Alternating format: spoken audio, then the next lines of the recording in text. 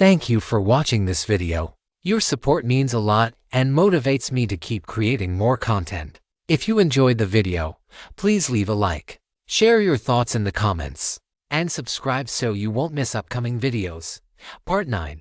Flying out of the volcanic crater. Gao Yang did not linger and turned to fly toward the west. His journey was not yet over. He wanted to go west to see those European alliance nations. 3 days later, Gao Yang returned to Kyiv village. It must be said that sometimes seeing is far less impressive than hearing. And at the very least, that was the feeling the countries of the European alliance gave to Gao Yang. It's still most comfortable living in one's own home. Gao Yang sat cross-legged on the meditation blue jade, smelling the fresh air, and sighed with emotion. After sighing, he slowly closed his eyes and summoned his comprehensive network panel. This round-the-world trip had lasted for more than half a month, and during this time, Gao Yang had basically not conducted any cultivation, and he had even completely suppressed the surging sword Dao inspiration within himself. After opening the comprehensive network panel, Gao Yang looked at his attributes: name, Gao Yang; profession, warrior; LV 17 health points; battle aura: 5860/5860; strength: agility; constitution; intelligence; charisma; 1415; perception; free attribute points 0, extraordinary attribute points. How did my charisma increase by another point? Gao Yang raised his eyebrows slightly, and then he thought of a special status he possessed: slaughter. The slaughterer status allowed him to absorb relevant power when he engaged in behaviors skewed toward charisma, causing his charisma attribute to improve from it. And this time, in the process of annihilating the Sakura Islands, hundreds of millions of lives on the 4 islands had died at Gao Yang's hands. Although they were just ordinary people, the sheer magnitude of that number of lives had even triggered something like the Red Lotus karmic fire. So triggering Gao Yang's slaughterer status was a matter of course. Gao Yang glanced at his attributes and then cast them to the back of his mind. They were merely ordinary people who were despicable to begin with, and they were not enough to stir his emotions. And now, what he needed to do was to release the inspiration he had suppressed for over half a month. As Gao Yang completely lifted the suppression on his inspiration, a massive amount of it erupted from his mind like a fountain, forming various different sword moves. This vast array of sword Dao inspiration caused Gao Yang to quickly become immersed in it. Chapter 596. Reflections and Summary of One's Own System. This meditation session lasted for 2 full days. Once Gao Yang had completely digested every insight regarding the way of the sword within his mind, he slowly opened his eyes. A flash of sword light flickered in the depths of his eyes. The gains from this meditation were substantial. His sword technique system had once again received a powerful supplement. With a thought, Yang Yao appeared quietly across his lap. He lowered his head to look at the clean blade of Yang Yao, reaching out to stroke it slowly. After more than half a month of relaxation, the unconscious sense of urgency that had once gripped Gao Yang finally eased. Having experienced this global journey, his mind had gradually drifted toward a state of peace. And this peaceful state of mind was conducive to his contemplation and planning for the future. Gao Yang looked at the quasi-artifact sword in his hand, and then a compass quietly manifested before him. This was another unique item he possessed, known as the sword fighting compass. For him, the greatest effect of this item was increasing his talent in the way of the sword. From a long time ago, Gao Yang had already determined his specialized weapon, the sword. It could be said that half of his current combat power was tied to the weapon in his hand. If he did not have a handy weapon, or if he were not holding one, his combat effectiveness would drop by at least half. However, there was no need to worry too much about this. Yang Yao had already completed a weapon bond with him, and under any circumstances, he could wield Yang Yao for battle. The way of the sword had already become an important component of Gao Yang's combat power. In the years of cultivation to come, the comprehension and study of the way of the sword would be a significant part of his practice. Additionally, there was the first unique specialty he had obtained, immortal will. Gao Yang had been able to walk this far because the unique specialty of immortal will had played a crucial role. In many instances, if not for the forced crowd control removal effect provided by immortal will, Gao Yang might have already perished. Not to mention the boost immortal will provided to his attacks.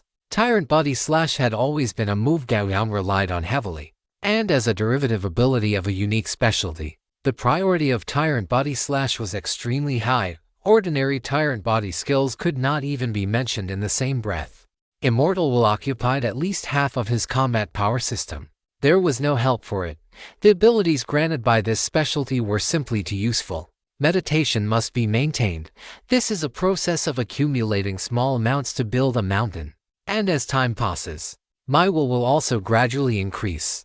Gao Yang calculated in his heart. He had already experienced the tempering of his heart by fire, and his will had transformed into a great sword of will. He had a premonition that for a long time to come, the form of his will would not change. Under these circumstances, the only way to increase the total volume of his will was through meditation.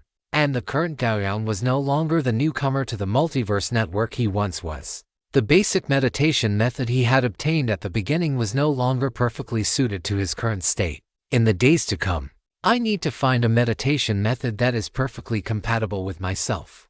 Gao Yang thought silently. This might not be something that could be solved in a day or two, or even something that could be easily found. He needed some assistance from other aspects, such as finding some masters of meditation theory and having them help customize a perfectly adapted meditation method based on his own state. Gao Yang made a note of this. He could look for relevant information through the Goblin and Gnome Chamber of Commerce or the Information Exchange later. As the cornerstone of his entire combat power system, Immortal Will was worth treating with such solemnity. Beyond that, there was his own cultivation of Battle Chi. Battle Chi, like willpower, belonged to the other great cornerstone of Gao Yang's combat power system. Without the amplification of Battle Chi and will, his destructive power would not have reached such an exaggerated level. It was precisely because of Battle Chi and will that Gao Yang's destructive power had risen to an incomprehensible degree. Fortunately, his Battle Chi cultivation had the unique specialty, Blazing Sun Furnace. By simply following the routine of cultivation every day, he could continuously obtain growth in his Battle Chi. Moreover, over such a long period, Gao Yang had also understood the reason why his Battle Chi could grow so rapidly. For the vast majority of professionals, there was an upper limit to Battle Chi or magic power. Once the energy obtained through cultivation reached one's own limit, no matter how one practiced, the total amount of energy could not be increased. Gao Yang's ability to maintain high-speed growth in Battle Chi, aside from the help of the Blazing Sun Furnace, was also due to the transcendent power reward he obtained when his strength broke through to the transcendent level. Power Smelting. The last sentence of Power Smelting stated, as the smelting deepens, your power limit will also continuously break through. Looking at it now, this sentence did not merely refer to a breakthrough in the limit of physical strength, but rather that everything related to power could be continuously broken through. This included his physical strength, his life force, the power brought by Battle Chi, and even the power brought by his will. Because he had never stopped the smelting of his power, his upper limit was also constantly being raised. Perhaps this upper limit was something Gao Yang would not touch for a long time to come. Having clarified that his Battle Chi cultivation would remain unchanged, Gao Yang turned his gaze to the third unique specialty he possessed, Body of 100 Refinements. When he first obtained this unique specialty, he had gained some improvements after experiencing several life and death struggles. However, for a long time afterward, this unique specialty had not increased his physical attributes. The main reason was that Gao Yang's strength grew too quickly, to the point where he rarely suffered sufficient damage. In fact, at the end of his battle against the legendary Devil Mephistos, Gao Yang had indeed suffered sufficient damage, but that was already a fatal injury. If Gao Yang had not triggered Fate Speed, he would have died on the spot, and after triggering Fate Speed, everything returned to the starting point, directly nipping the impending sufficient damage in the bud. The degree of this is the hardest to grasp. If the attack is too low, it is difficult to inflict that near-death damage. If the attack is too high, it is easy to kill him outright. However, apart from increasing physical attributes, the damage reduction effect of the Body of 100 Refinements has actually played quite a significant role. Gao Yang had previously studied this, and he found that this damage reduction is divided into many types. Depending on the type of damage he receives, The body of 100 refinements adaptively improves the relevant resistance and reduction effects. Although this is not explicitly displayed on the surface, its effect is real and tangible. As for the attribute improvement from the body of 100 refinements, let's just keep an eye on it for now. Gao Yang does not have a better solution for this point. It is simply that life and death combat is too difficult. Gao Yang collected his thoughts and then turned his gaze toward the only bloodline ability he possesses. Chapter 597 Leave It to Fate. The true dragon form bestowed upon him by the Netherworld dragon bloodline was of great use to him in the early stages. But as his own strength has increased, the current true dragon form has instead become a limitation. Although transforming into a dragon is indeed cool and flashy, some of the abilities that the Netherworld dragon can now bestow upon him are no longer practical, such as Netherworld Dragon Breath and Aura of Fear, even though they are not used. These two abilities still occupy his bloodline skill slots. He needs to purify his own bloodline, and Gao Yang has a premonition. That is, the legendary promotion quest he is undertaking will have certain requirements for his bloodline, the most important of which is that it cannot be too impure or mixed. Since he has already developed this premonition, it means that this matter has a very high probability of being true. Gao Yang will not allow his legendary quest to fail because of such a small matter. So before that, he needs to complete the purification of his own bloodline.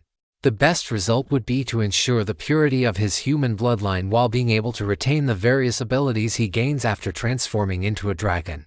If that cannot be done, then he can only excise the Netherworld dragon bloodline directly from his body. Although doing so will cause a slight decrease in his combat power, it is necessary relative to his future development. Moreover, Gao Yang's 8-9 arcane art is still being practiced steadily, as a top-tier technique that can lead to sanctification through the physical body. The 8-9 arcane art can naturally possess the effect of changing at will after reaching a certain realm. Not to mention the great divine ability of Law of Heaven and Earth that the 8-9 arcane art possesses after reaching the top level. Compared to the Law of Heaven and Earth, the transformation ability possessed by the Netherworld dragon bloodline is somewhat lacking. This matter cannot be delayed. The longer it is delayed, the deeper the bloodline fusion becomes, and the greater the difficulty of excising it will be. After elevating the priority of bloodline purification to the top, Gao Yang turned his gaze to the extraordinary abilities he has mastered. He currently possesses 3 extraordinary abilities. Strength smelting obtained when his strength became extraordinary. Indestructible through 10,000 calamities obtained when his physique became extraordinary. And fate speed obtained when his agility became extraordinary. Among them, the effect of indestructible through 10,000 calamities is already fixed and has no room for improvement. However, the basic effects of strength smelting and fate speed have room for growth. This point also requires him to practice persistently and improve his agility attribute. Under the blessing of his unique specialty, these extraordinary abilities have become very powerful, and he still has 3 full opportunities to obtain such extraordinary abilities, corresponding to his intelligence, perception, and charisma attributes. When these 3 attributes are raised to the extraordinary realm, he will be able to obtain them. And by that time, he will inevitably ascend to the rank of legend. Compared to the series of abilities he currently possesses, the professional skills provided by the warrior class template are somewhat overshadowed. But this does not mean that the warrior template is useless. On the contrary, the warrior class template brings Gao Yang all the most basic bonuses, which are equally critical. After spending some time sorting out his ability system, the subsequent development direction has become clear and obvious. The first thing to do is to purify his bloodline. If the abilities of the Netherworld dragon bloodline can be retained, then retain them. If not, then excise them as soon as possible. The second is to find a meditation technique that is perfectly compatible with himself, thereby improving the efficiency of his meditation and enhancing the speed of his willpower growth. Apart from these 2 points, it is to practice battle chi and sword Dao step by step to improve his actual combat ability. Finally, it is to complete the various indicators required by the legendary promotion quest. Right now, he is still far from completing the quest.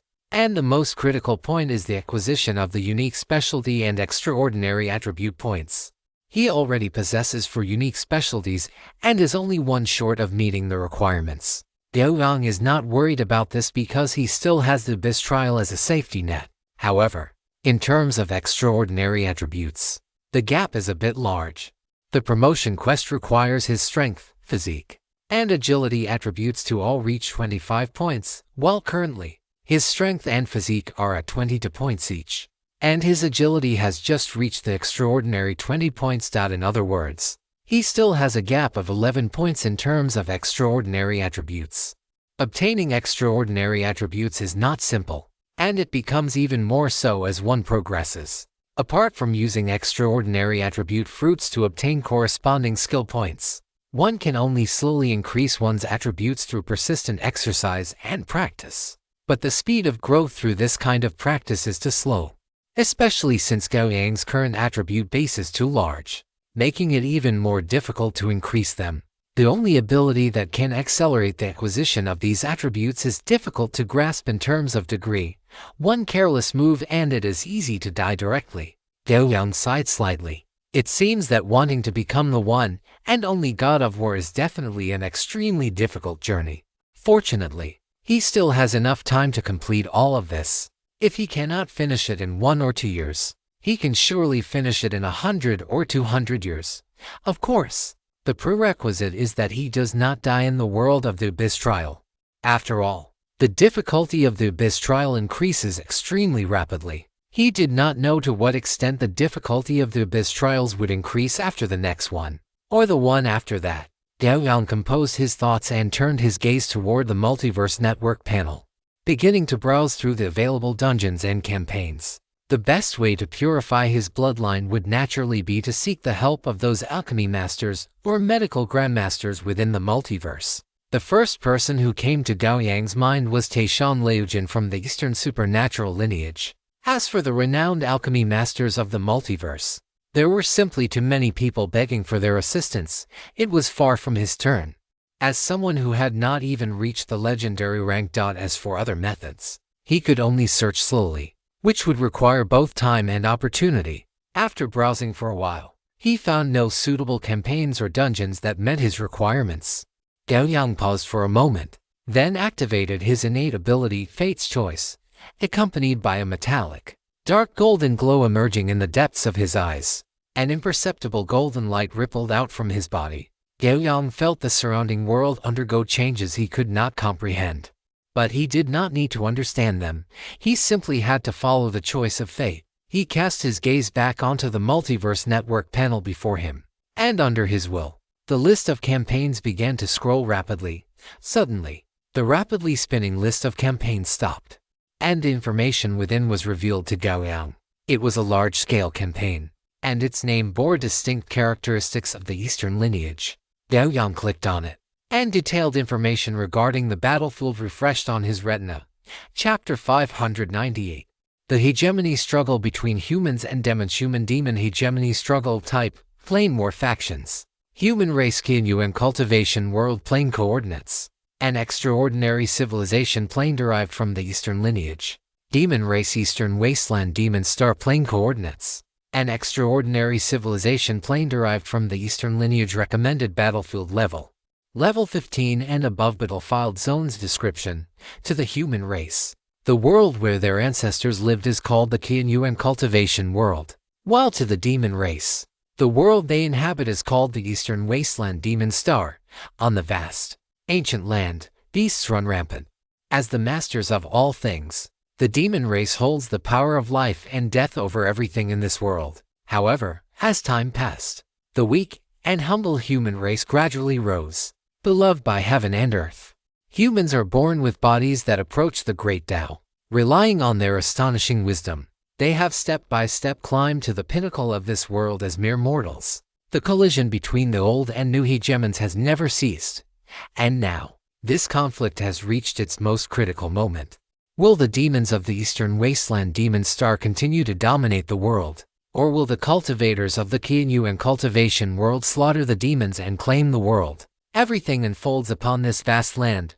Multiverse Network prompt. As a human, you may choose to join the Kinyu and Cultivation World directly and fight for it as a human. Multiverse Network prompt. because of the titles you hold and the bloodline you possess. You may also choose to join the Eastern Wasteland demon race, and in the form of an ancient giant dragon, slaughter humans and fight for the demon race. Crimson warning. Once the faction selection is completed, it cannot be changed. Crimson warning, non-legendary units. Please do not perform any plane-related teleports in this series of plane areas other than the Multiverse Network's Battlefield Departure teleport. Otherwise, you may be drawn into a legendary battle zone. Gao Yang looked at the campaign that had appeared before him, his eyes thoughtful. Is this the choice of fate? He closed his eyes and sensed for a moment. His innate ability, Fate's Choice, had already entered its cooldown. This meant that this struggle for hegemony between the Kinyu and cultivation world and the Eastern Wasteland Demon Star was the best option for him to resolve his bloodline issues. As for choosing between the human race or the demon race, that had never been a question for Gao Yang. Without hesitation, Gao Yang selected this campaign as his next adventure target. However, before that, he still needed to make some small preparations. He stood up and headed toward the back mountain, walking toward the Callow fruit tree. When he arrived under the Callow fruit tree, the massive tree shook its branches, and the dense leaves collided to produce a rustling sound. As if it were greeting him, Gao Yang smiled, then projected his thoughts, asking the Callow fruit tree in front of him, "Have you cultivated the elven mother tree fruit I brought back last time?" The Callow fruit tree stopped shaking, and under Gao Yang's gaze, a branch slowly lowered from the canopy, which resembled a magnificent parasol. Hanging in the middle of this branch were 3 green Callow fruits. Gao Yang looked at the green Callow fruits and could feel the extremely abundant life energy within them. Very good. Gao Yang patted the branch in front of him and then plucked all 3 life-infused Callow fruits. Afterward, he supplemented them with a batch of Callow fruits with other attributes. Having finished all this, he turned and left, heading into the forest. Audrival sensed Gao Yang's arrival, and its 2 massive heads lifted to look at him. "Come with me. There is a new adventure," Gao Yang said, looking at it. Audrival immediately became spirited and let out 2 roars. Gao Yang paused and said, "This time, there will definitely be a female you like." Upon hearing this, Audrival immediately scrambled up from the ground, wagging its massive tail as it crowded toward Gao Yang. Gao Yang tossed a Callow fruit to it, and the latter swallowed it in one gulp. Feeding complete, Gao Yang did not linger. He looked toward the villa and issued a call. Following his call, the chubby kun in the villa immediately wiggled its round body and swam toward him. Soon, it swam right in front of him. Gao Yang reached out his hand, and the chubby kun transformed directly into starlight and merged into his arm. Having finished all this, Gao Yang communicated with the Multiverse Network using his consciousness. Multiverse Network prompt. Does the player confirm joining the plane war? The human-demon hegemony struggle. Gao Yang naturally chose to confirm. As his consciousness settled, the prompt information regarding the Multiverse Network disaster coins required for this teleportation, and the choice of faction refreshed on his retina. Faction. Gao Yang did not even think about it and directly chose the human faction. Are you kidding me? Did they expect him to choose the monster faction? As Gao Yang completed his selection, the space in front of him began to distort, and then a spatial vortex appeared before him and Odelivir. Odelivir very tactfully lowered its body and condensed a staircase of ice that extended all the way to Gao Yang's feet. Gao Yang stepped onto the broad back of the 2-headed ice dragon, and then the 2-headed ice dragon took a step forward, entering the spatial vortex before them. Multiverse Network prompt. 4,000 teleportation fee coins successfully deducted. Teleporting player to the Kinyu and Cultivation World. Kinyu and Cultivation World. Multiverse Network prompt. Teleportation successful. Character teleported to the warplane Kinyu and Cultivation World. Multiverse Network prompt. Detected that the player has not mastered the local language. 200 Multiverse Network disaster coins successfully deducted. The multilingual translation system has been successfully activated. Loading current plane war missions. Loading complete. Based on the faction chosen by the player, the war missions you can accept are as follows. 1. Garrison the war zone. Type: long-term war mission rewards. 100 spirit stones per natural day. Basic garrison reward. Fluctuates in real time based on character battlefield evaluation and garrison location. Low grade to high grade extraordinary items, small quantity mission content, garrison relevant areas, and kill various types of monsters. Please note, after accepting this war mission, the player must hold the position for at least 5 natural days. Forcibly leaving the war plane requires paying a war penalty of 10 times the garrison reward and suffering a relevant reputation reduction penalty. 2. Deep into the Eastern Wasteland. Type: high-risk war mission. Mission rewards: low grade to high grade limited extraordinary items. Choose one from the Qianyuan Cultivation World Treasury. Mission content: go deep into the Eastern Wasteland. Destroy the places where monsters live and reproduce, or kill high-end monster combatants. 3. Destroy the Eastern Wasteland Monster Royal Court. Type: ultimate war mission. Mission rewards: super grade magical items, top grade immortal elixirs, a large amount of Qianyuan Cultivation World reputation. Mission content: unite with the Qianyuan Cultivation World or organize your own forces to completely destroy the Eastern Wasteland Monster Royal Court and help the human race ascend to the position of hegemon. P.S. Spirit stones are a common resource for Eastern lineage extraordinary civilizations. They can be treated as active energy aggregates. Players can directly convert them at a rate of 1 to 100 Multiverse Network disaster coins or trade them with other Multiverse Network players. Eastern Extraordinary Lineage General Manual. Chapter 599. Stepping into mythology. After the teleportation ended, Gao Yang looked up at the firmament. Above the sky was a golden red sun, and within that sun, there seemed to be a faint shadow idly grooming its feathers. Gao Yang narrowed his eyes slightly, a reddish gold luster flashing in the depths of his pupils. Then he looked at the sun hanging high in the sky again. This time, he saw it very clearly, a golden crow, entirely golden, born with 3 legs, and exuding a noble aura from its entire body, residing within the sun. Its feathers looked as if they were carved from gold and jade, and faint golden flames burned around its body. Every time it flapped its wings, infinite light and heat spilled down into the human world through the sun that encased it. 3-legged golden crow, the sun god bird. There was a hint of curiosity in Gao Yang's eyes. He had not expected that just after arriving in this Qianyuan cultivation world, he would see a mythological creature he had heard of more than once back on Earth. On the Tang Valley there is a Fusang tree. One sun arrives, one sun departs, all carried by the crows. Gao Yang muttered to himself. Since the Qianyuan cultivation world had the existence of a 3-legged golden crow, he wondered if there was also that Tang Valley, the Fusang divine tree, and the other 9 golden crows. If there were, then the waters of this world were likely much deeper than he had imagined. Withdrawing his gaze, Gao Yang walked to Odelivere and patted its head. Soon, Odelivere recovered from the dizziness of the teleportation. It looked at the vast land around it and let out an excited dragon roar. This world seemed even more suitable for it, and this excited dragon roar, unsurprisingly, caused trouble. Before Odelivere could even flap its wings to take off, a rainbow light suddenly appeared in Gao Yang's eyes. This rainbow light was extremely fast, carrying an unstoppable sharpness, crossing the sky in the blink of an eye and shooting directly at Odelivere. Judging by its intent, it seemed to want to kill Odelivere on the spot. Gao Yang raised an eyebrow, then took a step forward, his body disappearing. When he reappeared, he had already blocked the path of the rainbow light, and the silvery white Yongyao had fallen into his hand. From this angle, he looked at the rainbow light that was shooting over and could clearly see that it was a handsome man in white robes, looking ethereal and immortal, arriving on a flying sword. The moment he saw him, a thought surfaced in Gao Yang's mind. This must be a true sword immortal.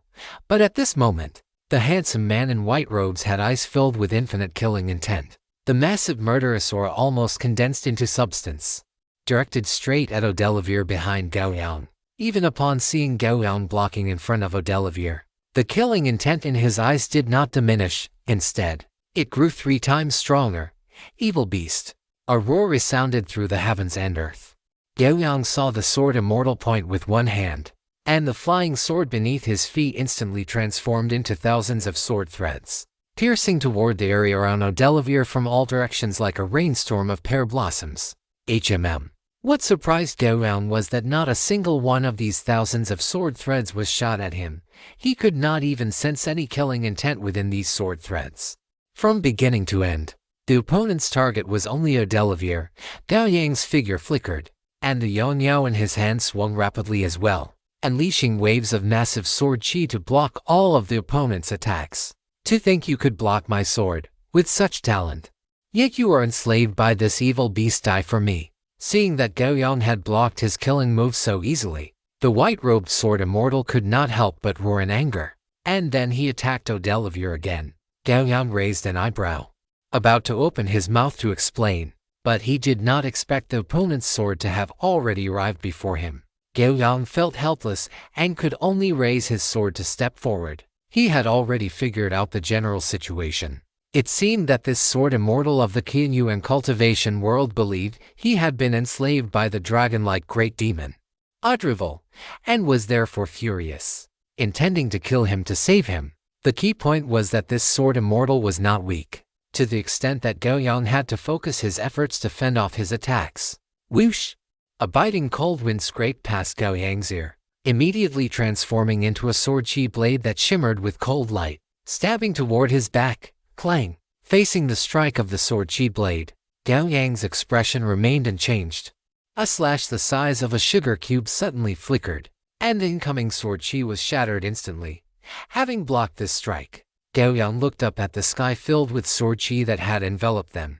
Within this sea of sword chi, he lost track of the sword immortal. Interesting. Gao Yang raised an eyebrow, and then a brilliant golden luster erupted in his eyes. The next moment, a golden sword shadow shot out from his eyes, plunging directly into the sea of sword chi. Natural disaster. Intense sword. After Gao Yang's optimization, this sword was no longer as straightforward as it had been at the beginning. Instead, it carried a portion of Gao Yang's will and would automatically pursue the nearest powerful consciousness. And here, the consciousness of that unknown sword immortal naturally became the sole target of the intense sword. Clang! The sharp sound of a blade striking pierced through the sea of sword chi, and the golden sword shadow shot directly toward the sword immortal hidden within. Amidst the sea of sword chi, a flash of surprise crossed the eyes of the white-robed sword immortal. Sword intent of this caliber could never be enslaved by the demon race. This thought flashed through his mind and vanished, but that golden sword intent had already arrived. The white-robed sword immortal suddenly opened his mouth and spat out a sword pellet that spun rapidly, then transformed into a 3-inch sword light that collided with the golden sword shadow in front of him. Golden and white sword chi overflowed, and terrifying fluctuations of sword intent swept in all directions, leaving deep slash marks on the vast land below. After one strike, the white-robed sword immortal finally stopped. He stood proudly in the void and looked at Gao Yang. You were not enslaved. Seeing that he was willing to communicate, Gao Yang relaxed his hand, and Yang Yao disappeared. He looked at the white-robed sword immortal opposite him and said, "It is my mount." As soon as these words were spoken, the white-robed sword immortal suddenly realized the truth. No wonder the human cultivator before him had stopped him. After realizing this, a trace of embarrassment appeared on his face. He cupped his hands toward Gao Yang and said, "My apologies. An unidentified demonic beast or suddenly appeared in my patrol zone, and my first reaction was that the demon race had invaded. I did not expect that a fellow Taoist had arrived. It is no matter. I have certainly felt your good intentions." Facing the white-robed sword immortal before him, Gao Yang replied with a faint smile. Seeing this, the white-robed sword immortal let his flying sword automatically return to his back and slide into its sheath. He then bowed seriously and spoke solemnly. "Jian Qiangxia of the Spring and Autumn Sword Pavilion greets you, fellow Taoist. May I ask your name and which sect you hail from?" This posture already treated Gao Yang as an equal, showing him the highest level of respect. Seeing this, Gao Yang returned the gesture with equal seriousness and then said, "I am Gao Yang. I am not from the Qianyu and cultivation world, but from outside this realm. As for a sect, I have not yet joined one." A person from outside the realm. A flash of astonishment crossed Jian Tiangxi's eyes. He flickered and arrived less than a meter in front of Gao Yang. He scrutinized Gao Yang carefully from head to toe, then reached out to take a wisp of aura from around Gao Yang. His expression turned strange as he said, "You say you are from outside the realm, but why is your aura completely identical to our Qianyu and cultivation world? How strange! How strange!" After the brief exchange of blows just now, threw the sword in his hand. Jian Qiangxia understood that Gao Yang was not the type of petty person to tell lies, which was why he had such doubts. Perhaps it is because the heavenly Tao of this realm does not reject my rival, Gao Yang said casually, as he roughly understood the reason. Cough cough, dear readers. Sesame is recommending a book for the first time, full of merit. You say, I am a demonic cultivator. It is a young Xiangxia seedling from an author friend. Those interested can add it to their bookshelf and click to follow. Currently, Kidian has very high requirements for follow readings for new books, and the quality of the work is guaranteed. Chapter 600, Initial Contact. Favored by the Heavenly Tao. Jian Qiangxia repeated the words, then gave Gao Yang a meaningful look. If that were the case, there would not be much of a problem. After all, this person was a cultivator from outside the realm. Yet he was accepted by this world the moment he arrived in the Qianyuan cultivation world, which was enough to explain everything.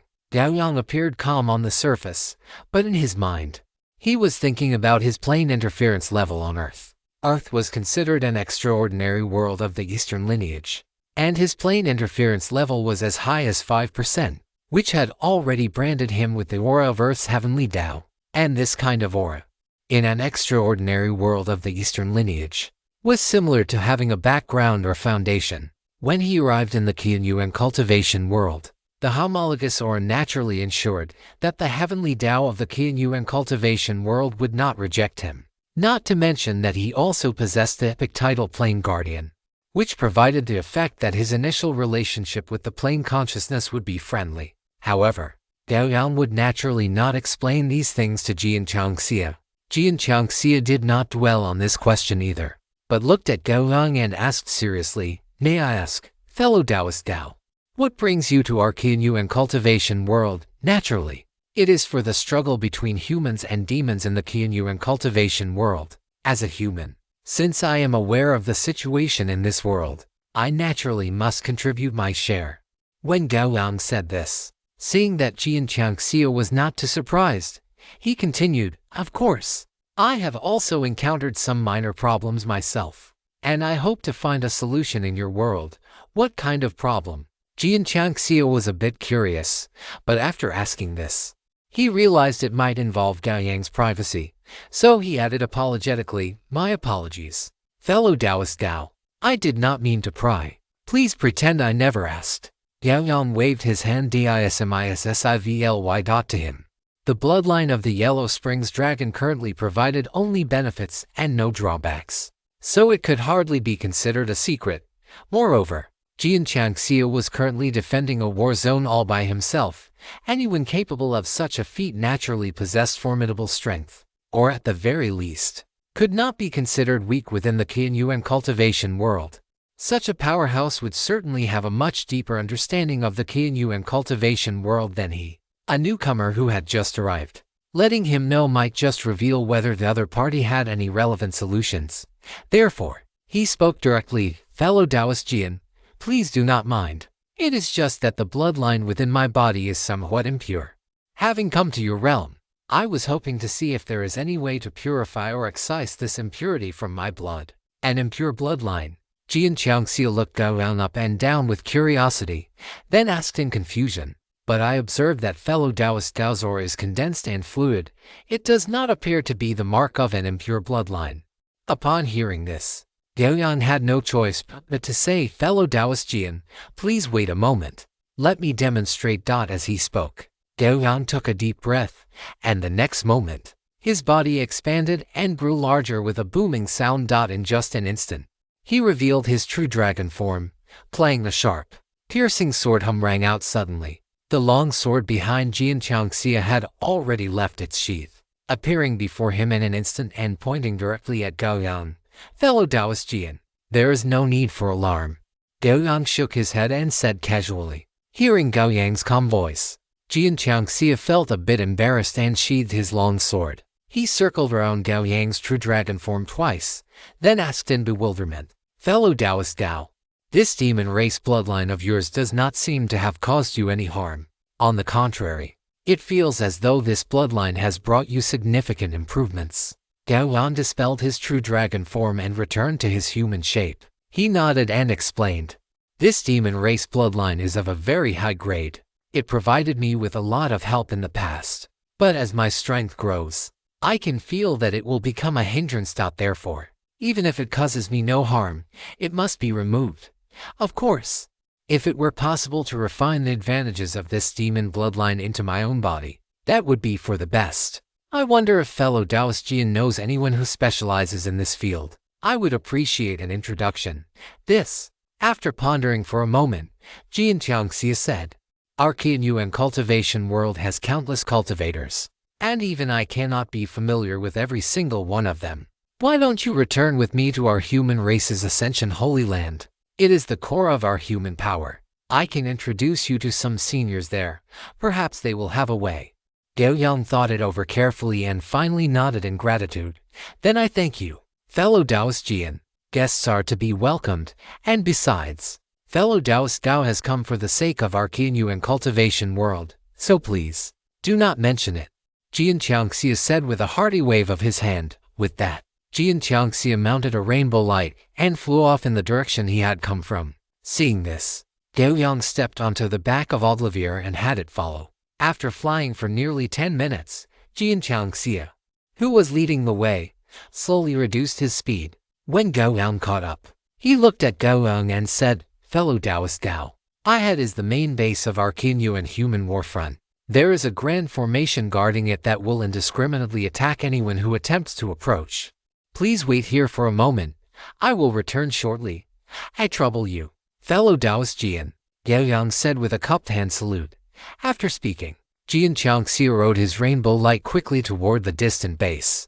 When he reached a certain distance, his figure blurred for a moment and then vanished from Gao Yang's field of vision. Seeing this, Gao Yang signaled Olivier to retreat a short distance, then waited quietly. Although he had already joined the human faction of the Qianyuan cultivation world, this did not mean that the Qianyuan cultivation world was entirely safe. When you have 100 people, you have 100 different kinds. His agreement to follow Jian Qiangxia directly to this Qianyuan human warfront base was, in itself, a gamble. If any cultivators of the Qianyuan cultivation world were to harbor ill intentions toward him, he would at least have time to react. Of course, it would be best if such things did not happen. After all, according to his talent feedback, this Qianyuan cultivation world was currently the place most likely to solve his bloodline problem. Time ticked away second by second. Gao Yang sat cross-legged on Odelivier's back, his gaze fixed on the distance. Suddenly, at the spot where Jian Qiangxia had disappeared, the space rippled like water, and then 3 figures emerged from it. One of them was Jian Qiangxia. After the 3 flew out of the formation, they turned into rainbow lights and flew toward Gao Yang. Seeing this, Gao Yang stood up from Odelivier's back. A few moments later, the 3 arrived before Gao Yang. Jian Qiangxia laughed heartily and then introduced them to Gao Yang. "Fellow Taoist Gao, this is the great elder of my spring and autumn sword pavilion, Li Ren, who is at the void refinement stage, and this is Senior Meizhu, a master of alchemy who ranks among the very best in our Qianyuan cultivation world." Gao Yang looked at the white-browed old man and the beautiful woman beside Jian Qiangxia and bowed. Gao Yang greets Senior Li Ren and Senior Meizhu. "Fellow Taoist Gao, there is no need for such formalities. We have merely lived a few more years. It is truly admirable that you possess void refinement cultivation at such a young age," Senior Li Ren said with a smile, his words full of praise. Chapter 601. The Immortal of the Profound Gate Dao Furnace. After some brief pleasantries, Li Ren and Meizhu had gained some understanding of Gao Yang. Although this young man from outside the realm had a heavier scent of blood on him, his nature was not as wanton as that of demonic or evil cultivators. Rather, he leaned toward the type who walked his own path. For the current Qianyuan human race, with the immortals of the Dao integration stage and the demon saints keeping each other in check, having an extra void refinement stage cultivator was nothing but a benefit. "Fellow Taoist Gao, let us first head to the main base to rest for a while. As for the matter you mentioned, it is a perfect opportunity for Fairy Meizhu to take a good look," Li Ren said with a smile, stroking his beard. Yes. What is the point of us standing out here, fellow Taoist Gao, please?" Jian Qiangxia also said with a smile. Gao Yang did not decline. After taking the formation jade slip handed over by Jian Qiangxia, he led Olivier and flew side by side with the three of them toward the main base of the Qianyuan human race. Soon, the jade slip in Gao Yang's hand emitted a faint glow, and he saw the previously empty space before him ripple like water, after which the scene in front of him parted to both sides like curtains. What came into view was a vast plain, upon which a large number of various buildings were situated. When Gao Yang rode Olivier into this formation, he immediately felt several waves of consciousness sweep over his body. Gao Yang's expression remained unchanged. He simply descended with Jian Qiangxia and the others toward the complex of buildings below. The group landed in front of a small courtyard.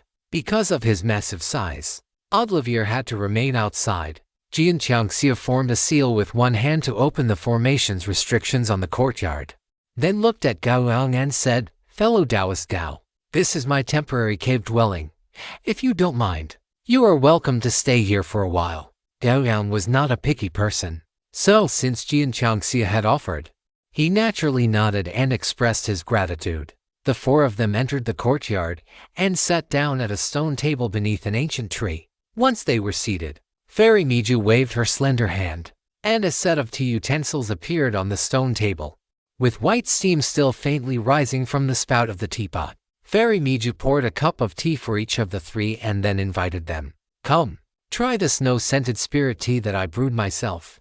"Many thanks, Senior Miju."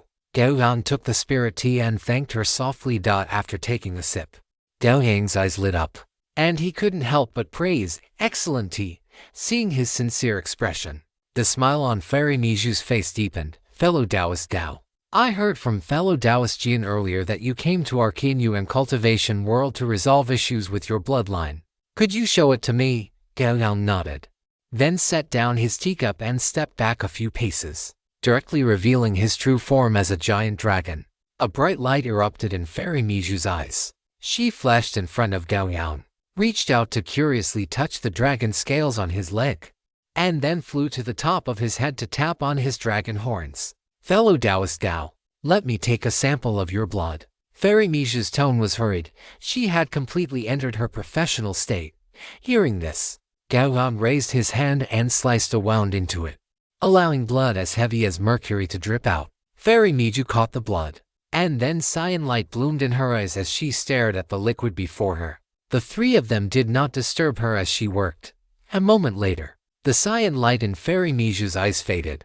She closed her eyes to contemplate for a while before looking at Gao Yang and saying, "Fellow Taoist Gao, the rank of your dragon bloodline is very high. Based on my experience, it is no lower than the Tao integration stage, and perhaps even higher." Gao Yang nodded. As a legend of the Eberron world, it was normal for the Netherworld dragon to possess such status. He looked at Fairy Miju and asked, "Does Senior Miju have a solution?" Fairy Miju was silent for a moment, then shook her head. "Although I am proficient in alchemy and medicine, I am not well versed in this kind of bloodline fusion." Gao Yang felt a bit disappointed upon hearing this. Just as Gao Yang was feeling let down, Fairy Miju spoke again. "However, although I cannot solve it, if you truly wish to resolve your problem, after much thought, I fear there is only one option. Please, Fairy, speak." "Haha, there is no need for the fairy to say it.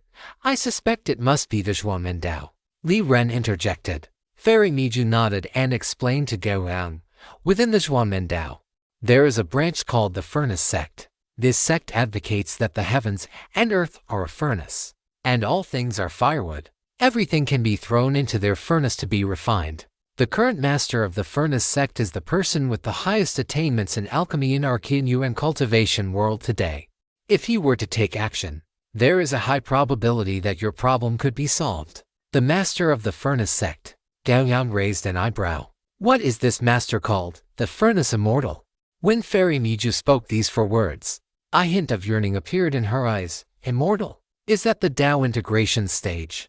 Through his brief conversation with the three, Gao Yang had already gained a certain understanding of the cultivation realm divisions in this world. His strength at the transcendent stage was equivalent to the void refinement stage in this cultivation world, while his legendary strength was equivalent to the Tao integration stage, also known as attaining the Tao. Practitioners at this level could already be called immortals. That's right, an immortal. Fairy Miju nodded, then sighed, however, as an immortal. The furnace immortal does not act easily. If you want to request his help, the best way is to accumulate enough merit during this war between Arcanu and Cultivation World and the demon race. With enough merit, requesting the furnace immortal to act will naturally be no problem. So that is how it is. Gao Yang understood. He had already intended to slay demons upon arriving in this world, so the suggestion Fairy Miju made did not differ much from his own plans. Moreover, he knew that the master of the furnace sect, a furnace immortal at the Dao integration stage, would not act lightly. Gao Yang bowed to Fairy Miju. Many thanks for the information, Senior. Fellow Taoist Gao. You are too kind. It is merely common knowledge, Fairy Miju said, not taking credit. Jian Qiangxia spoke up at this moment. Fellow Taoist Gao's strength is in no way inferior to mine. Guarding a war zone alone should not be difficult for you if you wish to accumulate merit. That is indeed true. Li Ren agreed as well. Gao Yang asked, how does one apply to guard a war zone? That is simple. With me as your guarantor, you can go directly with me to the Human Alliance Hall to accept the garrison mission, Jian Qiangxia said quite generously. Li Ren and Miju did not speak, so Gao Yang knew that there should be no problem with this. Then, I will trouble you, fellow Taoist Jian. He looked at Jian Qiangxia and bowed. It is a small matter. Fellow Taoist Gao, let us go now. Seeing that Gao Yang had agreed, Jian Qiangxia immediately prepared to lead him out.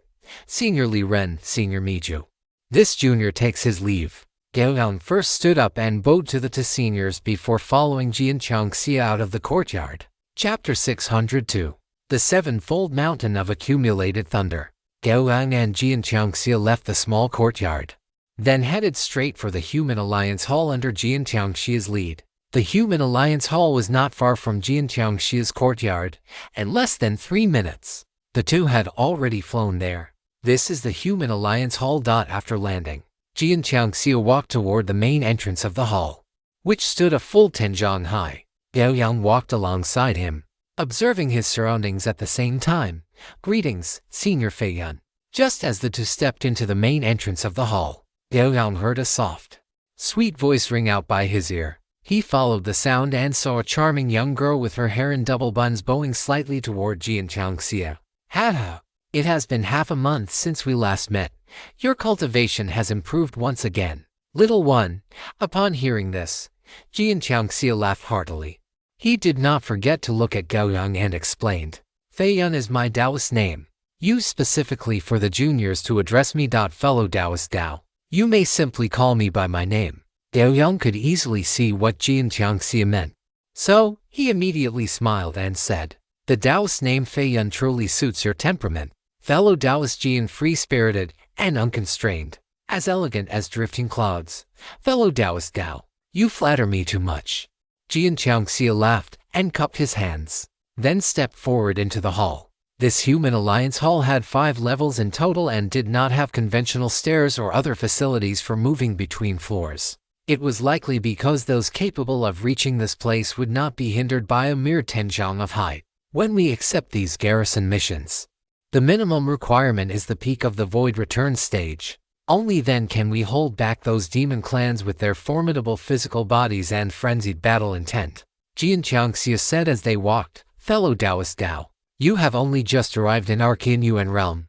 Later, I will recommend a few battle zones with lower difficulty for you. While you are on garrison duty this time, why don't you take the opportunity to familiarize yourself with the combat style of the demon clans first? Jian Qiangxia's arrangement could be considered very sensible, but it was not suitable for Gao Yang.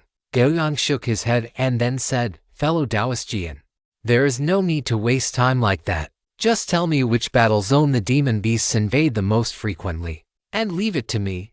Fellow Taoist Gao, this is not the time to show off. One careless mistake, and you could even lose your life. The smile on Jian Qiangxia's face faded. He looked at Gao Yang with a serious expression. Gao Yang nodded just as earnestly, his gaze not wavering in the slightest, and said, I know. Fellow Taoist Jian, you need not worry. There was not a ripple of fluctuation in his tone, yet it revealed an extremely powerful sense of self-confidence. Very well. Then, having already offered his advice once, Jian Changxia did not continue to insist. While they were talking, he had already brought Gao Yang up to the 5th floor. Compared to the 4 levels below, the number of people on the 5th floor was suddenly much smaller. In the vast space, there were actually more staff members than cultivators. The person in charge of the battle zone garrisons was a ruddy-faced old man. When Gao Yang and Jian Changxia arrived together, he was sitting cross-legged behind a desk, eyes closed in meditation. Gao Yang and Jian Changxia waited for the time it takes to brew a cup of tea before the old man finished his meditation. The old man opened his eyes, looked at the two, and said with a slightly apologetic tone, "Fellow Taoist Fei Yan, and this fellow Taoist who I do not recognize, please forgive me." This old man had some free time, so I practiced for a while. I did not intend to be negligent. It is no matter. Cultivation is the priority, after all. The old man before them was clearly also a cultivator at the peak of the void return stage. So Jian Changxia's demeanor was very casual. "Fellow Taoist Hengyu, this is fellow Taoist Gao Yang. His strength is even greater than mine. He wishes to apply for a garrison battle zone, the kind with as many demon clans as possible. Are there any fellow Taoists who need to be relieved from their posts?" True person Hengyu glanced at Gao Yang, then lowered his head to take out a jade slip and began to browse through it. Soon, he looked up and said to the two, "It just so happens that true person Zilong, who is guarding the Julei mountain range in the eastern wasteland, has accumulated injuries to a certain extent due to his long tenure and applied for a rotation this morning. If fellow Taoist Gao has no objections, how about going to guard the Julei mountain range in the eastern wasteland?" Upon hearing this, Jian Changxia's expression turned heavy. He shook his head and said to true person Hengyu behind the desk, "The 7-fold Julei mountain is too dangerous.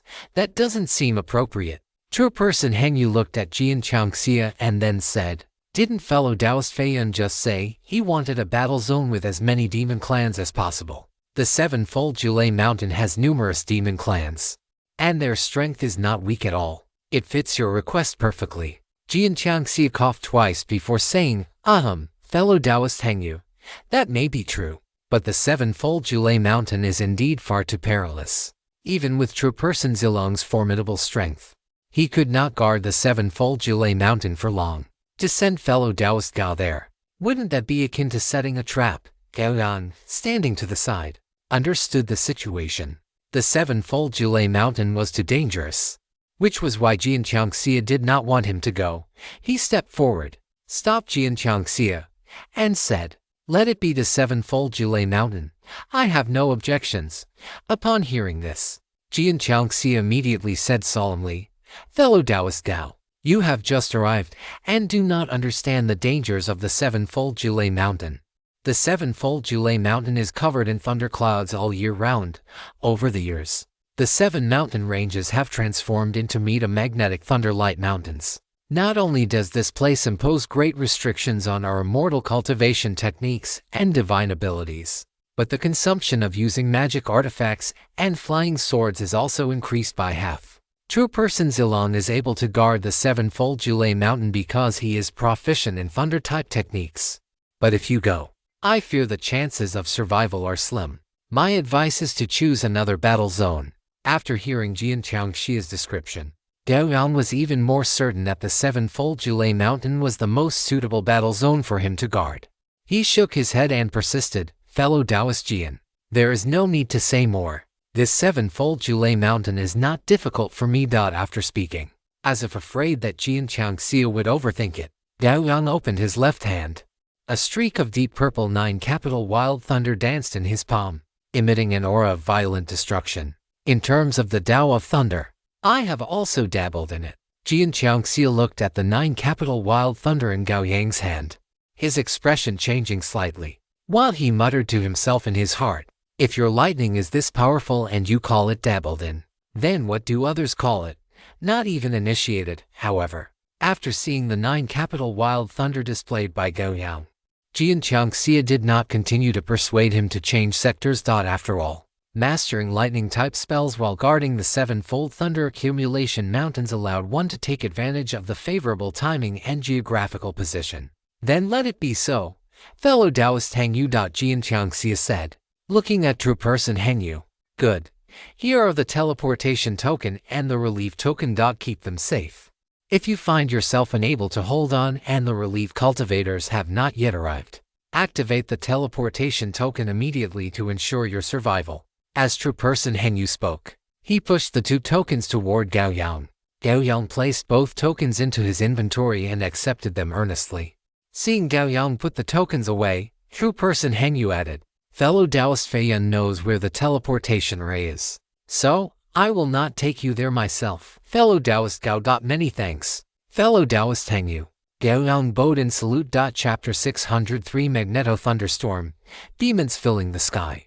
Gao Yang and Jian Qiangxia left the Human Alliance Hall together and turned toward another grand hall. The 7-fold Thunder Accumulation Mountains are located at the border between our human race and the Eastern Wasteland demon race. It is not too far from our current location, but when it comes to relief duties, the faster, the better.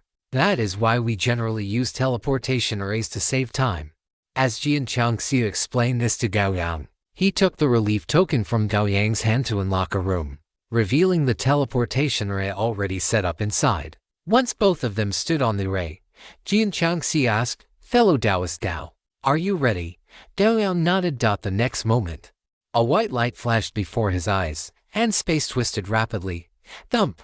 After a slight spatial vibration, Gao Yang and Jian Qiangxia had vanished from the teleportation array. Rumble! When the teleportation ended, violent thunderclaps immediately exploded in Gao Yang's ears.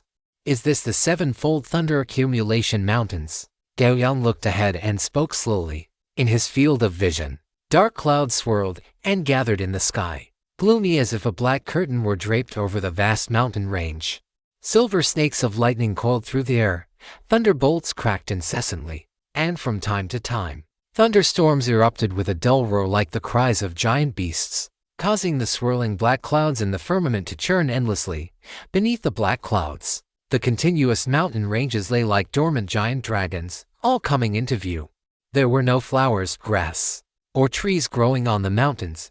They were all bare, emitting a blinding blue light. These 7-fold Thunder Accumulation Mountains are struck by magneto thunderstorms year-round. Basically, no living creature can survive here, however, because the mountain bodies absorb lightning all year. A rare cultivation material called magneto thunder crystal is born. Jian Qiangxia followed Gao Yang's gaze and continued. These magneto thunder crystals are not only incredibly heavy, but they can also suppress magical treasures and have a significant dampening effect on spell-based spiritual energy. However, obtaining these magneto thunder crystals is extremely difficult. They are generally born deep within the mountain bodies, and the 7-fold Thunder Accumulation Mountains are enveloped by magneto thunderstorms, let alone cultivators at the peak of the void return stage like us. Even seniors at the Dao integration stage would have to pay a heavy price to enter. Speaking of this, Jian Qiangxia looked at Gao Yang and warned him solemnly, "Fellow Taoist Gao, if you are to guard these 7-fold Thunder Accumulation Mountains, you must stay away from the mountain bodies. Some demon races are fearless. They will lure you toward the mountains and then use their powerful physical bodies to knock you into the rock face. If you truly fall for that trap, I fear even the immortals would find it hard to save you. Even the teleportation token would fail within the magneto thunderstorm." Seeing the gravity of his tone, Gao Yang nodded earnestly. "Thank you for the reminder, fellow Taoist Jian.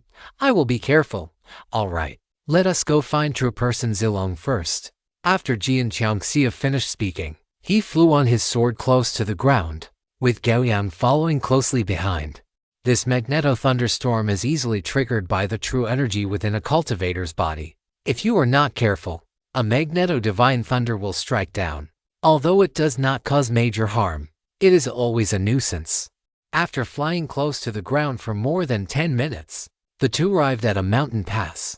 This pass was located at the middle section of the 7-fold Thunder Accumulation Mountains. The 7 mountain ranges resembled 7 giant dragons that briefly converged here, which is why this place was called the Dragon Locking Eye, implying that this single location trapped all 7 mountain ranges. Jian Qiangxia pointed to the spot where the 7 dragons converged and said, "True person Zilong is stationed at the Dragon Locking Eye. Beyond the Dragon Locking Eye is the territory of the Eastern Wasteland demon race. and behind us is the territory of our human race. Because of the unique terrain of the dragon-locking eye, anyone wanting to cross to the other side must pass through here. Therefore, our human race only needs to send people to guard this dragon-locking eye, and the demons of the Eastern Wasteland will be unable to invade our Kinyu and cultivation world from this point. Gao Yang did not speak, merely nodding slightly. His attention fixed on the figure in purple robes at the dragon-locking eye. Lightning crackled around his body as he sat cross-legged in midair. His Taoist robes fluttered without wind, exuding an immense aura. Is that true person Zilong? Indeed. That is true person Zilong. Jian Qiangxia nodded and added, I fear true person Zilong is not far from the Dao integration stage. As soon as Gao Yang and Jian Qiangxia arrived, true person Zilong, who had been sitting cross-legged, opened his eyes. The moment their gazes met, Gao Yang clearly saw a flash of lightning streak through true person Zilong's purple pupils. Jian Qiangxia raised his hand in a salute and said, Greetings, true person Zilong. True person Zilong stood up and returned the salute. Then his gaze fell directly on Gao Yang as he asked, Fellow Taoist Fei Yun, who is this? Gao Yang stepped forward, a look of curiosity in his eyes. I am Gao Yang. I have come to relieve fellow Taoist Zilong and take over the guard of the sevenfold thunder accumulation mountains. True person Zilong turned to look at Jian Qiangxia, and seeing the latter nod, he understood that this was no joke. He immediately vacated his position and reached out toward Gao Yang. Seeing this, Gao Yang did not hesitate and took out the relief token to hand it over. Upon seeing the relief token, true person Zilong bowed to Gao Yang and said, I leave it to you, fellow Taoist Gao. As his voice fell, he transformed into a bolt of lightning and shot off in the direction from which the two had come. Gao Yang sat down in the position previously occupied by true person Zilong and looked at Jian Qiangxia, asking, Does fellow Taoist Jian have any other business? Jian Qiangxia shook his head, but he did not move to leave. Gao Yang saw this and knew that he was still worried, so he said directly, If fellow Taoist Jian is uneasy, then you may stay here for a moment. After saying this, Gao Yang turned around, his figure shooting out like lightning toward the Eastern Wasteland demon star in front of the dragon-locking eye. No, Jian Qiangxia was shocked and immediately spoke out to stop him. In front of the dragon-locking eye was the territory of the Eastern Wasteland demon race. No one knew how many great demons were hidden among those 7 mountain ranges and ravines. Such an act of charging directly into the territory of the Eastern Wasteland demon race was no different from seeking death. In his anxiety, Jian Qiangxia lost control of the true essence within his body. The moment his figure transformed into sword light, a thick bolt of magneto-divine lightning descended with violent pressure. Jian Qiangxia opened his mouth and spat out a sword pellet, which transformed into sword light and rose to meet the magneto-divine lightning. The sword pellet collided with the divine lightning, and a violent explosion immediately erupted in the air, followed by the impending riot of magnetic force. Jian Qiangxia's figure faltered. If he were to force his way through, he would inevitably attract even more terrifying and larger-scale magneto-divine lightning. And it was precisely because of this hesitation that Gao Yang had already flown far away, officially stepping out of the range of the dragon-locking eye. The next moment, the roars of demon beasts suddenly resounded through the sky. Within the 7 layers of thunder accumulating mountains, streaks of black and red demonic energy surged into the sky. Following closely behind were the figures of powerful demon experts, some as massive as mountains and others hideous and terrifying. Among them were 100-zhang-tall demonic apes covered in scales, flying white tigers with wings on their backs and pure white eyes, and ink green 1,000-zhang flood dragons winding like dragons with single horns and 4 claws. Their gazes were locked firmly onto Gao Yang, the cruelty and bloodlust in their eyes undisguised. It was as if Gao Yang, having intruded into the territory of the Eastern Wasteland demon race, was already a meal on their plates. Black-scaled demonic ape, white-eyed evil tiger, ink jade flood dragon, blood flame gray wolf, 2-headed golden lion. How are they all great demons from the top 10 of the demon race bloodline ranking? Jian Qiangxia stared blankly at this scene, then, without the slightest hesitation, flew directly to the space above the dragon-locking eye to hold the position for Gao Yang. This place was a natural formation eye, where the influence of the magneto-divine lightning was minimal, so the combat power a cultivator could exert at the formation eye was the strongest. With his combat power, holding on for a period of time was not a problem. Enough for the human alliance to react and send new cultivators. Fellow Taoist Gao, you are too reckless. Jian Qiangxia sat cross-legged at the dragon-locking eye, looking at Gao Yang in the distance, and muttered to himself. After Gao Yang flew out of the range of the dragon-locking eye, he sensed the majestic demonic energy surging into the sky from all directions. He looked back and saw 1,000 Zhang flood dragons circling upward, blocking his retreat firmly. Its surging blood energy burned like fire, its momentum as magnificent as a god. Judging by its power, it seemed to be several degrees stronger than Odlivier. And there were 7 such demon beasts here, with a large number of slightly weaker demon races staring at Gao Yang from the ravines of the 7 mountain ranges. The demon race of this world seems to be even more powerful than those I have encountered before. Thinking this, Gao Yang held his hand in a void grip, slowly drawing the eternal radiance greatsword from the void. Surrounded by demons filling the sky, he held the eternal radiance greatsword, looked up at the firmament, and said with a tone that was both a sigh and an expression of anticipation, "I hope you can give me a different experience." As his voice fell, the demon races surrounding him immediately let out angry roars. All the experts of their 10 great demon races were present, along with hundreds of secondary-level demon races as helpers. Their original plan was to kill the true person Zilong in one fell swoop, completely occupy the entire 7 layers of thunder-accumulating mountains, and then drive straight into the Qinyu and cultivation world. However, true person Zilong had suddenly left, replaced by a cultivator they had never seen before, which stunned many of the demon races. And now, this person had actually taken the initiative to charge into the territory of their Eastern Wasteland demon race. For the demon races lying in ambush here, this was simply a slap in the face in public. If they did not leave him behind, the entire face of the demon race would be lost. A mere void-returning human. How dare you speak so boastfully? Watch me destroy you. A roar like thunder resounded through the sky. Gao Yang looked up and saw the 100-Zhang-tall black-scaled demonic ape roaring, raising its massive fist and smashing it down toward him. The moment the black-scaled demonic ape's fist fell, rolling demonic energy surged into the sky. The violent power even caused the air in front of its fist to emit bursts of explosions, and a layer of milky white air waves exploded in front of its knuckles. Watching the massive fist descending from the sky, which seemed to want to collapse the entire earth with one blow, Gao Yang calmly raised his sword and slashed down at the fist. Clang! A piercing explosion echoed along with the black-scaled demonic ape's fist. The black-scaled demonic ape let out an angry roar of pain. It raised its hand to look at the back of it, and saw a terrifying slash, several meters deep, extending from its knuckles to its elbow, wherever the slash passed. Whether it was its proud scales or its impenetrable skin, it was easily cut open, revealing the curled flesh beneath. Gao Yang glanced at the black-scaled demonic ape, a look of satisfaction appearing in his eyes. Not bad. To be able to withstand one of my sword strikes. Chapter 600 for Slaying Demons. Hyushin. I told you before that you were no good. The black-scaled demonic ape was forced back by Gao Yang's sword strike, and the wide-eyed evil tiger watching from the side immediately spoke up, its words full of disdain for the black-scaled demonic ape. The black-scaled demonic ape also snorted angrily, its demonic power and blood energy erupting, and the curled flesh on its arm began to heal.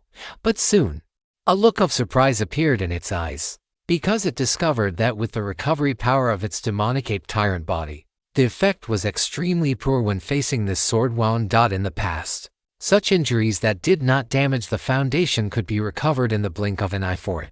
But now, its curled flesh was healing with difficulty, as if there was residual sword energy inside its wound, constantly destroying its recovery power. This human is strange. The black-scaled demonic ape suddenly lowered its head to look at Gao Yang, a trace of wariness appearing in its eyes. Hyushin, you just watch carefully. The wide-eyed evil tiger snorted disdainfully, then flapped its wings, whipping up a demonic wind on the flat ground. Its massive body, spanning over 20 zhang in length from head to tail, instantly merged into the demonic wind and vanished from sight. As the violent demonic wind swept past, Gao Yang raised his eyebrows slightly. These Eastern Wasteland demon clans were surprisingly relaxed, facing him alone. They did not swarm him all at once, but instead chose to challenge him one by one. Gao Yang figured they might just be trying to satisfy their thrill for the hunt. After all, in the eyes of these demon clans, Gao Yang was already surrounded, and no matter how much he struggled, he would never escape their grasp. The violent black demonic wind completely enveloped Gao Yang's figure.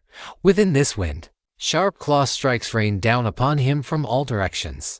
Gao Yang swung his blade, Yang Yao, to continuously parry the incoming claw strikes. At first, he was not quite accustomed to the high frequency of the opponent's attacks. But as time passed, he became increasingly proficient. Eventually, he even closed his eyes, swinging Yang Yao casually to shatter every incoming claw strike. The wide-eyed evil tiger within the demonic wind saw Gao Yang close his eyes even while facing him, showing complete disregard for its presence. It immediately let out a deep, resonant roar, and a piercing sonic wave exploded outward. The wings on its back flapped violently, and its body split into three, pouncing toward Gao Yang from three different directions. This strike was executed with its full strength. Gao Yang still did not open his eyes. Just as the tiger pounced before him, he swung his greatsword with extreme speed, steadily blocking the wide-eyed evil tiger's attack. His speed in turning and swinging the sword was so fast that it created afterimages around his body. At a glance, it looked as if Gao Yang had sprouted 2 extra heads and 4 extra arms out of thin air. After blocking the winged tiger's attack, Gao Yang finally stopped being on the defensive. He took a step forward and instantly charged into the demonic wind. "You dare enter my demonic wind?" The wide-eyed evil tiger sneered. This demonic wind was connected to its consciousness and was its innate divine ability. If Gao Yang hadn't entered, it would have had to leave the wind to launch an active assault. But now that Gao Yang had voluntarily entered the demonic wind, it was equivalent to stepping directly into its domain.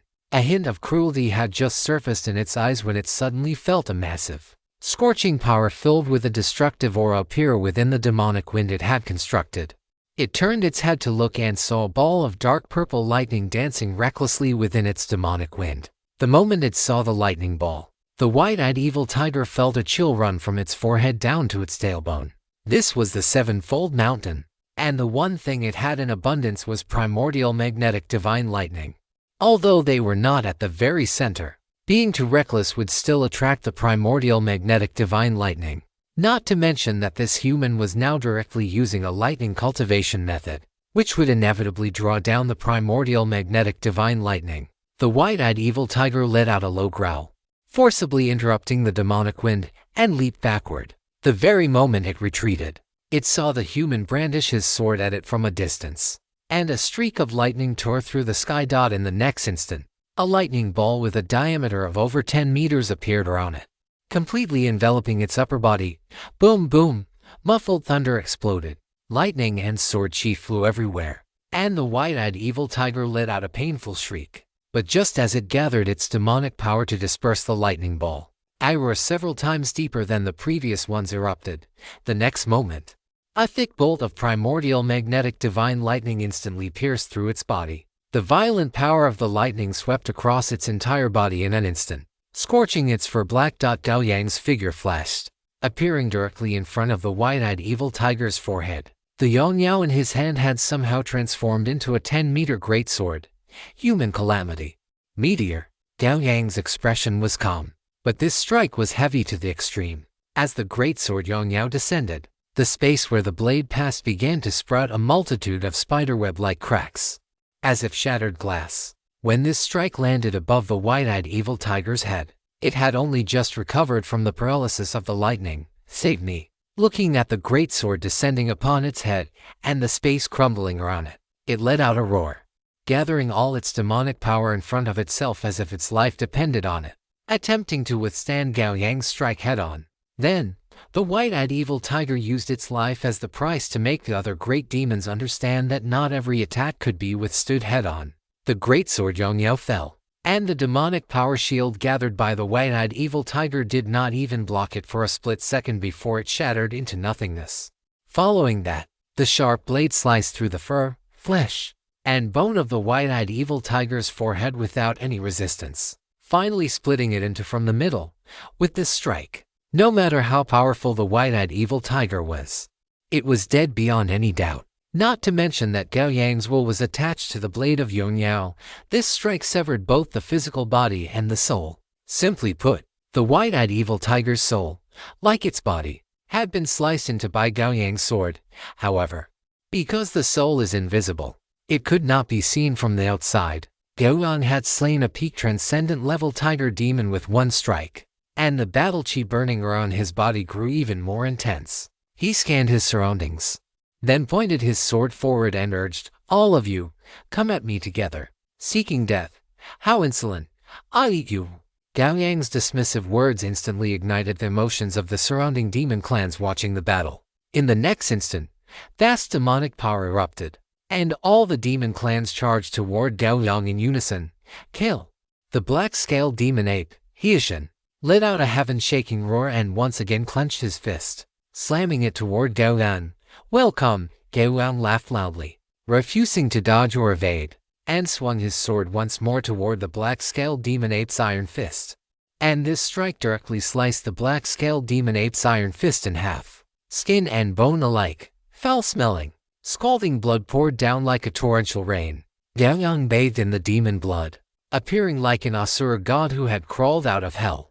He took a deep breath of the blood-scented air, then raised his sword and charged toward the black-scaled demon ape. Chapter 605. Slaughtering the demon horde with one sword. After the initial probing, Gao Yang already had a rough understanding of the strength of these demon clans. To put it simply, these demonic beasts are all at the limit of the transcendent level, and due to their unique bloodlines and physics, they possess certain innate talents. This allows them to perform quite well in combat when facing human cultivators of the same rank. However, the reality is that they do not possess the ability to fight across ranks. If we were to measure their transcendent limit combat power using an F2S scale, the group of demonic beasts surrounding him would generally be at the S level, with powerful species like think Jade Flood Dragon and the two-headed Golden Lion reaching the SS or even SSS level. In short, they have already reached the ceiling of transcendent combat power. As for Gao Yang, his combat power is SSS placing him as an existence that stands far above that ceiling. Therefore, to someone like Gao Yang, who appears to be at the transcendent level but whose true combat power has actually broken through the transcendent ceiling, the strength of these demonic beasts is not worth mentioning. Gao Yang took a step forward, and a ring of air shockwaves suddenly formed beneath his feet. His body moved as fast as lightning, instantly rushing above the head of the black-scaled demon ape. He looked at the savage and ferocious head of the black-scaled demon ape before him and slashed down with his sword. A dark golden radiance bloomed in the depths of his eyes. This strike was still the tyrant body slash. The black-scaled demon ape watched the silver-white greatsword descending upon it. Its black scales bristled, and an indescribable sense of suffocation tightly enveloped it. It felt as if it had fallen into an abyss, wrapped in endless water, and no matter how much it struggled, it was to no avail. The black-scaled demon ape surged with all its demonic power, struggling fiercely to break free from this suffocating sensation. When its vision cleared, what it saw was the cold blade already upon it. Shang, the sharp blade, reinforced by power as violent as a collapsing mountain, easily shattered its tempered black scales, then sliced through its flesh and bones, meeting no resistance along the way. With a single strike, the black-scaled demon ape's 100-jang tall, mountain-like body was split into from the middle. After Gao Yang killed the black-scaled demon ape with one strike, his body transformed into a dazzling deep purple bolt of lightning, using the speed of the lightning to strike at another demonic beast. The blood flame azure wolf, which had been chosen as his target, saw this, and its blood-colored fur stood on end. Its entire body ignited with blood flames, and it transformed into a streak of blood, shooting toward the horizon. Facing Gao Yang's attack, it did not hesitate in the slightest and turned to flee. However, no matter how fast it was, how could it be faster than Gao Yang? With time acceleration and lightning acceleration activated, Gao Yang's reactions and movements were far faster than these demonic beasts. Before it had rushed very far, Gao Yang had already appeared in front of it, delivering another straightforward vertical slash. The blood flame azure wolf stared at Gao Yang with its blood-red eyes, let out a violent roar, and then ran frantically across the ground on all fours. Instead of dodging, It opened its blood-stained maw and lunged at Gao Yang to bite him. Pucci.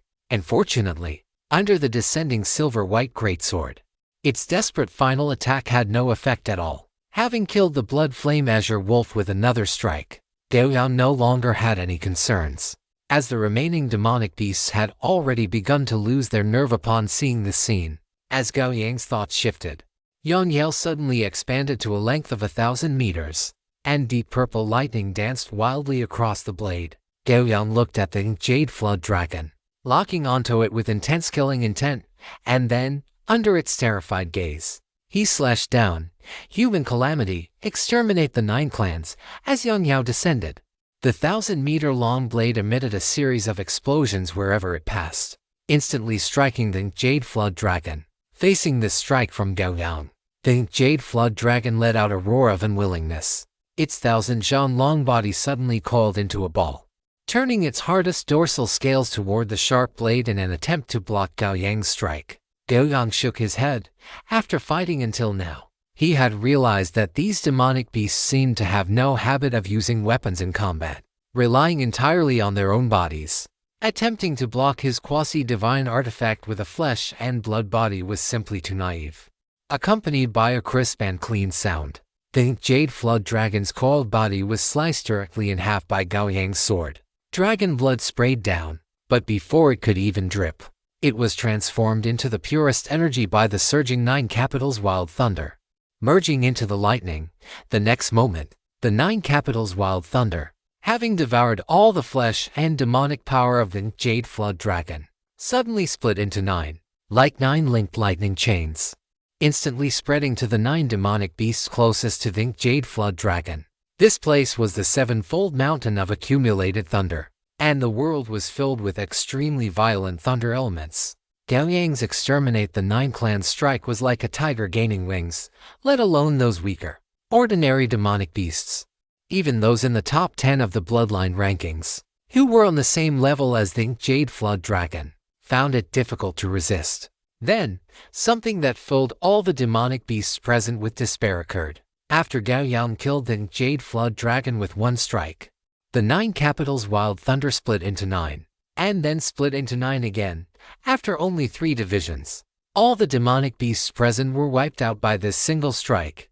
The dense, deep purple lightning seemed to transform into a thunderous purgatory, filling the entire space between the mountain of the 7-fold mountain of accumulated thunder and the firmament. And within this thunderous purgatory, charred corpses of various shapes fell from the sky like raindrops. Gao Yang stood in the void, holding his sword. His calm figure, seen by Jianqiangxia, who had been preparing to fight to the death in the rear, left him in a trance. He stared at Gao Yang in the distance, his lips trembling uncontrollably, and his eyes erupted with infinite light. 1 sword levels the heavens and earth. 1 sword annihilates the horde of demons. Such swordsmanship, such ultimate sword intent. Speaking of this, a look of pain appeared in Jianqiangxia's eyes. A thought emerged in his mind, that he could never reach the height of this strike from Gao Yang in his entire life. But his lips moved, and a realization rose in his heart. If he were to say these words out loud, he would likely never be able to reach the height of Gao Yang's strike forever. As a sword genius who appeared once every 300 years in the Qianyu and cultivation world, having reached the peak of the void return stage at only 40 years old, Jianqiangxia naturally had his own pride. A struggle appeared in his eyes, and sword intent permeated his entire body, with the sound of sword whistles constantly exploding around him. A mere 3 breaths felt like 300 years. Following a sword hum that sounded like a sigh, Jianqiangxia slammed his eyes shut, and a thin line of blood trickled from the corner of his eye. However, even though blood tears flowed from his eyes, his aura had become much steadier. Although his eyes were closed, he said with a calm expression, "This sword strike, I will also be able to achieve it in the future." Though his voice was soft, the moment he spoke those words, a sword chime resonated from within his body, and his sword intent became even more formidable at that moment. Is there still a fish that slipped through the net? Gao Yang looked toward the charred body lying in the valley, feeling somewhat surprised. Chapter 606. A gift for Adelville. Gang moved. Appearing above the 2-headed giant lion, he looked down at the 2-headed golden lion, which lay on the ground. charred all over and devoid of the slightest trace of life, and spoke slowly. "Get up."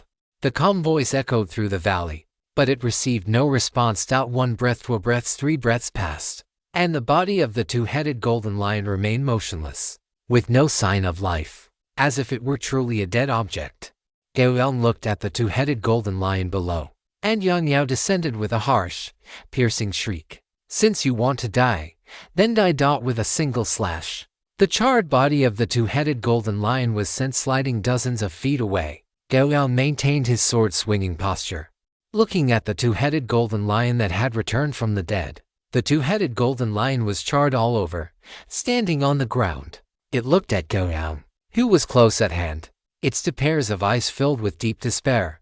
"Immortal, spare my life, immortal, spare my life." A crisp yet slightly hoarse voice came from its mouth, causing Gao Yang to raise an eyebrow. He had not expected that this two-headed golden lion was actually a lioness. Watching the two-headed golden lion prostrate on the ground, begging for mercy incessantly, Gao Yang's heart stirred, and he came up with a better arrangement. He looked at the two-headed golden lion, his eyes devoid of any emotion. "Do you want to die or live?" The two-headed golden lion trembled all over, but the desire for life compelled it to humiliate itself by burying its two heads deep into the ground, replying to the immortal, "This little demon wishes to live. Can you shapeshift?" The two-headed golden lion raised its two charred lion heads, its eyes filled with confusion. "Immortal, what is shapeshifting?" Gao Yang was stunned, finding it somewhat incredible. "You don't even know about shapeshifting." The two-headed golden lion nodded repeatedly. This little demon truly does not know. Seeing this, Gao Yang felt relieved and said, "It does not matter if you do not know. Do you have a name?" Replying to the immortal, "This little demon is called Jinfeng." Gao Yang landed in front of it, nodded, and asked again, "How did you survive under my sword?" Replying to the immortal, "This is a racial talent of my kind.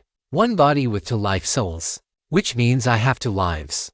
The two-headed golden lion held nothing back, spilling the greatest secret of the two-headed golden lion race without reservation.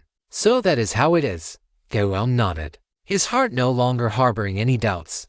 Just then, Jianxiangxia, who had been guarding the dragon-locking eye, also flew over. He looked at Gao Yang with a hint of shock in his eyes. "Fellow Taoist Gao, are you truly at the void return stage?" Gao Yang turned to look at him and said with a smile, "What does fellow Taoist Jian mean by this? Could it be that you think I am an immortal of the Tao integration stage?" Although Jianxiangxia desperately wanted to deny it, the performance of slaughtering a group of demons with that one sword strike was something a void return cultivator could basically not achieve. Seeing Jianxiangxia remain silent, Gao Yang smiled and said, "Fellow Taoist Jian, is the cultivation stage really that important?" A single sentence awakened the dreamer. Jianxiangxia shuddered, and a realization arose in his heart. That is right.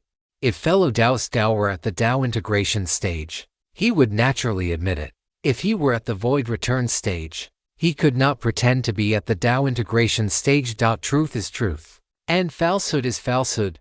Pursuing the truth or falsehood is meaningless.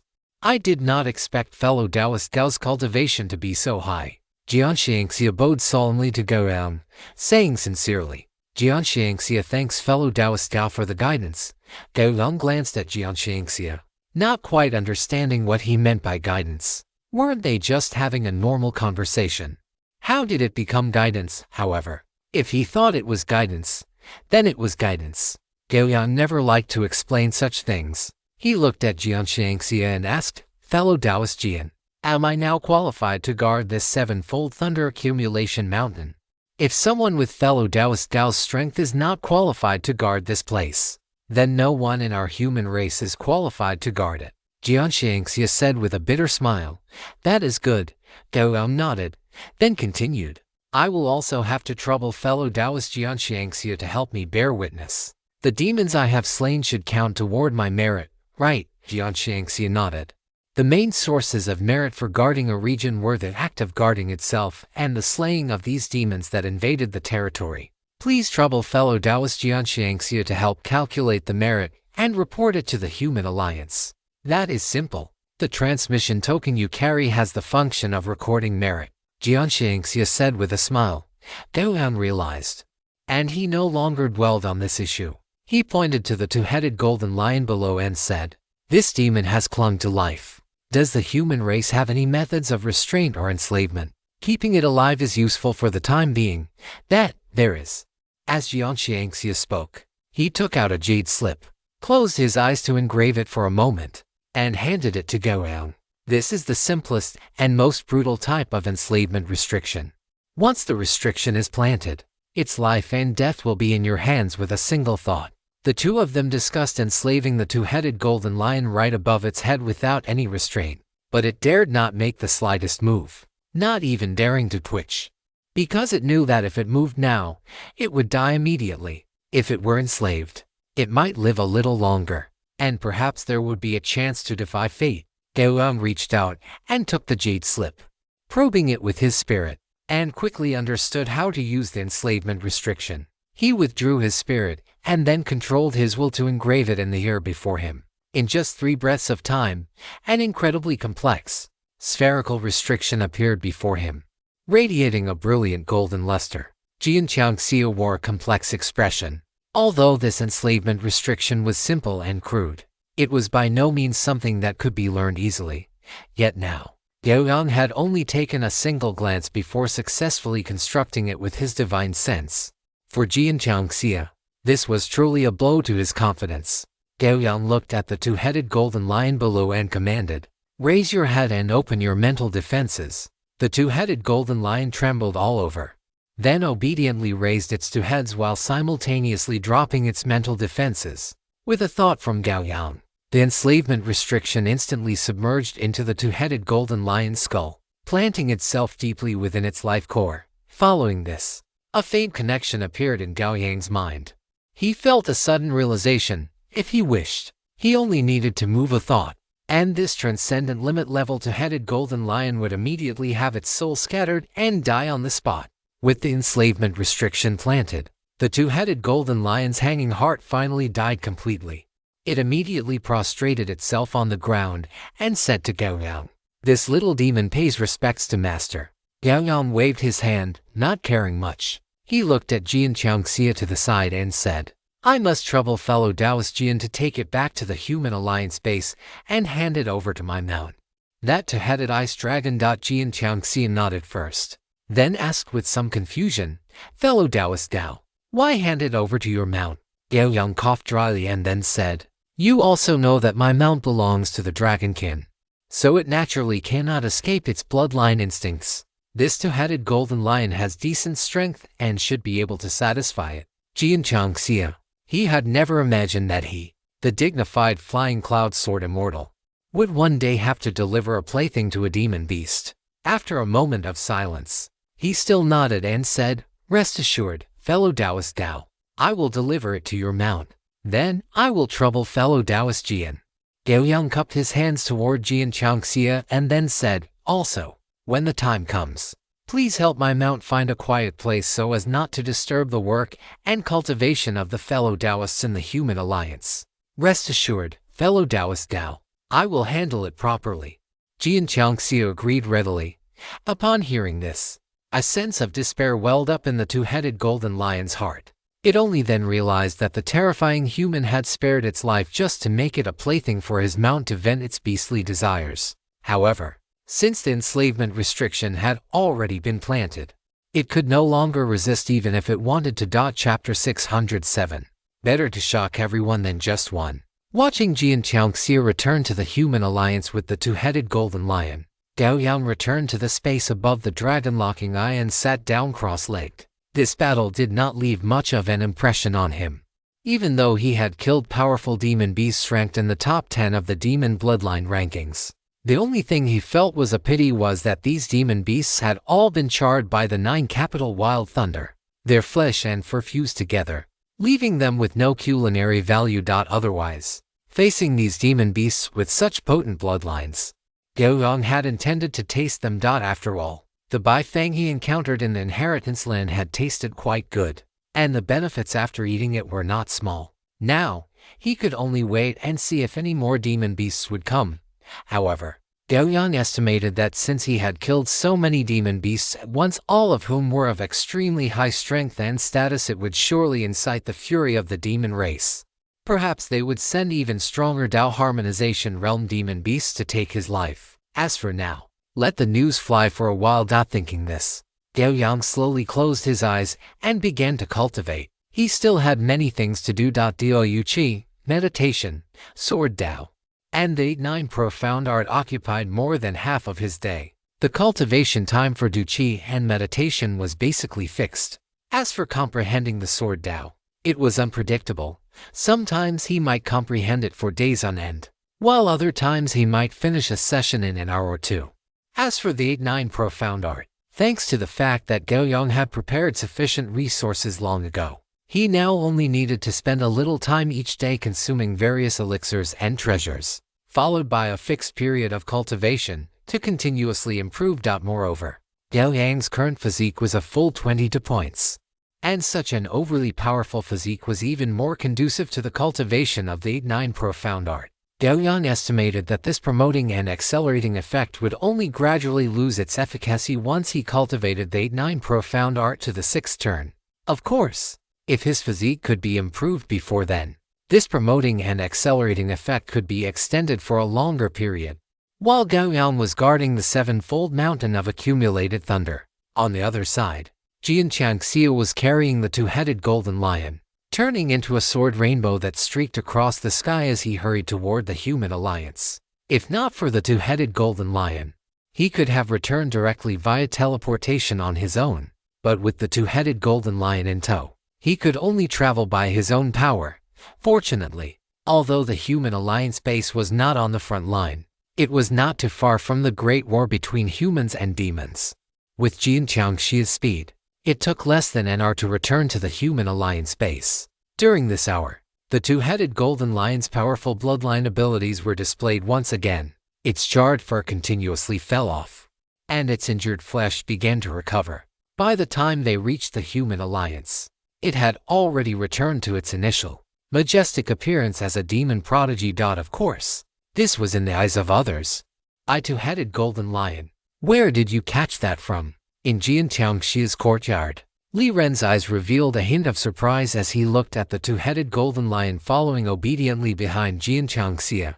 Beside him, Fairy Miju also carried a hint of curiosity. Jian Changxia sighed and explained to the 2 altars. I did not catch this. It was fellow Taoist Gao who asked me to bring it back. Fellow Taoist Gao Yang. Li Ren's wet eyebrows twitched as he asked. You said you took fellow Taoist Gao to accept a guarding mission. Which war zone is Gao Yang guarding now? The 7-fold mountain of accumulated thunder. Jian Changxia said truthfully. Nonsense. Sword light erupted from Li Ren's eyes as he let out a low shout. Looking toward Jian Changxia, you know better than anyone how dangerous the 7-fold thunder mountain is. Even you aren't qualified to guard that place. Yet you actually let fellow Taoist Gao go there. Why didn't you try to persuade him? Facing his sect elder and the most stern great elder, that Jian Changxia still instinctively shrank his neck in a conditioned reflex. Only then did he react, hurriedly explaining, Great elder, it was fellow Taoist Gao who insisted on going. Besides, this 2-headed golden lion was captured by fellow Taoist Gao himself. His strength is even above mine. Hearing Jian Changxia say this, the deep frown on Li Ren's face eased slightly. Fellow Taoist Gao is a visitor from outside our realm. Regardless of his personal motives, he has come to assist our Kinyu and human race. So we must never do anything to harm him. Since fellow Taoist Gao was able to capture a peak void return stage great demon alive the moment he entered the 7-fold thunder mountain, it is clear that his strength is indeed far superior to yours. Jian Changxia. He looked at the white-haired and white-bearded great elder and suddenly felt that he shouldn't be the only one to bear the shock brought about by Gao Yang. So, he looked at Li Ren and corrected him. Great elder, you are mistaken. This 2-headed golden lion was not captured alive by fellow Taoist Gao. Not captured alive. Could it be that this beast ran to fellow Taoist Gao's feet on its own and begged him to enslave it? Li Ren asked, looking somewhat bewildered. To be precise, this 2-headed golden lion is a fish that slipped through the net. Jian Changxia glanced at the great elder and continued. Just after fellow Taoist Gao took over the watch from True Person Zilong, He charged straight out of the dragon-locking eye and entered the territory controlled by the demon race in the Sevenfold Thunder Mountain. He was then ambushed by 7 peak void return great demons, all ranked in the top 10 of the demon bloodline hierarchy, along with hundreds of other void return demons. At this point, he paused, pointed at the 2-headed golden lion behind him, which was keeping its head low and looking dejected, and said, "This is one of those 7 peak void return great demons." Li Ren's facial muscles twitched involuntarily. Although Jian Qiangxia was speaking in plain language, he found that he couldn't quite comprehend it. "Fellow Taoist Jian, do you mean to say that fellow Taoist Gao not only survived such a near-certain death trap but even captured this 2-headed golden lion alive?" Fairy Miju, standing to the side, had the clarity of a bystander. When Li Ren was left speechless, she asked at the right moment. Jian Qiangxia shook his head and looked at Fairy Miju. "Senior Miju, it wasn't that fellow Taoist Gao survived the ambush, but rather that this 2-headed golden lion was the one who barely survived under fellow Taoist Gao's butcher knife." As he mentioned this, the massive body of the 2-headed golden lion behind him trembled involuntarily. Clearly, Gao Yang had left a deeply traumatic impression on it. Wasn't it the demon race ambushing fellow Taoist Gao? Miju was struggling to process this. How is it that the demon race were the ones who survived? Jian Qiangxia's gaze was distant as he sighed slightly. Because fellow Taoist Gao's strength is too great, so great that these ambushing demons couldn't even withstand a single sword strike from him. I saw it with my own eyes. Fellow Taoist Gao cut the peak void returning jade flood dragon into several pieces with just one strike. Then, that deep purple lightning seemed to come alive, sweeping across the entire battlefield, wherever it passed. No demon could resist it. If this 2-headed golden lion didn't possess the bloodline talent of having 2 souls in one body, it wouldn't have survived either. After finishing, Jian Qiangxia watched the shock in the eyes of the 2 elders, and his mood felt inexplicably much lighter. After a moment, Li Ren regained his composure. He looked at Jian Qiangxia and asked again, "Is fellow Taoist Gao an immortal of the Tao integration stage? But why couldn't we sense even a hint of it before?" Jian Qiangxia knew they would ask this. He shook his head again and said, "Fellow Taoist Gao is not at the Tao integration stage. He is at the same void return stage as I am. He told me this himself." Li Ren's lips parted, but in the end, all his words turned into a single sigh. As the saying goes, a fierce dragon does not cross the river without cause. I originally thought I had given enough importance to this visitor from outside our realm, but it seems my old eyes were dim, and I underestimated him after all. Compared to Li Ren's dejected mood, Jian Qiangxia was in an excellent frame of mind. He waved his hand dismissively and said, "Great Elder, don't blame yourself." Before fellow Taoist Gao made his move, we all thought the same as you. Moreover, the fact that our Kinyu and human race can receive the help of such a formidable human as fellow Taoist Gao proves that in this struggle between our race and the demons, destiny is on our side. This position of Kinyu and hegemon will surely fall into our human hands. As he finished speaking, a shocking sword intent erupted from Jian Qiangxia's body, soaring into the sky. The brilliant sword might made the 2 people in front of him sway in spirit. Fairy Miju looked at the high-spirited Jian Qiangxia and suddenly smiled. Fellow Taoist Jian is absolutely right. As the saying goes, when the time comes, the heavens and earth work together. The arrival of fellow Taoist Gao is truly the good fortune of our Kinyu and human race. Ha! It should be so. Jian Qiangxia laughed heartily, then retracted his sword intent and bowed to the 2 of them. "Great Elder, Senior Miju, I still have to complete fellow Taoist Gao's instructions." "Instructions? What instructions?" Li Ren asked with some curiosity. Jian Qiangxia turned back to look at the 2-headed golden lion behind him and said, "Fellow Taoist Gao spared its life so that it could keep his mount company, that 2-headed ice dragon which also carries such heavy prestige. This, not to mention Li Ren being speechless. Even Fairy Miju couldn't help but smile. Great Elder Li Ren paused before saying, "Fellow Taoist Gao is truly a fascinating person. I'll go find them a quiet place first." Jian Qiangxia walked out of the small courtyard with a laugh. Outside the courtyard, the massive body of Audreville, which had been coiled up, had already perked up the moment it saw the 2-headed golden lion. However, although it was anxious, it could only wait outside while Jian Qiangxia brought the 2-headed golden lion into the courtyard. Gao Yang had taught it long ago not to intrude into private spaces without permission. When it saw Jian Qiangxia emerging from the small courtyard with the two-headed golden lion, Audreville's two pairs of vertical pupils suddenly brightened by a third dot. It lowered its head. Watching Jian Qiangxia fly toward it with the two-headed golden lion following closely behind, and couldn't help but lick the corners of its mouth. Jian Qiangxia stopped in front of Audreville, pointed at the two-headed golden lion behind him, then pointed at Audreville, and channeled his spiritual sense to say to it, "Your master asked me to give this to you. Stay here and behave yourself. Do you understand?" Audreville's two large heads nodded frantically. It was on the verge of letting out a roar toward the heavens. It truly had not chosen the wrong master. It had not even been in this world for a single day, and he had already found it such a beautiful female beast that was a perfect match for it. Audreville let out a low growl, its heart filled with gratitude toward Gao Yang. If the Omniverse Network displayed Mount Loyalty, Audreville's loyalty would definitely be off the charts right now. Seeing that the two-headed ice dragon understood what he had said, and observing its excited appearance, Jian Qiangxia could not help but chuckle twice and said, "Follow me. I will find you a quiet place so that your commotion does not disturb others." Upon hearing this, Audreville first stepped forward to the front of the two-headed golden lion, poked its head out to sniff the two-headed golden lion, then grinned wide and spread its wings to urge the two-headed golden lion. Seeing it move, it flapped its wings to catch up. Soon, Jian Qiangxia led the dragon and the lion to a deep valley. He turned to look at the two great demons of similar size behind him and said, "This place will do. I will set up a sound insulation array for you. As long as you do not leave the valley, no matter what you do inside, not a single sound will be heard outside the valley."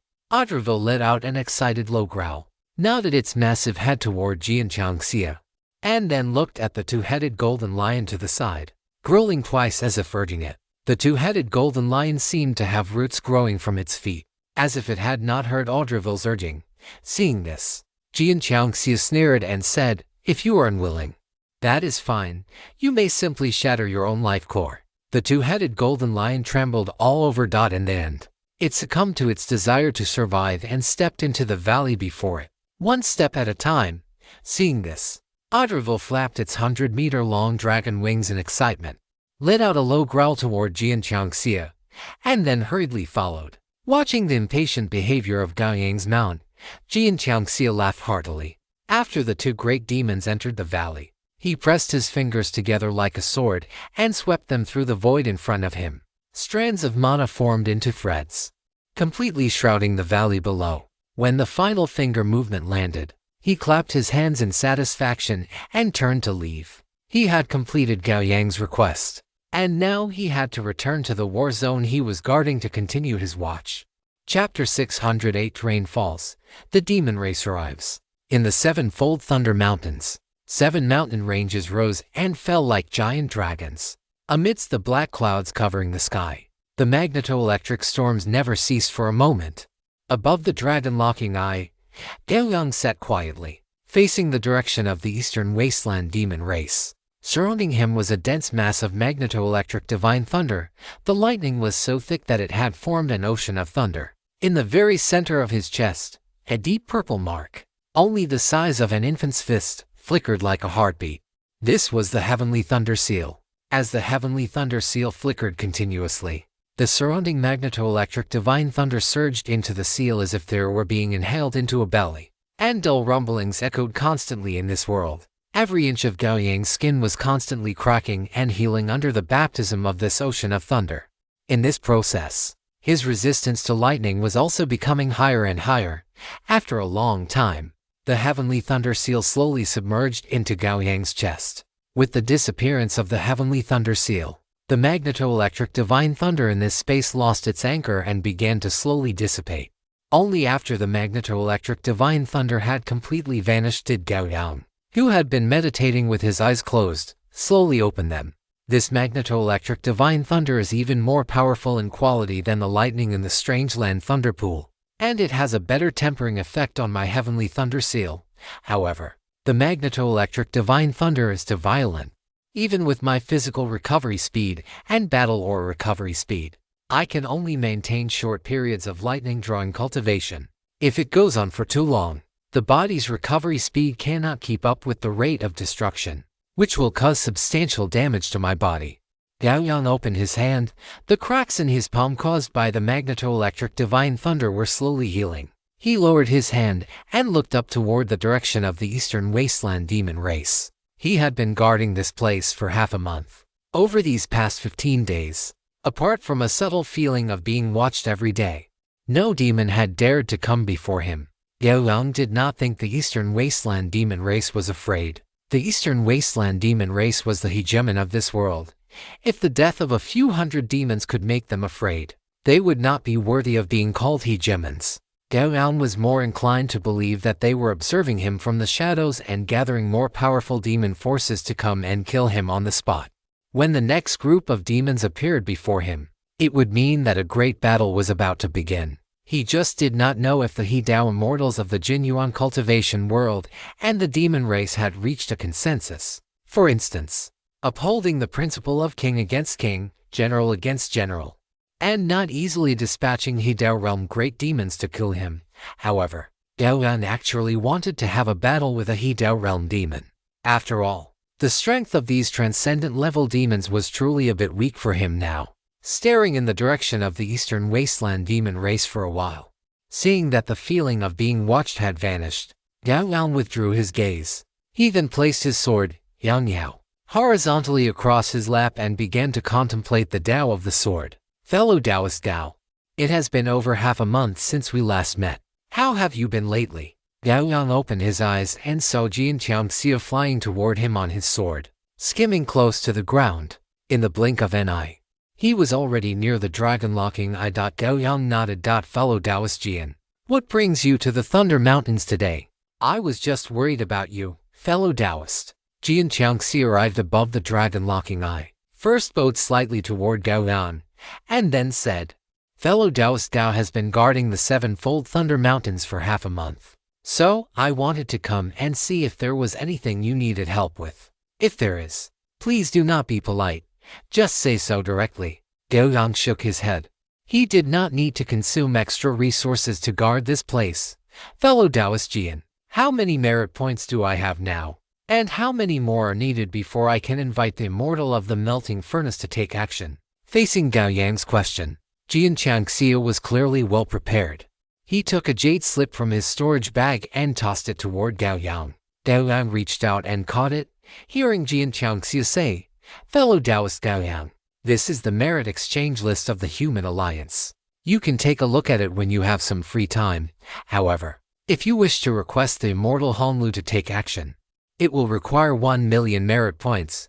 Upon hearing this, Gao Yang did not bother to check the jade slip, instead saying, 1 million merit points is truly a significant amount. Stationed in such a dangerous war zone as the Sevenfold Thunder Accumulation Mountain, his daily merit gain was at the maximum of 500. This was only achieved after he had factored in and converted his daily profit of 100 spirit stones into the calculation. Even so, he would have to guard the Sevenfold Thunder Accumulation Mountain for a full 2,000 days and nights just to accumulate enough for a single opportunity to request immortal Honglu's intervention. From this, one could see how exorbitant the cost of immortal Honglu's services was. However, Gao Yang did not pay too much attention to it, as he had never intended to rely solely on guarding this place to accumulate enough merit. Fellow Taoist Jian, has the merit reward for the Eastern Wasteland demon race members I killed earlier been tallied? Gao Yang asked. It has been processed. The merit for a standard void return stage demon is generally between 1,000 and 2,000, while those at the peak of the void return stage are worth 3 to 5,000. As for those in the top 10 of the bloodline ranking at the peak of the void return stage, the merit is around 10,000. Jian Qiangxia calculated carefully and said, just from the demon race members you killed during the last rotation, you earned a full 390,000 merit points. Adding the time you have spent guarding since then, which accounts for another 7,500, it adds up to exactly 400,000. Jian Qiangxia shook his head, envious. This speed of acquiring merit is countless times faster than mine. When will I ever be able to save up that much merit? Just kill more demons. Gao Yang smiled, then asked, how is my mount doing? Naturally, They are living in sweet bliss. Jian Qiangxia looked at Gao Yang with a teasing expression and said, "That two-headed golden lion wasn't willing at first. But now you couldn't drive it away even if you tried. Your mount, it is top tier." Jian Qiangxia held up a hand, giving a thumbs up in praise. Gao Yang shook his head helplessly. Aside from being able to fight a little, that fellow has no other aspiration. Jian Qiangxia did not stay long. After exchanging a few more words with Gao Yang, he took his leave. Gao Yang toyed with the jade slip in his hand, looking toward the eastern wasteland demon star in front of him, and muttered to himself, "It has been almost a month. Are they not coming for revenge yet? I'm getting a bit impatient." Rumble. Dull roars echoed continuously within the black clouds. As the clouds churned, bean-sized raindrops began to fall with a rustling sound. Gao Yang opened his eyes, looked up at the sky, and finally revealed a hint of a smile. The sevenfold thunder accumulation mountain was filled with violent magneto-divine thunder, making it impossible for weather like rain to occur. Yet now, it was actually raining in this region. Although the falling water droplets shimmered with the brilliant blue of the magneto-divine thunder, it was indeed raining. Clearly, the eastern wasteland demon race had made their move. Their purpose was currently unknown, but it was likely to better deal with him. Gao Yang's body surged with crimson gold battle chi, evaporating all the falling raindrops. Although he did not know if there were any tricks hidden in the rain, being cautious was never a mistake. As time passed, the middle section of the sevenfold thunder accumulation mountain was completely shrouded in a torrential downpour. Amidst flashes of lightning and rolls of thunder, massive clusters of raindrops slammed onto the mountain. Subsequently, those raindrops, carrying the magneto-divine thunder, swept the lightning along the mountain slopes and into the valleys. Soon, pools of brilliant blue lightning appeared in Gao Yang's sight. By the time the rain finally ceased, the magneto-divine thunder that had filled the sky had almost vanished, replaced by lakes of lightning where electric arcs danced. This rain had actually dragged all the magneto-divine thunder from above the sevenfold thunder accumulation mountain onto the surface of the mountain, locking it all down with the heavy rainfall. Although this state would not last long, for the eastern wasteland demon race, it was already more than enough. Before the rain stopped, Gao Yang had already stood up, waiting for the demon race's retaliation to arrive. The eastern wasteland demon race did not keep him waiting for long. Just after the rain stopped, a massive shadow streaked across the black clouds in the sky. Gao Yang felt something and looked up, seeing a giant dragon claw covered in ink-green scales protruding from the sky, filling black clouds. Immediately after, a massive dragon head slowly emerged from the black clouds. The moment the dragon head appeared, a heavy dragon aura mixed with demonic energy spread out. So it is a black jade flood dragon after all. Gao Yang looked at the black jade flood dragon looming in the black clouds, a smile appearing on his face. Human. A dragon roar filled with fury sounded like rolling thunder, cutting through the black clouds and reaching Gao Yang's ears. Gao Yang looked up, meeting the gaze of that massive dragon head. His demeanor relaxed. "If you want to fight, then fight. Do you intend to bore me to death with empty words, you?" An earth-shattering dragon roar erupted, and the water essence between heaven and earth trembled violently, as if responding to the fury of this black jade flood dragon. Amidst this heaven-shaking roar, the black jade flood dragon slowly faded back into the black clouds. 3 breaths later, a large hole was torn through the black clouds, and a semi-humanoid creature over 5 zhang tall shot out like a bolt of lightning, descending toward the direction where Gao Yang stood. Gao Yang was slightly taken aback, as this figure actually bore some resemblance to his own true dragon form, with a body covered in dark green dragon scales, a single dragon horn rising toward the sky, ferocious dragon claws, sharp bone spurs at the joints like spears, and a thick dragon tail whipping about like a steel whip. If one were to add a pair of dragon wings, it would be over 90% similar to his own true dragon form. The massive body of the black jade flood dragon stopped 10 zhang away from Gao Yang. Its ink-green vertical pupils looked down at Gao Yang, and its deep, resonant voice boomed, "Human. My name is Mo Zhuan. You defeated my clansmen of the black jade flood dragon race. Tell me your name, and I shall leave your corpse intact." Gao Yang rolled his shoulders and looked at the black jade flood dragon, Mo Zhuan, in front of him. This black jade flood dragon did indeed look a bit stronger than the one he had slaughtered earlier. But this tone was truly a bit too arrogant. Gao Yang's gaze drifted past it, looking further into the distance. Within the thin, dark clouds, several massive beastly shadows could be vaguely discerned. It appeared that this ink jade flood dragon was not the only one to arrive. Gao Yang withdrew his gaze and looked at the ink jade flood dragon, Mozhuan, before him. Your demon race actually has some guts. I'm surprised you didn't all swarm me at once to surround and kill me. HMPH, do you take our demon race to be as despicable as you humans? Mozhuan let out a cold snort, and a dark green dragon scale spear suddenly erupted from within its dragon claw palm. Gripped firmly in its hand, holding the dragon scale spear, Mozhuan's aura suddenly became dangerous. Facing Mozhuan's verbal retort, Gao Yang shrugged indiffently. In any case, he was not a human cultivator from Qianyuan, so he had no understanding of the actions of the Qianyuan human race. Since the demon race opposite him was prepared for battle, he would let his actions speak for themselves. I know you are strong, but I will definitely be stronger than you. I will use my full strength to kill you and wash away the humiliation suffered by my ink jade flood dragon clan. Mozhuan's figure slowly crouched low, and the moment its voice fell, it transformed into a streak of ink-colored lightning, shooting toward Gao Yang. I hope you can do it. As Gao Yang spoke, Yang Yao was held horizontally before him. Clang! The long spear and the greatsword collided, and a visible shockwave of power mixed with the explosive roar of metal clashing suddenly erupted in that space. Gao Yang's arm sank slightly, a hint of surprise appearing in his eyes.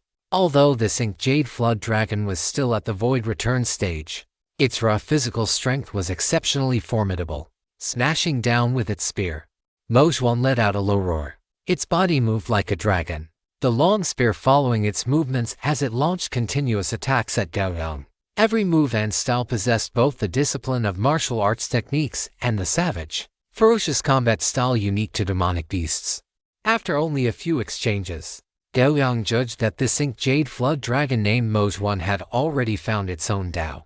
In other words, it was not far from Dao integration. Perhaps it only needed a single opportunity to merge its body with the Dao and achieve the void return and Dao integration realm. Chapter 609. The peak sword strike combining will and sword Dao. Fight me head-on. Mozhuan roared, explosive power surging through the muscles of its arms. The dragon scale spear was swept out horizontally, forming an exaggerated full moon arc. Clang!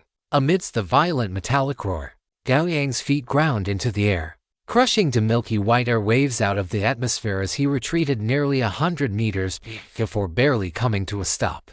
Mozhuan pointed its long spear directly at the center of Gao Yang's brow. Its hideous dragon head filled with fury. Human, why do you not draw your sword? Gao Yang stood his ground, holding his greatsword, his tone calm again. As the words fell, a flash of fighting spirit appeared in Gao Yang's eyes. The strength of the jade flood dragon, Mozhuan, before him was already sufficiently formidable. This level of strength definitely exceeded the SSS tier. The only uncertainty was how many plus signs might follow it. Come, Mozhuan roared, taking a step forward. The ground within 100-meter radius beneath it shattered instantly, and its body suddenly appeared before Gao Yang. The tip of the jade dragon scale spear shimmered with a blinding dark green light as it thrust toward the center of Gao Yang's brow. With a boom, Gao Yang vanished from his spot, the ground beneath his feet also shattering. When he reappeared, he had already arrived at Mozhuan's flank, his greatsword slashing toward its waist and abdomen. Mozhuan's pupils contracted sharply. It rotated the spear shaft in an attempt to block Gao Yang's sword, but it was too late. Swoosh! 100-meter-long slash surged diagonally toward the sky, and Mozhuan's upper body was sliced open diagonally. However, the expected spray of blood did not appear. Instead, it was replaced by dark green liquid. Mozhuan clenched one hand, and the splashing dark green liquid transformed into sharp ice crystals, shooting toward Gao Yang, who was within arm's reach. Calamity, super heavy slash. Gao Yang delivered a heavy sword strike. Everything within the range of the sword's momentum became incredibly heavy. The sudden gravity caused these dark green ice crystals to shatter into ice powder. To this day, with Gao Yang's talent for the sword Dao and his comprehension of swordsmanship, his techniques were almost second nature. This particular strike was something Gao Yang had realized while watching the birth and destruction of planes, and he had never used it until now. This time, facing an attack at such close range, he finally unleashed it. After shattering all the ice crystals with one strike, Gao Yang stepped forward, and Yang Yao thrust out in a relaxed, effortless motion. Calamity, cone rain. The moment this sword was thrust, a cone-shaped sword ore slammed into the side of Mo Zhuan's waist. The sharp sword ore pierced directly through the dark green scales and surged into the interior of Mo Zhuan's body. Mo Zhuan let out a low roar, blood seeping from its mouth. It had already forcibly completed a turn, and the dragon scale spear thrust toward Gao Yang once more. Clang! The greatsword also delivered another heavy strike, the immensely heavy blow colliding with the dragon scale spear. At the very moment of impact, Mo Zhuan felt as if the spear in its hand had been struck head-on by a massive mountain. Violent power surged in, causing its spear to be knocked aside involuntarily. Mo Zhuan's eyes bulged. It had not expected the human before it to be even more powerful in terms of raw strength. But this was not the time for shock. Facing the greatsword slashing down again, it snorted coldly, and a large amount of dark green liquid gathered in front of it, forming a viscous, semi-solid state. After Yang Yao knocked the dragon scale spear aside, it slashed into this dark green liquid, but it felt as if it had cut into a massive gel. A terrifying sense of drag pulled at the sword body, causing the speed of his slash to slow down abruptly. Human, Mo Zhuan bellowed, and surging demonic power exploded. The long spear in its hand suddenly pierced through space, appearing right in front of Gao Yang. Gao Yang tilted his body slightly, dodging the lethal spear strike by a hair's breadth. Mo Zhuan's dragon scales stood on end, and endless dark green liquid transformed the area into a marshland in the blink of an eye. While submerged in the liquid, its two dragon claws slammed together. The next instant, this marshland began to solidify rapidly, forming a gel state identical to the previous liquid, trapping Gao Yang within it. The tip of the dragon scale spear shimmered with a dark green radiance. Mo Zhuan gripped it with both hands, and the gelatinous liquid surrounding him parted before the spear even arrived, allowing it to transform into a blur as it thrust toward Gao Yang, who was submerged within the fluid.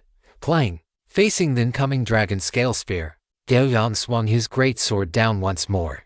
A black gold luster flashed in the depths of his eyes, and the liquid around him exploded into a massive void, the greatsword once again knocking the dragon scale spear aside. With that single strike, Gao Yang vanished from his spot. Sharp, piercing sword intent suddenly surged toward him. The heavy, razor-sharp pressure of the blade caused Mo Zhuan's pupils to constrict to the size of pinpricks. It was not until the blade was upon him that he heard the explosive boom from where Gao Yang had been standing just a moment before. It was the sound created by Gao Yang moving through the water with unstoppable force and speed. The liquid rippled in layers due to the explosion, and this turbulence affected Mo Zhuan's perception, causing his reaction to lag by a fraction of a second. In that very fraction of a second, Gao Yang's long sword had already sliced through his scales, flesh, and bone from the front, ultimately cleaving his massive body in two. Not only that, but the surging power of this strike transformed into countless strands of sword intent that enveloped Mo Zhuan's entire body, further shredding his massive form. Splash! Mo Zhuan's body suddenly disintegrated into countless droplets of liquid, only to reform 100 meters away. Before his figure had fully solidified, Gao Yang was already upon him again, delivering another heavy, downward slash. Mo Zhuan let out a furious roar. A massive dragon claw emerged from the liquid behind him, its 5 fingers tipped with nails as sharp as steel blades, ranged in a heart-piercing formation to meet the blade of Yang Yao. The moment the two collided, layers of water ripples exploded outward. Mo Zhuan seized the chance to catch his breath, and then another dragon claw emerged from the liquid, reaching out to grab the Gao Yang before him. Gao Yang remained unmoved, simply swinging his greatsword down in another heavy strike. The power of this strike was heavier than any of his previous ones, but in that instant, his mind suddenly experienced a moment of trance. In that split second, he felt as if a barrier had appeared between his body and his soul. This caused his movements to pause involuntarily for a heartbeat, and it was in that very heartbeat that the massive, hideous dragon claw seized him in its grip. A sinister smile appeared on Mo Zhuan's face. This infinite dark green liquid was a domain of his own creation, Aside from their formidable physics and abundant demonic power, the Jade Flood Dragon clan possessed a little-known trump card. This primordial water infused with deadly poison. This poison was formless and intangible, yet it was undeniably real. Everyone who had ever witnessed this trump card of the Jade Flood Dragon had already perished, and this human would be no exception. Mojwan exerted force with his dragon claw, intending to crush Gao Yang's body into a pulp. However, as he squeezed, he felt as if he were gripping an iron ingot. Even though his dragon claw creaked and groaned, it only caused his grip to tighten slightly, still a long way from crushing his target into a pulp. This human's physical body is actually this sturdy. Mojwan was astonished, and then killing intent flared in his eyes. The dragon claw struck toward Gao Yang's head with the speed of lightning. Wherever the dragon claw passed, the space erupted with layers of sonic booms. At that very moment, a brilliant golden light emerged in the depths of Gao Yang's eyes. He suddenly looked up, and a golden sword shadow shot out from his eyes with a roar. Calamity. Intense sword. The moment the golden sword shadow appeared, it instantly crossed the distance between them and slammed into the center of Mojwan's brow. Mojwan's expression changed drastically, and his movements involuntarily ground to a halt. Gao Yang exerted a slight force with his body and broke free from the dragon claw. He looked at the Mojwan before him, his eyes burning with battle intent. If his greatsword hadn't directly severed the judgment brought by that soul poison and evaporated the dark green liquid that had invaded his sea of consciousness, he might have truly fallen for it just now. As expected, one must never underestimate anyone who has broken through the limits of combat power. Just a moment ago, the opponent's control method had actually bypassed his immortal will's triple judgment, causing him to fall into a trance. It was truly terrifying. As Gao Yang thought this, a thread of golden light suddenly appeared along the edge of the greatsword in his hand. In that instant, the greatsword had merged into one with Yongyao. Human disaster, heart splitter. Gao Yang flicked his wrist and unleashed a golden-white interwoven sword mark. This streak of light moved with extreme speed, arriving before Mojwan in an instant. Mojwan had just broken free from the suppression of the golden sword shadow when he saw a blinding golden-white slash expanding infinitely before his eyes, and the surrounding world suddenly plunged into pitch-black darkness. Crack! As this sword fell, Mojwan could clearly perceive a fissure appearing within his demonic soul.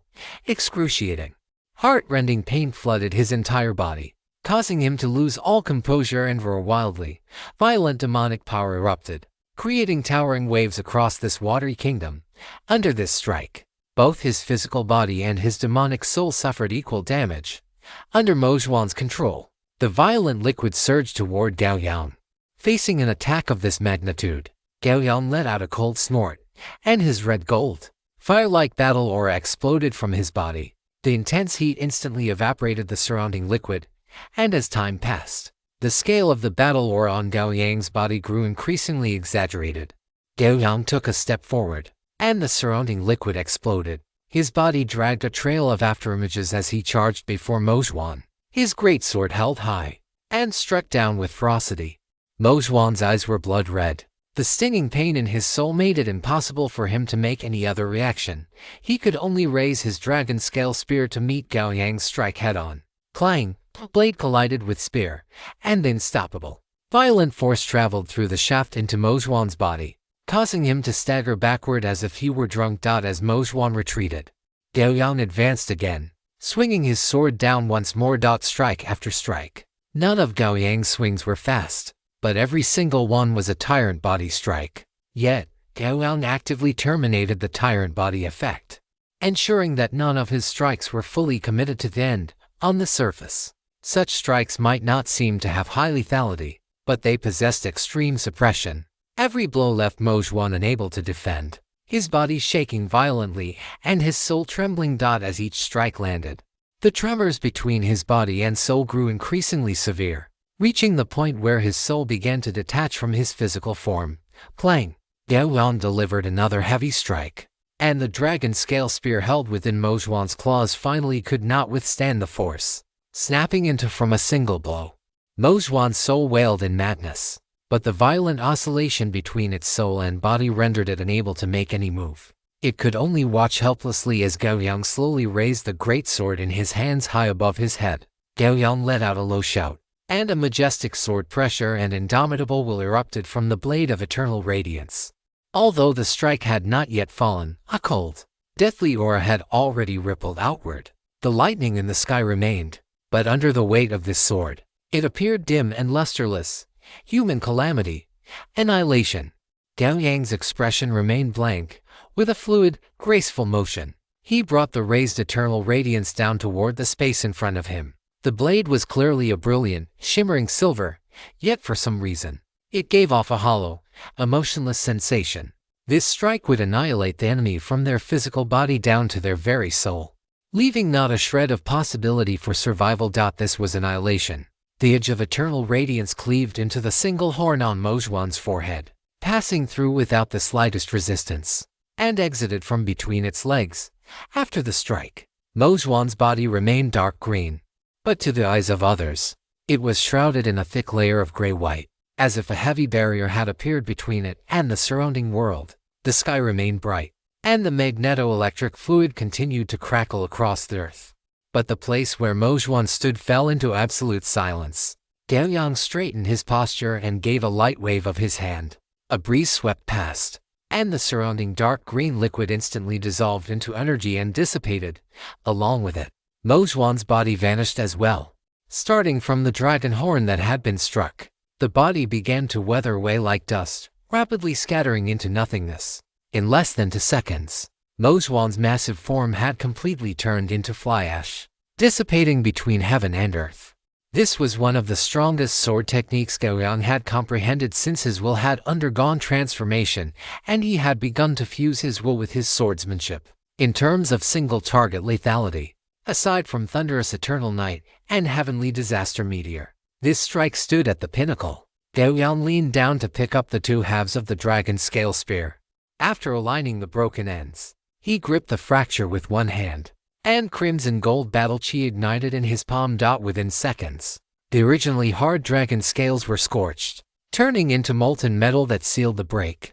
Gao Yang looked up toward the faint, massive silhouettes hidden within the clouds in the direction of the eastern wasteland demon race. Then, he exerted a sudden burst of strength in his arm and hurled the dragon scale spear toward that direction. The spear turned into a blurred streak of light and vanished into the horizon. In the distance, the massive figures within the clouds showed signs of agitation. Gao Yang withdrew his gaze and sat back down cross-legged above the dragon-locking eye. He was very satisfied with this battle. As a void-returning peak stage black jade flood dragon, Mojwan's strength was far superior to the previous one. Gao Yang estimated its combat power to be in the range of SSS Kung Kun to SSS Kung Kung Kung Kun. If not for the silent, soul-invading poison, its combat power would only be SSS Kung Kun. But if that poison were factored in, it could reach SSS Kung Kung Kung Kun. If Gao Yang did not possess an immortal will that had already transformed into a soul greatsword, allowing him to forcibly sever the judgment of Mojwan's soul poison and render it ineffective, he might have already died at the hands of his opponent. Fortunately, he was ultimately the more skilled one. It was just a pity that despite the black jade flood dragon's massive size, not even a single piece of dragon meat remained. This made Gao Yang secretly decide that if any more demon clans came to kill him in the future, even if he couldn't keep their bodies intact, he would at least ensure some remains were left behind. Chapter 610. The aggrieved party has arrived. The death of the black jade flood dragon Mojwan, with only a single dragon scale spear thrown back, caused a stir among the demon clans hidden behind the thick clouds. Several exceptionally large demon figures stared at the spear Gao Yang had tossed back, falling into a momentary silence. But this silence did not last long before it was interrupted by a majestic and overbearing low roar. A 2-headed golden lion, its entire body shimmering with golden light as if every strand of fur were cast from gold, stepped forward. A mere human. So what if he killed Mojwan? It glanced at the dragon scale spear, then strode out from the clouds without a word. As the wind and clouds churned, Gao Yang looked up and saw a 2-headed golden lion, at least 100 meters in size, emerging from behind the clouds. And the moment it stepped out, Gao Yang caught a glimpse of a corner of the demon forces behind it, what appeared to be a wing that blotted out the sky. The 2-headed golden lion, which looked as if it were cast from gold, stepped down from the clouds and quickly raced toward the dragon-locking eye. Its two lion heads, covered in golden manes, stared at Gao Yang and suddenly let out two roars that could pierce metal and crack stone. Under the force of the roar, the surrounding space rippled like water. "Human, hand over Jin Feng, and I will spare your life." The two-headed golden lion ceased its roaring, its majestic and overbearing voice enveloping Gao Yang like supreme heavenly might. Gao Yang looked at the imposing two-headed golden lion, his eyes dark and thoughtful. He gave a dry cough, stood up, and asked, "Are you here for the two-headed golden lion from before? Is its name Jin Feng?"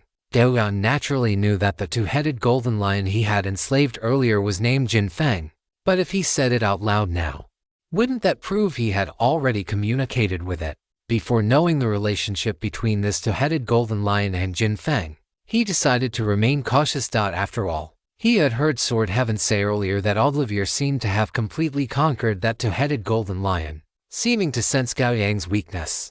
The two-headed golden lion stepped forward, its massive head lowered to look down at him. "My name is Xiang Shikuang. Jin Feng is my fiancée. Acuity. Hand her over, and I can spare your life." Gao Yang's eyes widened abruptly. Although he had considered that killing so many demon clans would invite retaliation, he had never imagined that the only demon he hadn't killed would turn out to be someone else's now. Some demon's fiancée. Acuity. In that case, wasn't his previous behavior just asking for trouble?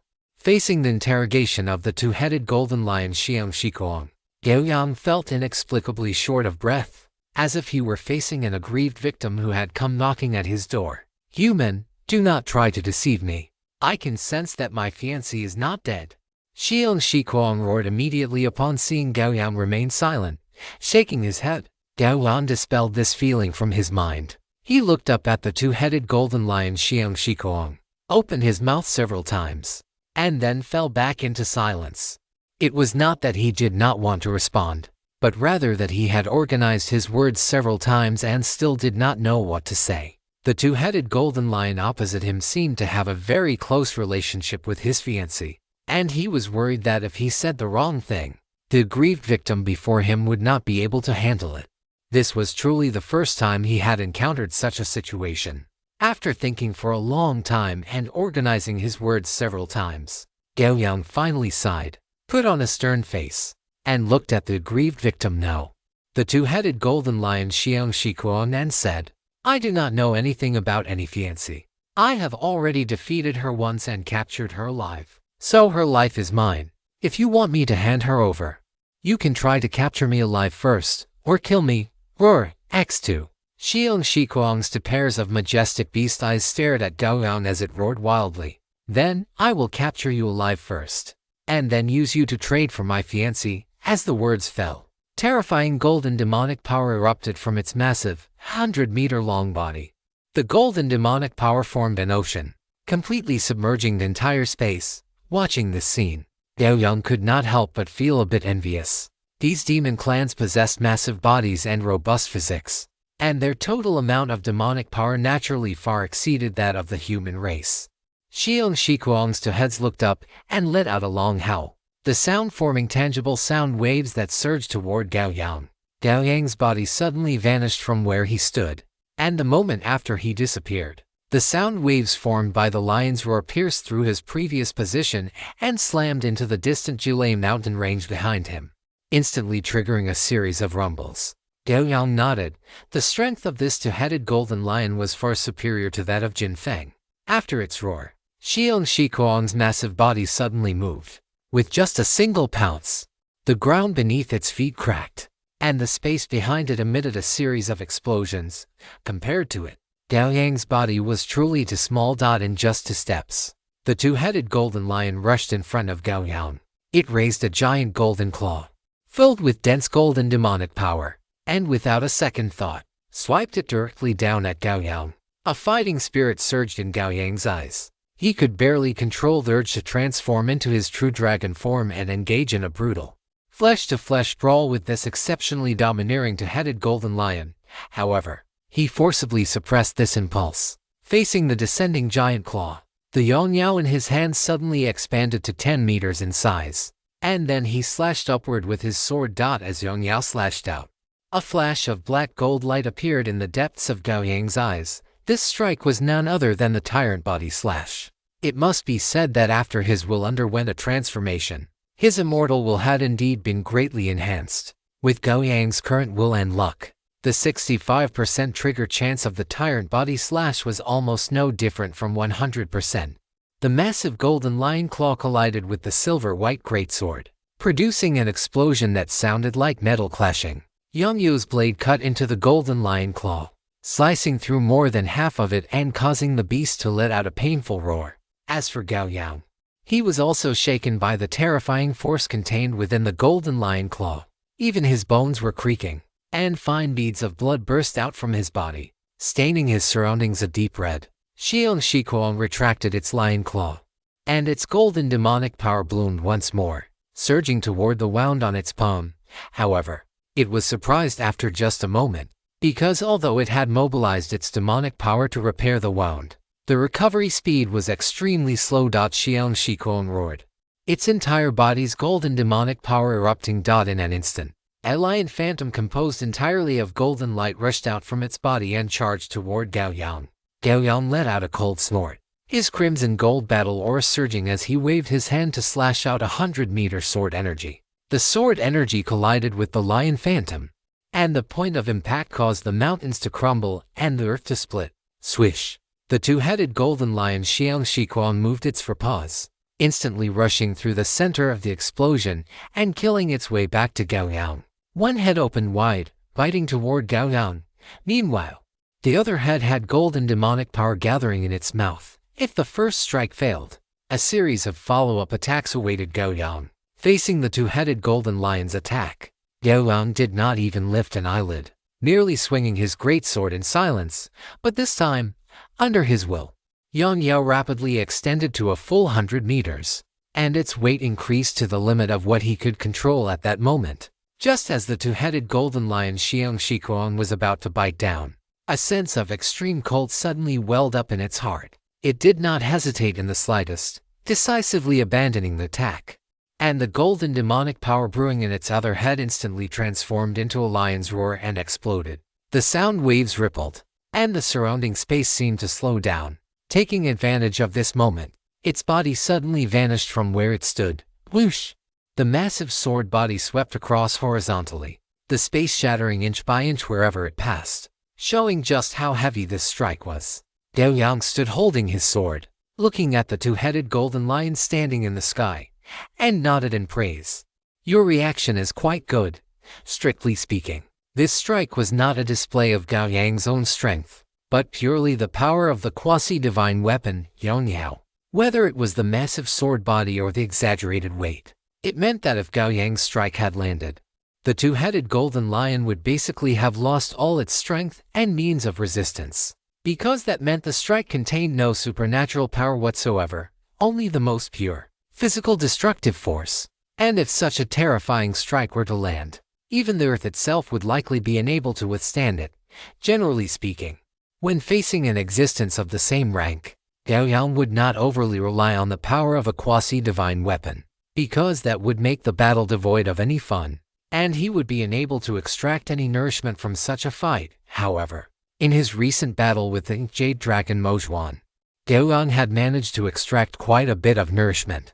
The two-headed golden lion Xiang Shikuang looked at the 100-meter greatsword in Gao Yang's hand, and a trace of anger welled up in its heart. A Tao-integrating divine weapon. Humans are indeed as shameless as ever.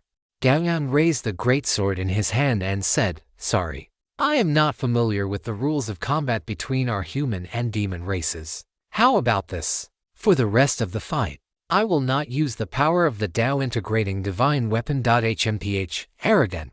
Do not think that only your human race possesses Tao-integrating divine weapons." The two-headed golden lion, Xiang Shikuang, roared in fury. It opened its mouth and spat out a pair of iron claws that shimmered with a cold light. Once the iron claws appeared, they merged directly into the two front paws of the two-headed golden lion. Xiang Shikuang flexed its front paws twice, then looked at Gao Yang, its eyes filled with intense killing intent. "I will use these Lion King claws to hack off all 4 of your limbs, and then I will take you to trade for my Jin Feng." It crouched slightly and charged forward with a thunderous boom. Gao Yang shook his head helplessly. Since the opponent had already made things so clear, he no longer felt any psychological burden. He would just have to slay it. In this way, the aggrieved party would have no more worries. Jin Feng would have no more worries. And neither he nor Audreville would have any more worries either. Xiang Shikuang's massive body lunged to close the distance, and the front paws equipped with the Tao integrating divine weapon extended for sharp claw blades nearly 5 meters long.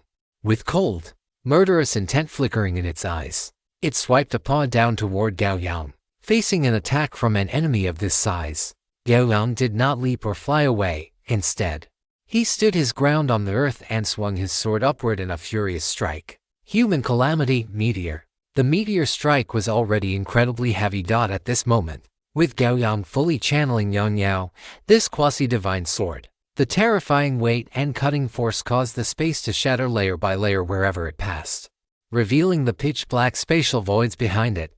The next moment, the greatsword Yang Yao collided heavily with the opponent's claw blades. Clang! The greatsword, carrying terrifying power, smashed down, directly deflecting the claw blades in front of the two-headed golden lion's paw.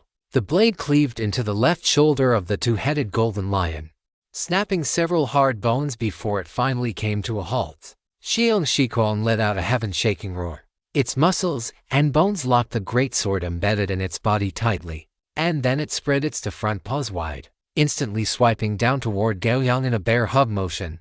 Gao Yang's eyes flickered.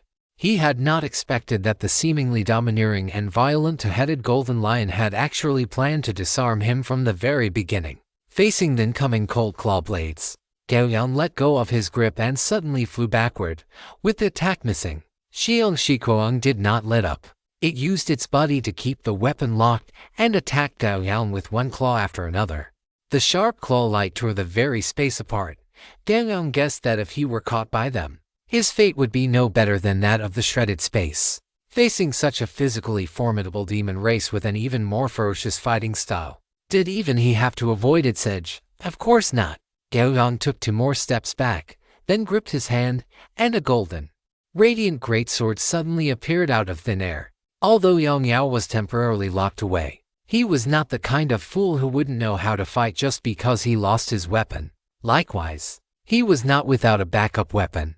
After swinging the sword of will in his hand twice, Gao Yang's figure suddenly vanished from where he stood. Clang! The crisp sound of clashing blades seemed to ring out simultaneously with the roar of the magneto-thunder pool on the ground. Under the resonance of the two, the terrifying power caused blue water pillars to erupt from the surrounding thunder pool. A momentary trance appeared in Xiang Shikuang's eyes. When it regained its senses, it saw a golden sword shadow instantly plunge into its skull. Swoosh! As the sword of will entered its brain, one of Xiang Shikuang's heads fell silent, while the other head took control of the body to continue the fierce battle with Gao Yang. Boom, boom! The two opponents, with a massive disparity in size, stood on the earth and bombarded each other continuously. The surrounding ground crumbled piece by piece, and the cracks were filled with deep blue magneto-thunder liquid, emitting a sizzling sound. Sizzle! The blade and the claw blades cut past each other, leaving large sparks in the air. Gao Yang looked down at the shattered earth beneath his feet, deep purple lightning flashing in his eyes. If the previous Mozhuang could be called a representative of martial arts among the demon race, then the two-headed golden lion before him was a representative of a purely powerful demon physique. Its strength was even greater than Mozhuang's, and with the enhancement of the Tao integrating divine weapon, it could even withstand Gao Yang's tired body slash, if nothing else. Just this point alone was something few beings in the Void Return stage could achieve. If the peak combat power of the Jade Dragon Mozhuang was SSS Kung, then the normal combat power of the two-headed golden lion Xiang Shikuang was also SSS Kung. However, relatively speaking, its strength was of an extreme nature, which meant it might not have any special abilities or techniques capable of breaking through its current combat limit to deliver a decisive blow. Gao Yang and Xiang Shikuang clashed once more, and both were sent flying backward. Gao Yang gripped his hand, and Yang Yao vanished from Xiang Shikuang's body, returning to his hand. He raised his head to look at the two-headed golden lion opposite him. The next moment dense, deep purple lightning flowed from his chest like a river, instantly submerging the area where he stood. Feeling the deep purple lightning filled with violent and destructive aura, the two-headed golden lion Xiang Shikuang's eyes were filled with wariness. Yet the anger and pride in its heart prevented it from retreating in the slightest. Its two heads roared in unison, and golden ripples exploded from its body like golden waves, causing the heavens and earth around it to roar. Amidst the deafening roar, the 9 capital wild thunder radiating from Gao Yang connected with the magneto-divine thunder on the ground, and both quickly merged into the Yongyao in his hand. This move directly drained the thunder within a 100-meter radius of Gao Yang, causing his location to become deathly quiet. With only blinding blue-purple electric arcs surging on the blade of Yongyao, Gao Yang held Yongyao, the surroundings crackling and popping. And opposite him, Xiang Shikuang's two heads also had infinite golden light escaping from their mouths. Gao Yang's body sank slightly, and the next moment, he vanished from where he stood. Xiang Shikuang's two pairs of beast eyes suddenly constricted, and without the slightest hesitation, it roared the golden power in its mouth toward the position of Gao Yang it had captured. Golden Lion's Roar. This was a bloodline divine ability of the twin-headed Golden Lion clan, a true lion's roar skill. As the sound waves erupted, the earth was peeled back layer by layer, and ripples like water appeared in space. Wherever the sound waves pass, space instantly burst apart. Heavenly calamity, thunder roar. Gao Yang's figure appeared, and he fiercely slashed forward with eternal radiance. A nearly 1,000-meter long, extremely condensed bolt of lightning shot out, leaving an indelible black mark in space as it slashed towards the twin-headed golden lion. 8,000 words today. Please vote for me with your monthly tickets. Also, thanks to reader Koyu987J for the generous tip. Chapter 611, Myth Descents Film. The moment the lightning bolt collided with the golden sound wave, the entire 7-layered thunder accumulation mountain trembled, and the primordial magnetic thunder liquid surged wildly like a tide. The violent impact spread, completely tearing apart the black clouds above their heads, revealing the dim sky beyond. The lightning bolt and the sound wave clashed for only an instant before the lightning bolt pierced through the golden sound wave with unstoppable force, then instantly penetrated the twin-headed golden lion's body. The lightning exploded instantly, and the violent lightning bolt, like a laser beam, shot towards the direction of the Eastern Baron demon race, entering the dark clouds. As for Xiang Shikuan, the twin-headed golden lion, a huge void appeared between its two heads, almost dissolving its entire body. Only a layer of fur and flesh in its chest and abdomen remained connected between the two heads. The edges of the void were charred black and chaotic. Tree branch-like lightning patterns covered its remaining body. Xiang Shikuan's two heads looked at each other, then at its own body. Its flesh, bones, and even its demon core had turned to dust under this single attack. It opened its mouth, wanting to let out a roar, but its body, once an inexhaustible source of power, was now incapable of doing so. The light in Xiang Shikuan's lion eyes extinguished, and its massive body, as if its bones had been removed, crashed heavily to the ground. The twin-headed golden lion, Xiang Shikuan, died in battle here. Gao Yang stood in midair, sword in hand, looking towards the direction of the Eastern Baron demon race. His previous attack had not only killed the twin-headed golden lion Xiang Shikuan but, under his deliberate control, had also struck the direction from which Xiang Shikuan had previously appeared. At this moment, the lightning bolt had pierced through the heavens and earth, and the violent impact had completely dispersed the clouds above the 7-layered thunder accumulation mountain. Therefore, he could clearly see the massive figures hiding within the dark clouds. The moment the clouds dispersed, soft yet sharp moonlight instantly illuminated this land.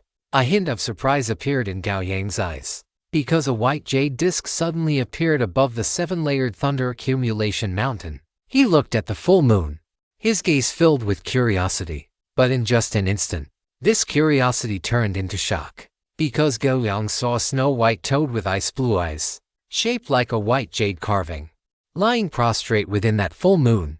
Toad. The moment this thought surfaced in his mind, Gao Yang shook his head and dismissed it. Although the toad indeed didn't look much different from an ordinary toad, this was definitely not an ordinary toad.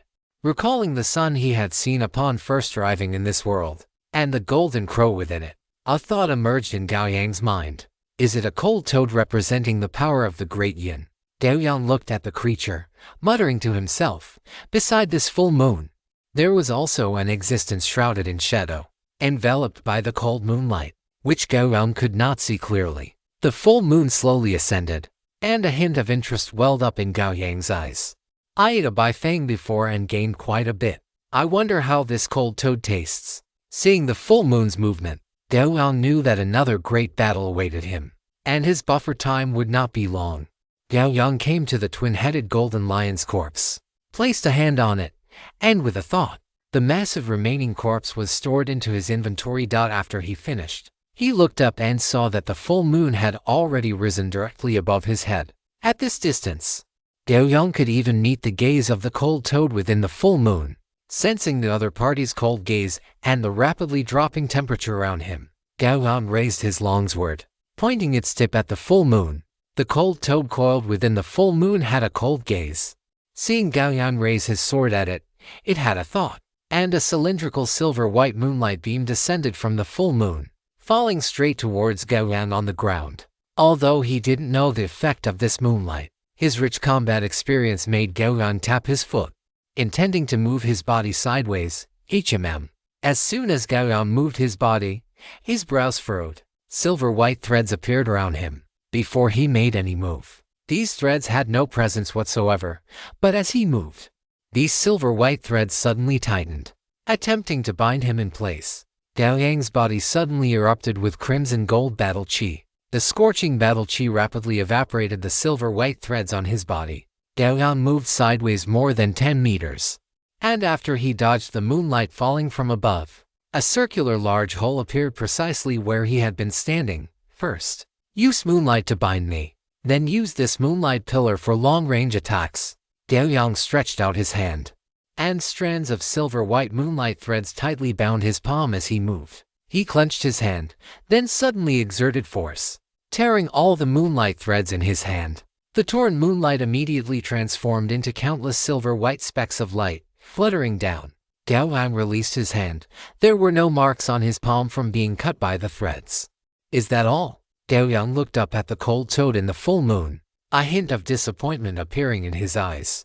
As if sensing the emotion in Gao Yang's eyes, a grand and sharp croak suddenly echoed from the full moon above his head. Croak. Cylindrical silver-white moonlight beams descended from the full moon, continuously blasting towards Gao Yang's location. Boom, boom, boom. A continuous series of explosions rang out, and the impact rushed towards him. Amidst this incessant attack, Gao Yang could only continuously dodge. Thump! Suddenly, Gao Yang's movement was a beat too slow, and it was this single beat that caused his body to be violently slammed into the ground by the falling silver-white moonlight. Thump, thump, thump, thump. As Gao Yang was struck, an excited croak rang out.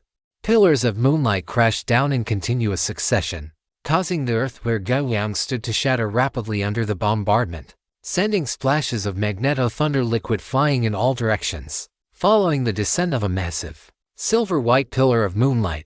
This round of the onslaught finally ceased. The ground where Gao Yang had originally stood had now formed a small lake, filled to the brim with magneto-thunder liquid. The magneto-thunder lake remained calm for a moment before bubbles suddenly surged from within. Splash! Gao Yang leaped out from the magneto-thunder lake and stood on the bank, looking slightly disheveled. Gao Yang looked up at the cold toad within the full moon. The abilities of this creature were far more than just this. The threads were not merely the moonlight threads binding him or the silver-white moonlight pillars, but the omnipresent moonlight itself. The cold he felt from that frigid moonlight was not just a simple chill.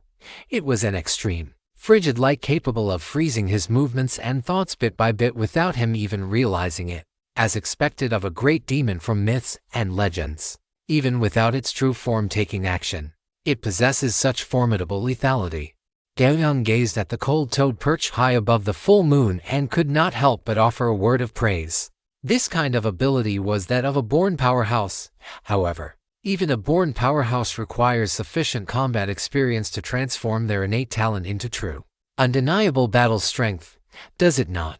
Gao Yang's body sank slightly, and then the ground beneath his feet shattered with a roar as he shot toward the full moon overhead like a bolt of lightning. Chapter 612, Sword Slaying the Myth. Gao Yang's battle aura boiled like a torch. He stared fixedly at the full moon above, and as he swung Yang Yao, a blinding silver-white slash tore through space, manifesting upon the surface of the moon. Human calamity, heart-splitting. A silver-white pillar of moonlight erupted from the full moon, attempting to intercept the attack Gao Yang had unleashed. However, the moonlight pillar and the slash seemed to exist in different dimensions. Although they collided, they did not trigger any ripples.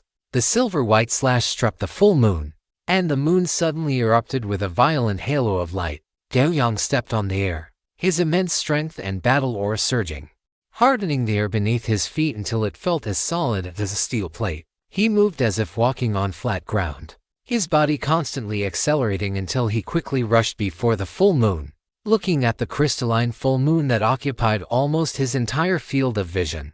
Golden light shot out from Gao Yang's eyes, and he swung his sword downward with heavy, powerful force. Human calamity, falling star. A terrifying cutting pressure spread out, and a 1,000-meter-long sword aura was unleashed by Gao Yang. Wherever the sword aura passed, space emitted a deafening roar. Unable to bear the burden, the crimson gold sword aura struck the full moon, producing a violent roar accompanied by a crisp, metallic clashing sound. The sword aura swept across the surface of the full moon, causing large, mottled chunks of the moon's surface to crumble and fall away, revealing the deep blue ice crystals within. Croak, a grand, resounding croak echoed across the firmament, filled with unspeakable fury. Clang, moonlight bloomed from around the full moon, and strands of light transformed into blades, slashing furiously toward Gao Yang. Natural disaster, gale slash. Facing these moonlight slashes that threatened to submerge every inch of space, Gao Yang stood his ground. The greatsword in his hand transformed into a silver-white storm, with sword auras shooting out frantically. Boom boom. The blades and sword auras collided wildly, sending shockwaves scattering everywhere. The shattered sword and blade energies nearly shredded this entire space. Within this ocean of fragmented sword energy, Gao Yang's body charged out ferociously. He was now close to the moon before him, close enough to see the massive cold toad perched upon it, occupying a third of the moon's volume. Croak! The cold toad let out a heaven-shaking roar, and an ice blue sound wave mixed with the power of moonlight blasted toward Gao Yang like a cannonball. This was clearly a pre-prepared killing blow, intended to knock him back and injure him the moment he broke through the blockade. Facing the incoming moonlight sound wave, Gao Yang simply stomped his foot down. The violent force was such that his soul sank into the space beneath him, causing the air around his feet to distort slightly. After anchoring himself into this space, Gao Yang swung his sword down with ferocity. Tyrant body slash. Frigid power mixed with violent, vibrating force traveled through the blade and into Gao Yang's body, causing his flesh and bones to groan and his thoughts to briefly stagnate. Yet, none of this could stop Gao Yang from swinging the 1,000-meter greatsword in his hand. The blade sliced through the moonlight sound wave, sliced through the cold halo, sliced through the surface of the moon, and hacked into the core of this celestial body. Thud! A roar with immense penetrating power exploded in the sky. Blood flowed from Gao Yang's 7 orifices, but this did not weaken his momentum in the slightest. Instead, it caused the battle aura on his body to burn even more fiercely. He stared at the massive ice moon cold toad on the moon, the corners of his mouth curling up to reveal blood-stained teeth and gums in a ferocious grin. Fatal strike. Without any wasted words, Gao Yang swung his sword again. This strike added 3 points of strength from fatal strike, causing Gao Yang's base strength to instantly skyrocket to 25 points.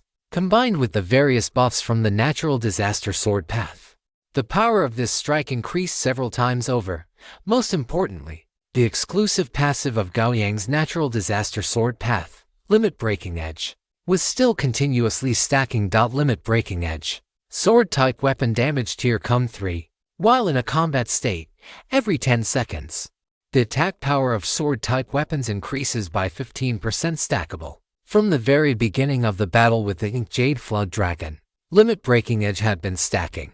Although the interval between the battle with the two-headed golden lion had caused the stacking to interrupt, the transition between the two-headed golden lion and the ice moon cold toad had been almost seamless. And while the battles Gao Yang fought against them seemed to last a long time, in reality, only 2 short minutes had passed. but 2 minutes was an extremely long time for limit breaking edge, which meant that the number of stats had already exceeded 10, increasing the attack power of his sword-type weapons by over 150%. Coupled with the continuous slash bonus from the natural disaster sword path's base passive, Gao Yang's attack power had now reached a new height. This was something his previous opponents had been unable to achieve, because those opponents were either too strong or too weak. Their battles often resulted in either endless probing followed by a decisive clash of ultimate moves once an opening was found, or a one-sided crushing victory for Gao Yang.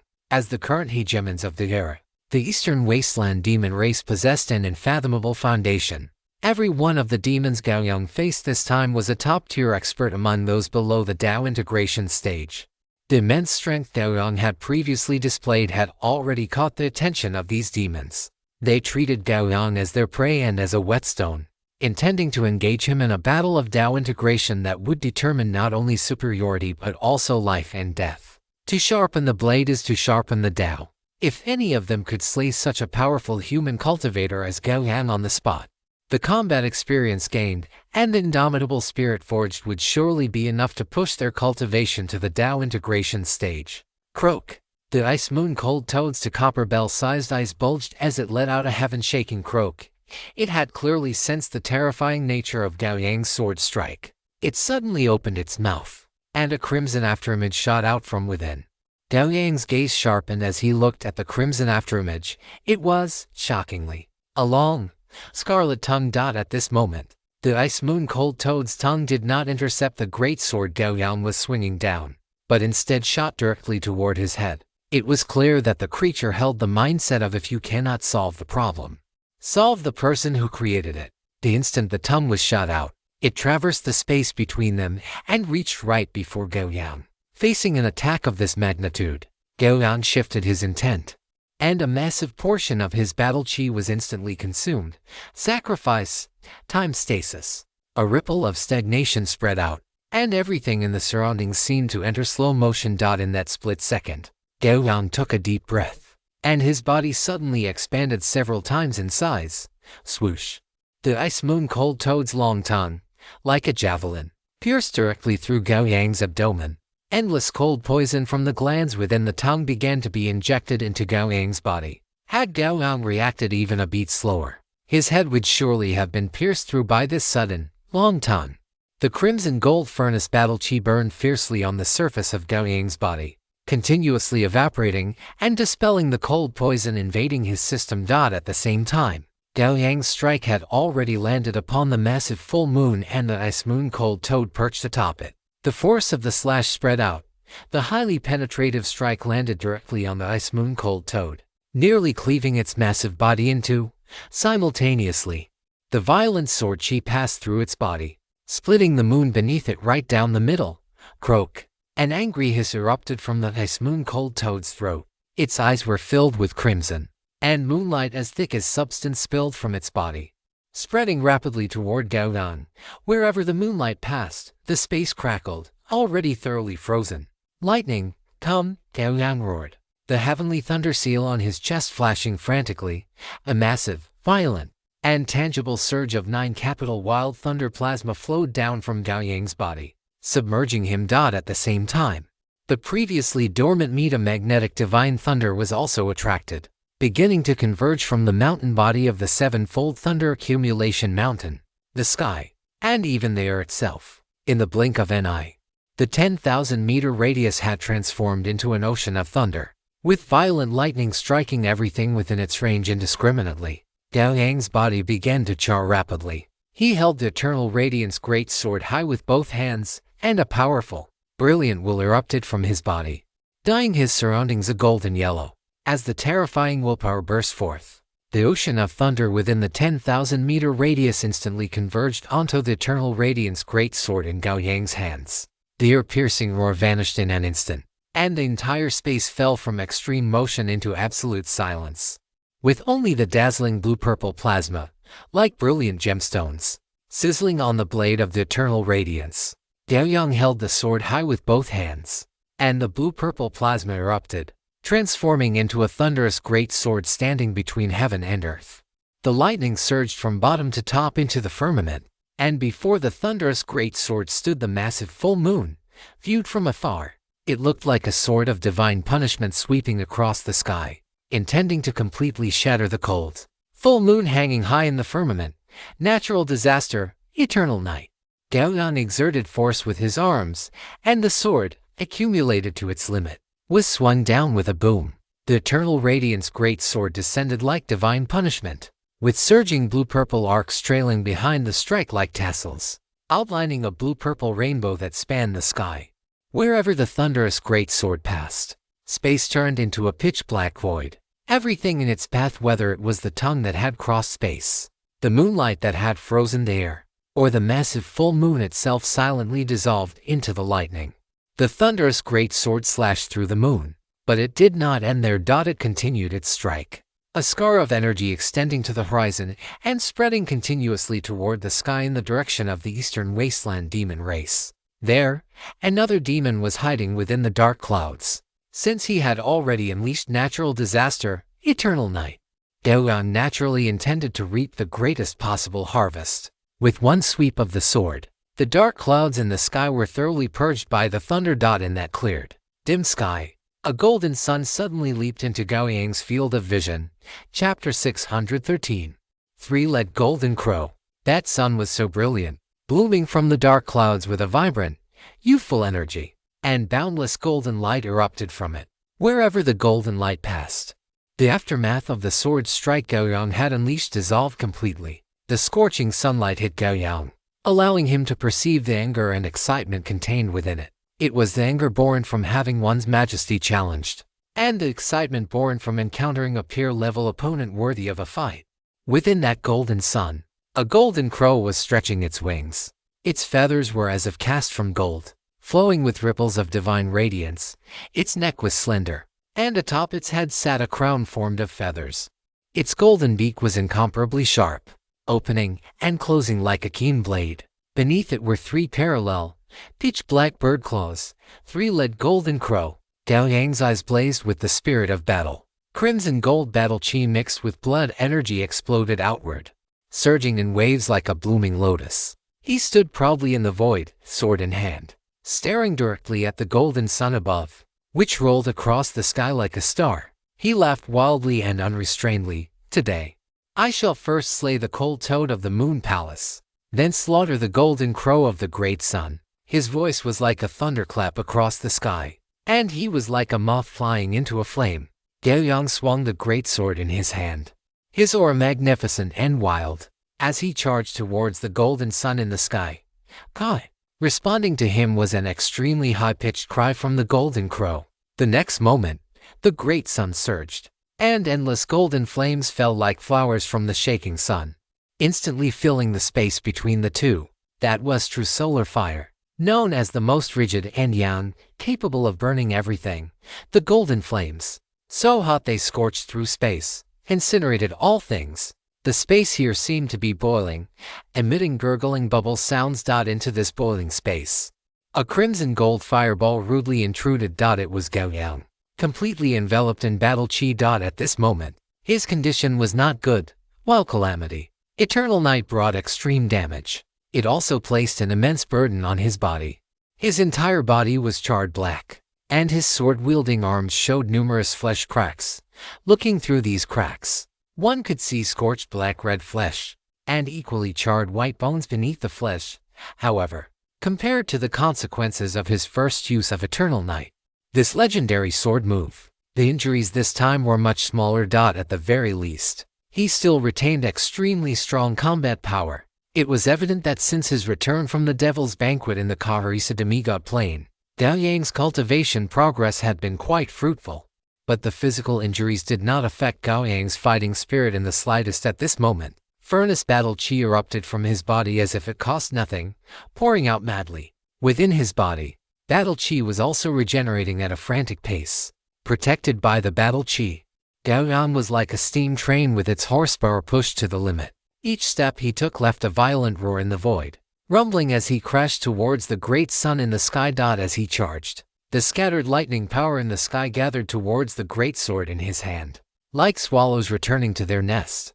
From a distance, It looked like 100 rivers flowing into the sea, or a comet streaking across the sky.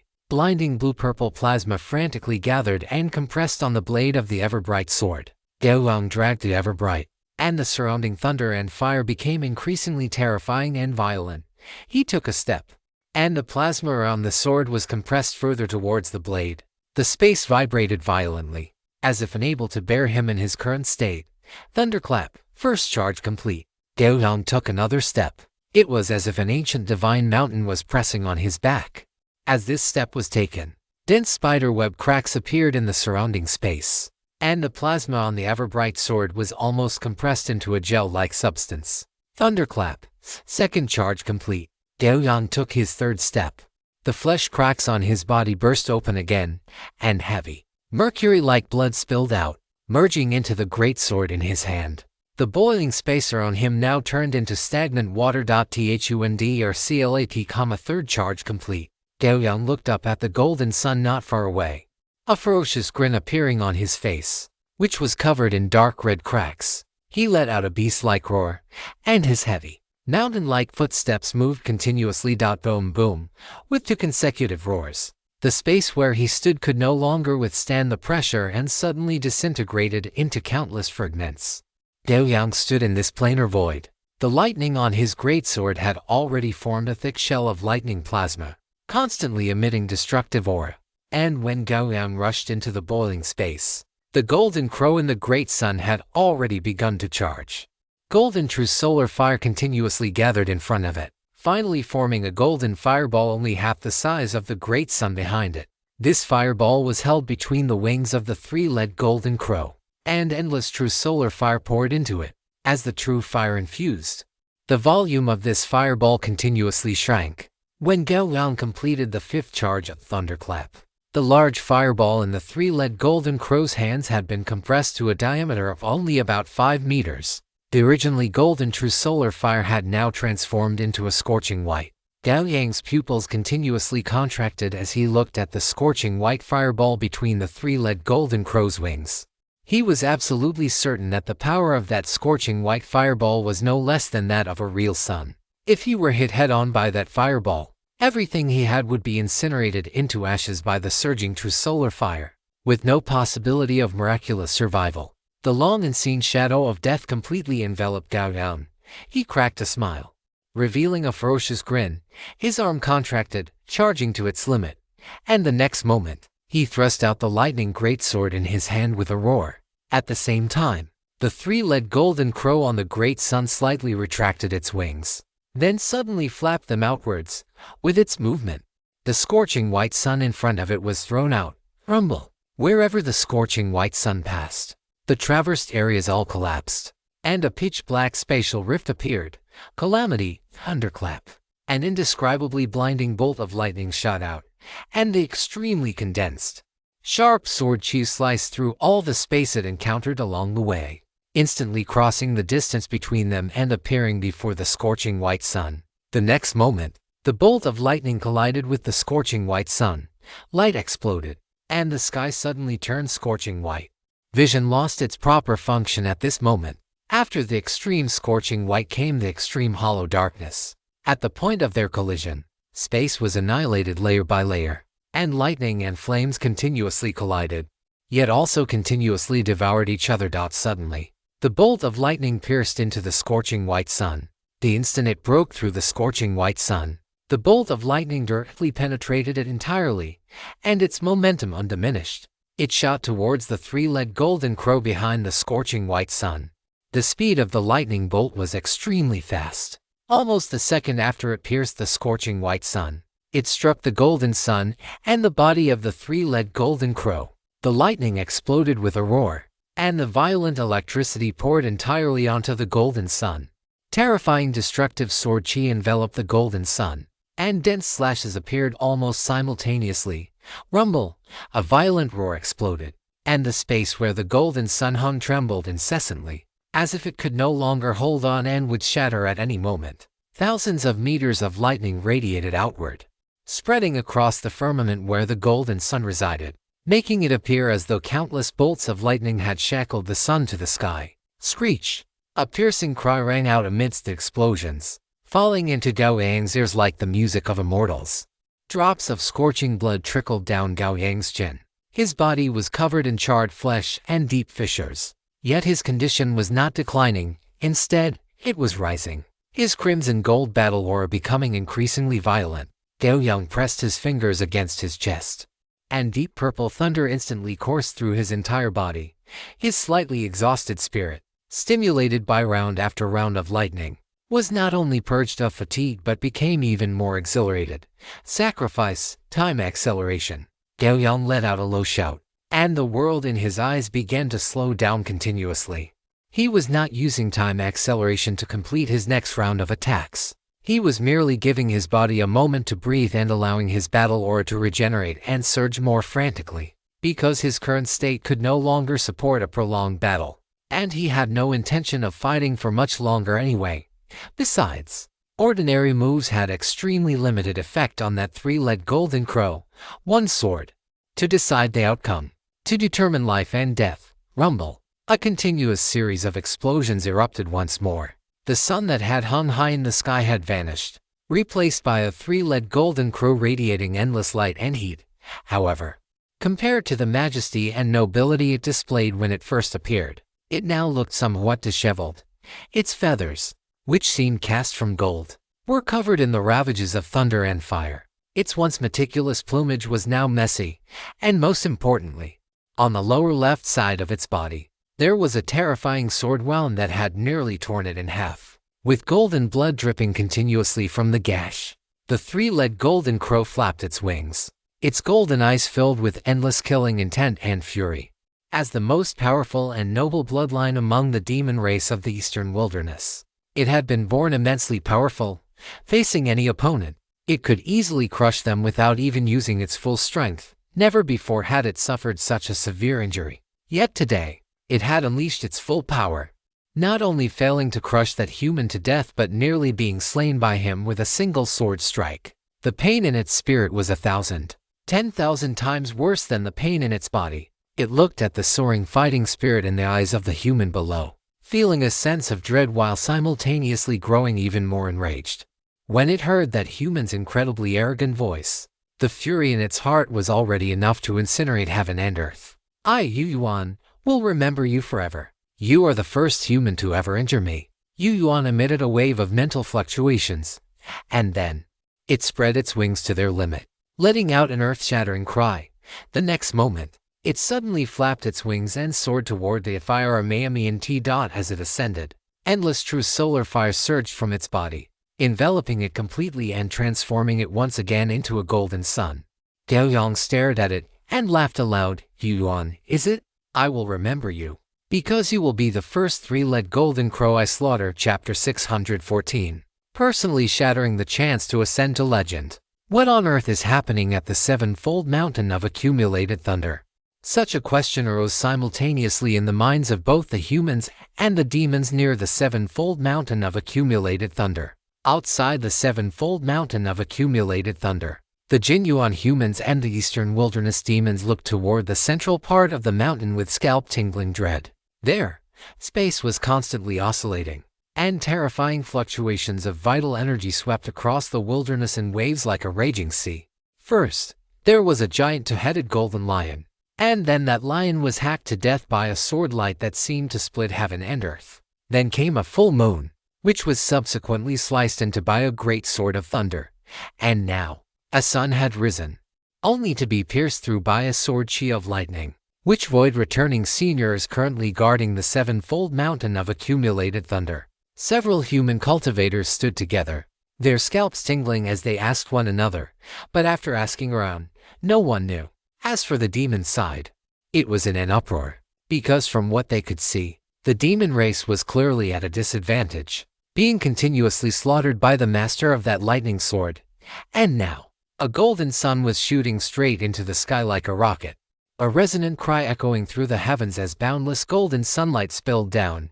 Retreat quickly. The moment they touched this golden sunlight, the humans standing outside the sevenfold mountain of accumulated thunder saw their expressions change drastically, and they retreated frantically. After pulling back a full 10,000 meters, They looked at the sun in the sky with lingering fear. Even from such a distance, the golden sunlight still made them feel a scorching heat. If they hadn't retreated fast enough, they might have been burned by that light. It was hard to imagine what kind of terrifying high temperature the senior guarding the sevenfold mountain of accumulated thunder had to face. In fact, under the protection of his furnace battle aura, Gao Yang did not perceive much of the heat, especially since, at this very moment, he was submerged in crimson gold battle aura and deep purple lightning. Rolling thunder and fire filled this space, colliding with one another and absorbing all the magneto-thunder liquid from the valleys and ravines of the sevenfold mountain of accumulated thunder, causing a scalp-tingling aura of destruction to instantly permeate the area. Above his head, the golden sun transformed by Yuan had ascended to the very peak of the firmament, overlapping with the sun that already hung high in this world, and endless true solar fire burned and boiled within this sun. The golden sunlight spilled down, only to be blocked by the terrifying ocean of thunder and fire. Gao Yang stood at the center of the thunder-fire ocean, his eyes fixed only on the golden sun above. His body could only support this final strike. And this was the absolute peak of his life. Crack, crack, crack. A heavy pressure permeated the air, causing the space around him to solidify and emit unbearable cracking sounds. Brilliant golden radiance bloomed from Gao Yang's body, and his overwhelming will began to gather the vast ocean of thunder and fire. There was no other way. Because of the primordial magnetic divine thunder, the thunder and fire Gao Yang had stirred up this time exceeded his expectations, turning the entire sevenfold thunder mountain range into a vast ocean of lightning and flames. Such a massive scale of thunder and fire energy could not be harnessed without the support of a terrifying willpower. Fortunately, after his willpower had undergone a transformation, Gao Yang was now capable of achieving this level of energy convergence. Rumble. As Gao Yang's willpower expanded, the ocean of thunder and fire rolling across the sky began to converge onto the eternal radiance greatsword in his hands. This process was difficult at first, but as the ocean of thunder and fire contracted, the speed became faster and faster. In just 3 seconds, a massive sword of thunder and fire suddenly towered between heaven and earth. The giant blade was composed entirely of crimson gold flames, while swirling. Violent blue-purple lightning crackled across its surface, spreading an aura of world destruction without restraint. Gao Yang exerted all his strength to bind the thunder and fire onto the eternal radiance blade. His eyes filled with fanaticism. It was a fanatical pursuit of climbing to the pinnacle of power. A fanatical joy in constantly breaking through his own combat limits. With an attack of this magnitude, even a true Dao merging expert might fall under your blade. Within the golden sun, Yuan looked down at the blinding sword of thunder and fire below. Its eyes also filled with a frenzied fighting spirit. To kill you, to consume you. I shall have no regrets in this realm. Yuan sighed softly and looked up at the golden red sun high above. It could sense that its elder brother was silently watching it from within that sun. Screech! A violent cry of a golden crow resounded through the heavens. Yuan pulled its wings in before suddenly spreading them wide, pushing the golden sun outside its body to plummet downward with a roar. And so, at this very moment, whether they were human or beast, everyone saw a golden sun falling toward the location of the sevenfold thunder mountain at a frantic speed. Falling sun, natural disaster, heavenly abyss meteorite. The sevenfold thunder mountain shook violently. The next moment, a great sword of thunder and fire shot into the sky. The violent thunder and fire intertwined into a blade. And with the power of its sword intent, this strike extended toward the end of the world, slashing toward the golden sun falling from the sky with an aura that seemed intent on shattering this world with a single blow. The thunder and fire greatsword collided with the golden sun in midair. The moment they struck, the surrounding space instantly shattered, revealing the pitch-black astral realm behind it. This darkness did not disappear. Instead, it spread at a terrifying speed, signifying that the space in this area was collapsing. A ring-shaped shockwave rippled outward. Wherever it passed, mountains, earth, rivers, and seas were all twisted and shaken like water waves. These were the fluctuations caused by the power of the two colliding forces. Violent roars erupted from the point of impact. The terrifying noise shattered space, and space cracks 10,000 meters long spread like ugly centipedes, forcing the creatures watching from afar to flee for their lives. Break from me. Brilliant golden light burst from Gao Yang's eyes as power poured continuously into the eternal radiance. A faint, crisp sound emerged, but to Yu Yuan's ears, it sounded like a thunderclap. It focused its gaze and saw a sliver of the thunder fire blade cutting into the sun. The moment the blade pierced the sun, everything became unstoppable. With a soft sound, the thunder fire greatsword instantly slashed through the golden sun. A wisp of elegant thunder fire tassel followed, tracing an unforgettable arc across the sky. A thin line of blood appeared on Yu Yuan's forehead. The moment it appeared, it was repaired by Yu Yuan's formidable physique. But the moment it was repaired, the bloodline appeared again. Then, the process of destruction and repair repeated continuously. Finally, the bloodline appeared once more, and this time, Yu Yuan did not repair it. Yu Yuan's body trembled, its eyes filled with satisfaction and willingness, and a hint of relief. The next moment, as the sword intent rampaged out from the bloodline, its consciousness fell into eternal silence. The moment he slew the three-legged golden crow Yu Yuan with a single strike, the world in Gao Yang's eyes began to shake violently, and massive waves suddenly surged within his sea of willpower. In that instant, an illusory barrier appeared before his eyes. The moment he saw that barrier, Gao Yang understood that it was the divide between the transcendent and the legendary. And now, if he wished, he could easily destroy this barrier and step into the legendary realm, a place unreachable by billions of mortal beings. Gao Yang's blood was nearly boiling. He looked at the illusory barrier, which was no more than 3 feet above his head, and slowly reached out his hand. He could break this barrier, however. The moment his fist was about to touch the illusory wall, he stopped. A golden sword shadow flashed in the depths of Gao Yang's eyes. The next moment, he slowly retracted his outstretched arm.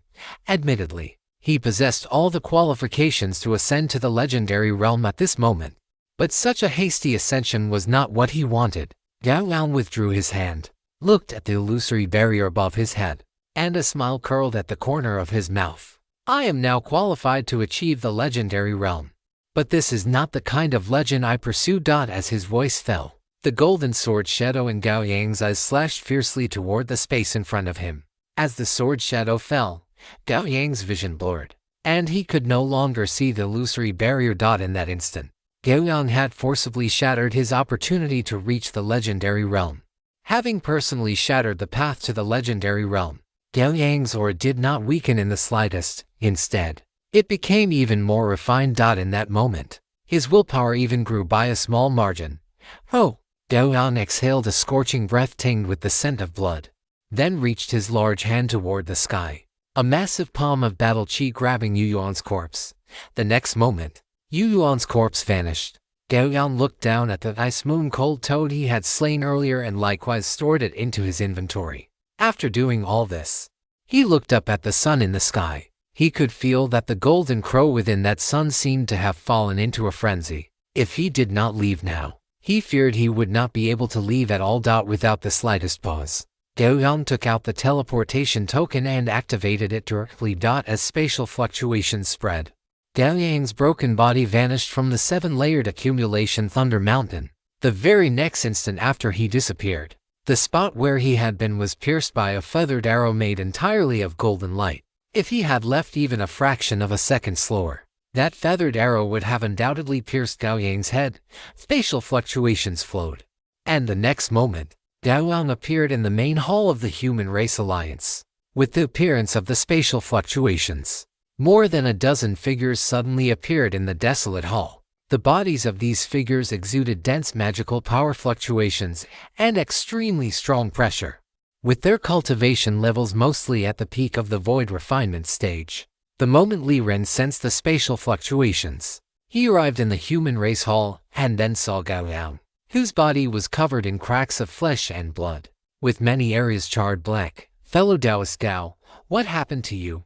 Meizhu Fairy, who was beside him, quickly patted her storage bag, took out a porcelain bottle, poured out a vibrant green medicinal pill from it, and said at the same time, Fellow Taoist Gao, quickly take this 7 revolving phoenix blood purple cloud elixir. It can quickly stabilize your injuries. Seeing this, Gao Yang did not refuse.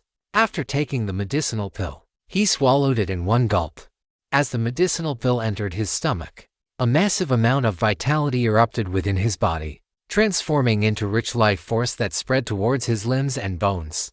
Gao Yang let out a soft groan, feeling that the intense pain all over his body had been greatly alleviated at this moment. Chapter 615, Monumental Achievements. Gao Yang did not hesitate, directly sitting down cross-legged. His abdomen rumbled continuously as he began to absorb the potent life force within the Phoenix Blood Purple Cloud Elixir. As the medicinal power was continuously absorbed by him, his flesh and blood rapidly grew, and his charred skin continuously peeled off, revealing new, fair skin like a peeled egg. The crowd did not urge him, all quietly waiting by the side. After half an hour, Gao Yang opened his eyes. His body had mostly recovered, at the very least. There were no longer any visible injuries on his body. As for the greatly depleted mental energy, a good rest afterward would suffice. Seeing Gao Yang open his eyes, elderly Ren finally spoke, asking, "Fellow Taoist Gao, what happened in the 7-layered accumulation Thunder Mountain? Why are you so badly injured, fellow Taoist Gao? Are you all right now?" Meizhu Fairy also spoke up, asking with concern. Gao Yang let out a long breath, then stood up. He first cupped his hands towards Meizhu Fairy and thank you, senior, for the medicinal pill. I am fine now. Then, he looked at elderly Ren in front of him and said, "Today, for Void Refinement Stage demon beasts came to the 7-layered accumulation Thunder Mountain.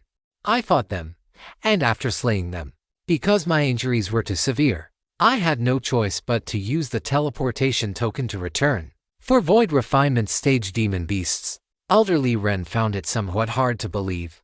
Among those present, he and Meizhu Fairy were the clearest about Gao Yang's combat strength. Gao Yang, a super expert who could slay hundreds of Void Refinement Stage demon beasts with a single sword, was actually beaten into such a severely injured, dying state by a mere 4 demon beasts. How strong must those demon beasts have been? Just as elderly Ren was about to inquire further, a middle-aged man with a face like a dark red jujube, several positions away from him, spoke up. His opening words were an impolite interrogation. "Fellow Taoist Gao, since you accepted the mission to guard the human race's war zone, you naturally cannot arbitrarily abandon your post. If this leads to the fall of the war zone, and then to the defeat of our human race in the great war against the demon race, can you bear such responsibility?" Gao Yang glanced at him, but did not answer. It was elderly Ren who couldn't sit still. "Han Zhengxiao, you red-buttock macaque. At a time like this, you're still playing your internal strife games. If you can't recognize yourself, do you need this old man to make you sober up?" Being called a red-buttock macaque by Li Ren, Han Zhengxiao's already ruddy face turned even redder, almost to the point of dripping blood. He gritted his teeth. His voice almost squeezed out little by little from between them. "Old scoundrel Li Ren, isn't what I Han said the truth?" "Oh yes, yes, yes. Everything you said is the damn truth. We human cultivators should abandon our lives for missions. You've said so much, but why haven't I seen you guard the war zone for even a single day?" Li Ren's eyes were like swords, and his words were like knives, directly pointing at Han Zhengxiao's flushed old face. Facing Li Ren's interrogation, Han Zhengxiao righteously said, "I Han have matters of the human race alliance to handle. Furthermore, I Han believe my cultivation is still lacking, and able to bear the great responsibility of guarding." "Yes, yes, yes, you red-buttock macaque. You've cultivated for 300 years, and have been in the void refinement stage for almost 100 years, already at the peak of void refinement, and you still say your cultivation is lacking, right?" Elderly Ren's every word was like a knife, each one striking Han Zhengxiao's sore spots, making his breathing heavier and heavier.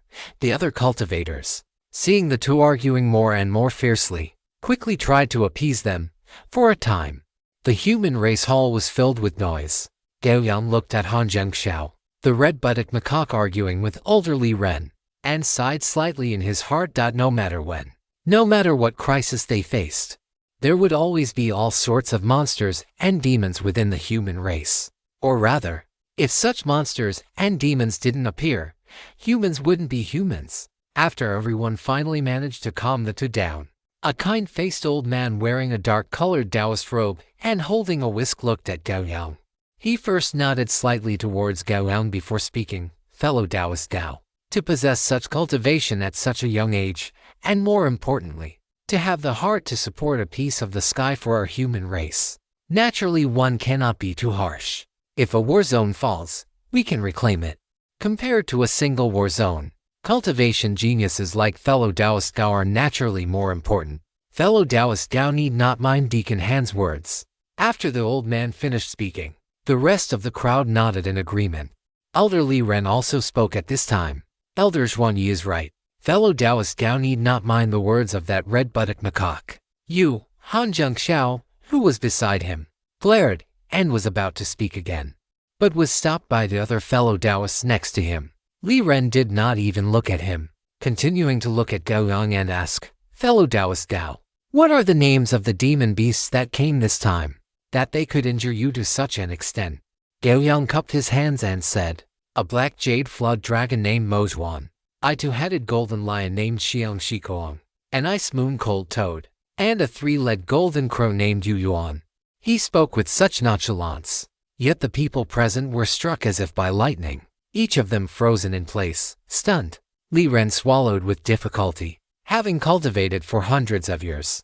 He had thought his experience was such that nothing could shock him anymore, but he never expected that this short sentence from Gao Yang would shock him for times over. Fellow Taoist Gao, do you mean to say that you were surrounded and attacked by these 4 demon kings?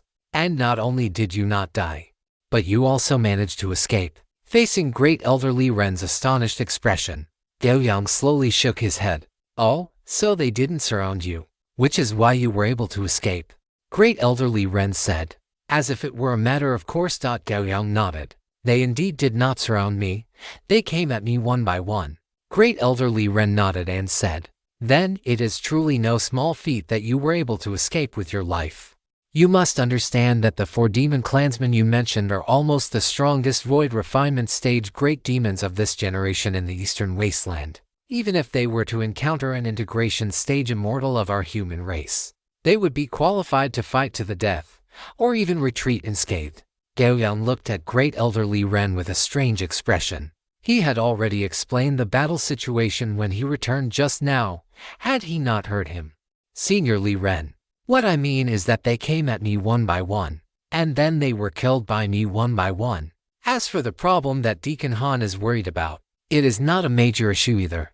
It is highly probable that the 7-fold Thunder Mountain can no longer be entered, whether by the demon race or the human race. After Gao Yang finished speaking, the human Great Hall fell into silence once again. Everyone looked at Gao Yang, their eyes filled with suspicion. Impossible. Absolutely impossible. Han Zhengxiao waved his sleeve. If the black jade flood dragon Mozhuan or the two-headed golden lion Xiang Shikong were encountered by many of the fellow Taoists present, it would be a question of whether they could even escape, let alone the 2 great royal clans of the Eastern Wasteland demon race, the ice moon cold toad and the 3-legged golden crow. Those great demons with noble bloodlines require cautious handling even when encountered by our human integration stage immortals. How could you possibly have killed them all? Gao Yang glanced at him sideways but said nothing, turning to walk out of the human Great Hall. Seeing this, the crowd exchanged glances and then followed him out of the human Great Hall. Upon arriving outside the human Great Hall, Gao Yang waved his hand, and 2 massive corpses instantly appeared on the open ground before him. The bone-chilling cold and the scorching heat that could incinerate all things instantly plunged the area into a realm of ice and fire. The group of peak void refinement cultivators looked at the massive cold toad corpse and the corpse of the 3-legged golden crow, which looked as if it were cast from solid gold, in front of the Great Hall, and felt a surge of hot blood rush to their heads. The 3-legged golden crow, the 3-legged golden crow, and the ice moon cold toad, well killed, well killed. While everyone was in shock, the previously kind-faced elder Zhuanyi suddenly looked up and laughed heartily, hot tears streaming down his cheeks. Li Ren came to elder Zhuanyi's side and reached out to pat his shoulder, shock still lingering in his eyes. Fellow Taoist Gao, please put them away quickly. Gao Yang nodded, reached out with a wave, and the 2 massive corpses instantly vanished. Only after the 2 massive demon corpses disappeared did the rest of the people present withdraw their gazes, looking at Gao Yang with expressions of awe. Great elder Li Ren stepped forward and praised loudly. Fellow Taoist Gao has slain 4 of the demon race's most promising void refinement great demons today, which is almost equivalent to cutting off the demon race's pillars for the next 100 years. The Eastern Wasteland demon race will inevitably head toward decline, and this position of hegemony will surely fall into the hands of our human race. Fellow Taoist Gao's actions are almost equivalent to settling the matter once and for all. Even describing it as a monumental contribution would not be enough. That is correct. Fellow Taoist Gao's actions are of great significance.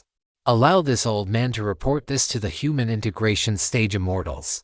Perhaps from now on, the situation of the great war between the humans and demons will need to change. Elder Zhuanyi had calmed his emotions by this time and spoke as well. As for fellow Taoist Gao's merits, this level of merit is beyond description. I wonder if there is anything special that fellow Taoist Gao requires. Before Gao Yang could speak, great elderly Ren, who was standing to the side, stepped in first and said, Elder Zhuanyi, fellow Taoist Gao has just experienced a great battle and his injuries have not yet healed. It would be better to wait until he has fully recovered before discussing this matter. I was too impatient. Fellow Taoist Gao, if you have any needs, just say the word. After Elder Zhuanyi finished speaking, he instantly vanished from everyone's sight. Gao Yang cupped his hands toward the crowd and took a step, already having left the area. Great elderly Ren and Fairy Miju exchanged a glance and followed closely behind, their bodies turning into rainbow light.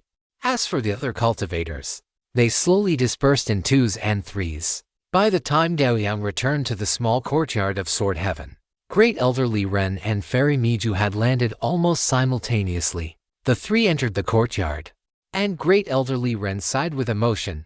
Fellow Taoist Gao, you have truly shocked us, indeed. Our Kinyu and human race has never seen a genius like fellow Taoist Gao. Fairy Miju added immediately after. Gao Yang smiled, took out an ice blue kello fruit, chewed it heartily, and said casually, the 2 seniors are too kind. In this universe, there are as many worlds as there are grains of sand in the Ganges. 3,000 great thousand worlds. There are many who are stronger than me. With the cold kello fruit in his stomach, Gao Yang's groggy mind felt a bit better. Great elderly Ren nodded and said again, fellow Taoist Gao, you should heal your injuries first. This old man will go find Elder Zhuanyi and inform him of your needs. Based on your merits, once your injuries are recovered, you should be able to meet the Hanlu Immortal. Hearing this, Gao Yang cupped his hands to thank great elderly Ren. Li Ren waved his hand, signaling that there was no need for such formalities. Fairy Miju explained from the side, fellow Taoist Gao, you may not know this, but those for void refinement great demons have been wreaking havoc across our human territories in recent years. Many famous human prodigies have died at their hands. Today, you have slain them all, for our human race and for all the major sects and factions. This is a monumental contribution. That is indeed the case. So while you are healing, fellow Taoist, you can think about whether there is anything else you need. Great elderly Ren reminded him with a smile. Gao Yang nodded earnestly upon hearing this. Many thanks to both seniors for the information. Chapter 616, Master Hanlu. 16 Divine Fire. 3 days passed in the blink of an eye. In the tranquil valley, Gao Yang sat cross-legged on a protruding boulder on the cliff face. Below in the valley were Olivier and the 2-headed golden lion, Jinfeng. Olivier would look up at Gao Yang from time to time, then lower his head again to whisper sweet nothings to Jinfeng. Gao Yang opened his eyes, and the Omniverse Network panel unfolded before him. Over these 3 days, thanks to the help of the Phoenix Blood Purple Cloud Elixir, his injuries had fully recovered. During these 3 days, because he had been focused on healing, he had not had the chance to check the Omniverse Network notifications. Gao Yang opened the notification messages of the Omniverse Network, and 2 golden lines of text immediately appeared before his eyes. Omniverse Network notification. The character has met the relevant conditions for promotion to Legendary. Do you choose to promote to Legendary? Omniverse Network notification. The character has declined the promotion. Current level remains unchanged. Gao Yang checked the time and discovered that these 2 messages were from 3 days ago. He understood that these 2 messages must have been triggered when he had reached the peak of his essence, energy, and spirit after slaying the great Sun Golden Crow, Yu Yuan. At that time, he had declined it without much hesitation. Compared to such a sudden promotion, Gao Yang was more willing to accept a promotion based on the foundation he had accumulated bit by bit through his own efforts. He felt no regret whatsoever for giving up this opportunity to promote to legendary. A rushed promotion to legendary was by no means a good thing. It would mean that the foundation he had accumulated for so long would have gone to waste, and he would have no way of predicting what he would be like after the promotion or what his potential would be, unlike the legendary promotion quest he was currently undertaking. Because of its extremely high difficulty, Gao Yang could be certain that if he completed all the conditions for the unique God of War and used that as a foundation to promote to legendary, he would definitely be very strong. He might even be a powerhouse among the legendary tier, rather than a weakling who could be crushed by any random legendary professional. Do not think this is impossible. The gap between one legendary and another is often much larger than the gap between a transcendent and a mortal. Closing the Omniverse Network panel, Gao Yang stood up directly, following his movement. Both giant beasts in the valley cast their gazes toward him. Gao Yang looked at Jin Feng below and sighed slightly in his heart. Then his battle aura surged, and he flew out of the valley. Not long after, he arrived before a cave dwelling. This was the cave dwelling of Grand Elder Li Ren. Gao Yang stood outside the cave, and before long, the formation outside the cave dissipated, and Grand Elder Li Ren appeared before Gao Yang's eyes. Seeing Gao Yang, Li Ren revealed a smile and asked, "Fellow Taoist Gao, have your injuries healed?" Gao Yang nodded and replied with a smile as well, "I am already unhindered, Senior Li Ren." "Then shall we go find Elder Zhuanyi now? There is already a result regarding your merit points." Gao Yang naturally would not refuse Li Ren's suggestion. He had come for exactly this reason. The two walked side by side and soon arrived at the Human Alliance main hall. Inside the Alliance main hall, Elder Zhuanyi happened to be on the first floor. When he saw Gao Yang and Li Ren, a smile appeared on his face. "Fellow Taoist Gao, fellow Taoist Li, Elder Zhuanyi." Gao Yang cupped his hands in salute. Fellow Taoist Gao has come this time for the matter of merit points," Grand Elder Li Ren said from the side. "The old man naturally knows," Elder Zhuanyi said while flying toward the top floor of the Human Alliance main hall. "I have previously reported to my sect's contemporary lineage master of the Honglu lineage, Uncle Master Honglu. Uncle Master Honglu is very interested in fellow Taoist Gao, saying that as long as your injuries are healed, you may come to see him at any time." The other party's attitude was so favorable that it caught Gao Yang by surprise. After all, that was a Dao integration immortal, which is to say, a legendary powerhouse. As they spoke, the three arrived at the top floor of the Human Alliance main hall. After stepping into a room, they found a teleportation array inside. This array leads directly to Manhwa Dao sect. Uncle Master Honglu is also cultivating within the sect at this time, Elder Zhuanyi said as he stepped onto the teleportation array. Looking toward Gao Yang and Li Ren, Li Ren stepped onto the teleportation array with a chuckle and looked at Elder Zhuanyi beside him. This old man has also not visited the elders of the Dao sect for many years. "If I go to pay a visit with Elder Zhuanyi this time, would the elder mind?" "Ha, what are you saying, fellow Taoist Li? The Spring and Autumn Sword Pavilion and Manhwa Dao have always been on good terms. Naturally, more interaction is better." Gao Yang nodded slightly to Grand Elder Li Ren in acknowledgement before stepping onto the teleportation array. The three stood on the teleportation array, and Elder Zhuanyi directly activated it. As the light of the teleportation array flashed, the three vanished in an instant. Spatial fluctuations rippled out, and when they subsided, Gao Yang found himself inside a towering hall. This hall was ancient and natural, exuding a sense of harmony and nature everywhere. "This is the teleportation hall of Manhwa Dao. Follow me, both of you." Elder Zhuanyi did not dawdle. He took a communication talisman from his storage bag, activated it, and then led the two deeper into the Manhwa Dao sect. Along the way, there were pavilions and towers, surrounded by immortal mist, which truly matched Gao Yang's imagination of an immortal sect. As the three ventured deeper, Gao Yang perceived powerful auras one after another, either actively or passively, which made his heart sink slightly. The number of powerhouses in the Manhwa Dao was truly significant.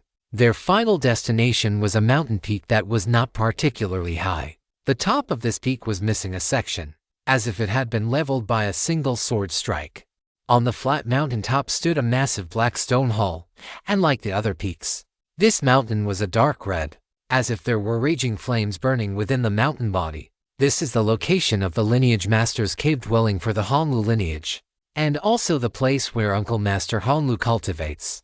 Elder Zhuanyi said, then descended toward the front of the black stone hall below. As the three landed, the originally tightly closed doors suddenly swung open, and a voice as heavy as a mountain yet as irritable as fire echoed from within the hall. Since you have arrived, come on in. Zhuanyi took the lead and stepped into the great hall, while Gao Yang and great elder Li Ren followed slightly behind. Upon entering the black stone hall, a massive circular furnace suspended in the center of the hall filled Gao Yang's field of vision. Directly above this furnace was an opening slightly smaller than the furnace itself, from which a continuous stream of red flames poured out, scorching the furnace below. Gao Yang could feel that the power of those flames seemed no less intense than the true sun fire of a three-legged golden crow. Looking past the giant furnace in the hall, he saw a long-bearded Taoist in black robes. He was sitting cross-legged in the void behind the furnace. Watching the three of them approach, Elder Zhuanyi stepped forward, bowed, and said, Senior Uncle, this is fellow Taoist Gao Yang, and this is great elder Li Ren of the Spring and Autumn Sword Pavilion. Master Hanlu nodded slightly, although there was no smile on his face. He did not appear stern. I am accustomed to quiet here, so I hope you fellow Taoists will forgive me. Great elder Li Ren quickly cupped his hands in return. After some polite exchanges, Gao Yang felt his nerves settle slightly. Master Hanlu did not waste any more time. He looked directly at Gao Yang and asked, I heard from my nephew Zhuanyi that you wish to use your merits to have me take action once. May I ask what kind of elixir you are looking to refine, Senior Hanlu? This junior does not wish to refine an elixir, but rather, I have encountered a problem with myself. A problem with yourself. Master Hanlu looked puzzled. Then, without any visible movement, he appeared instantly in front of Gao Yang. He scanned Gao Yang from head to toe with his eyes, then asked in confusion, Fellow Taoist Gao, forgive my poor eyesight, but I see you are full of spirit and vitality, with abundant essence and blood. You do not look like someone with a problem, Senior Hanlu. It is my bloodline that has a problem, Gao Yang said. Upon hearing this, Master Hanlu immediately reached out for Gao Yang's wrist. Seeing this, Gao Yang did not dodge. A pair of warm, gentle hands gripped his wrist, and a mild, restrained energy surged into his body. A few seconds later, the energy was withdrawn, and a flash of surprise appeared in Master Hanlu's eyes. Fellow Taoist Gao, your bloodline actually contains a trace of ancient great demon blood, and it does not look like it was there from birth. Was this fused later on? I cannot hide it from you, Senior. This was indeed something I fused with when I was weak. Gao Yang nodded. I was young and ignorant then. Now that I have reached the void return stage, I have realized the impropriety of it, which is why I have been searching for a solution. Master Hanlu frowned and remained silent. Seeing this, Gao Yang did not urge him and stood quietly to the side. After a long while, he heard Master Hanlu clap his hands together with a crisp sound. Gao Yang looked up and saw Master Hanlu looking at him with an eager expression. You to go out first. I wish to speak with fellow Taoist Gao alone. After Master Hanlu finished speaking, Zhuanyi and Li Ren exited the black stone hall as instructed. As the heavy stone doors of the black stone hall slammed shut, Master Hanlu approached Gao Yang with an eager look. His words tinged with excitement. Fellow Taoist Gao, I have seen similar cases in the records of my Hanlu lineage, and there is a corresponding solution. Gao Yang raised an eyebrow, feeling somewhat surprised. Please, Senior, tell me. The world is a furnace, and all living beings are firewood. Your situation boils down to one word: refine. Master Hanlu paused before continuing. The ancient demon blood in your body is of high quality but low quantity, while your human bloodline is of high quantity. As long as you undergo continuous refining to burn away the ancient demon blood in your body, your bloodline will naturally become pure. If I do this, will I still be able to retain some of the benefits that this ancient demon blood has brought me? Gao Yang asked, feeling a bit ignorant but curious. That is only natural. This method only refines the ancient demon blood within you, but the essential parts will naturally integrate into your bloodline. You might even find yourself strengthened to a certain degree. Master Honglu said, looking at Gao Yang as if he were looking at a rare artifact embryo. I heard from my nephew Zhuan Yi that you slew a 3-legged golden crow. You can extract its true sunblood and cast it into my furnace as a catalyst to be refined along with you. Firstly, it will use the true sunblood to draw up the ancient demon blood in your body. And secondly, it will use the true sunblood of the 3-legged golden crow to suppress your human bloodline, ensuring that your human bloodline is not refined away first during the process. Hearing this, Gao Yang seemed to understand what Master Honglu meant. He looked at the master before him, then at the massive circular furnace, and asked with some uncertainty, Senior, do you mean you want to put me into your furnace and use those red flames to refine me? Of course. Rest assured, fellow Taoist Gao. I have been in control of these 16 divine flames for over 200 years. With my techniques, you will not be in any mortal danger. Master Honglu patted his chest in assurance.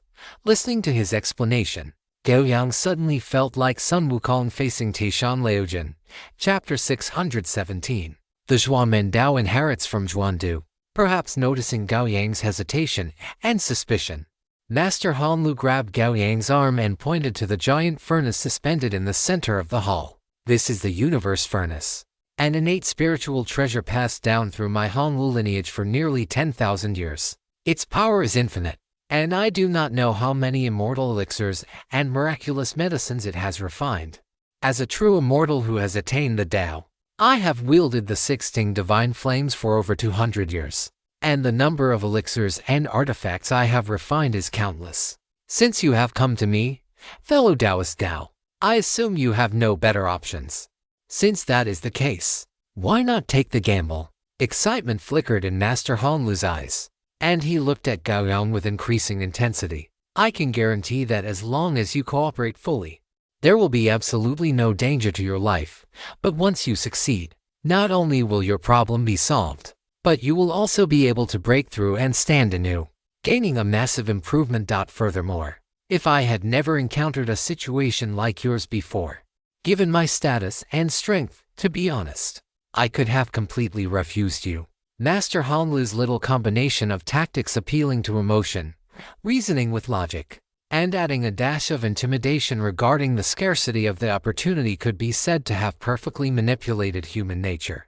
After hearing what Master Honglu had to say, Gao Yang fell into a deep silence. He looked at the massive universe furnace before him, then at the 16 divine fire pouring down from the void of the ceiling aperture, his thoughts drifting far and wide. If he remembered correctly, this 16 divine fire was the alchemical fire from the 8 trigrams purple gold furnace of Taishan Liujin.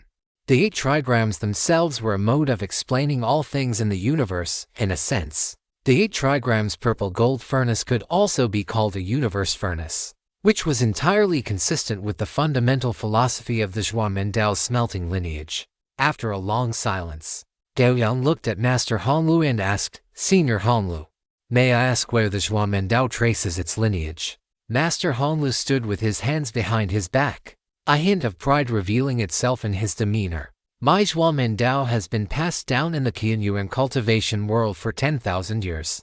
Our founding ancestor received teachings in a dream from a golden immortal, which led him to embark on the path of cultivation and eventually establish the Zhuanmen orthodoxy. As for the founding ancestor, he once mentioned this in the sect's ancestral teachings. That golden immortal did not reveal his name or origin, only a Taoist title. What was the Taoist title? Gao Yang pressed. A look of infinite longing appeared in Master Honglu's eyes, as if he were reminiscing or yearning. After a long while, his lips moved slightly, and he slowly uttered two words, Zhuandu, Grandmaster Zhuandu. Gao Yang's brow twitched violently, deeply shaken by this information. Who was Grandmaster Zhuandu? He was the only personal disciple of Taishan Liujin, the one who perfectly inherited his mantle, attained the status of a great low golden immortal, and was a quasi-sage. According to the universal power levels of the multiverse, a great low golden immortal should be equivalent to a true deity, because in many respects, the abilities possessed by a great low golden immortal were extremely similar to those of a true god in the multiverse. Whether it was immortality or the mastery of laws, they were one and the same god, of course. As for the specific level of combat power, Perhaps only a real fight could determine who was stronger.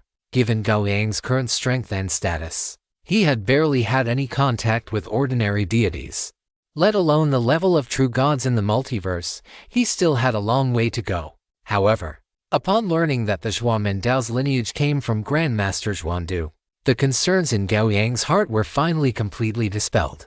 Grandmaster Zhuandu was the orthodox path of the Dao, and the Zhuamendao was the same. Moreover, his arrival here was no coincidence. His talent, fate's choice, had gone directly into cooldown after he selected the Qianyuan cultivation world. This meant that this world would be extremely important to him, important enough that even his current fate could only just barely bear it.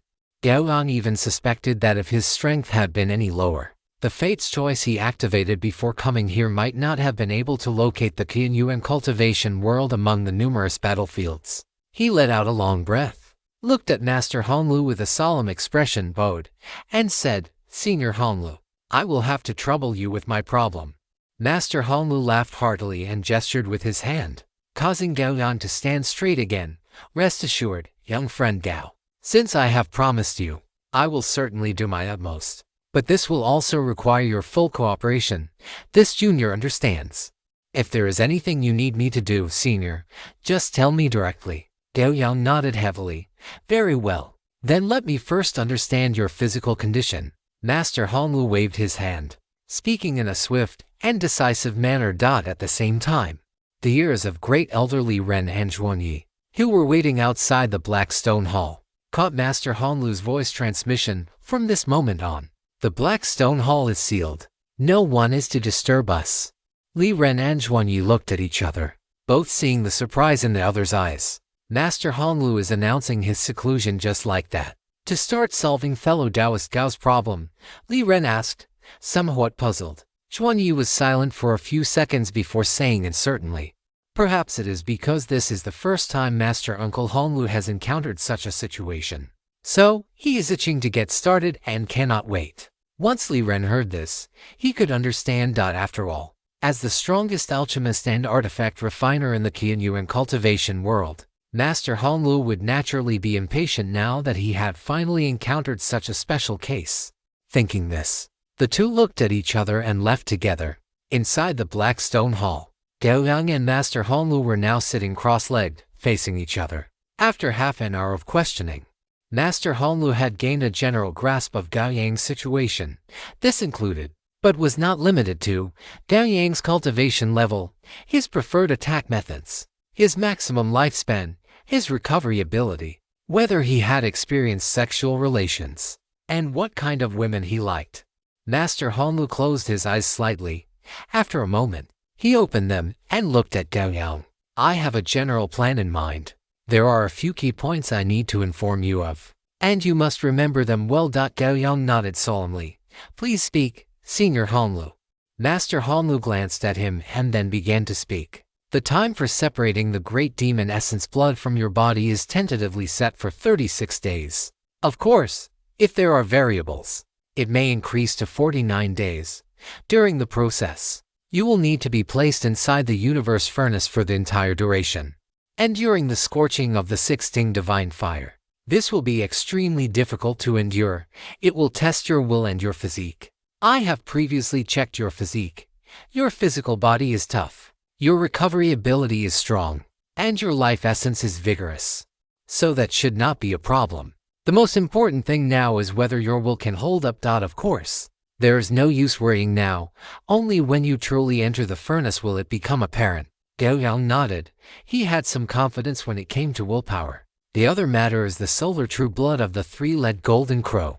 The golden crow is born within the great sun and is an object of ultimate rigidity and ultimate yang. Its blood is the same. While I am scorching you, I will refine the solar essence blood of the three-legged golden crow for you and, at the appropriate time, integrate it into your body, using the ultimate rigidity and yang of the solar essence blood to refine the ancient great demon essence blood within you. This is to take the essence and discard the dregs.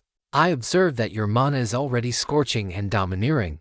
If this succeeds, from now on, your mana will likely be comparable to the solar true fire."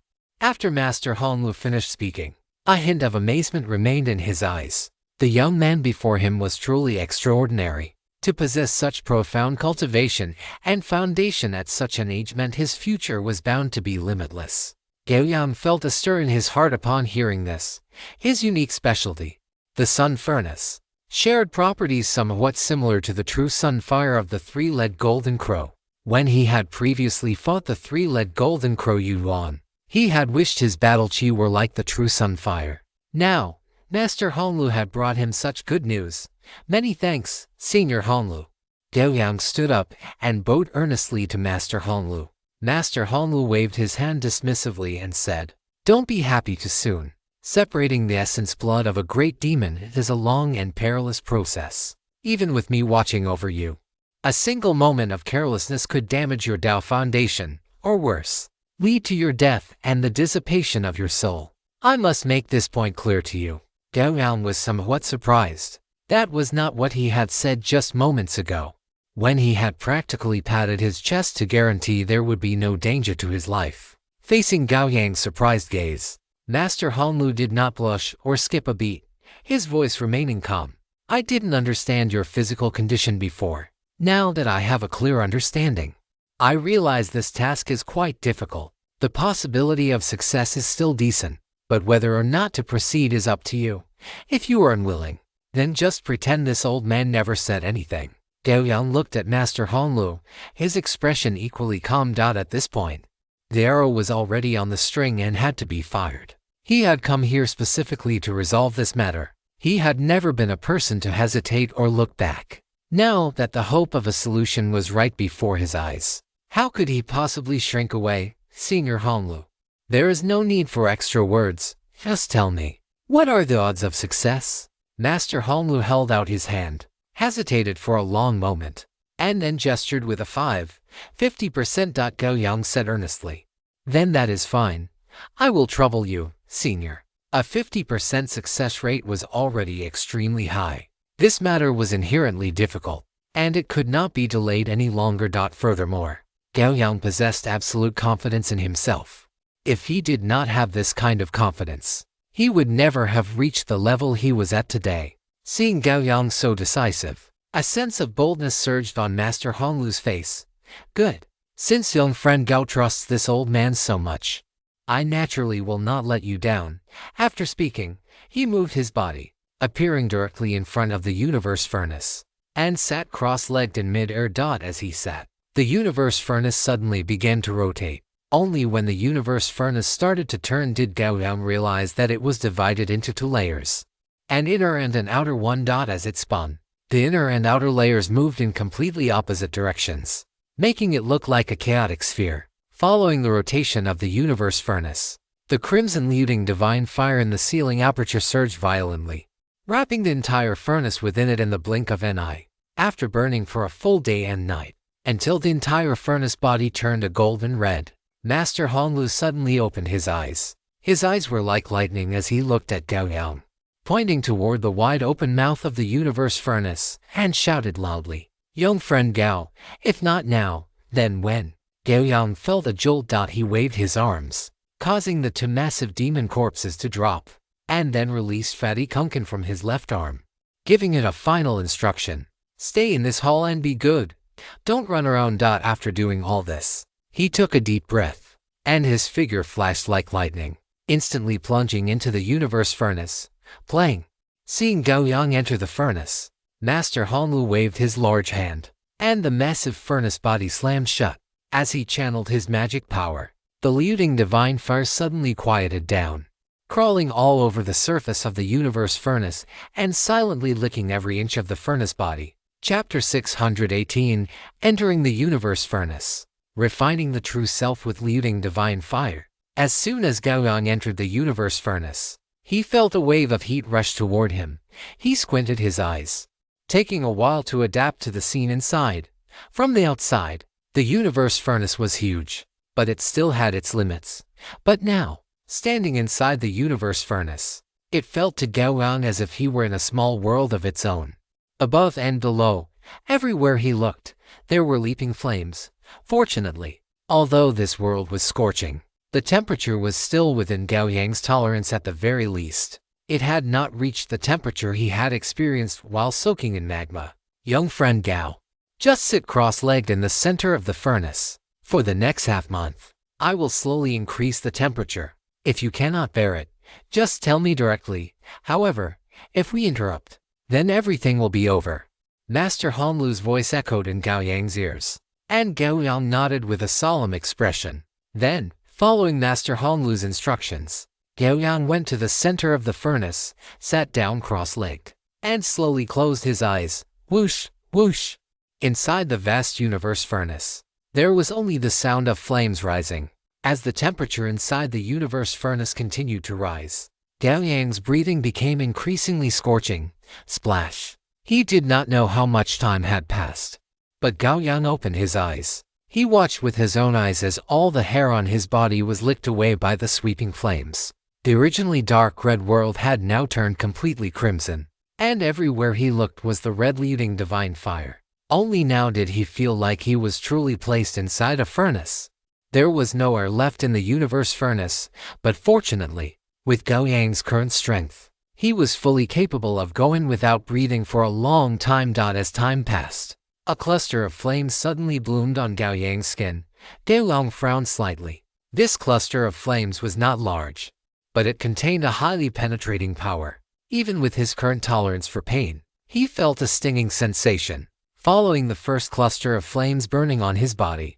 In the time that followed, one cluster after another ignited all over Gao Yang's body. Soon, Gao Yang was completely submerged by the flames, blending into the divine fire that filled the sky.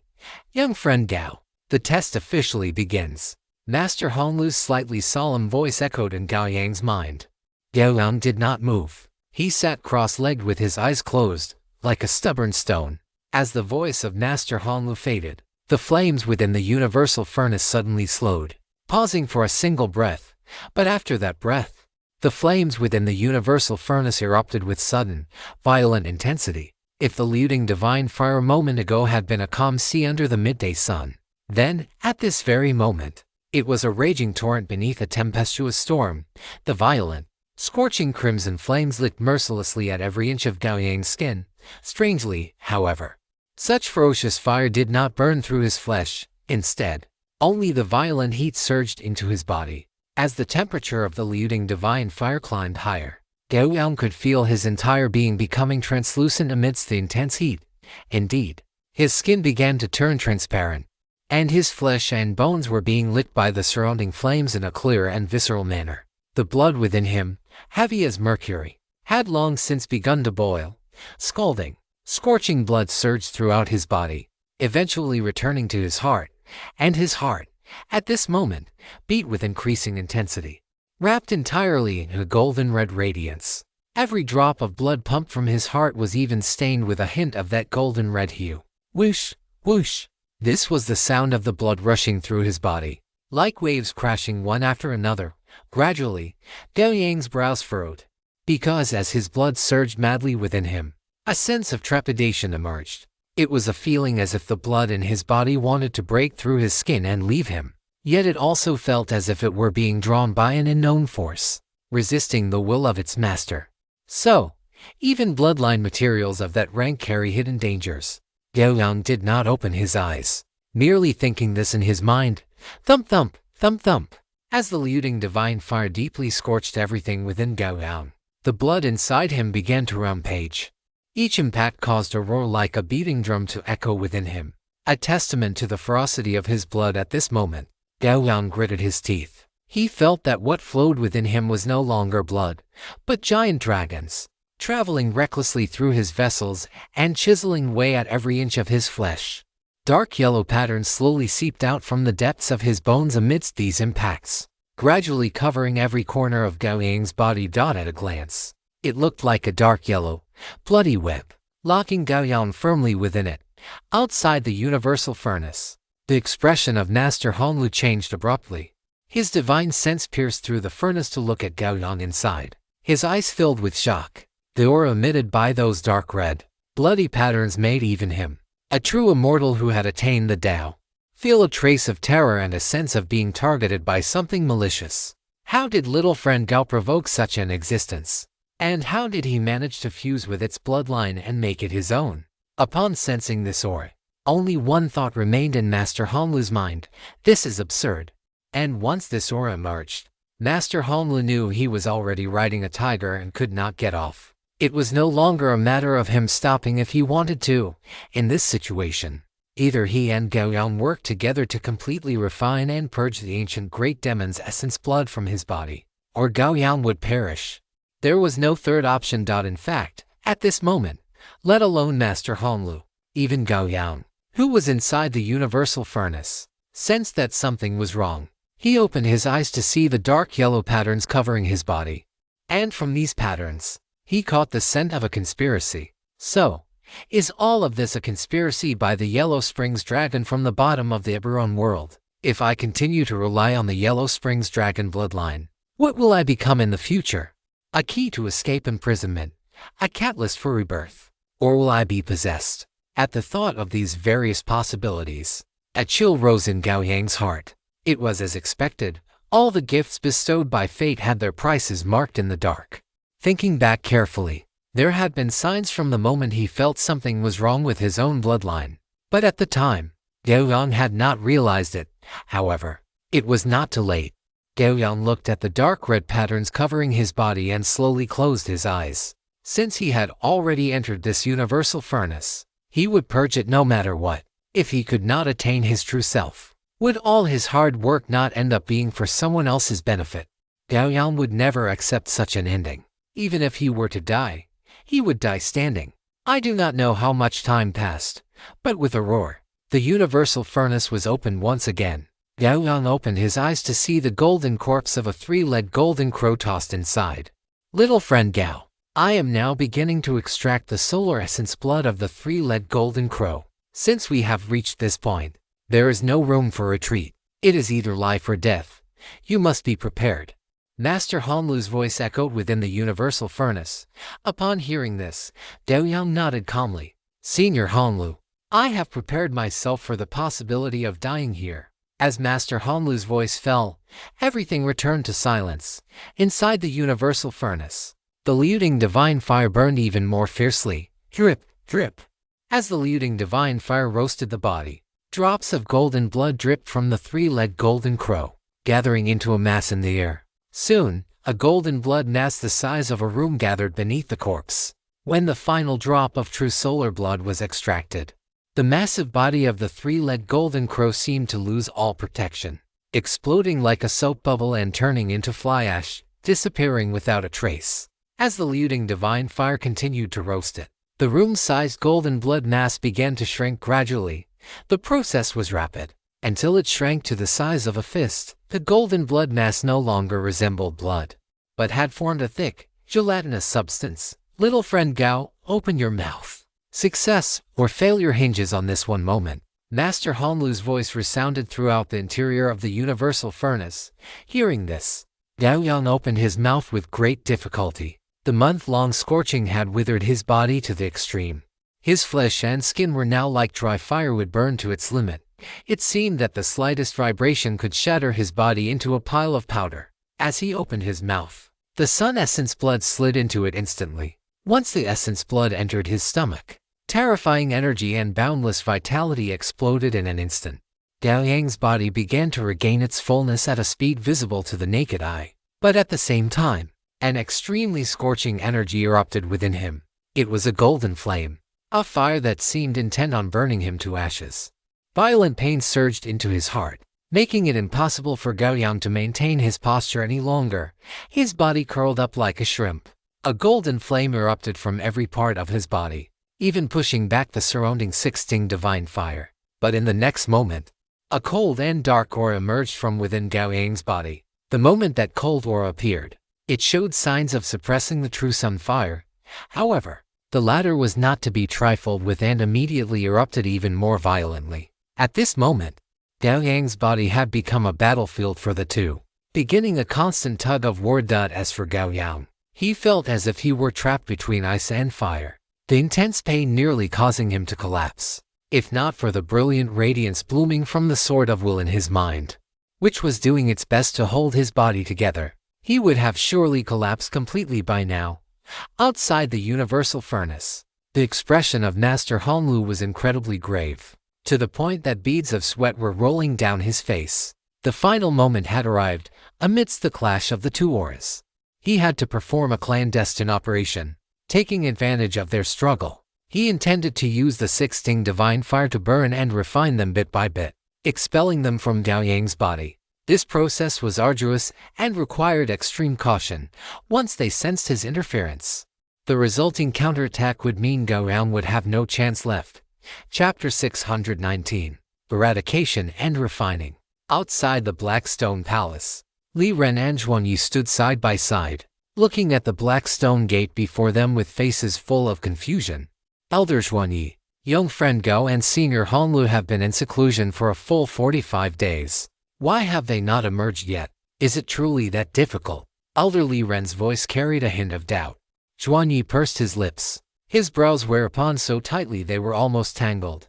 Facing Li Ren's question, he had no way to answer, because he, too, did not know what his martial uncle Honglu and young friend Gao Yang were doing inside the Blackstone Palace. Elder Zhuanyi thought for a moment and gave an answer that held almost no reference value. Perhaps it is for the sake of caution. After all, you know young friend Gao's strength. Li Ren looked up at the Blackstone Palace. This palace was too magnificent, and as the cave dwelling of a Dao integrating true immortal. Its defensive capabilities were extremely strong. This meant that no matter what happened inside, those waiting outside could not perceive a single thing. Sigh, forget it. Let us continue to wait. Elder Li Ren sighed slightly, then looked at Zhuanyi beside him and said, Elder Zhuanyi, if Senior Honglu emerges from seclusion, please be sure to notify me immediately. Rest assured, fellow Taoist Li, if my martial uncle emerges, I will certainly notify you at the first opportunity. Zhuanyi nodded in agreement. Inside the Blackstone Palace, the 16 divine fire seemed endless, continuously falling from the ceiling of the hall to roast the universal furnace suspended in the air. The universal furnace had already been scorched to a golden red hue by the 16 divine fire, but this did not affect its frantic rotation in the slightest. Master Honglu sat cross-legged on the ground, his originally ruddy face now showing signs of fatigue, caused by excessive mental exertion. His divine sense penetrated the universal furnace to look inside, where he saw golden flames and dark yellow ores constantly entangling and colliding, devouring and extinguishing one another. The golden and dark yellow ores had swept across nearly half the space within the universal furnace. They each occupied one side, like two opposing armies, and at the point where these two armies clashed, a naked man was curled up in the air. The left side of his body glowed with a domineering, scorching golden light, while the right side was submerged in a dark yellow, cold aura.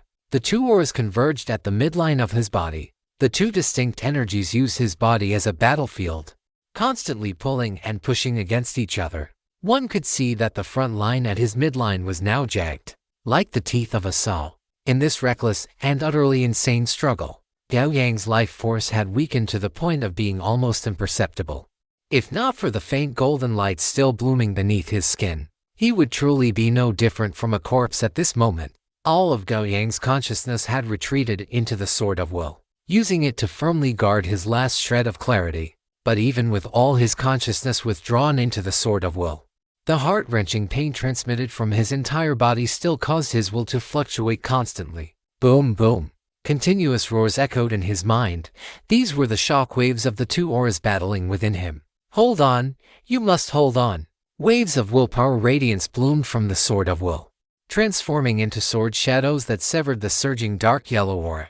Even while battling the great sun golden crow will within the sun essence blood, the blood of the Yellow Springs giant dragon had not given up on completely seizing Gao Yang's body. The 16 divine fire continued to slowly roast Gao Yang's body, as quiet as a background element. And while the great sun golden crowel and the Yellow Springs giant dragon blood were engaged in a frantic battle, bits and pieces of the 16 divine fire had thoroughly integrated into every corner of Gao Yang's body. The mutual destruction caused by their battle also slowly increased, and unbeknownst to them, such a subtle and masterful technique was worthy of Master Honglu's title as the #1 in Qianyuan.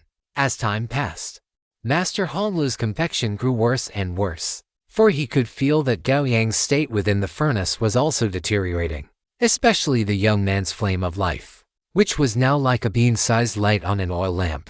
Under the ravages of the gale, it flickered constantly, as if it would be extinguished completely in the next second. After 49 days of being scorched by the 16 divine fire, the vast majority of both the golden light and the dark yellow ore within the furnace had been consumed. Compared to when they first began, their volume had shrunk by more than tenfold.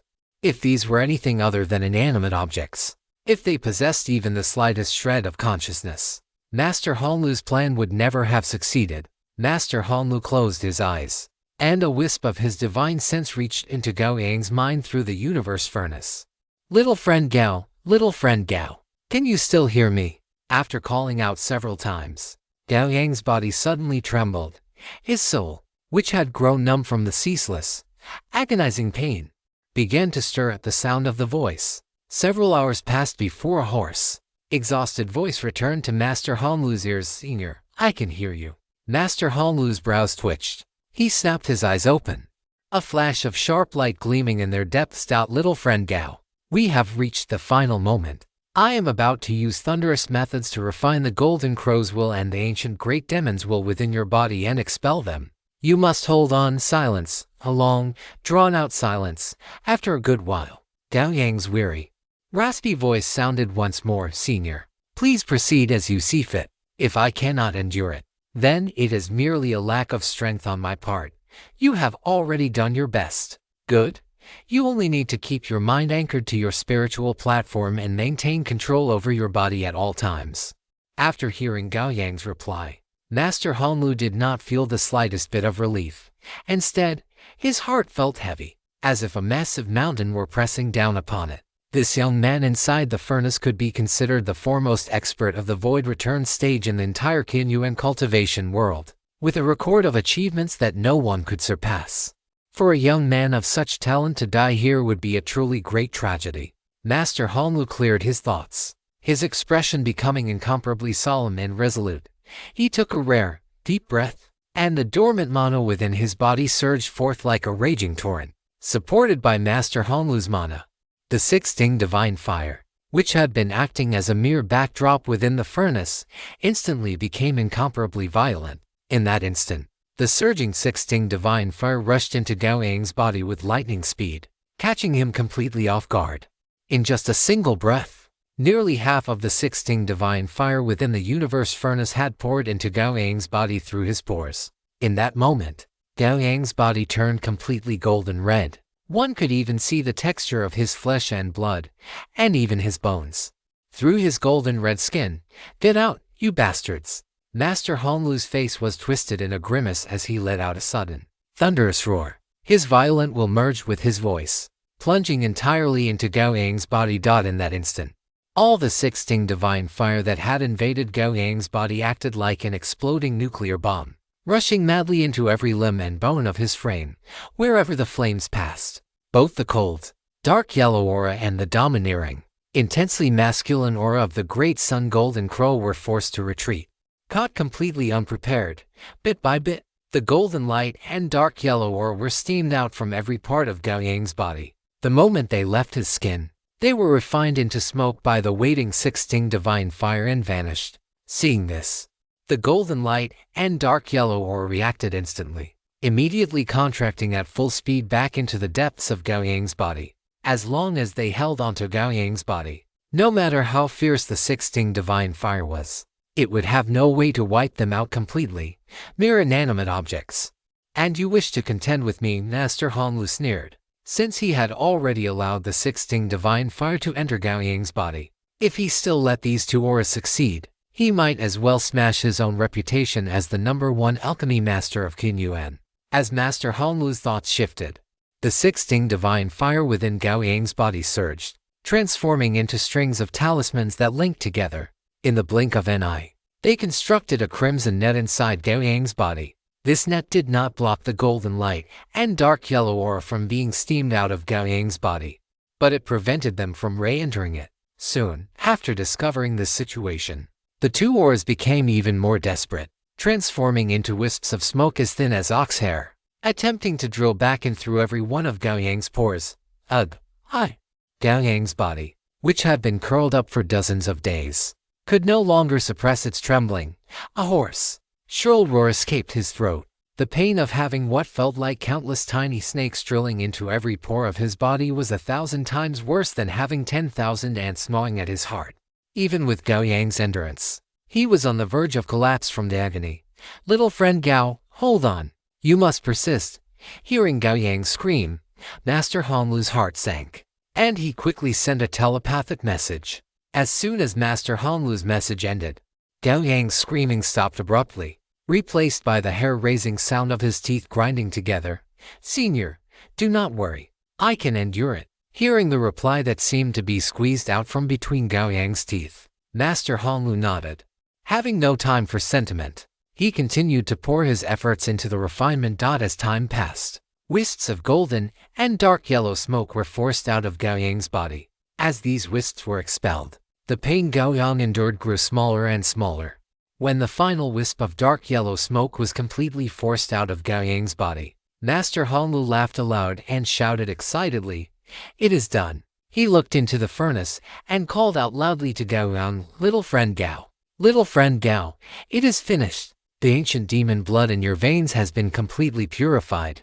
His voice echoed within the universe furnace, but there was no response. Master Honglu's expression changed, his body trembled, and he rushed into the universe furnace. When he reached Gao Yang's side, he discovered that the young man before him was withered.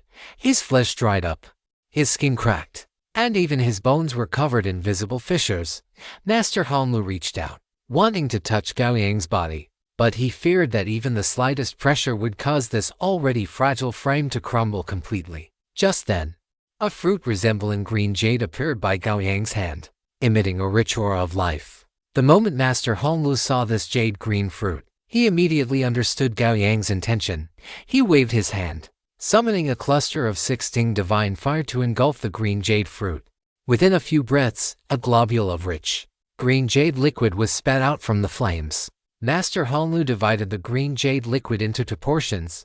Under his control, one portion transformed into a green jade mist that blanketed Gao Yang's body, while the other flowed down into Gao Yang's mouth, sliding straight into his abdomen.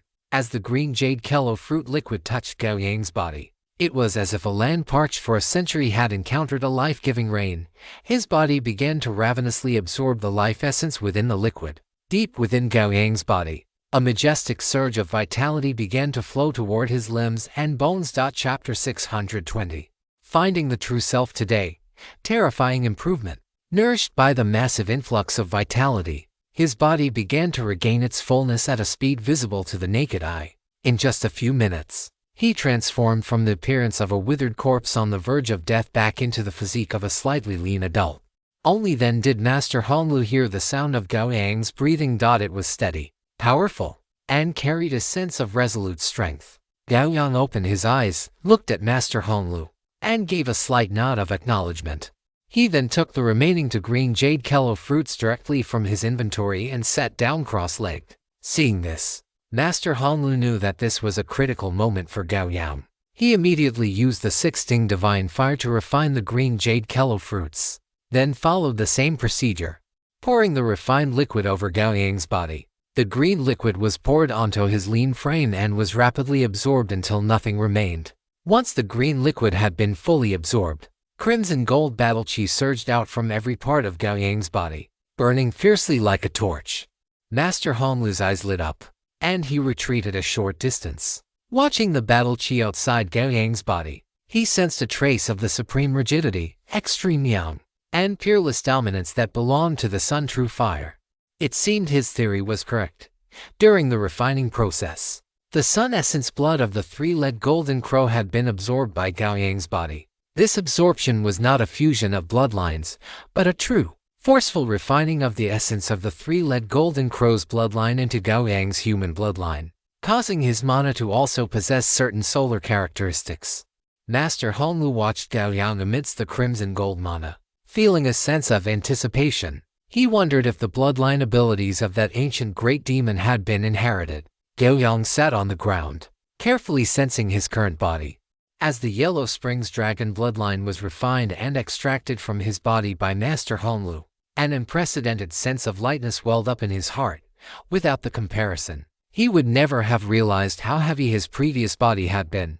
But now, Gao Yang felt completely at ease, and even the efficiency of his battle chi circulation had improved.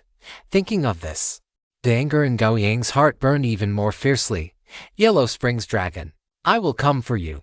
Gao Yang continued to examine his body. As his battle chi circulated, he felt as if his physique had become even more formidable. Subconsciously, he opened the Multiverse Network panel to check his attributes. Upon opening the panel, Gao Yang was instantly shocked. Every single one of his attributes had increased by 1 point. Whether it was the 3 attributes that had already reached the transcendent level strength, constitution, and agility, or the 3 ordinary attributes intelligence, perception, and charisma, this was simply inconceivable. Gao Yang pondered for a moment, recalling the process of extracting the Yellow Springs dragon bloodline. Suddenly, he felt that such a harvest did not seem so outrageous after all. First, the bloodline he was extracting was that of the Yellow Springs dragon. Although it had been tampered with, its quality was extremely high. As a terrifying legend of the entire Eberron world, it possessed such qualifications. Furthermore, the catalyst used for the extraction was a 3-legged golden crow that was only half a step away from the legendary rank. What is a 3-legged golden crow? In the Eastern Transcendent lineage, it is the embodiment of the sun, born with supreme rigidity and extreme yawn, possessing a noble bloodline. Not to mention that Yu Yuan's strength was only slightly weaker than Gao Yang's. Again, who performed the bloodline extraction for Gao Yang? Master Honlu, the sect master of the Honlu lineage of the Zhuamen Dao, a true immortal who had attained the Dao, the #1 alchemy master of the Qianyu and cultivation world. The Zhuamen Dao itself was inherited from the Grand Master Zhuandu, who was the grand disciple of Taishan Liujin. The weight of this pedigree goes without saying. Finally, there was Gao Yang himself. As someone who had fought head-on against several legendary powerhouses and even divine avatars, Gao Yang's own foundation was exceptionally solid. Moreover, he possessed 4 unique talents, and 3 of his physical attributes had already broken through to the transcendent level. It could be said that this bloodline extraction journey was fully optimized in every aspect. Under these circumstances, it seemed only natural that Master Honlu helped Gao Yang extract the bloodline, refine the essence within it, and integrated it into Gao Yang's body to be absorbed by his physique. However, even with such a fully optimized refining operation, Gao Yang felt he had been on the verge of death no fewer than 10 times. If not for his astonishing willpower after its transformation, he would likely have died long ago. And under such repeated teetering on the edge of life and death, having such a harvest was quite normal. Moving his gaze away from the attribute panel, Gao Yang looked at the system notifications from the Multiverse Network. Multiverse Network notification. You have severed the fusion with the bloodline material Yellow Springs Dragon. You are about to suffer the backlash of the bloodline material Yellow Springs Dragon. All your attributes are about to decrease by 3 points. Multiverse Network notification. An unknown existence and unknown means have been detected. Your backlash has been nullified. You have been exempted from the backlash of this bloodline material. Multiverse Network notification. Based on the player's relevant actions, your initial relationship with the 3-legged Golden Crow clan has been changed to hostile. When you travel to any plane and encounter a 3-legged Golden Crow, you will be treated as an enemy. Multiverse Network notification. Based on the player's relevant actions, your initial relationship with the Eastern Wilderness Demon clan has been changed to mortal enemy. Multiverse Network notification. Due to the influence of an unknown existence and unknown means, your human bloodline has been improved to a certain extent. You have gained the bloodline ability, size manipulation. Multiverse Network notification. Due to the influence of an unknown existence and unknown means, your unique talent, Sun Furnace, has undergone corresponding changes. Seeing the first 2 Multiverse Network notifications, Gao Yang's heart chilled. The methods of this Yellow Springs Great Dragon are truly ruthless. A reduction of 3 points in all attributes is enough to almost strike him down to the mortal realm. Moreover, he does not believe this is the full extent of the backlash. It is highly likely just the first step. Gao Yang looked at the system notifications and silently added the Yellow Springs Great Dragon to his must-kill list. Following this, Gao Yang opened his skill list, eager to examine the newly acquired bloodline ability, Size Manipulation Bloodline Ability. After a standard action, the character can arbitrarily increase or decrease their physical size. This increase or decrease cannot exceed 10 times the current standard size, varying based on the character's own bloodline strength and power. After changing, the character's relevant attributes will be correspondingly increased or decreased. During the transformation, stamina consumption increases according to the scale of the change, up to a maximum increase or decrease of 10 times. Gao Yang looked at his bloodline ability, his heart stirring slightly. This was the extraction of the Great Dragon True Form ability from the Yellow Springs Great Dragon bloodline, integrated into his own bloodline. Looking at it this way, it seems quite good. After all, with a normal human body, a size of 1 or 2 meters is truly insufficient when facing entities of special proportions.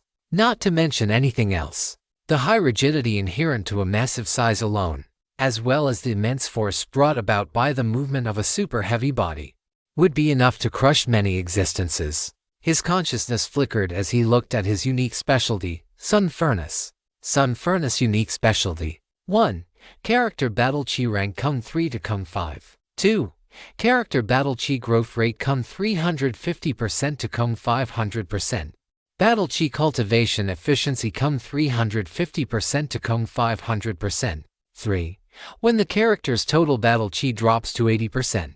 Battle Chi Recovery Speed Kung to 100% to Kung 300%. When the character's total Battle Chi drops to 50%. Battle Chi Recovery Speed Kung 500% to Kung 700%. When the character's total Battle Chi drops to 30%. Battle Chi Recovery Speed Kung 800% to Kung 1000%. When the character's total Battle Chi drops to 10%. Battle Chi Recovery Speed Kung 1500% to Kung 3000%. 4. Character Battle Chi Controllability is massively increased. Character Battle Chi carries dual physical and soul transcendent sacred attribute burning damage. Gao Yang looked at the current description of the Sun Furnace, a flash of pleasant surprise appearing in his heart. The first 3 effects of the Sun Furnace had all received significant improvements. This meant that his speed and Battle Chi cultivation would be even more exaggerated. And with his Battle Chi recovery speed, he could basically declare that he would never lack Battle Chi in the future. After all, a starting recovery speed of 3 times was already abnormal enough. Not to mention the exaggerated 30-fold recovery speed when his Battle Chi dropped below 10%. What surprised Gao Yang the most, however, was the 4th effect of the Sun Furnace. From now on, his Battle Chi would carry dual physical and soul burning damage. And that was not all. This burning damage belonged to the transcendent sacred level of damage. If struck by his Battle Chi, without relevant transcendent fire resistance, the opponent's physical body would inevitably suffer massive damage. And if the enemy were lucky enough to possess transcendent fire resistance, then if they lacked sacred fire resistance at the soul level, it would be even more terrifying. This fire would directly burn the opponent's soul. Of course, regardless of whether the opponent had these 2 types of resistance, they would still have to face Gao Yang's Battle Chi attacks that reached deep into the soul. Moreover, do not forget that his will greatsword could be directly amplified into his attacks. In other words, from now on, Gao Yang's combat style would change. After a sword strike hits the enemy must not only withstand Gao Yang's exceptionally heavy slashes but also face the slashes that reach the soul. And after finally blocking it, what they would have to face is a fire attack that burns both the body and soul like a maggot on a bone. Just thinking about that scene made one shudder. Gao Yang could only nod in great satisfaction at this. Although this trip to purge his bloodline was exceptionally dangerous, the result was exceptionally perfect.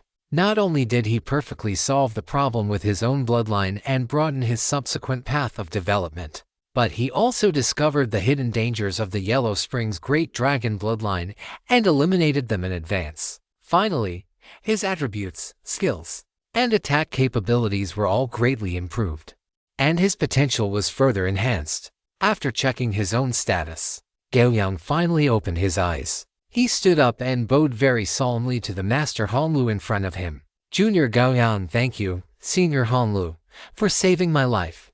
Master Hanlu's brows twitched, and he waved his hand nonchalantly, saying, "What are you saying? If it weren't for you, little friend Gao, having a firm will and holding on until the end, even if I wanted to save you, I would have been powerless, wouldn't I?" Gao Yang did not respond, only shaking his head.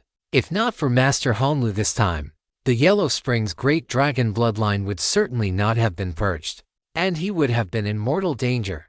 Therefore, no matter what, he had to thank Master Hanlu. Chapter 621 Roasted Frog Leg. Seeing this, Master Hanlu did not dwell on it, but instead congratulated Gao Yang. "I should congratulate you, fellow Taoist Gao, for having all your chronic illnesses removed and returning to your natural state," Gao Yang said with a smile. It all relied on Senior's superb methods for this junior to be reborn from the flames. If Senior has any requests in the future, as long as this junior can accomplish them, I will certainly do them for you. I am afraid there will be no such requests in the short term. Master Hanlu was also in an excellent mood at this moment, and seeing Gao Yang speak this way, he burst into laughter. Gao Yang understood what Master Hanlu meant, but he did not mind, simply keeping this favor in his heart to repay it when there was an opportunity in the future. Master Hanlu stood with his hands behind his back, looked at Gao Yang, and said with a smile, "Fellow Taoist Gao, since the matter is finished, I will not keep you any longer. We shall meet again if fate allows. I have troubled you during this time, Senior." Gao Yang bowed in salute, then summoned the fat-headed Kung Kun, who was sleeping soundly in a corner of the black stone hall, and took it back into his arm before turning and walking toward the entrance of the hall. Accompanied by a rumble, the black stone gate that had been tightly closed for nearly 2 months finally opened. Gao Yang stood inside the doorway, looking out at the brilliant sunlight, a faint smile appearing on his face. He turned back to glance at Master Hanlu, only to find that the man had already returned to his original position, sitting cross-legged with his eyes closed in meditation. Gao Yang withdrew his gaze and stepped out of the black stone hall. As he stepped out, the heavy doors behind him slammed shut with a thunderous boom. A ripple of spatial fluctuation spread across the plaza in front of the black stone hall, and Elder Zhuanyi appeared amidst the distortion. The moment he saw Gao Yang, a look of pleasant surprise crossed his face. "Fellow Taoist Gao, you have finished your seclusion. Congratulations, congratulations." Gao Yang smiled and replied, "This is all thanks to Senior Hanlu. My martial uncle's mastery of alchemy is profound. With him taking action, there was bound to be no issue. You wouldn't know, fellow Taoist Gao, but during the time you were in seclusion, that old man Li Ren nearly ran to Mendao every single day. He was worried sick about you." The smile on Elder Zhuanyi's face was radiant. "Now that you have emerged, I imagine that old man won't be coming to bother me anymore." It went that far. Gao Yang was somewhat surprised. How could it be fake? "I suspect that after seeing you, that old man was reminded of." Zhuanyi paused, then let out a hearty laugh and changed the subject. "Fellow Taoist Gao, now that you have finished your seclusion, do you intend to return to the Human Alliance?"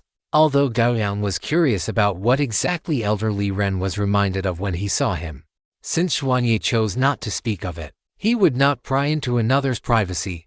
Thus, he said, "I will return to the Human Alliance first. If the timing is right, I shall choose another location to guard. If there is not enough time, then I will have to depart for now." Hearing this, Zhuanyi suddenly remembered that this young man, whose strength was so immense he could be called the #1 void return stage cultivator in Qinyuan, was not a person of this realm. That is only natural. The war between the humans and the demon race will not end in the short term. However, by slaying the most talented batch of demons born in the last 100 years, you have tipped the scales of victory in favor of our human race. "Fellow Taoist Gao," Elder Zhuanyi said with excitement, "if one generation falls behind, every subsequent generation will follow suit. Once a few hundred years have passed and our human race's peak power forms an overwhelming counter-advantage against the demons, we will be able to crush them in one fell swoop and ascend to the position of hegemon." Gao Yang smiled, agreeing with Elder Zhuanyi's assessment. Wars between races were always this cruel, especially for transcendent worlds. Basic strength was important, but peak strength was equally vital. now that the demon's top-tier void return power had been wiped out by Gao Yang. As time passed, this problem would not be smoothed over. Instead, it would become increasingly apparent, eventually turning into an abyss that would completely swallow the demon race, leaving them with no hope of ever rising again. Elder Zhuanyi coughed twice, looking at Gao Yang with a slightly apologetic expression. "Forgive me, fellow Taoist Gao. I was being reckless. Let us be on our way now. It is no matter." Elder Zhuanyi, under Zhuanyi's guidance, the two soon arrived at the teleportation hall of Zhuanmendao. "Fellow Taoist Gao, I still have some matters within the sect to attend to. We shall meet again in the future." Elder Zhuanyi stood outside the teleportation array and cupped his hands toward Gao Yang, who was standing upon it. "Until we meet again, Elder Zhuanyi."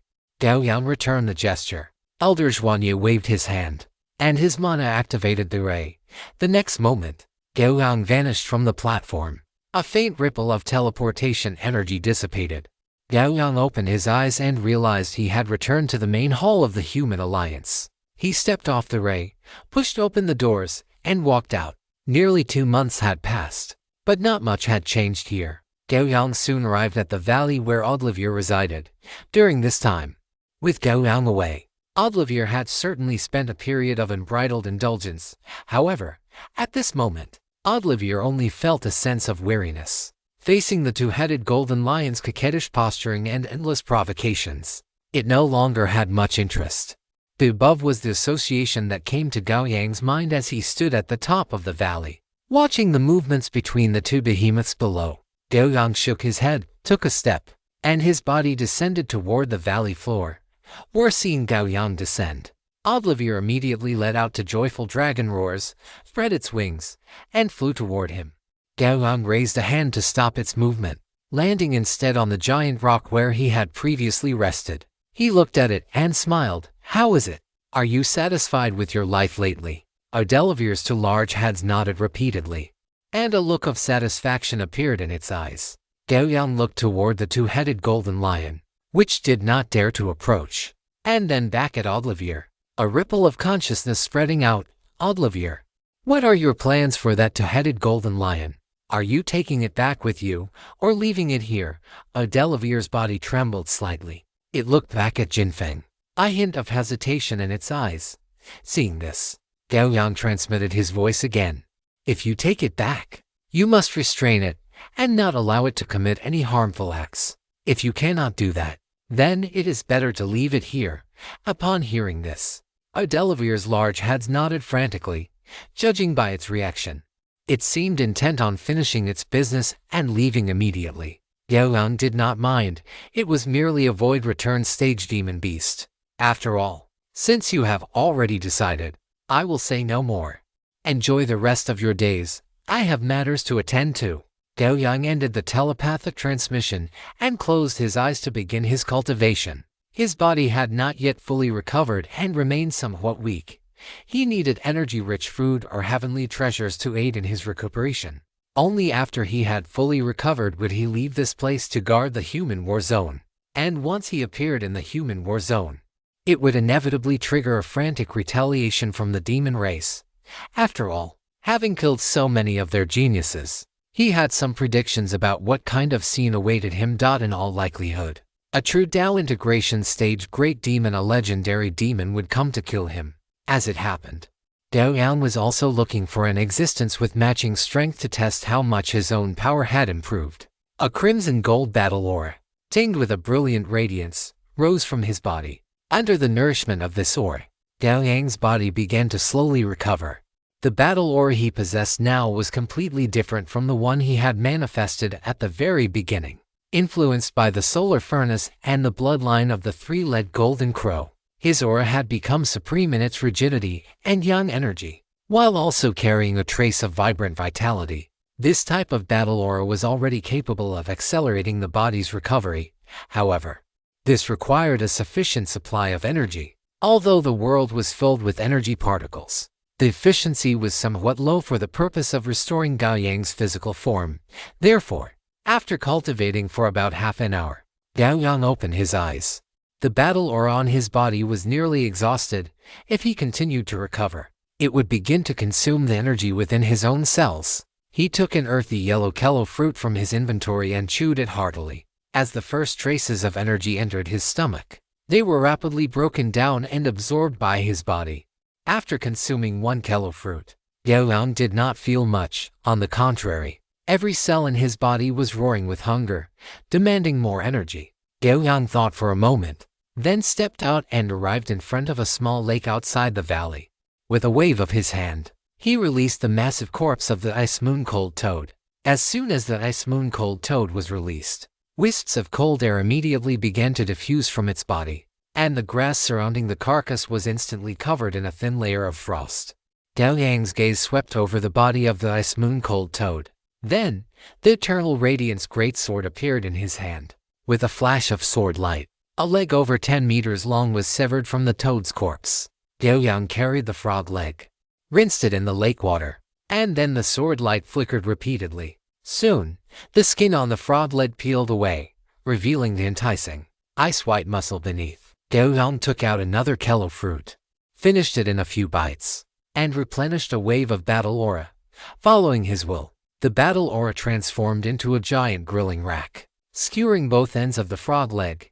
After finishing this, Gao Yang clapped his hands, and the surging furnace battle aura erupted from his palms, roasting the tender, white cold toad leg. Under the scorching heat of the battle aura, the tender frog leg turned a charred golden color at a speed visible to the naked eye. Droplets of fragrant oil sizzled as they dripped down, and the rich aroma of roasted meat quickly spread across the lake. Inside the valley, Adelavir's nose twitched.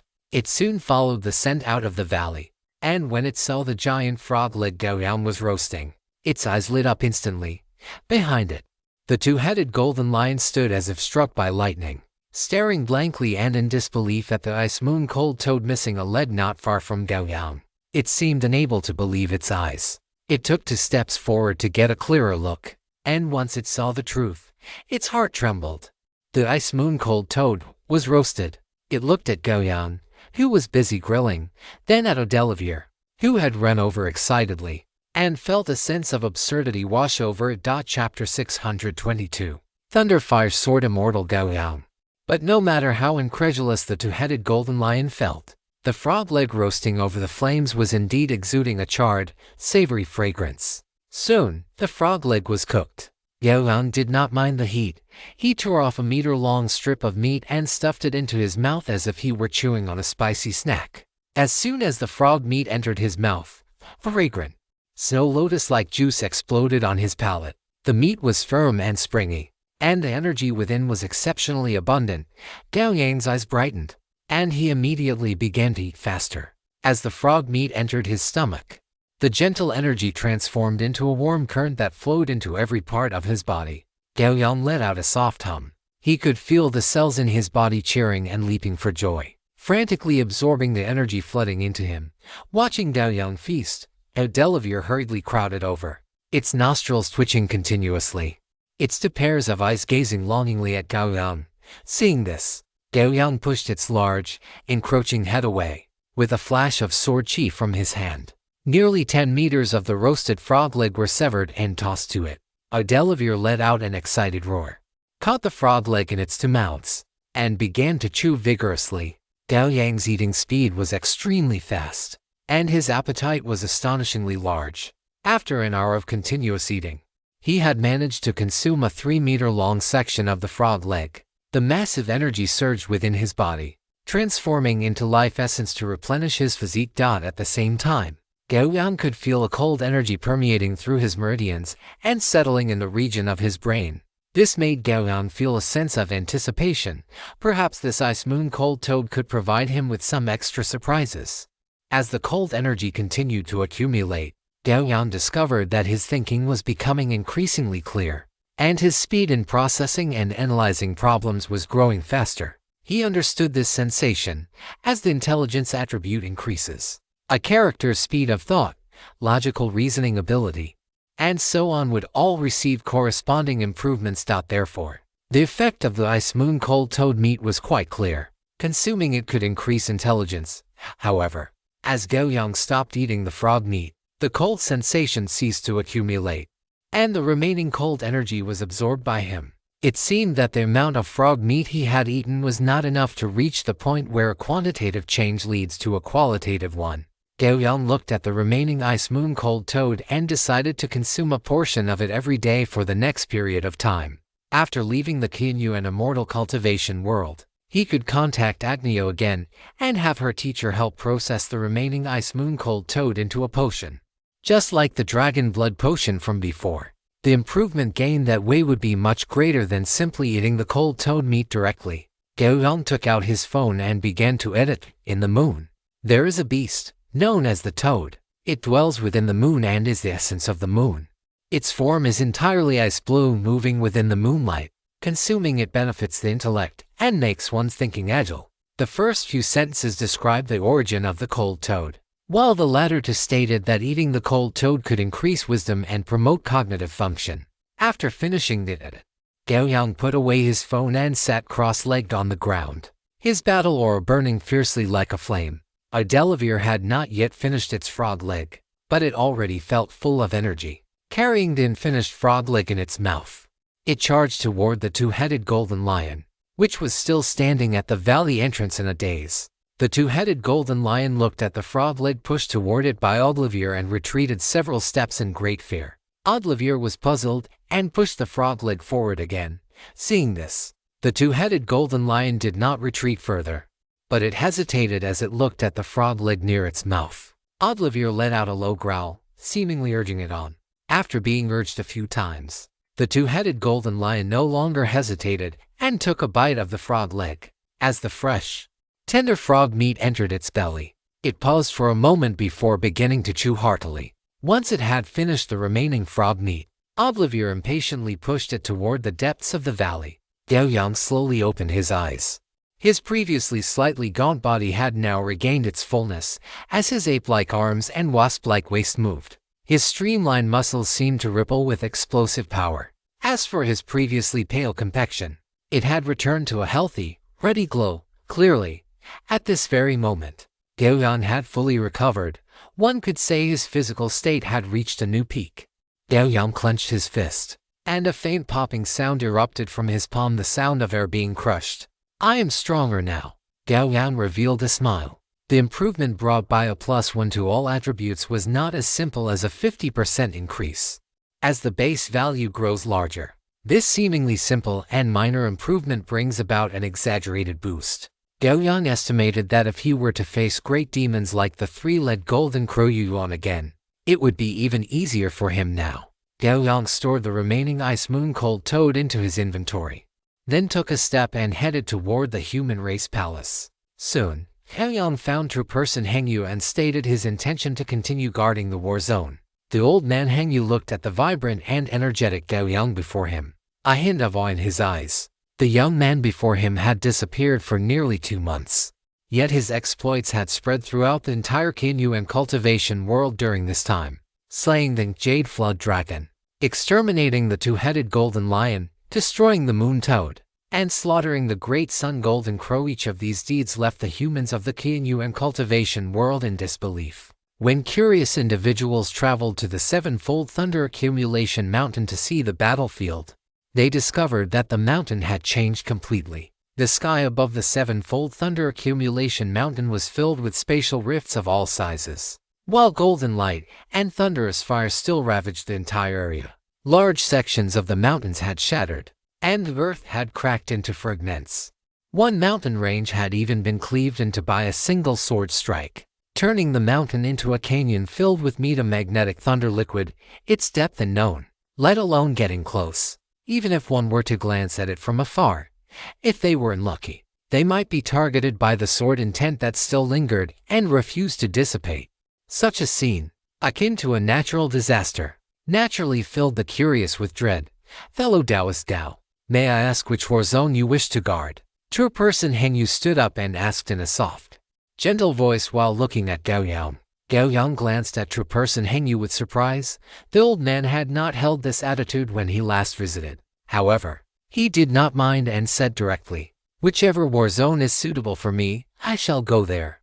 Seeing that Gao Yang was indifferent, true person Hengyu thought for a moment before saying, Fellow Taoist Gao, The demon race currently wishes they could tear you limb from limb. If you appear in a war zone now, there is no guarantee that a Dao integration great demon won't come to kill you.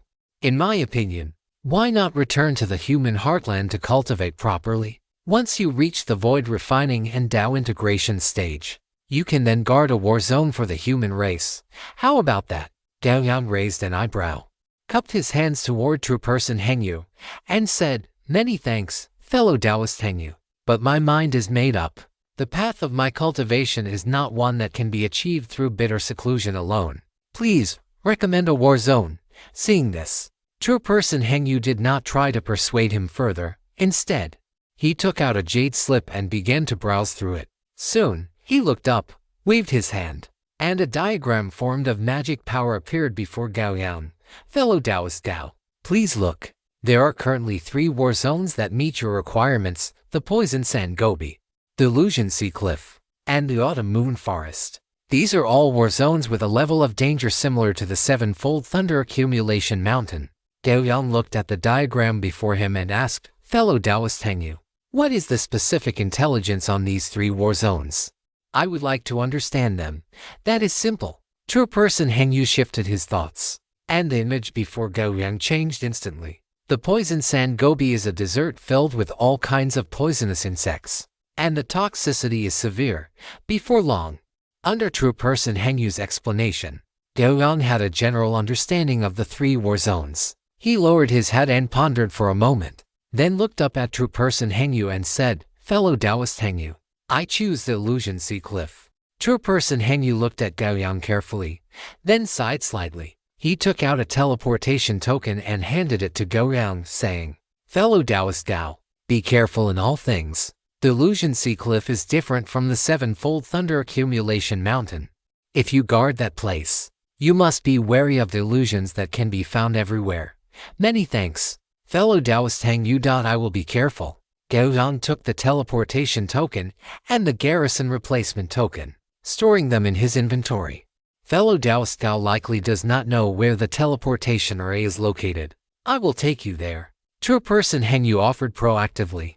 Gao Yang was just about to ask about this, so he nodded with a smile and said, "Then I shall trouble you, true person Hengyu." Soon, the two arrived before a teleportation array. True person Hengyu looked at Gao Yang, who was standing in the array, and said, "Fellow Taoist Gao, get ready." Gao Yang nodded slightly. The next moment, spatial fluctuations spread out, and his body vanished from the array. After completing the teleportation, true person Hengyu thought for a moment, then took out a sound transmission jade slip to explain the matter. Having done this, he returned to his seat and continued to sit in meditation.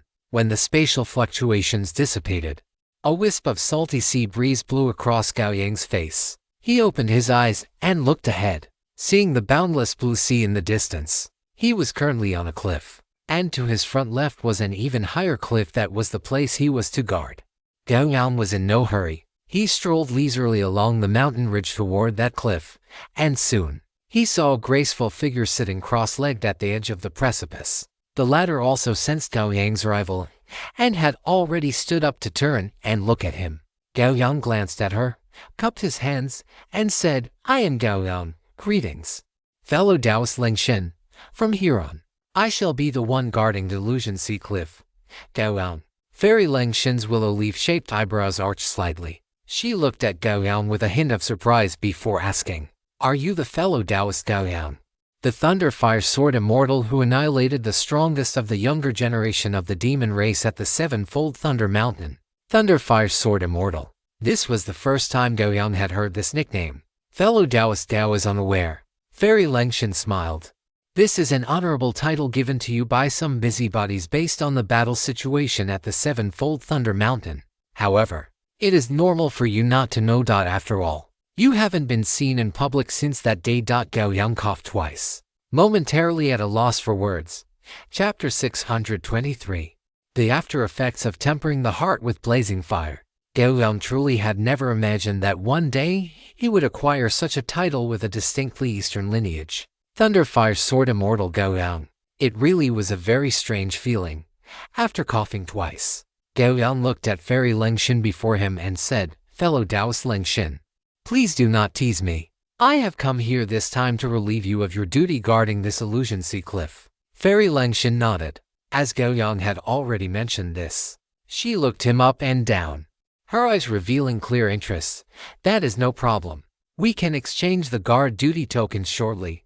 However, there is one question I would like to ask the Thunderfire Sword Immortal. Hearing Fairy Lengshin's form of address, Gao Yang quickly waved his hand. Fellow Taoist Lengshin. Just calling me fellow Taoist Gao is sufficient. There is no need to mention the Thunderfire Sword Immortal title again. Upon hearing this, Fairy Lengshin covered her mouth and let out a series of light laughs. Then, her cold, beautiful eyes looked at Gao Yang and she said, "Then I shall call you fellow Taoist Gao. Fellow Taoist Gao. I wonder if you have a cultivation partner." Gao Yang was stunned, then looked at the beautiful fairy before him, who possessed a cold temperament and was dressed in an elegant, simple gown. He had not expected that this beautiful fairy would ask such a direct question. Cough. I have only recently arrived in the Kinyu and cultivation world and have never considered such matters. Gao Yang replied truthfully. Then what do you think of me? Fairy Lengshin blinked her beautiful eyes, asking with a hint of anticipation. You. The corners of Gao Yang's mouth twitched. Fairy Lengshin is naturally of icy skin and jade bones, with an outstanding temperament. However, I am single-mindedly devoted to the Tao and do not have such thoughts for the time being. Is that so? Fairy Lengshin looked somewhat disappointed. Gao Yang felt that he could not continue this topic. So, he took the initiative to say, cough. If the fairy has no other matters, let us exchange the guard duty tokens. Fairy Lengshin nodded. After exchanging the tokens with Gao Yang, she looked at him and said, fellow Taoist Gao, if you do not mind, could I ask you for some guidance regarding cultivation? Gao Yang hesitated when faced with the somewhat enthusiastic Fairy Lengshin, because his path of cultivation, strictly speaking, differed somewhat from the Eastern lineage's path of cultivation. Under these circumstances, it would be quite difficult to exchange cultivation experiences. After the thought turned in his mind, Gao Yang looked at Fairy Lengshin and said, fellow Taoist Lengshin, my path of cultivation is slightly different from that of ordinary people. My cultivation experience might not be of any use to you. Therefore, while we can exchange ideas, it might end up wasting your time. To Gao Yang's surprise, after he finished speaking, Fairy Lengshin immediately said, it does not matter. Stones from other hills may serve to polish the jade of this one, especially when it comes to the experience of the Thunderfire Sword Immortal. Gao Yang gave her a slightly strange look but did not say anything more. He walked to the spot where Fairy Lengshin had previously been sitting and sat down slowly, facing the azure illusion sea before him. Seeing this, Fairy Lengshin did not immediately step forward to disturb him. Instead, she flew to the cliff where Gao Yang had originally teleported from and began to meditate as well. Looking at the dreamlike azure sea before him, Gao Yang lowered his head and pondered quietly. He had not noticed it before, but during his exchange with Fairy Lengshin, he realized some changes within himself. If it had been in the past, he would have refused such a request from Fairy Lengshin without a second word and would have maintained a very clear sense of vigilance. But now, the changes in his emotions and thoughts led him to actually offer such an explanation to Fairy Lengshin, which was truly strange. Gao Yang thought carefully and ultimately attributed the cause of this change to the masquerade ball of the goddess of pleasure. More accurately, it was the slight after effects of the meditation technique known as tempering the heart with blazing fire. Before undergoing tempering the heart with blazing fire, Gao Yang's self-assessment was that he was a strong, mature person who was not good at expressing his own emotions. After tempering the heart with blazing fire, Gao Yang carefully reflected on his recent behavior and speech, and concluded that his personality had undergone some slight changes. His smiles had become more frequent, his interactions with others were no longer as cold as they once were, and his emotional shackles had loosened slightly without him realizing it, to the point where he appeared more vibrant and sunny. This transformation did not shift according to Gao Yang's will, because it was a change in his most fundamental nature. Gao Yang could not say for sure whether this change was good or bad. But as far as the current situation went, it did not seem to have any impact on his life. So, even if tempering the heart with blazing fire is successful, it is not without any after effects. Is the amplification of emotions the most significant change? Gao Yang looked at the azure seawater before him and sighed slightly. Fortunately, the magnitude of this emotional and personality change was very slight, which allowed Gao Yang to feel a little relieved. Gao Yang looked up at the golden sun in the sky. Within that sun, there was a phantom image of a three-legged golden crow flapping its wings. He could feel that within that sun, the three-legged golden crow was casting a gaze filled with anger toward him. Facing its glare, Gao Yang's expression remained very calm. Of course, this was based on the fact that Gao Yang was unaware that after he killed Yu Yuan and teleported away, an arrow made of golden light had nearly pierced right through him. If he had known, he certainly would not be wearing such a calm expression right now. Upon sensing the gaze of the three-legged golden crow within the sun above his head, Gao Yang understood that news of his arrival here would soon spread throughout the Eastern Wasteland Demon Clan. When that time came, a great demon of the Dao integration stage would inevitably arrive to kill him. He just did not know how many great demons of the Dao integration stage would come. If it were only one, Gao Yang had a fair amount of confidence. If it were two or more, then Gao Yang would absolutely run as far as he could at the very first moment. As for the question of whether the teleportation token would be effective, Gao Yang never worried about that. He had never intended to rely on this teleportation token to escape in the first place. If he truly needed to flee, he would have to rely on himself. The light step within the sword light step technique was born for this very purpose. A distance of 100 miles in an instant was not considered short. No matter where it was, as long as he escaped the blockade, there would be no problem using the teleportation token. Moreover, if the Eastern Wasteland Demon Clan truly had no shame and sent multiple great demons of the Dao integration stage to kill him, he did not believe that the human race's true immortals of the Dao integration stage were all blind. If there were no corresponding human Dao integration experts coming to protect him, then, after Gao Yang escaped, he would immediately take Olivier and leave this realm. Whether such a Qianyu and cultivation world lived or died in the end would basically have nothing to do with Gao Yang. With this thought in mind, Gao Yang sat cross-legged before the cliff, slowly closed his eyes, and began to continue his own cultivation. Although his bloodline purification was complete, he still had many things to do. And now another task had been added: to go to Everon and completely finish off the Yellow Springs giant dragon. That matter was still a long way off, but Gao Yang kept it firmly in his mind. When the time was right, he would do it. Chapter 620 For battle with the great demon of the Dao integration stage at the Illusion Sea. For 3 consecutive days, the Illusion Sea cliff that Gao Yang guarded was extremely quiet and calm. This abnormal situation did not make Gao Yang feel at ease. Instead, it made his heart feel increasingly heavy. Because the calmer it was at this moment, the more it meant that the Demon Clan was taking significant action, perhaps even dedicating themselves to finding a great demon of the Dao integration stage who had a 100% certainty of killing him completely. When the time came that this place was no longer calm, what awaited him might be a true death trap with no hope of survival.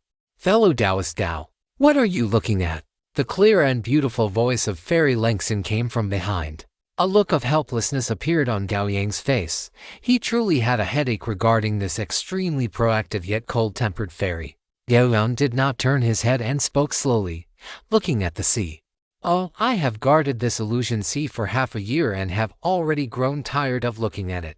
There is nothing worth seeing. As soon as Fairy Lengxin spoke, she actively ended the conversation. Gao Yang nodded with slight helplessness.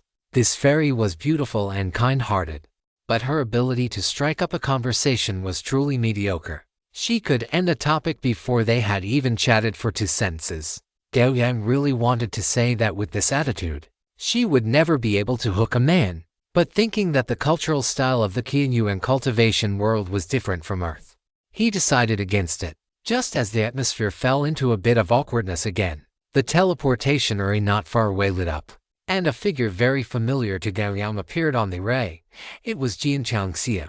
After the teleportation ended, Jian Qiangxia saw Gao Yang at a glance. He transformed into sword light and appeared beside Gao Yang and Fairy Lengxin the next moment. Upon arriving, Jian Qiangxia said anxiously, "Fellow Taoist Gao, you must quickly return to the human alliance with me." Gao Yang looked at Jian Qiangxia and asked hurriedly, Fellow Taoist Jian, what matter makes you so hurried? I am currently guarding the Illusion Sea Cliff and naturally cannot neglect my duty. Jian Qiangxia looked at Gao Yang's calm face and became even more anxious. Fellow Taoist Gao, do you not know that your whereabouts are already known to the Demon Clan? The Demon Clan currently has a great demon of the Tao integration stage rushing toward the Illusion Sea Cliff. If you do not leave, once the great demon of the Tao integration stage arrives, you will not be able to leave even if you want to. Many thanks. Fellow Taoist Jian. However, since you understand the movements of the Demon Clan, do you know which great demon of the Tao integration stage will be coming? Gao Yang raised an eyebrow and asked with a smile. I do not know that, but my master has already gone to the demon battlefield with many true immortals of the Tao integration stage to put pressure on the demon battlefield. Jian Qiangxia explained. Our human true immortals of the Tao integration stage may not be weaker than the demon clans in terms of strength, but as the overlords of this world, the demon clan has more Tao integration experts than our human race. If they truly send a great demon of the Tao integration stage, it will absolutely be impossible to block. Fellow Taoist Gao, you will only be safest if you return to the hinterland of the human race now. Is that so? Gao Yang nodded slightly. If this was the case, it explained why it had been so calm for the past 3 days. Fellow Taoist Jian, do not worry. Since I dared to come here, I have harbored the intention of fighting a demon Tao integration expert.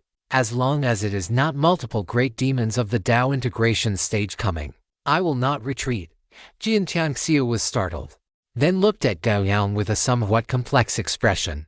When I previously heard that fellow Taoist Gao had killed the strongest genius great demon of the demon clan in 100 years, I guessed that you wanted to challenge the Tao integration stage. I did not expect it to be true, haha. In one's life, one must always have some pursuits, right? Gao Yang laughed heartily, and not a trace of fear could be heard in his words. Jian Qiangxia sighed, looked at Gao Yang, and said, when I came, it was with a message from my master. He asked me to pass on a word.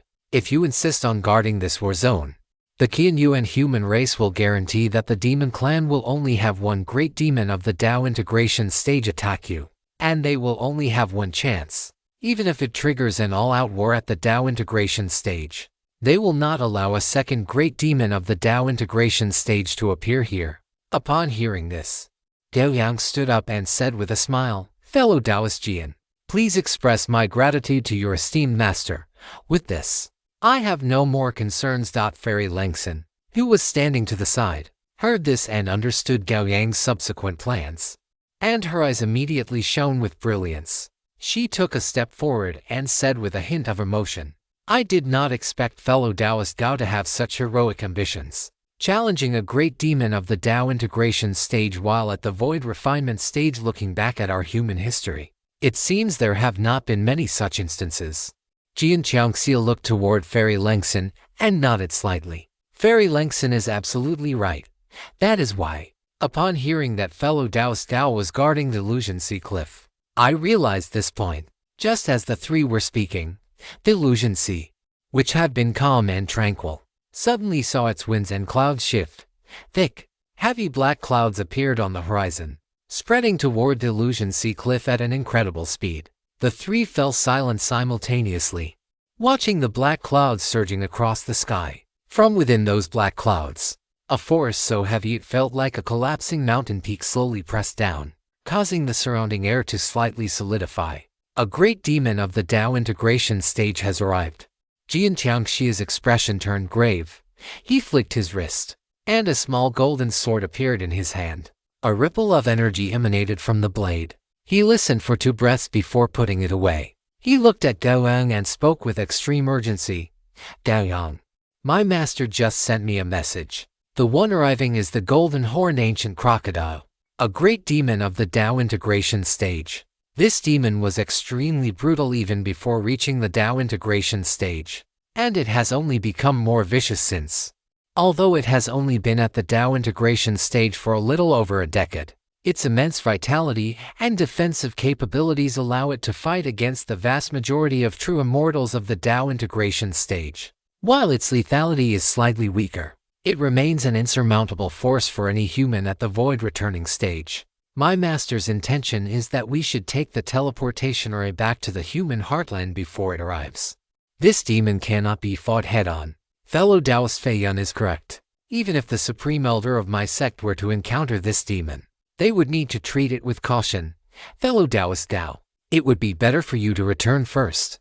Fairy Langson also spoke up at this moment, her expression equally solemn. Faced with their persuasion, Gao Yang merely shook his head slightly. He looked at the rapidly approaching black clouds, his eyes filled with undisguised fighting spirit. If I go back now, then what? Jian Changxia and Fairy Langson were stunned, not understanding what Gao Yang meant. Then I come back out, only to wait for another great demon of the Tao integration stage to kill me. Or should I just cower in the human heartland? To me, everything I have done before would be nothing but a joke. If I retreat whenever I meet a strong opponent and only dare to step forward when facing the weak, what meaning would that have? Gao Yang looked back at the two, his eyes already burning with brilliant golden flames. A powerful and firm will was directly felt by both of them. After sensing Gao Yang's resolve, the two could not help but fall into silence. But that is the golden-horned ancient crocodile, not a weakling even among the great demons of the Tao integration stage, Jian Changxia said. And so what? Gao Yang laughed heartily. He drew Yang Yao from the void and gripped it in his hand. You two should take the teleportation array and return first. I will have a battle with it and see what happens. As his voice fell, Gao Yang took a step forward. His figure suddenly shot upward, heading straight to meet the black clouds rapidly closing in from the distance.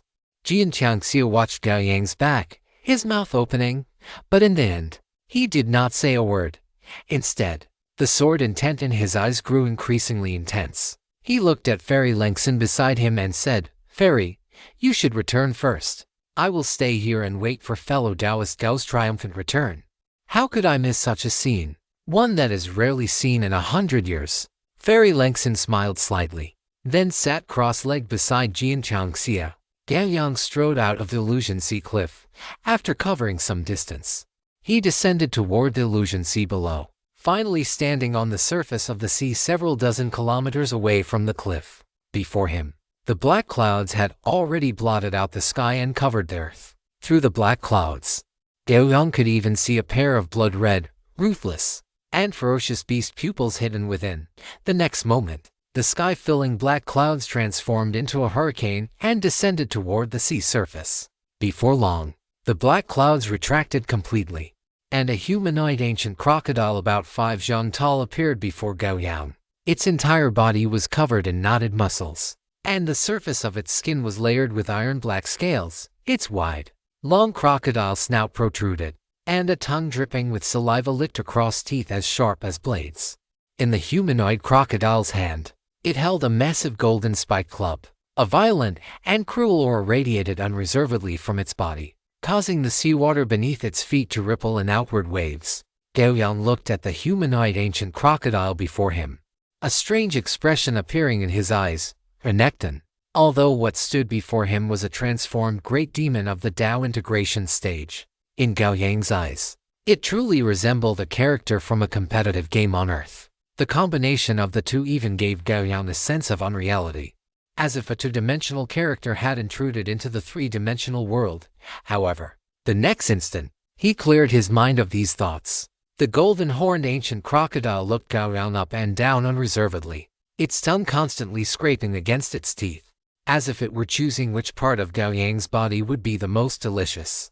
Seeing that there was no fear in Gao Yang's eyes, the golden-horned ancient crocodile bared its teeth, and a cold, cruel voice rang out. Not bad, not bad. To not flee upon seeing this master, and even dare to stand before me for this alone. You are worthy of me making a move. Gao Yang did not speak. He simply looked calmly at the golden-horned ancient crocodile before him, and a black eyeball emerged from his shoulder. The eyeball opened and stared at the golden-horned ancient crocodile opposite him. Subsequently, lines of information appeared before Gao Yang's eyes. Golden-horned ancient crocodile Gulu life level energy type, blood chi. Gao Yang looked at the golden-horned ancient crocodile in front of him. The opponent's life level of 37 explained everything. This was the strongest opponent he had ever faced. However, that was what made it interesting. Had he not been working so hard to improve his strength and hone his swordsmanship precisely to fight against even more powerful opponents? Gao Yang took a deep breath and activated his bloodline ability, size manipulation. His body suddenly began to expand. Boom boom. A series of sonic booms rang out. Amidst the milky white shockwaves, Gao Yang's physique had already grown to a size comparable to the golden-horned ancient crocodile before him. Gao Yang's original height was just over 1 meter 80. At this moment, with the size manipulation bloodline ability pushed to its limit, he had transformed into a giant 18 meters tall. He clenched his fists slightly, and an extremely abundant power surged through his body. He could feel that after his size increased, his strength had also improved to a certain degree, though this improvement could not be reflected through the comprehensive network panel. Not bad. Not bad. This is how a fight should feel. Seeing Gao Yang's physique grow to match its own in size, the golden-horned ancient crocodile was not the least bit surprised. Instead, it burst into loud laughter. Gao Yang watched it, waiting until its laughter gradually subsided. The golden-horned ancient crocodile reigned in its mirth, its scarlet eyes filled with unparalleled, brutal bloodlust. Human, you are quite arrogant. Why didn't you launch a sneak attack when you had such a good opportunity just now? Gao Yang shrugged, revealing a mouthful of snow-white teeth. To deal with you, I don't need to resort to such tactics as sneak attacks. The golden-horned ancient crocodile twisted its neck, the look in its eyes as it stared at Gao Yang becoming increasingly tyrannical. Very good, you have backbone. I hope that when I tear your bones out one by one, you can still maintain that backbone. Come then, if you are capable of it. As Gao Yang spoke, crimson gold battle ore surged from his body. The heat, more scorching than magma, caused the seawater beneath his feet to evaporate rapidly, and vast clouds of steam were pushed outward by the influence of his ore. War. The golden-horned ancient crocodile let out a furious roar, and the golden mace in its hand whistled sharply as it smashed toward Gao Yang in an instant. A terrifying force erupted, causing the air in front of the mace to distort, with thin, pitch-black cracks appearing around it. This casual strike was enough to nearly shatter this entire stretch of the sea. Gao Yang let out a low shout and, without hesitation, swung his sword vertically in a downward strike. The 15-meter-long Yang Yao whistled with heavy force, cleaving through everything in its path before crashing heavily against the mace. The instant the greatsword collided with the mace, the sea surface beneath them seemed to detonate like a nuclear bomb, suddenly collapsing into a massive crater a kilometer in diameter. The next moment, billions of tons of seawater transformed into layers of tsunamis, surging violently in all directions. Rumble. The roaring sound of the violent tsunami, however, could not drown out the thunderous noise produced by the two figures colliding at speeds almost too fast to track within the crater. In just 3 seconds, Gao Yang and the golden-horned ancient crocodile exchanged hundreds of blows. The shockwaves of each attack blasted outward, causing the crater beneath their feet to expand continuously. Human calamity, meteor, crocodile god's wild strike. The greatsword and the mace slammed into each other.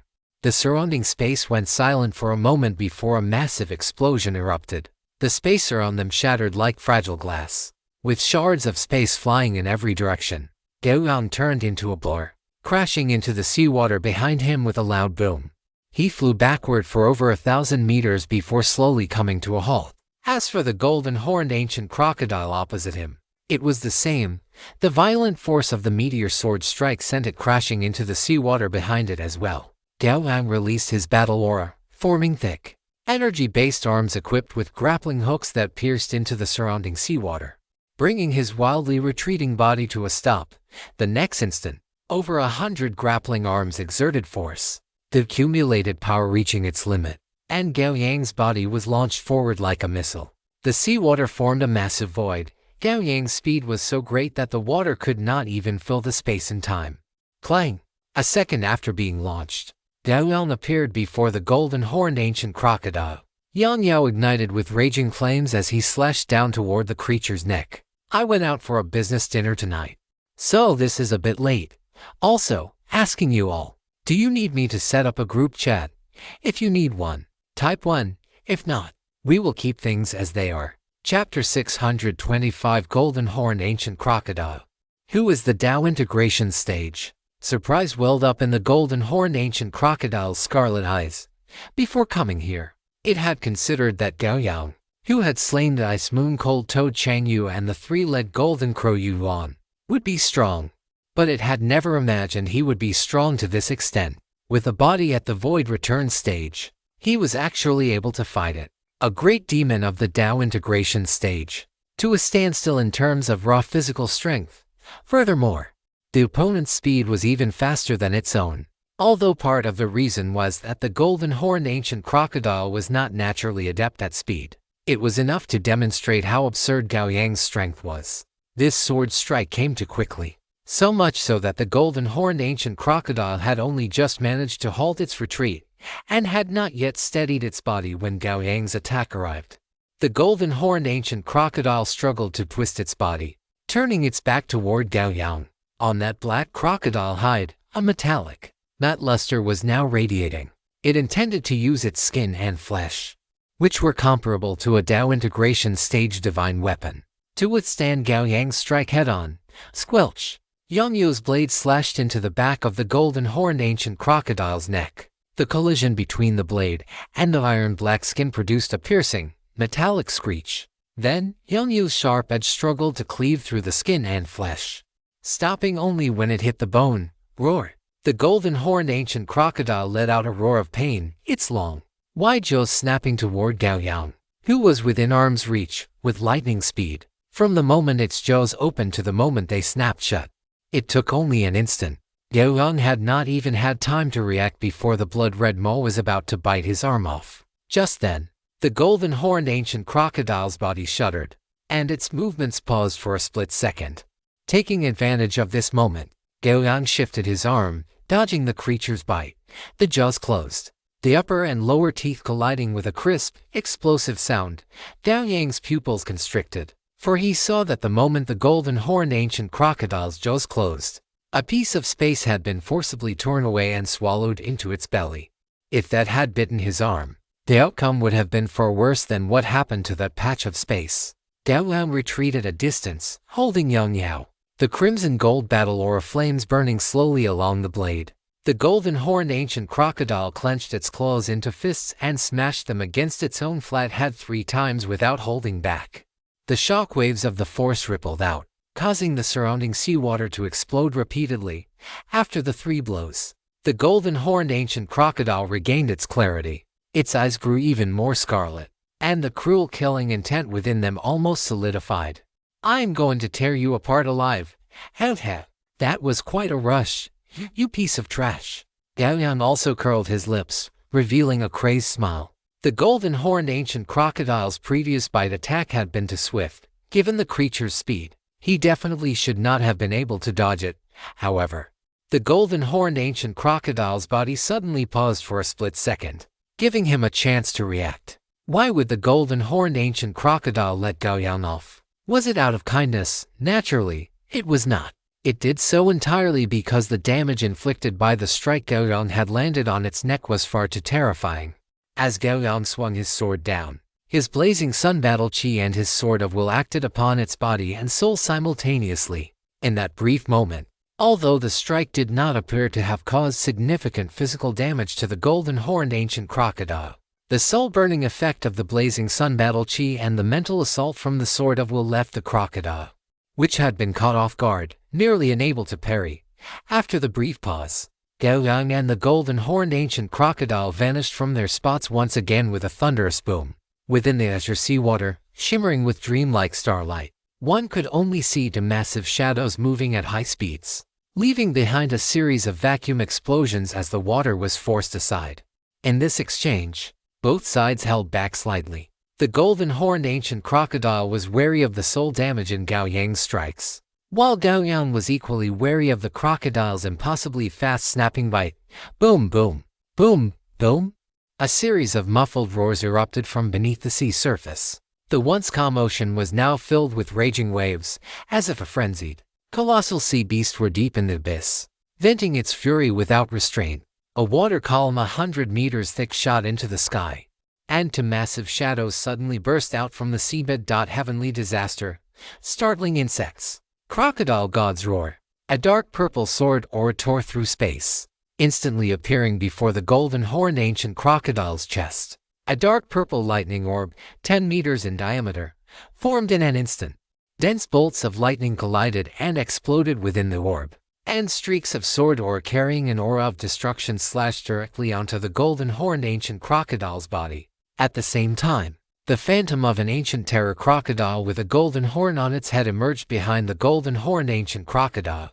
The moment the phantom appeared, its jaws opened to their limit, unleashing a silent roar toward Gao Yang.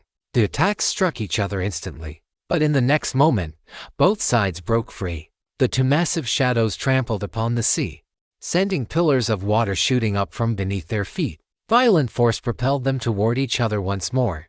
Heavenly disaster, sword of will. A golden sword shadow shot from Gao Yang's eyes, heading straight for the golden horned ancient crocodile. Seeing this, the golden horned ancient crocodile channeled its demonic power, forming a layer of armor that looked as solid as reality upon its skin. The sword of will slammed into the demonic armor, emitting a crisp sound, and simultaneously, a wave of soul energy exploded outward. The golden horned ancient crocodile's movements faltered for a split second. That single pause was enough for Gao Yang to reach its front. His blade, Yong Yao, descended with the force of a world-tearing strike. Heavenly disaster, super heavy slash.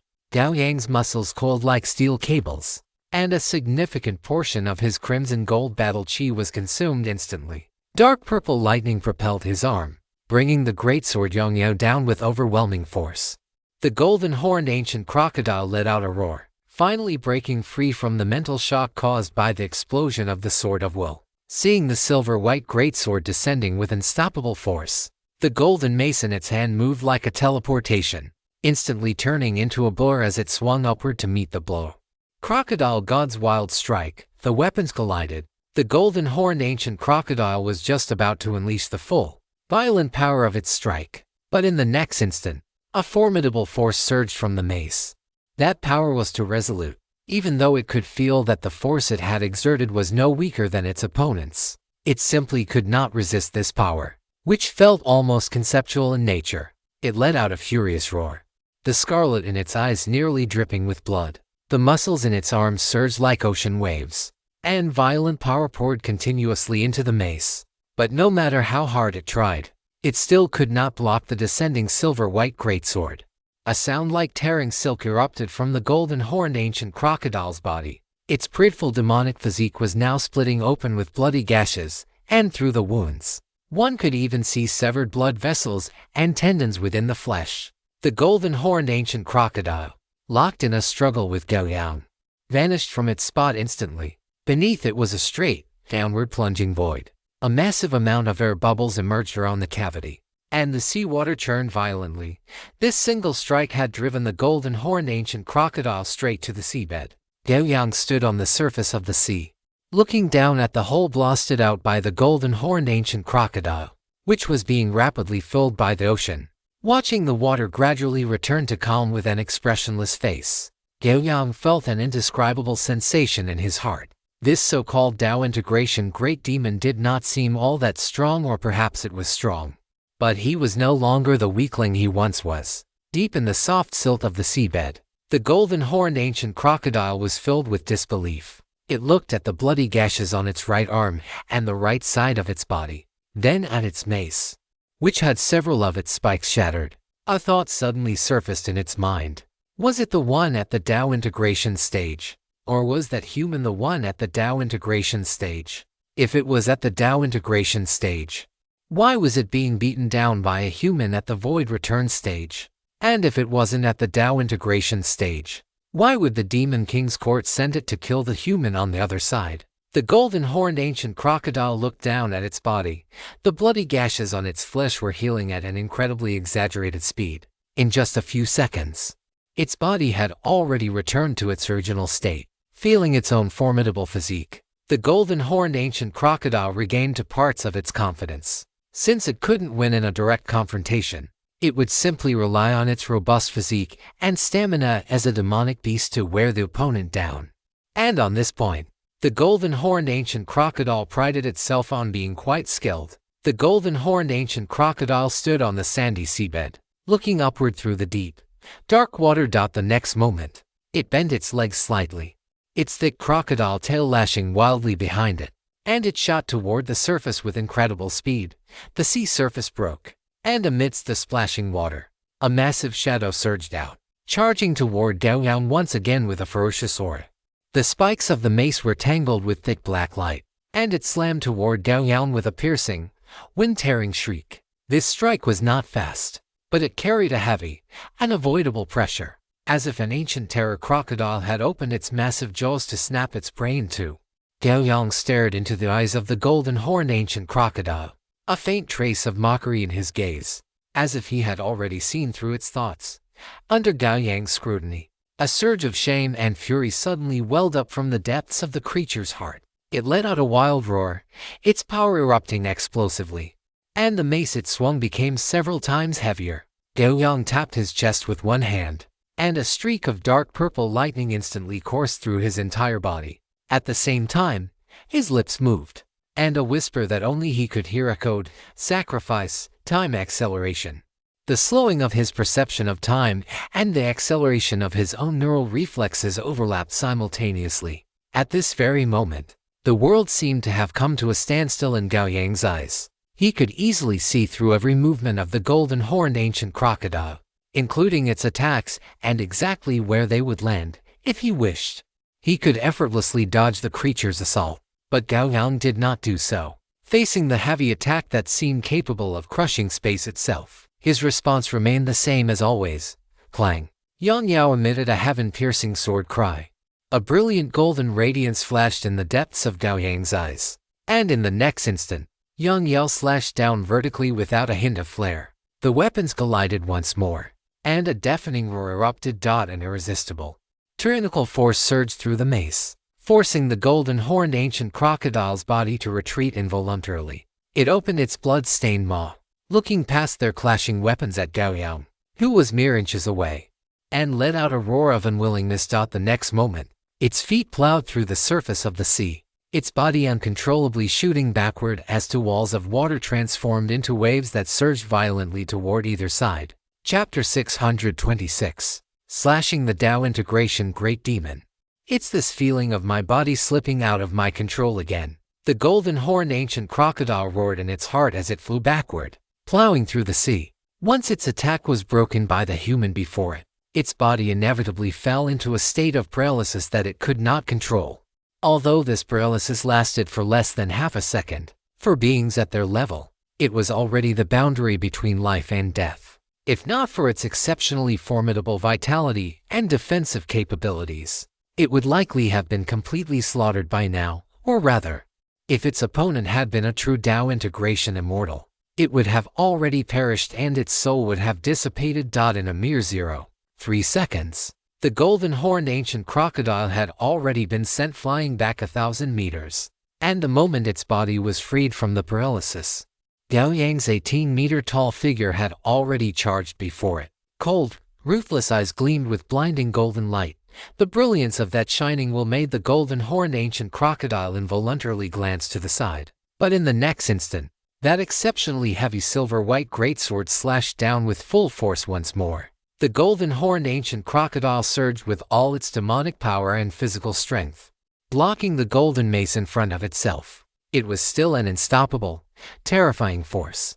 The mace in its hand was knocked aside once again, and the momentum of its backward flight, which had been losing steam, was injected with new vitality, causing it to continue plowing through the sea as it shot backward. Gao Yang's feet stepped on the sea surface as if it were a steel plate. Every step he took produced a deafening boom. Amidst this roaring sound, he followed the golden-horned ancient crocodile's retreating form like a phantom, slashing at it again and again with his sword. 1,000-meter high raging waves blotted out the sky and sun, crashing against the 1,000-jong high cliffs of the Illusion Sea Cliff. The violent force caused the entire cliff to tremble slightly several times. At the summit of the Illusion Sea Cliff, Jian Changxia and Fairy Lengson were both filled with shock as they looked at the circular water mirror before them. Within the water mirror was the scene of the battle between Gao Yang and the golden-horned ancient crocodile. They watched with their own eyes as Gao Yang sent the golden-horned ancient crocodile flying with a single sword strike, then pursued it. only to follow up with another strike that sent it flying again. The effortless ease of it all caused the two of them to fall into a hallucination. Between these two combatants, could it be that Gao Yang was the one in the Dao integration stage, while the golden-horned ancient crocodile opposite him was merely a reckless void-return great demon? That golden-horned ancient crocodile is indeed a Dao integration great demon, right? Fellow Taoist Fei Yun. Fairy Lengxin turned her neck stiffly to look at Jian Qiangxia beside her. Jian Qiangxia came back to his senses, his expression growing increasingly complex. He nodded. If the intelligence from Archaeanu and cultivation world from a few decades ago is correct, that golden-horned ancient crocodile is indeed a Dao integration great demon. And among Dao integration great demons, it is not considered weak at all. Upon hearing this, Fairy Lengxin chuckled. So, fellow Taoist Gao Yang is indeed beating up a Dao integration great demon, right? Jian Qiangxia could not help but glance at Fairy Lengxin. Seeing that the expression on her face was showing signs of breaking down, he quickly said, fellow Taoist Lengxin, fellow Taoist Gao Yang is different from us. He is a prodigy who fought and killed a three-legged golden crow head-on. Even an ordinary Dao integration great demon would likely not fare well against him. Hearing this, Fairy Lengxin's somewhat shattered expression recovered quite a bit. She nodded, as if explaining to herself or trying to convince herself, and spoke in a low voice. Fellow Taoist Gao Yang is a monster. He is not someone that ordinary people like us can compare to. No matter how outrageous his performance is, it is normal. It is fine. It is fine. Jian Qiangxia listened to Fairy Lengxin's muttering and revealed a wry, helpless expression. In front of a freak like Gao Yang, top-tier prodigies like them had simply become ordinary people. Fairy Lengxin opened her eyes. After realigning the positions of both parties, she felt that her Dao heart, which had nearly shattered, had returned to wholeness. But the next moment, the scene she saw in the water mirror caused her hard-recovered Dao heart to nearly crack once again. Above the illusion sea, two waves hundreds of meters high were sweeping toward either side. In the center of the waves was a massive black shadow constantly flying backward, and a human figure following it like a shadow. As the black shadow continued to fly backward, the waves sweeping to the sides grew longer and higher. The golden-horned ancient crocodile's urgently scarlet eyes were now filled with despair. It felt that its dignity as a Dao integration great demon had been completely stripped from its face by the void-returned human before it today, thrown onto the ground, and trampled upon repeatedly by the soles of his feet, under the repeated slashes. Its body remained in a state of perpetual paralysis, flying backward. In the repeated, forceful collisions, the life-bound weapon in its hand had become incredibly fragile, with cracks spreading all over the body of the mace. Perhaps in the next clash, the weapon forged from its life-bound golden horn would be completely shattered. Once that happened, it would likely no longer have the ability to kill the void-returned human before it. Clang! Yang Yao once again cleaved through space, striking the mace that the golden-horned ancient crocodile held up in defense. At this very moment, Gao Yang's expression was twisted and ferocious. With every swing of his sword, cracks in his flesh and blood appeared across his body, and heavy, crimson gold blood dripped from his frame into the sea beneath his feet. As for why this was the case, it was naturally because Gao Yang intended to give this Dao integration great demon before him no chance to catch its breath, determined to slay it on the spot.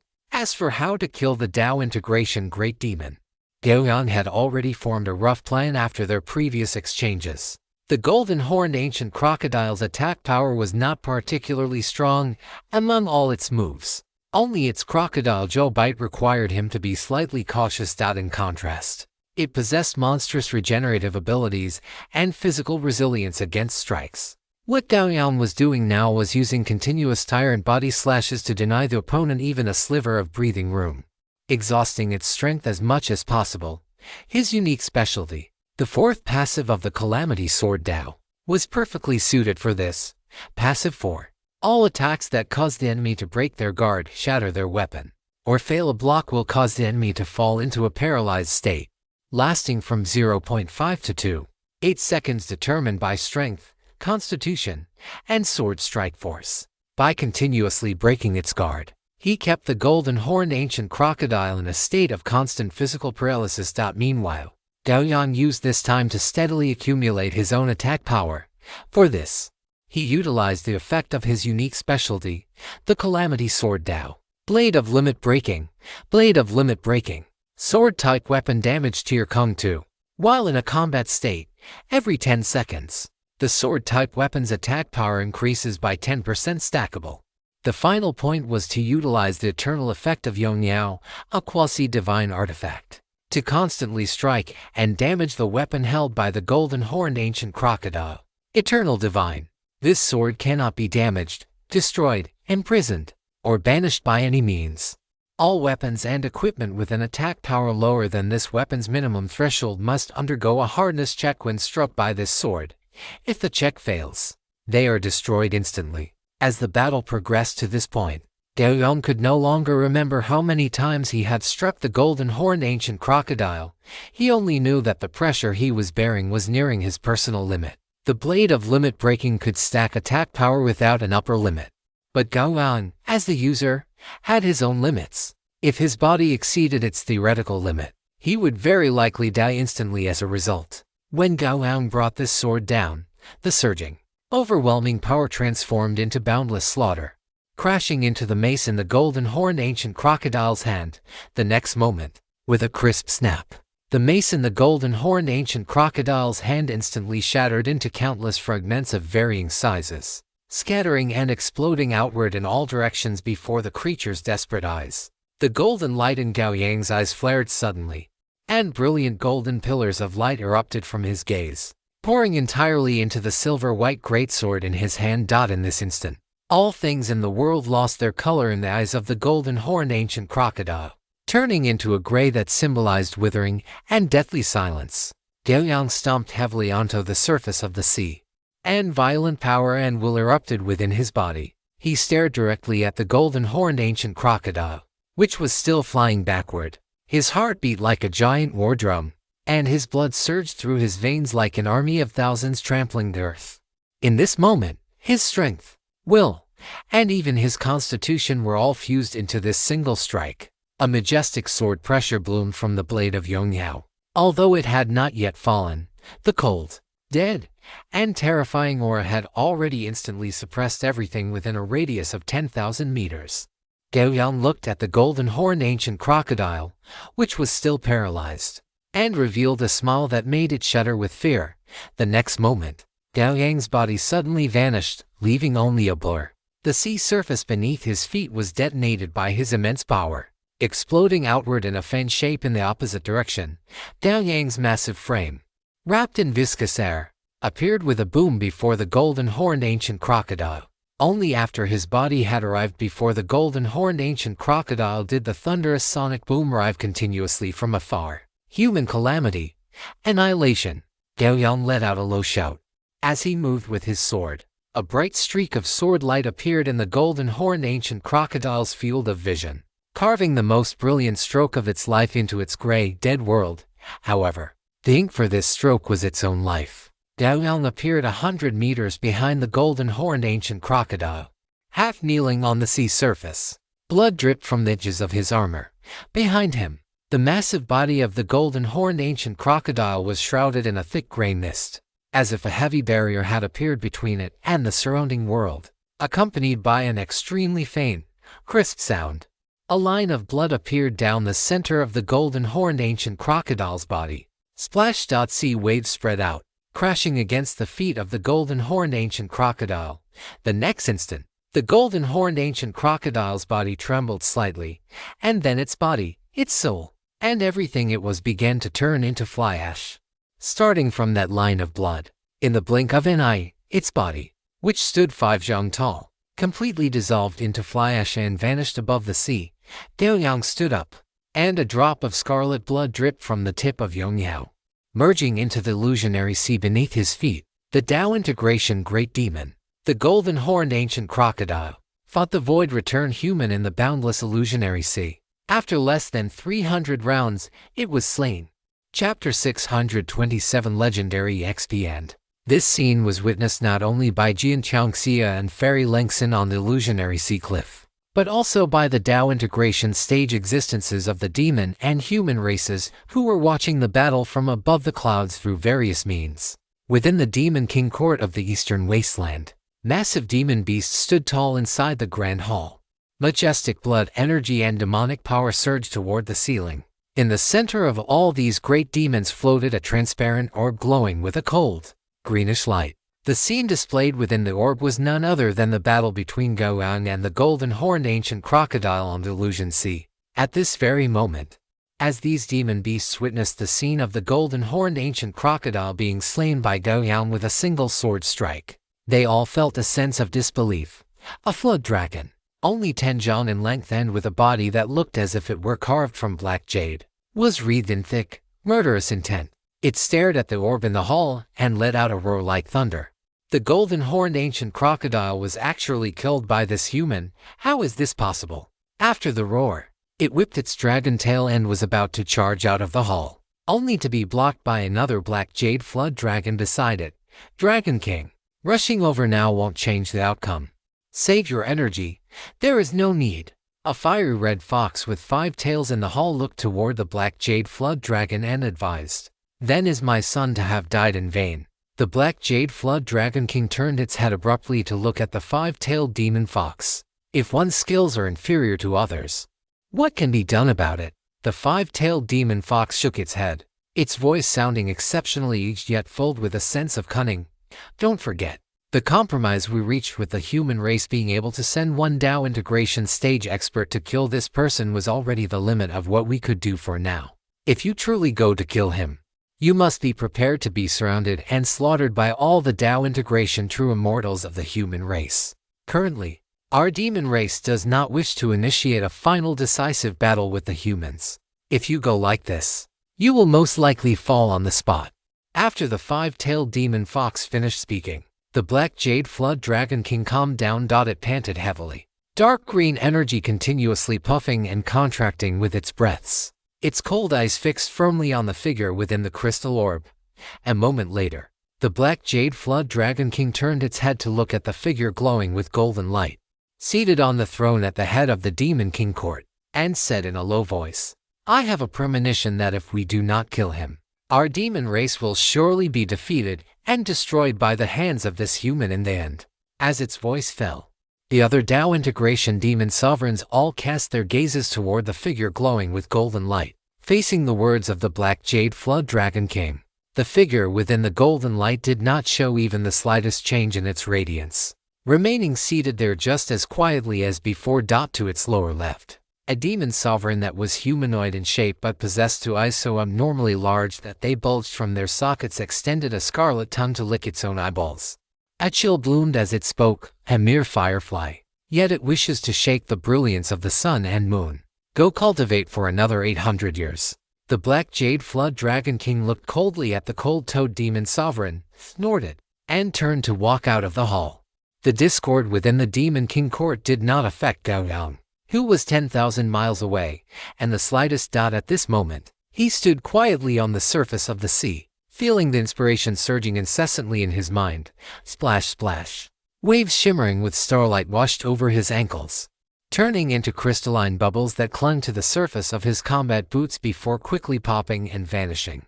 Amidst the gentle sound of the waves, a full quarter of an hour passed before Gao Yang slowly opened his eyes. Gao Yang exhaled slowly, pale red, scorching breath expelled from his lungs, turning into an arrow of air that shot toward the sea surface in front of him, feeling the pain radiating from every part of his body. Gao Yang did not even frown. On the contrary, this pain gave him a sense of existence that felt truly real. He reached out and pressed his hand against his chest, feeling the firm, powerful, and constantly beating heart beneath it. He suddenly looked up slowly toward the cloudless sky, revealing a look of pure satisfaction. Once upon a time, when facing legendary powerhouses, he even had to gamble everything he had just to barely manage a kill. But now, he had been able to fight a great demon that had stepped into the legendary realm for over a decade head-on, without even having to use many of his trump cards. The taste of this was something that could not be described to outsiders. Gao Yang withdrew his gaze, the smile on his face fading away. He clenched his fists and then summoned the General Network panel. As the General Network panel unfolded, a series of notifications appeared before Gao Yang's eyes. General Network notification. You have killed the golden horned ancient crocodile Gulu legendary Dao integration. You have gained 1 point of legendary reputation. General network notification. You have obtained the Millennium Treasure Chest of the Golden Horned Ancient Crocodile. General network notification. Due to your actions, your initial relationship with the Eastern Wasteland demon race has changed. Current relationship, mortal enemies. General network notification. You have killed the Golden Horned Ancient Crocodile Gulu legendary Dao integration. You have gained 100,000 generally XP. Based on your related actions, you have gained an additional 5,000 legendary XP. General network notification. You have killed the Golden Horned Ancient Crocodile Gulu. Your legendary promotion quest completion progress has increased. Ultimate battle. Complete 3 or more battles against legendary professionals and emerge victorious. Current progress 3/3. Gao Yang sat cross-legged on the sea, reading through the notifications one by one. Killing a legendary entity while in the transcendent stage and gaining legendary reputation was already a normal occurrence for Gao Yang. However, this time, he only gained 1 point of legendary reputation, which left him somewhat dissatisfied.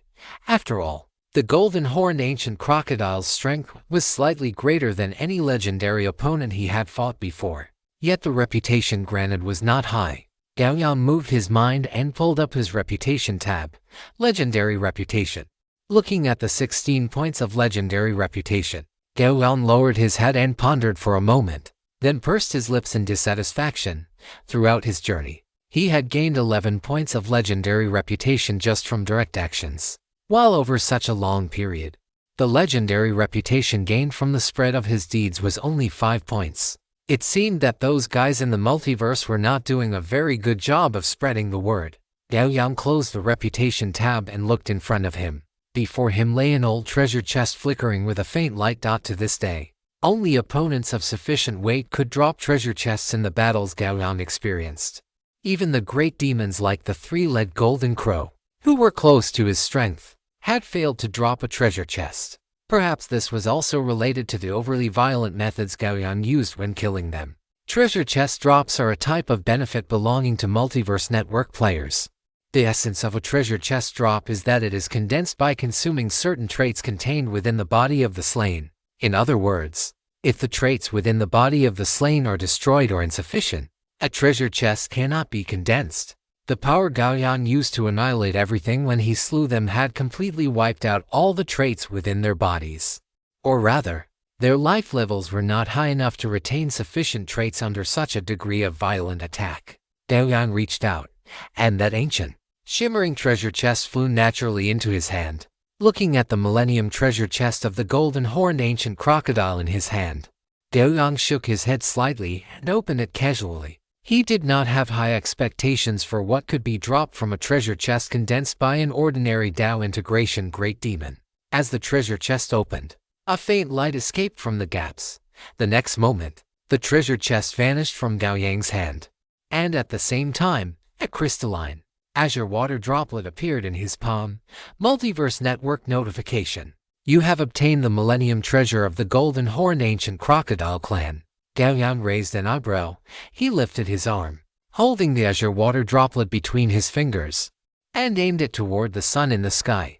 Through the sunlight, it seemed as if something was sealed inside the azure droplet. Gao Yang looked at the azure droplet in his hand, thought for a moment, and decided not to open it directly.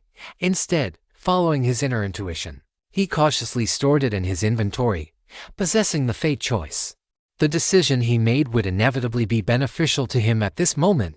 However, what exactly could be worth the Golden Horned Ancient Crocodile Clan treasuring for a millennium? Holding this question in mind, Gao Yang looked at the subsequent Multiverse Network notifications. Slaying the Dao integration great demon, the Golden Horned Ancient Crocodile, would further deteriorate his relationship with the Eastern Wasteland Demon Clan.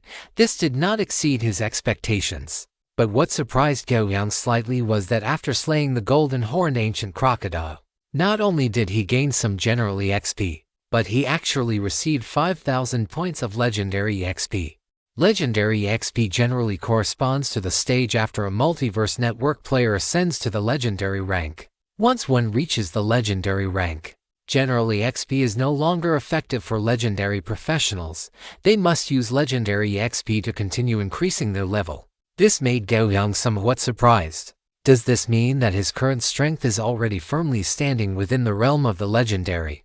Although, at present, he is still merely a transcendent striving to ascend to the legendary rank. The final notification was good news. His legendary promotion quest had finally completed a small portion.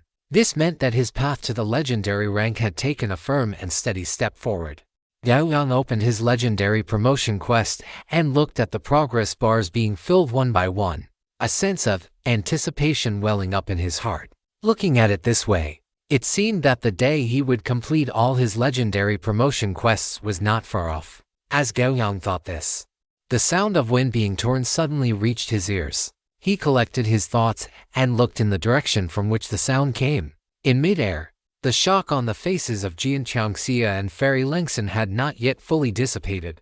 Their eyes remained filled with astonishment as they looked at Gao Yang. Jian Changxia rushed to the front of Gao Yang, wanting to reach out and pat his shoulder, but fearing that such an overly intimate gesture might cause offense, he hesitated. After thinking it over, his hand did not land on Gao Yang's shoulder. Instead, he turned to Gao Yang and said in an excited tone, "Fellow Taoist Gao, you have reverse slain a Tao integration great demon while still in the void return stage. This is a feat and seen in a millennium. From now on, even a Tao integration true immortal must treat you as an equal." Compared to Jian Changxia's excitement, Fairy Lengson displayed the elegant and intellectual side of a woman.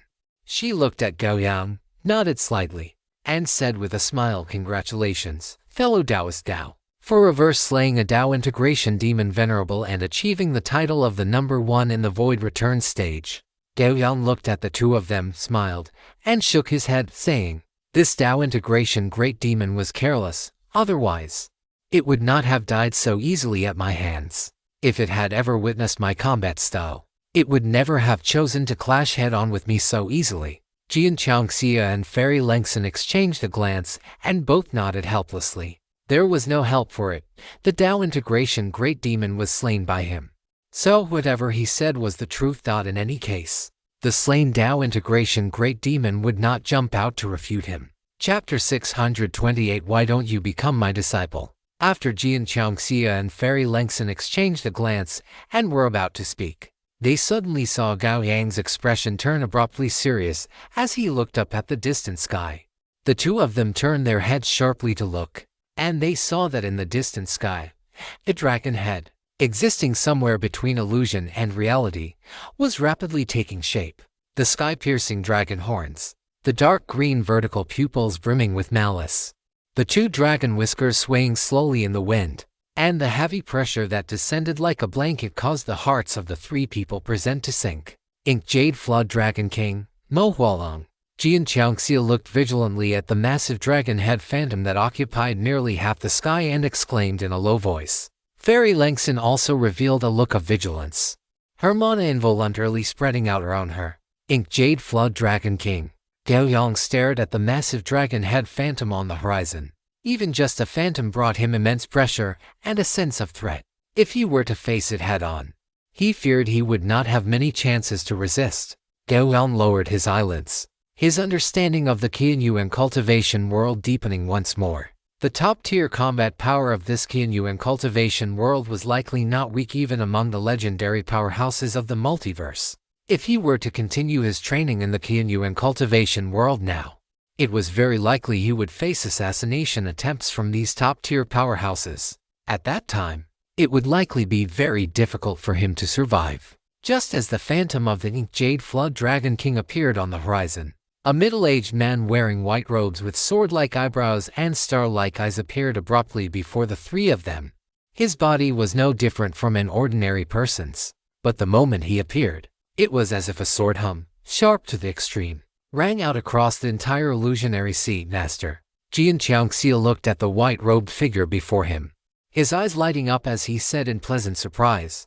After hearing this, Gao Yang finally realized that the middle-aged man standing before them was the current sword master of the Spring and Autumn Sword Pavilion, the immortal known by the Taoist title, Immortal Zhiku. Immortal Zhiku did not turn around. He simply stood with his hands behind his back, his gaze calm as he looked up at the massive, illusory dragon head in the sky. Mo Hualong, stop staring. Even if you look until your eyes run dry, you can do nothing to me. Immortal Zhiku's voice was not loud, but the moment he spoke, his words instantly spread across the entire illusionary sea. An invisible sword intent pressed down, causing the entire illusionary sea to suddenly fall silent. Gao Yang's expression tightened. After witnessing this, he became even more cautious. The current sword master of the Spring and Autumn Sword Pavilion before him possessed truly terrifying cultivation. He had not even made a move yet, but his mere aura was enough to suppress the entire illusionary sea. It was hard to imagine what kind of terrifying scene would unfold once he actually struck. Li Tai Bai, one day, I will swallow you whole, and your Spring and Autumn Sword Pavilion will be destroyed along with you. The massive dragon head of the Jade Flood Dragon King swayed, its voice like rolling thunder, echoing across the illusionary sea. It did not spare Gao Yang a second glance, nor did it say another word. This attitude made it clear that Gao Yang was not yet worthy of its attention. As the voice faded, the massive illusory dragon head quickly receded, disappearing within a few short breaths. Only after the dragon head had completely vanished did the middle-aged man before Gao Yang turn around to face the three of them. Immortal Zhiku looked at Gao Yang, his eyes filled with appreciation. This must be young friend Gao Yang, correct? Gao Yang nodded slightly, cupped his hands in a salute, and said respectfully, Junior Gao Yang pays his respects to Senior Zhiku.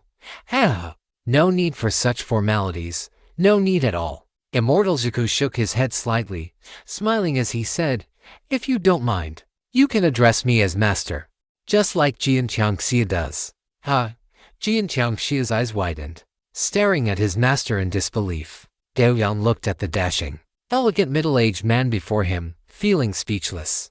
This senior had seemed so reliable, but the moment he spoke, the image of the reliable senior shattered into pieces. Seeing Gao Yang's expression, Immortal Zhiku burst into loud laughter.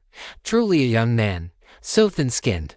Immortal Zhiku chuckled twice and continued to tease. If I were to spread the word, those begging to be my disciples would line up from the Spring and Autumn Sword Pavilion all the way to the Wind and Snow Sword Pavilion. The Wind and Snow Sword Pavilion and the Spring and Autumn Sword Pavilion are poles apart, and they don't exactly get along, Fairy Langston whispered, sending a voice transmission to explain when she saw the confusion on Gao Yang's face. Only then did Gao Yang understand. Master, do you really want to take fellow Taoist Gao as a disciple? Given fellow Taoist Gao's talent, if it isn't a direct mentorship, there would be no point. Jian Qiangxia added immediately. Immortal Zhiku looked at his precious disciple and sighed helplessly. You blockhead, go practice your sword. Distracted by Jian Qiangxia's interruption, Immortal Zhiku lost the mood to joke. He looked at Gao Yang, his expression turning solemn as he spoke slowly. Young friend Gao, although your slaying of Gulu was a great surprise to us, the strength of the Eastern Wilderness demon race is immense. There are more than a dozen demon experts stronger than Gulu. If you wish to remain in the Qianyuan cultivation world, you cannot appear on the front lines of the war between humans and demons again, or you will inevitably be hunted down by powerful demon experts. We cannot stay by your side at all times, and I hope you understand.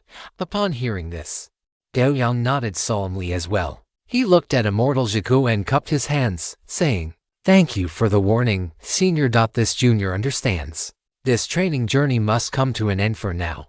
Once I have reached the Dao integration stage, I will return to Qianyuan to visit you, Senior. Immortal Zhiku nodded slightly. This was the safest scenario for Gao Yang. After all, any external force capable of cultivating such an outstanding disciple could not be an unknown entity. If Gao Yang were to die in the Qianyuan cultivation world, it was highly likely that the powerful faction behind him would harbor deep resentment. If they were to become dissatisfied and intervene in the war between humans and demons, it would be a disaster that the Qianyuan cultivation world could never accept. Furthermore, as an outsider who had extended a helping hand, the cultivators of the Qianyuan cultivation world, as hosts, had to ensure Gao Yang's safety to the best of their ability. In the current situation, there was no safety for Gao Yang unless he remained in the heartland of the human race. And since Gao Yang was not the type to stay in the human heartland indefinitely, His departure from the Qianyuan cultivation world was the most effective way to resolve the problem. That would be best. If young friend Gao is not in a hurry, let my disciple accompany you to see the magnificent landscapes of our Qianyuan cultivation world and experience our local customs. Immortal Jiku said with a smile. Thank you for your kindness, senior. Gao Yang cupped his hands and accepted. Immortal Jiku sighed slightly and said, This place is no longer safe. You should return now. Upon hearing this, the three of them followed his advice. After bowing to Immortal Jiku, they all flew toward the illusionary sea cliff. Once the three had ascended the cliff, Immortal Jiku's body trembled slightly, and the next moment, he vanished from above the illusionary sea. After returning to the illusionary sea cliff, the three did not linger and immediately took the teleportation ray back to the human alliance. Fellow Taoist Gao, how about I accompany you to see the magnificent landscapes of our Qianyuan? Jian Qiangxia asked as he stepped out of the teleportation array, looking at Gao Yang. Fairy Langson also spoke up at the right moment. That's right, fellow Taoist Gao. Our Qianyuan cultivation world is vast and boundless. While the scenery may not be unique, it certainly has its own distinct charm. If you are not in a hurry, traveling through the mountains and waters can be a great way to relax, facing their eager gazes. Gao Yang had intended to return directly to Earth, but after a moment of thought, he didn't say it. Instead, he nodded and said, Then, I will have to trouble you both. Haha, don't worry, fellow Taoist Gao. I guarantee you'll be satisfied, Jian Qiangxia said, patting his chest. That same day, the three left the Human Alliance headquarters and flew toward the heartland of the human race. 10 days later, at the Human Alliance headquarters, Gao Yang stood on the back of Audreyville. Before him stood Jian Qiangxia, Great Elderly Ren, Fairy Miju, and others, seniors, fellow Taoists. I shall take my leave now. Take care, fellow Taoist Gao. May you have a safe journey, fellow Taoist Gao. Gao Yang looked at the people before him, cupped his hands in a salute, and then used his consciousness to communicate with the Multiverse Network. Selecting the option to return, as the countdown echoed in his mind, a sensation of the world spinning around him overwhelmed his senses in the next moment. When Gao Yang regained his perception, the environment that met his eyes was one he was all too familiar with. Gao Yang sat cross-legged on Audelivier's back, while Audelivier lay in the martial arts arena, looking somewhat dizzy. Gao Yang paid it no mind, climbing straight down from the dragon's back and heading toward his bedroom. He had not brought the two-headed golden lion, Jin Feng, back with him this time. On this point, although Audelivier's mind was filled with the desire to reproduce, it clearly understood that Gao Yang did not like having strangers come into their home. Likewise, Gao Yang did not exchange the battle merits he had obtained in the Qianyuan immortal cultivation world for supplies to bring back to him. These supplies could not provide him with any greater or stronger benefits. Of course, this was also because he had not taken a look at the treasury of the Qianyuan immortal cultivation world. After all, the power level of the Qianyuan immortal cultivation world was not low. If one were to truly calculate it, there would naturally be many treasures in existence. Returning to his bedroom, Gao Yang first released the chubby kun from his arm. Back in a familiar place, the chubby kun wiggled its body with great pleasure, swimming around the room. Watching the chubby kun's body, which had grown slightly larger, Gao Yang could not help but reveal a hint of anticipation in his eyes. As an astral behemoth, the chubby kun's body could exceed 1,000 meters just in its juvenile stage. Once it reached that level, perhaps he would be able to rely on the chubby kun to possess the ability to travel between planes independently. Of course, before that, it would be best if he possessed legendary level strength. After all, the astral realm was not a place of order, and there had never been a shortage of vicious existences within it. Gao Yang patted the chubby kun's rounded body, letting it go off to play by itself. Afterward, he sat cross-legged on the bed and began to close his eyes and ponder. The trip to the Qianyuan immortal cultivation world had perfectly resolved the hidden dangers within his bloodline. But at the same time, it had also led to more problems, such as the conspiracy of the Yellow Springs giant dragon, and the fact that the war between humans and demons in the Qianyuan immortal cultivation world was far from over. These were all things that would require his strength to be sufficiently high before he could resolve them. Chapter 629. From today on, no more alcohol. Warm sunlight spilled onto the earth through the clouds, and amidst the sound of a light breeze, Gao Yang slowly opened his eyes. After returning from the Qinyu and immortal cultivation world yesterday, he had not lingered long. Simply collapsing into bed to sleep, Gao Yang looked out the floor-to-ceiling window. The trees on the mountain behind the house were swayed by the wind, emitting a rustling sound. A trace of confusion appeared in his eyes, and it took several seconds for that confusion to completely dissipate. Arriving at the bathroom, Gao Yang looked at the half-length mirror in front of him. In the mirror was a very ordinary-looking young man. The only thing that could be considered outstanding might be those calm, pitch-black pupils. After a simple wash, Gao Yang put on a set of casual pajamas and walked out of the bedroom. Arriving at the living room on the first floor, Gao Yang moved his consciousness, wanting to take a box of dragon meat meal prep from his inventory to use as breakfast. But when his consciousness opened the inventory, he discovered that the spot where the dragon meat meal prep was stored was already empty. Gao Yang pondered carefully for a moment and suddenly realized, over the long period of consumption, the dragon meat meal prep had long since been eaten clean. Fortunately, he had a substitute. Gao Yang opened his Multiverse Network friend list, found the proprietress's avatar, and sent her two messages. Afterward, he clicked on Agnia's avatar and told her that he wanted to ask her teacher to help prepare a type of potion. After sending messages to both of them, Gao Yang waited for a moment. Seeing that there was no reply for the time being, he did not continue to wait, but instead rose and headed toward the mountain behind the house. Without dragon meat meal prep, and not wanting to eat roasted ice moon toad meat, he could only eat a few kello fruits. Fortunately, there were still quite a few kello fruits, as long as there was sufficient energy. The kello fruit trees would always maintain a corresponding output. After picking a few kello fruits, Gao Yang had just returned to the house and sat down when the proprietress's message arrived. Mulan proprietress, Gao Yang, what kind of ingredient is it? If it is too inferior, I will not and do not wish to take action, otherwise, it will make my peers laugh at me. Gao Yang, a demonic beast that has reached the limit of the transcendent realm and is only one step away from the legendary realm. Wait for me, after Gao Yang replied. The proprietress only replied with 2 words, and then there was no movement. 3 seconds later, a spatial vortex opened in the martial arts arena. The clanging sound of pots, pans, bowls, and ladles first emerged from the spatial vortex, and then a fiery, graceful figure suddenly rushed out from the spatial vortex. As she rushed out, the pots, pans, bowls, and ladles seemed to be bound by an invisible ribbon, flying out from the spatial vortex one after another behind her. Gao Yang, where are you? Where is the ingredient? The proprietress's face carried a hint of excitement and urgency.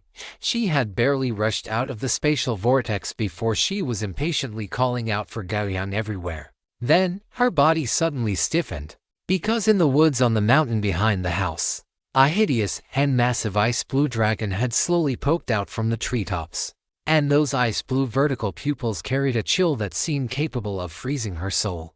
The proprietress looked at the ice blue dragon head that was no more than 100 meters away from her. She folded her hands obediently in front of her flat lower abdomen, pressed her long, rounded legs together, bowed, and said very politely, "Sorry, I disturbed your rest." She could be certain that the ice blue dragon head before her definitely possessed an exaggerated level of strength. This was likely the demonic beast Gao Yang had spoken of that was only one step away from the legendary realm.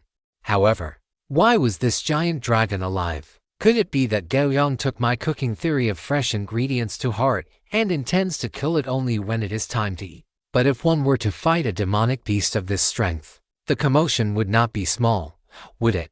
What would she do then? Watch the whole battle, and then, after Gao Yang finishes off this giant dragon, she would take advantage of it while it is still hot. Just as she was lowering her head, lost in thought, a gentle voice sounded in front of her. "Boss lady, long time no see. Why are you being so polite?" Mulan raised her head and looked at Gao Yang, who was slowly walking towards her. She then glanced towards the back mountain and, seeing the massive dragon head disappear, finally breathed a sigh of relief. "It's all because you, Gao Yang." said there was a top-tier ingredient just one step away from becoming a legend. I didn't even pack up, I just rushed over. Mulan rolled her eyes, then leaned closer to Gao Yang and whispered, "The ingredient you mentioned isn't the giant dragon in your back mountain, is it? That guy's strength is quite formidable." "Giant dragon? You mean Oddlyville?" Gao Yang lowered his head slightly.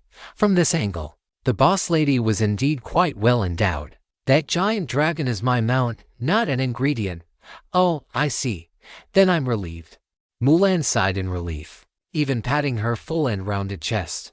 "Although it's not Oddlyville, the nature of the ingredient isn't much different." Gao Yang curiously glanced at the cooking utensils behind the boss lady, then walked past her and entered the training ground, waving his hand. The next moment, a massive, mountain-like toad corpse, radiating an icy blue glow, appeared on the training ground. The boss lady's eyes widened abruptly, just standing in front of the toad's corpse.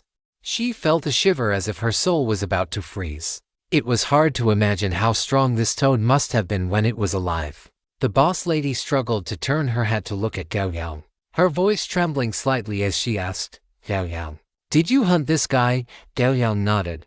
"Of course. It was a bit tricky. It took some effort to kill it." After he finished speaking, as if remembering something, he said, "Boss lady, some of this ice toad's blood and certain body tissues need to be preserved. I need them to make potions. I'll have to trouble you to cook only the parts with the most meat.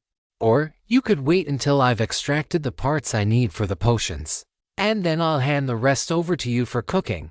What do you think?" Upon hearing this, Mulan didn't hesitate at all and immediately said, "I'll take some flesh and blood to cook for you first. It's a good opportunity for me to determine the characteristics of this toad meat. Once you've finished making your potions, you can just give me the rest." Mulan paused here, then turned to Gao Yang and said very seriously, "But it's agreed, this time, only I can cook this toad. You absolutely cannot find any other chef." Gao Yang didn't agree immediately, but instead asked, "What about the fee?" "Free."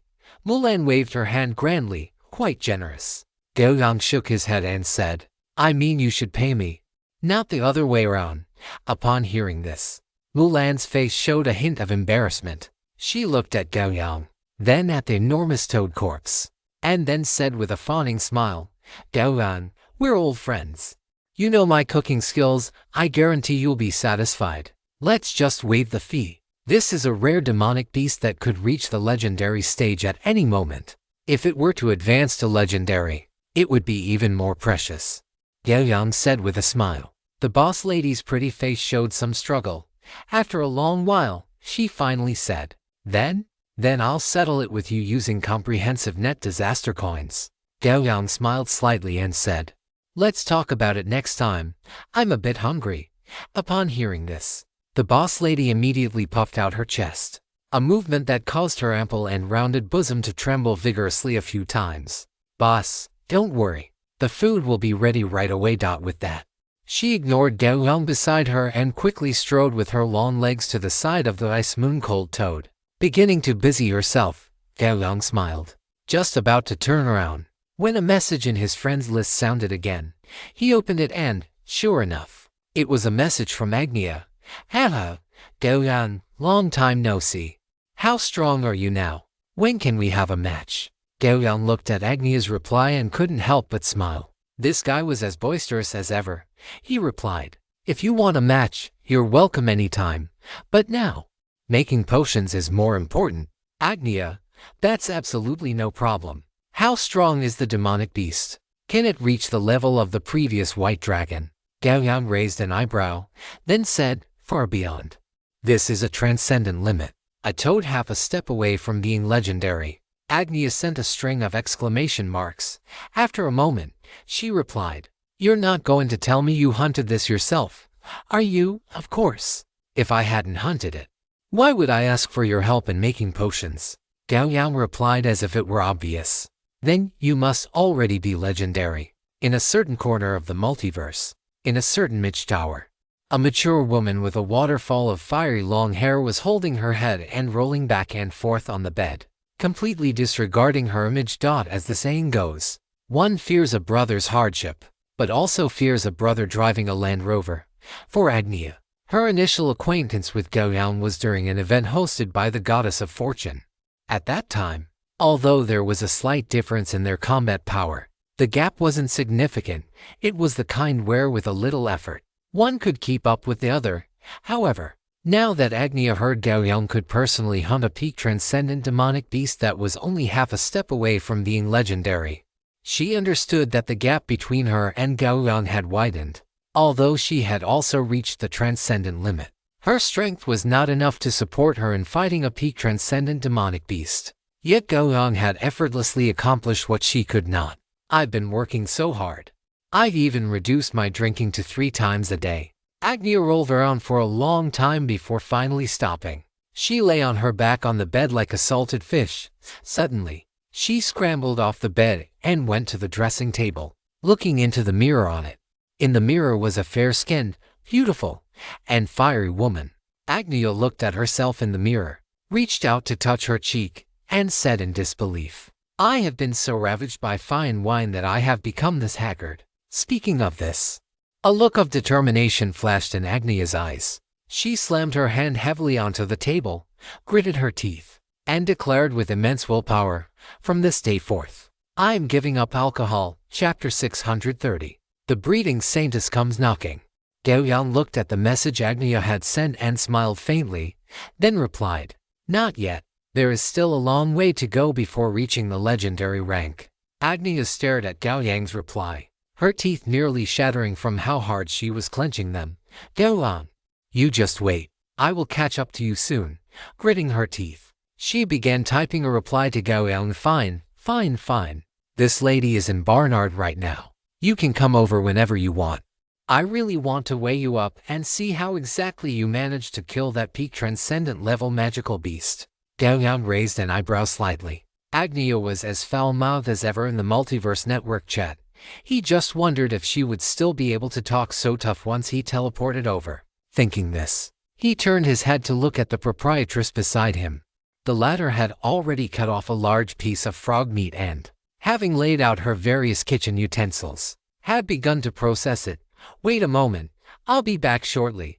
After saying this, Gao Yang walked to a spot not far from the proprietress and said, "Proprietress, I am going to step away for a moment to resolve the matter regarding the potion. I will be back soon." Mulan waved her hand without even turning her head. All of her attention was currently captured by the snow-white frog meat on the cutting board. She hadn't heard a word Gao Yang said. Seeing this, Gao Yang didn't pay her any more mind. He turned and stored the corpse of the ice moon-cold toad into his inventory, then made his way with practiced ease to the Multiverse Trading Center to purchase a plain teleportation scroll. Afterward, he entered the plane coordinates for Barnard and tore the teleportation scroll in his hand. Spatial fluctuations rippled out, and a spatial vortex appeared. Gao Yang did not hesitate and stepped directly into it. The Barnard plane was a great distance from Earth, so the teleportation took quite a while. When the teleportation ended, Gao Yang stumbled forward a few steps, his vision blurring with slight double images. However, thanks to his current physique, the after effects of such a teleportation did not last long. In less than a minute, Gao Yang had completely shaken off the after effects. The place he arrived at was still inside a mage tower. Gao Yang knew this was the tower built by the legendary archmage Matilda Allen, whose primary function was to vet all travelers entering the Barnard plane. He entered the spatial coordinates provided by Agnia, and as the verification completed, a spatial vortex appeared on the mage wall in front of him. Gao Yang stepped through, and the next moment, he arrived in the city where Agnia resided. Before him was a street paved with red bricks. He stood at the edge of the street, facing a tightly shut black iron gate.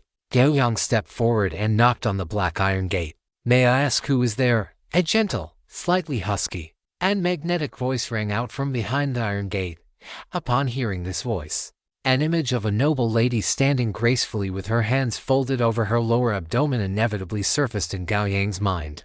Of course, Gao Yang, who knew the owner of this voice well, instantly replaced the image in his mind with that of a woman with long, fiery red hair and a temperament just as passionate as fire. Gao Yang spoke softly through the iron gate. "It's me." As his voice fell, there was silence behind the gate for several seconds, followed by a crisp mechanical sound. The black iron gate before Gao Yang slowly opened. Agnia was still holding that agate staff. She looked at Gao Yang standing outside the gate with a highly cultured smile on her face. Long time no see, Gao Yang. This gentle and noble appearance, compared to her behavior in the Multiverse Network chat, made it seem as if she truly possessed two souls in one body. Gao Yang revealed a faint smile and looked at Agnia, saying, "Indeed. It has been a long time, Agnia. You don't seem to have changed much since we last met." Agnia's heart tightened. She looked at Gao Yang, absolutely certain that he was not complimenting her, but rather subtly mocking her for having made no progress in her strength since their last meeting. "Damn it," Agnia roared internally, but her long-standing upbringing allowed her to maintain a proper smile. "Thank you for the compliment. Please, come in."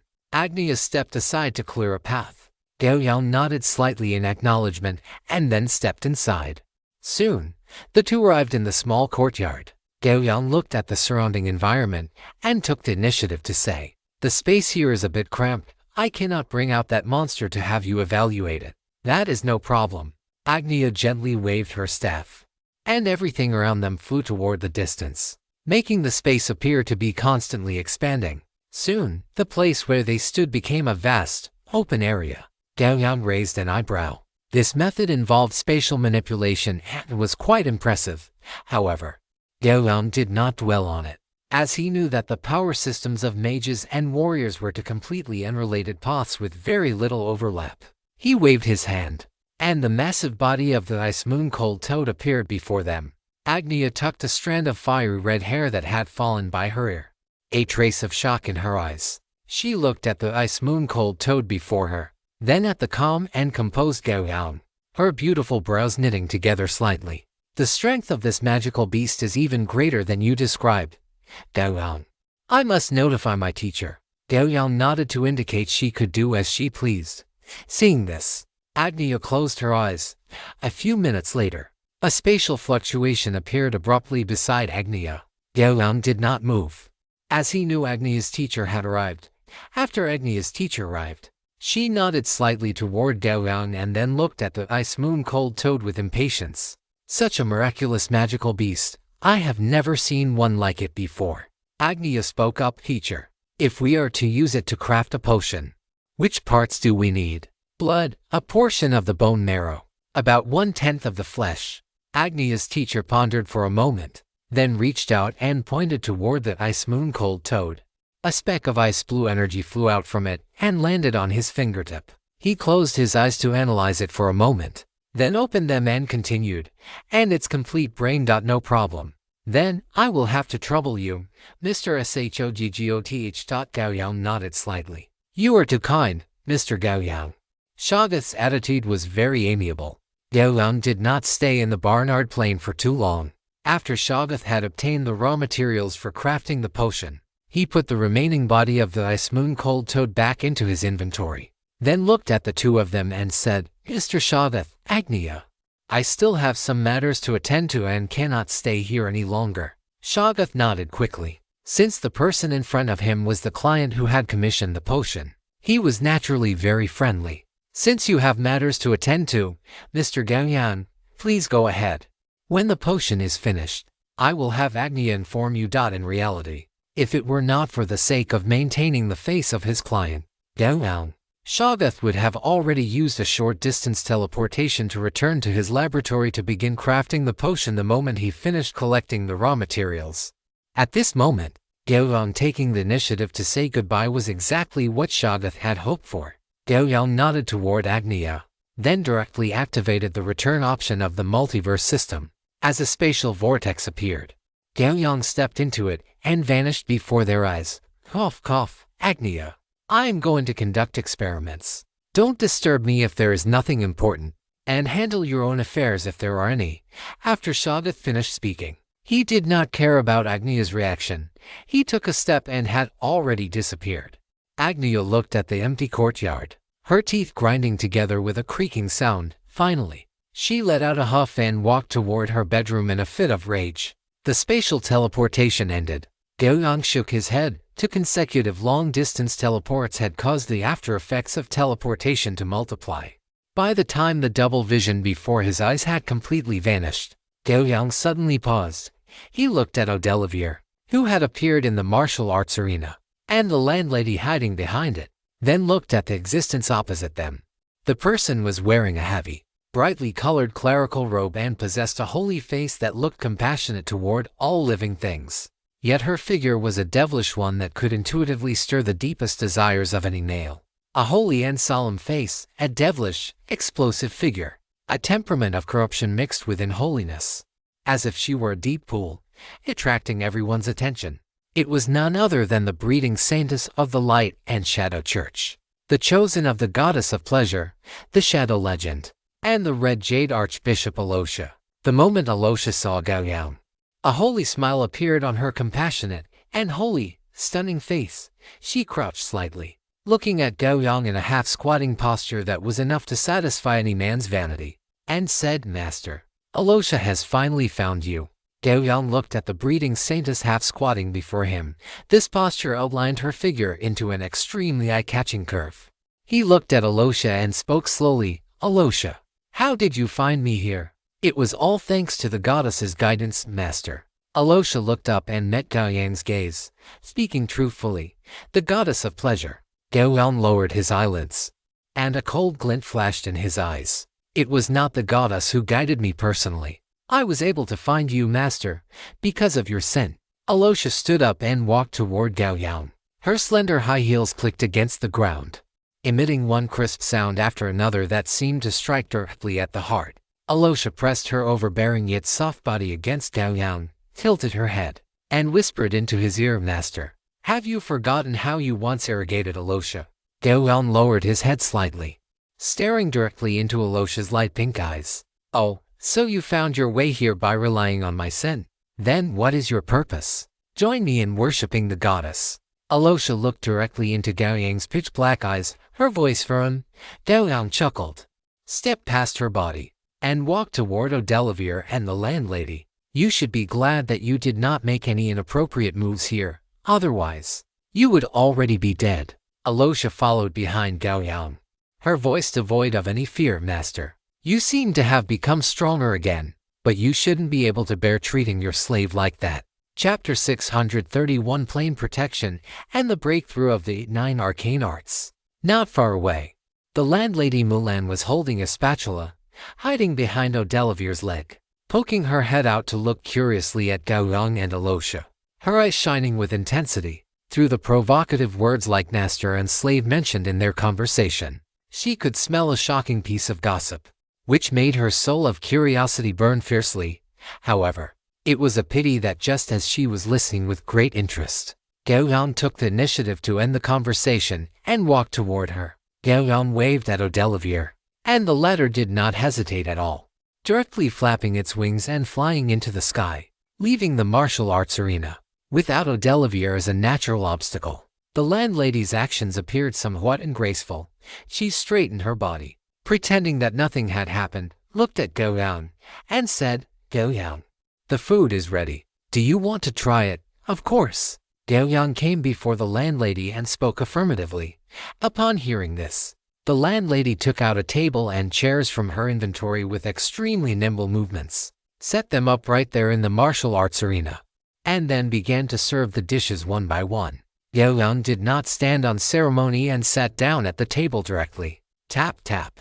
The sound of heels hitting the ground approached from afar, and Alosha had already arrived at Gao Yang's side.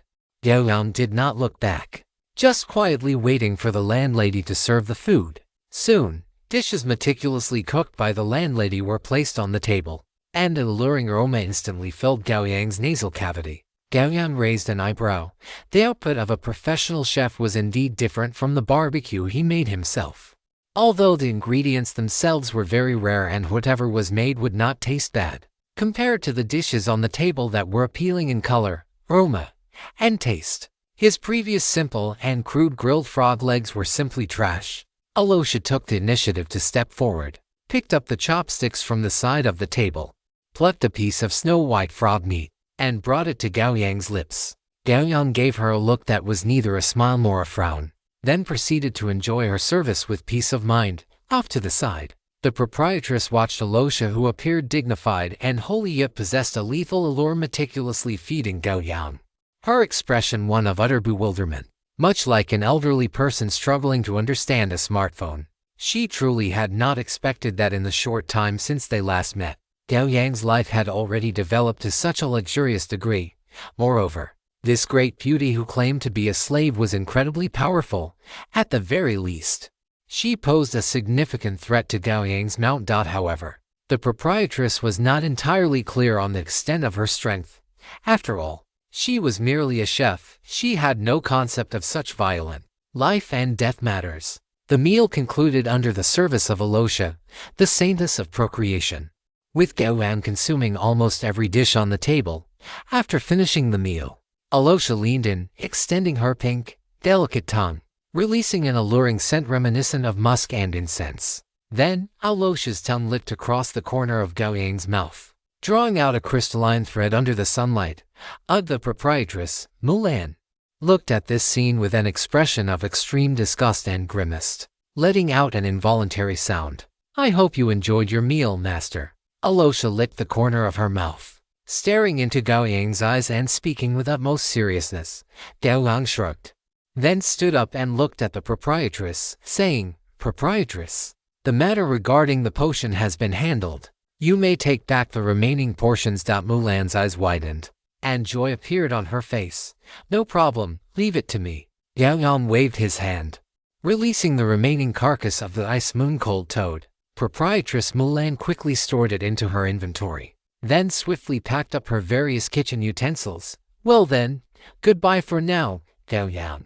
I will notify you once it is finished." Proprietress Mulan waved at Gao Yang, then dove headfirst into a spatial vortex. Watching the proprietress leave, Gao Yang glanced at Alosha, then turned and walked toward the back door of the villa. "Follow me."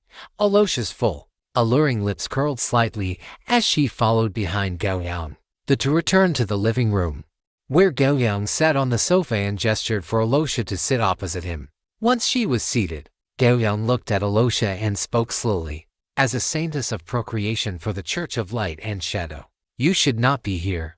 Alosha blinked her watery eyes twice. Instead of responding directly to Gao Yang's words, she said, "Master, from today on, your slave Alosha will be responsible for taking care of your daily life and meals." Gao Yang looked straight into Alosha's eyes, shaking his head slowly but firmly as he said, "My life does not require anyone to take care of it, and I do not particularly like people coming to my residence uninvited. As for your motives, I am not interested, and my faith will never be offered to any deity. That is only because you, master, have not witnessed the greatness of the goddess. If you had seen it, you would certainly change your mind." Alosha was somewhat agitated, her body leaned forward, and even her voice showed a hint of fluctuation. "Stop right there.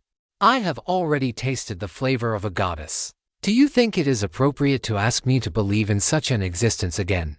Gao Yang interrupted Alosha directly, then stood up, looking down at her from a position of superiority. "The path I walk is not the same as yours. I never believe in deities, nor do I hope for them to grant me power. The strength I possess today was all carved out by my own sword, strike by strike. Listen well, leave my homeland, and from this day forward, do not come back, otherwise, I will kill you. This is an order, not a negotiation." A flush appeared on Alosha's face. She looked up at the calm-faced Gao Yang, wanting to say something more, but before the words could leave her lips, she felt a chill on her snow-white, delicate neck, as if her throat would be instantly severed should she utter another word. Alosha stood up and looked at Gao Yang, a powerful aura rising from her body. Shadows emerged from all over her form, enveloping her completely in the blink of an eye. Standing within her own domain of shadows, she looked at Gao Yang. "If I remain only as your slave, a slave in the legendary realm, can I stay by your side? I do not need it. The me of the past is not the me of today. You may continue to be your saintess," Gao Yang said. His eyelids lowered as he looked at Alosha before him. In many cases, women meant trouble, especially the more beautiful they were. This was even more true when such a beautiful woman also possessed immense power. Gao Yang could not allow the legendary ranked Alosha to remain on Earth. That would be irresponsible not only to his own life but also to all life on Earth. If Alosha were allowed to stay on Earth, even if she had no ulterior motives, her mere presence would attract the gaze of the goddess of pleasure. Although it was highly unlikely that the goddess would enter Earth in person, the influence even a single avatar could exert would be staggering. Gao Yang did not want to return from an adventure in the Multiverse Network only to find an Earth completely fallen into the abyss of desire. Do not doubt it, the goddess of pleasure, in her pursuit of novelty and gratification, was absolutely capable of doing such a thing. After Gao Yang finished speaking, a brilliant radiance of will appeared in his eyes. His golden pupils stared at Alosha, and his intangible will almost formed the edge of a blade, pressing against her heart. Alosha opened her mouth, but ultimately, under the influence of that increasingly sharp pressure, she could not utter another word. Finally, under Gao Yang's gaze, the shadows behind her swallowed her completely, and she vanished without a trace. Alosha's departure did not cause Gao Yang to relax in the slightest. He opened his right hand, and a crimson gold ball of battle aura condensed in his palm. At the same time, his will was being channeled into the ball of battle aura in his hand. Soon, the ball of battle aura grew to the size of a watermelon. Gao Yang held the ball of battle aura, walked out the back door, and then tossed it toward the sky. The battle chi sphere resembled a miniature sun as it soared toward the sky. When its altitude surpassed everything within the villa's perimeter, Gao Yang focused his mind, and the battle chi sphere exploded with a thunderous boom. A pale golden wave erupted, spreading outward in ripples that distorted the surrounding space. Gao Yang closed his eyes, his perception pushing outward along with his will. This golden wave rippled for nearly 10 kilometers before slowly dissipating inside the villa. The moment the ripples vanished, Gao Yang opened his eyes. According to his investigation, there was no trace of Alosha's aura in the vicinity, nor were there any spatial markers left behind. To be safe, Gao Yang looked up at the sky, his will beginning to link with the Earth's heavenly Tao. Soon, a grand and majestic will descended beside Gao Yang. It was the arrival of the Earth's heavenly Tao. After a brief communication between Gao Yang and the Earth's heavenly Tao, the latter quickly receded. With the help of the Earth's heavenly Tao, he could feel much more at ease. Gao Yang returned to the living room and sat down, his mind occupied with whether he should strengthen the defenses of Earth. Otherwise, it would be far too unsafe for the planet if anyone possessing its spatial coordinates could simply invade at will. Thinking of this, Gao Yang opened the Multiverse Network panel and entered the forum, hoping to find knowledge or commissions related to planar defense. But after only a few minutes, he dismissed the idea. The cost of defensive arrays for planes was simply too exorbitant. It was not something an ordinary person could afford. Moreover, the requirements for a formation master to create such a planar defense array were extremely high. Gao Yang had just checked, and the few individuals accepting commissions for building planar defense arrays were all legendary tier professionals. Gao Yang shook his head, dispelling the shock in his heart. Defending a plane is not limited to just defensive arrays. As long as I am strong enough and my reputation in the multiverse is great enough, even if Earth has no defenses, other entities will not dare to come here lightly. With this thought, Gao Yang took several medicinal pills from his inventory, swallowed them, and sat cross-legged on the spot to begin practicing the 8-9 profound art. Ever since Gao Yang obtained the 8-9 profound art, he had basically never interrupted his cultivation, and the consumption of various medicinal pills had never ceased. Yet, this time, the cultivation felt somewhat different. As the 8-9 profound art circulated, Gao Yang could clearly feel his life force constantly growing and his strength increasing bit by bit. In an instant, Gao Yang realized that his 8-9 profound art was about to break through. Chapter 632, News brought by Juliano. When the sun vanished into the night and the bright moonlight bathed the earth, Gao Yang awoke from his cultivation in the living room. He opened his eyes, clenched his fists, and closed them again to perceive his current state. Then, he slowly exhaled a breath of stale air from his chest and revealed a relaxed smile. Finally, the third level. One must know that Gao Yang had not possessed the 8-9 profound art for very long. To reach the third level of the 8-9 profound art in such a short time was already an incredibly fast speed. Gao Yang stood up, and as he moved, he discovered a thin layer of black grease-like substance on his skin, which emitted a pungent stench. Gao Yang frowned, thinking to himself, is this the so-called cleansing of the marrow and shedding of the mortal frame? He walked toward the bedroom while carefully experiencing the differences between now and before. My physical body seems more coordinated. My blood flow is more vigorous, my heartbeat is firmer, and even my reaction speed seems to have improved slightly. With these thoughts, Gao Yang stepped into the bathroom to rinse off. 5 minutes later, he walked out of the bathroom, his upper body bare. After washing up, his body had returned to a refreshed state. This also allowed him to have a more precise grasp of himself. Lying on the bed, Gao Yang closed his eyes in contemplation. The changes from breaking through to the third level of the 9 profound art were quite significant. Although it had not yet increased his attributes, Gao Yang estimated that his overall physical quality had improved by about 10%. This was not a small number, and it was an all-encompassing improvement of his body. It was hard to imagine the level of improvement he would gain once he cultivated the 9 profound art to even deeper levels. Furthermore, after this breakthrough, Gao Yang discovered another issue. His cultivation of the 9 profound art was smoother than before. Gao Yang thought carefully, and the problem pointed toward his bloodline. When he previously possessed the Yellow Springs Dragon bloodline, his cultivation of the 9 profound art had never been this smooth, or rather, without the comparison from this cultivation session, Gao Yang would never have noticed this issue. So, you Yellow Springs Dragon, you truly deserve to die, Gao Yang whispered in his heart. This cultivation session also made Gao Yang realize the importance of bloodline purity. If he had not resolved the issue with his Yellow Springs Dragon bloodline, his path of cultivation would only have become increasingly difficult in the future, and this would have laid the groundwork for him to be manipulated by the Yellow Springs Dragon. Thinking of this, Gao Yang opened his eyes and sighed slowly.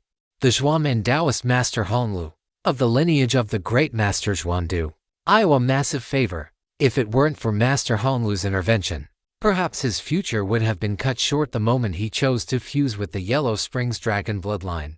From that day on, all the efforts he made and all the struggles he risked his life for would have ultimately been nothing more than wedding clothes for someone else. Gao Yang sighed slightly. Sometimes, items produced by the Multiverse Network are not entirely safe. For instance, so-called bloodline materials are generally purified and should not cause harm. But this situation no longer applies when facing entities up to higher rank. Just like that so-called Yellow Springs Dragon, the other party only needed to make a slight move, and it was already a peak that many existences could never reach in a lifetime. After all, just a tiny bit of bloodline was enough to possess such powerful strength. Just as Gao Yang intended to enter the cultivation space to continue contemplating his swordsmanship, a sudden message interrupted his actions. Gao Yang opened the Multiverse Network panel and looked at the avatar of Giuliano, the branch president of the Goblin and Gnome Chamber of Commerce, which was flashing in his friends list. Giuliano, Lord Gao Yang, there has been a slight problem with the matter you entrusted to me. Could you come to the Multiverse Trading Center to discuss it in detail? Or, if you provide me with your address, I can come and meet with you in person. Gao Yang looked at Giuliano's message and closed his eyes. When he opened them again, his gaze had become incredibly profound, revealing not a trace of emotion. Wait for me, I'll be there shortly. After replying to Giuliano's message, Gao Yang did not hesitate. He immediately opened the Multiverse Network panel and chose to enter the Multiverse Trading Center. As the sensation of his consciousness being pulled away faded, Gao Yang regained his vision and found himself in a familiar tavern. Stepping out of the tavern, Gao Yang headed straight for the Goblin and Gnome Chamber of Commerce. When Gao Yang arrived in front of the Chamber of Commerce, he saw a gnome dressed in luxurious clothing standing at the main entrance, watching the players coming and going. It was Giuliano, the president of this branch. When he saw Gao Yang approaching, his eyes lit up instantly. He pulled out a handkerchief to wipe away non-existent sweat from his forehead before walking quickly to Gao Yang, saying with a bitter smile, "Lord Gao Yang, you have arrived." Gao Yang glanced at him and walked toward the entrance of the branch. His calm voice echoed in Giuliano's ears, "Whatever the matter is, we shall discuss it once we reach your office, President Giuliano." Upon hearing Gao Yang's words, the bitter smile on Giuliano's face deepened. He said nothing more, quickened his pace to catch up with Gao Yang, and walked inside side by side with him. Once they reached Giuliano's office and both had taken their seats, Gao Yang looked at Giuliano and asked, "President Giuliano, you were in such a hurry to find me. What went wrong with the heart of the ocean?" Giuliano looked distressed. He pulled out his handkerchief again to wipe his forehead before saying, "Lord Gao Yang, it is like this. I previously promised you that I would help transport the heart of the ocean to the Eberron world. However, the heart of the ocean encountered a small problem during transit and is currently stuck at a transfer node." Stuck at a transfer node? Gao Yang looked at Giuliano, not quite understanding what he meant. "It is like this. For my people to reach the Eberron world, they need to transit through one plane after another. When they reach the third to last plane, I lost contact with all of them. Actually, half a month ago, when I didn't receive their feedback, I knew something had gone wrong. But because I couldn't reach them, I had no way of knowing the status of the heart of the ocean. After my continuous investigation, I finally discovered that they lost contact in the third to last plane, which is the Harris plane." Giuliano swallowed hard and continued, "I sent several teams to rescue them, but the rescue teams also disappeared without a trace, which is why I notified you." "What about the heart of the ocean?" Gao Yang lowered his eyelids and asked calmly. Giuliano perked up and immediately said, "That is not a problem." As he spoke, he took a metal object the size of a Rubik's Cube out of his inventory. The surface of this metal object emitted a scarlet glow. "This is a precious item transit box commonly used by our Goblin and Gnome Chamber of Commerce when transporting an item. Two such boxes are used. As long as this box remains unopened, the other box cannot be opened either. These boxes are very expensive to manufacture and are used to transport highly valuable items." Gao Yang looked at the small metal box in Giuliano's hand and asked then, "Do you have any understanding of what exactly happened in the Harris plane, President Giuliano?" Giuliano looked conflicted, then sighed and said, "It seems that a native of that plane has broken through to the legendary rank. This native is a dictatorial and arrogant being, so they have forcibly imprisoned all travelers arriving in the Harris plane." Gao Yang raised an eyebrow. Someone who could reach the legendary rank would not be a fool. The difficulty of reopening a plane portal once it has been closed is immense. Moreover, the composition of plane travelers is extremely complex. If one were to accidentally offend someone with a powerful background, the entire plane might be destroyed. Why would the other party do such a thing? Thinking of this, Gao Yang looked at Giuliano, as if trying to discern something from his face. Under Gao Yang's calm gaze, Giuliano's expression became somewhat unnatural. After a long while, he finally couldn't hold out any longer. He sighed slightly and continued, "I apologize, Lord Gao Yang. I should not have hidden anything from you. In reality, the ruler of the Harris plane is the home plane of the Yellowstone gnome lineage within our Goblin and Gnome Chamber of Commerce.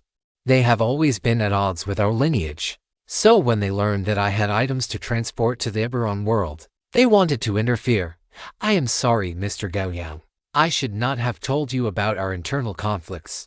So, the current situation is that someone from the Yellowstone gnome lineage you mentioned has broken through to the legendary rank, and their ambition has inflated. They intend to teach you and the gnome lineage you represent a lesson, which is why they intercepted my heart of the ocean in the Harris plane. Is that correct?" Gao Yang spoke slowly, his voice devoid of even a ripple of emotion. Cold sweat broke out on Giuliano's forehead. He knew all too well just how strong the human male in front of him was. This was a person who could converse happily with Lord Yun Shengshan. "That is the case. I have communicated with the patriarch of the Yellowstone lineage, but they used the excuse of needing to celebrate the breakthrough to the legendary rank to forcibly close the Harris plane. And they have locked your heart of the ocean within that plane as well." Gao Yang asked, "Is it still possible to enter the Harris plane now?" Giuliano replied, "It is possible to enter, but forbidden to leave. Give me the coordinates. I will make a trip to the Harris plane." Gao Yang said nothing more. He stood up, looked at Giuliano, and said, "You should have a way to locate the heart of the ocean, right?" "Of course." Giuliano handed the metal cube in his hand toward Gao Yang and said, "When two transfer boxes are on the same plane, indicator marks will appear on the box bodies. You can find the other box by following these indicators. Gao Yang took the metal cube from Giuliano, gave him a deep look, and then asked, "Is there anything else you would like to say, President Giuliano?" Giuliano thought for a moment, gritted his teeth, and said, "Let me go with you, Mr. Gao Yang. After all, this matter was not handled well on my end." Gao Yang looked at Giuliano, tucked the metal cube into his inventory, nodded, and said, "Then let us go." President Giuliano. Chapter 633, Astral Transit Station Edifice. Why did Gao Yang bring along Giuliano Gates, a branch president of the Goblins and Gnomes Chamber of Commerce who possessed little combat power? Naturally, it was out of caution, although he did not believe there was a conspiracy against him. Bringing Giuliano along as an insurance policy was the best choice. If Giuliano had refused, then this trip to the Harris Plain could basically be considered unnecessary. If Giuliano agreed, then Gao Yang was confident that no matter what changes occurred, he could crush Giuliano to death the very first moment. For most living beings, when their own lives are at stake, they will always make the most correct choice. The two walked out of the Goblins and Gnomes Chamber of Commerce, and Giuliano quickly sent a coordinate to Gao Yang. Gao Yang glanced at it, and then his figure vanished right before Giuliano's eyes. His consciousness returned to his main body. Gao Yang walked out of the bedroom, leaped down from the balcony, and arrived in front of Audlevier. Audlevier opened its eyes and looked at Gao Yang with slight confusion. "Get up. There is something to handle." After Gao Yang finished speaking, Audelevier's massive body stood up from the woods with a boom. In just a few steps, it arrived at the training grounds. Gao Yang was already seated on the ice chair on Audelevier's back, and a spatial vortex opened up before them. Audlevier was already very familiar with this kind of spatial vortex. It turned its head to look at Gao Yang, let out a low growl, and then stepped into the spatial vortex. Space shifted. But this time the transmission did not take long. Soon, Gao Yang and the two-headed ice dragon appeared on a silver-white circular landing pad that seemed to stretch on forever. Gao Yang looked around. He was now in a city built entirely of metal. The city was circular as a whole, like an onion with ring after ring. And outside this city was the endless starry sky. That is right. This was a city built in the Astral Sea, one of the most famous astral transit stations in this crystal wall system edifice. Every second, countless travelers from various planes entered the edifice astral transit station, and at the same time, countless lives departed from edifice to other planes. A transit station capable of accommodating the intelligent life of an entire crystal wall system had an area comparable to some small planes. Gao Yang sat on Audelevier's back, his gaze fixed on a landing pad not far away. There, 3 humanoid devils were staring at him without blinking. From their gazes, Gao Yang could feel their desire and greed for him. Clearly, they seemed to have sensed the brilliant soul that Gao Yang possessed. Gao Yang withdrew his gaze, but a cold voice rang out in the ears of the 3 devils simultaneously. "Look again, and you die." After issuing the warning, Gao Yang urged Audlevier to leave the area.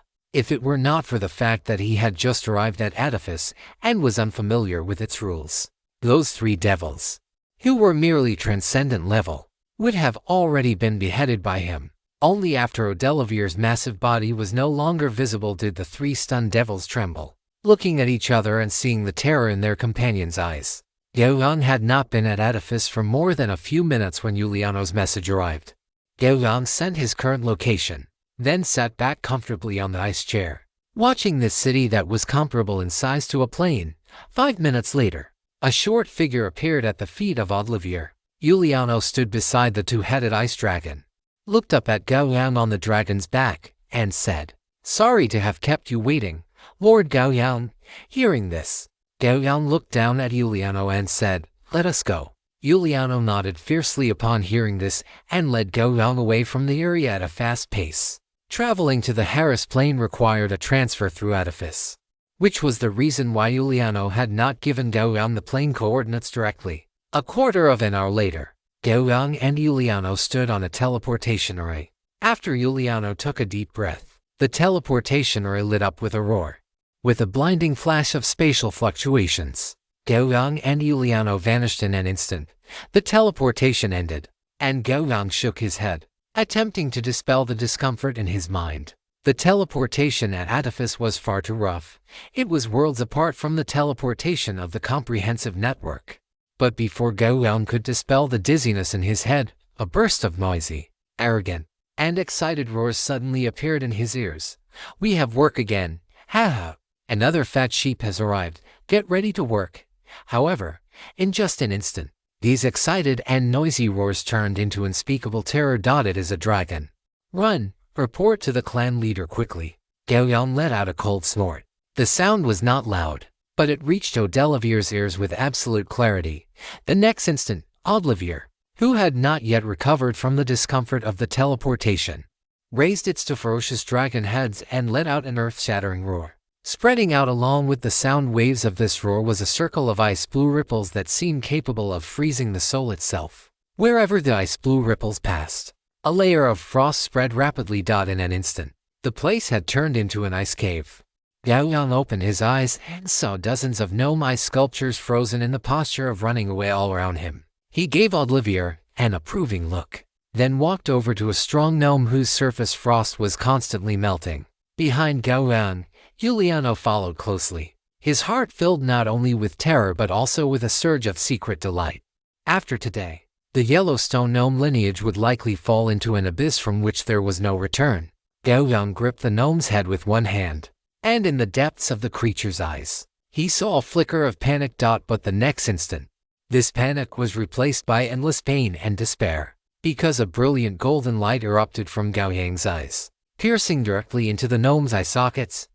A shrill, agonizing scream erupted from the gnome's throat. Just from the sound of his wailing, one could feel the immense pain he was enduring at this moment. What terrified Giuliano even more was that, covered in frost, he could not even move a finger. He could only remain trapped within his frozen body, forced to endure the agony of Gao Yang recklessly rummaging through his memories. Yes, what Gao Yang was doing at this moment was soul-searching. Having mastered the secret technique of memory extraction, he had possessed this ability for a long time, but Gao Yang had never used it before. On one hand, there had been no need, and on the other, doing so was simply too cruel to the one whose memories were being extracted. Gao Yang, who had always respected ordinary life, could not bring himself to do such a thing. However, now was not the time to be concerned with such matters. These Yellowstone gnomes no longer deserved his respect. Moreover, compared to engaging in exchanges with these gnomes where the truth was uncertain, this form of soul-to-soul communication was more direct and efficient, with no possibility of deception. In less than a minute, Gao Yang released his grip.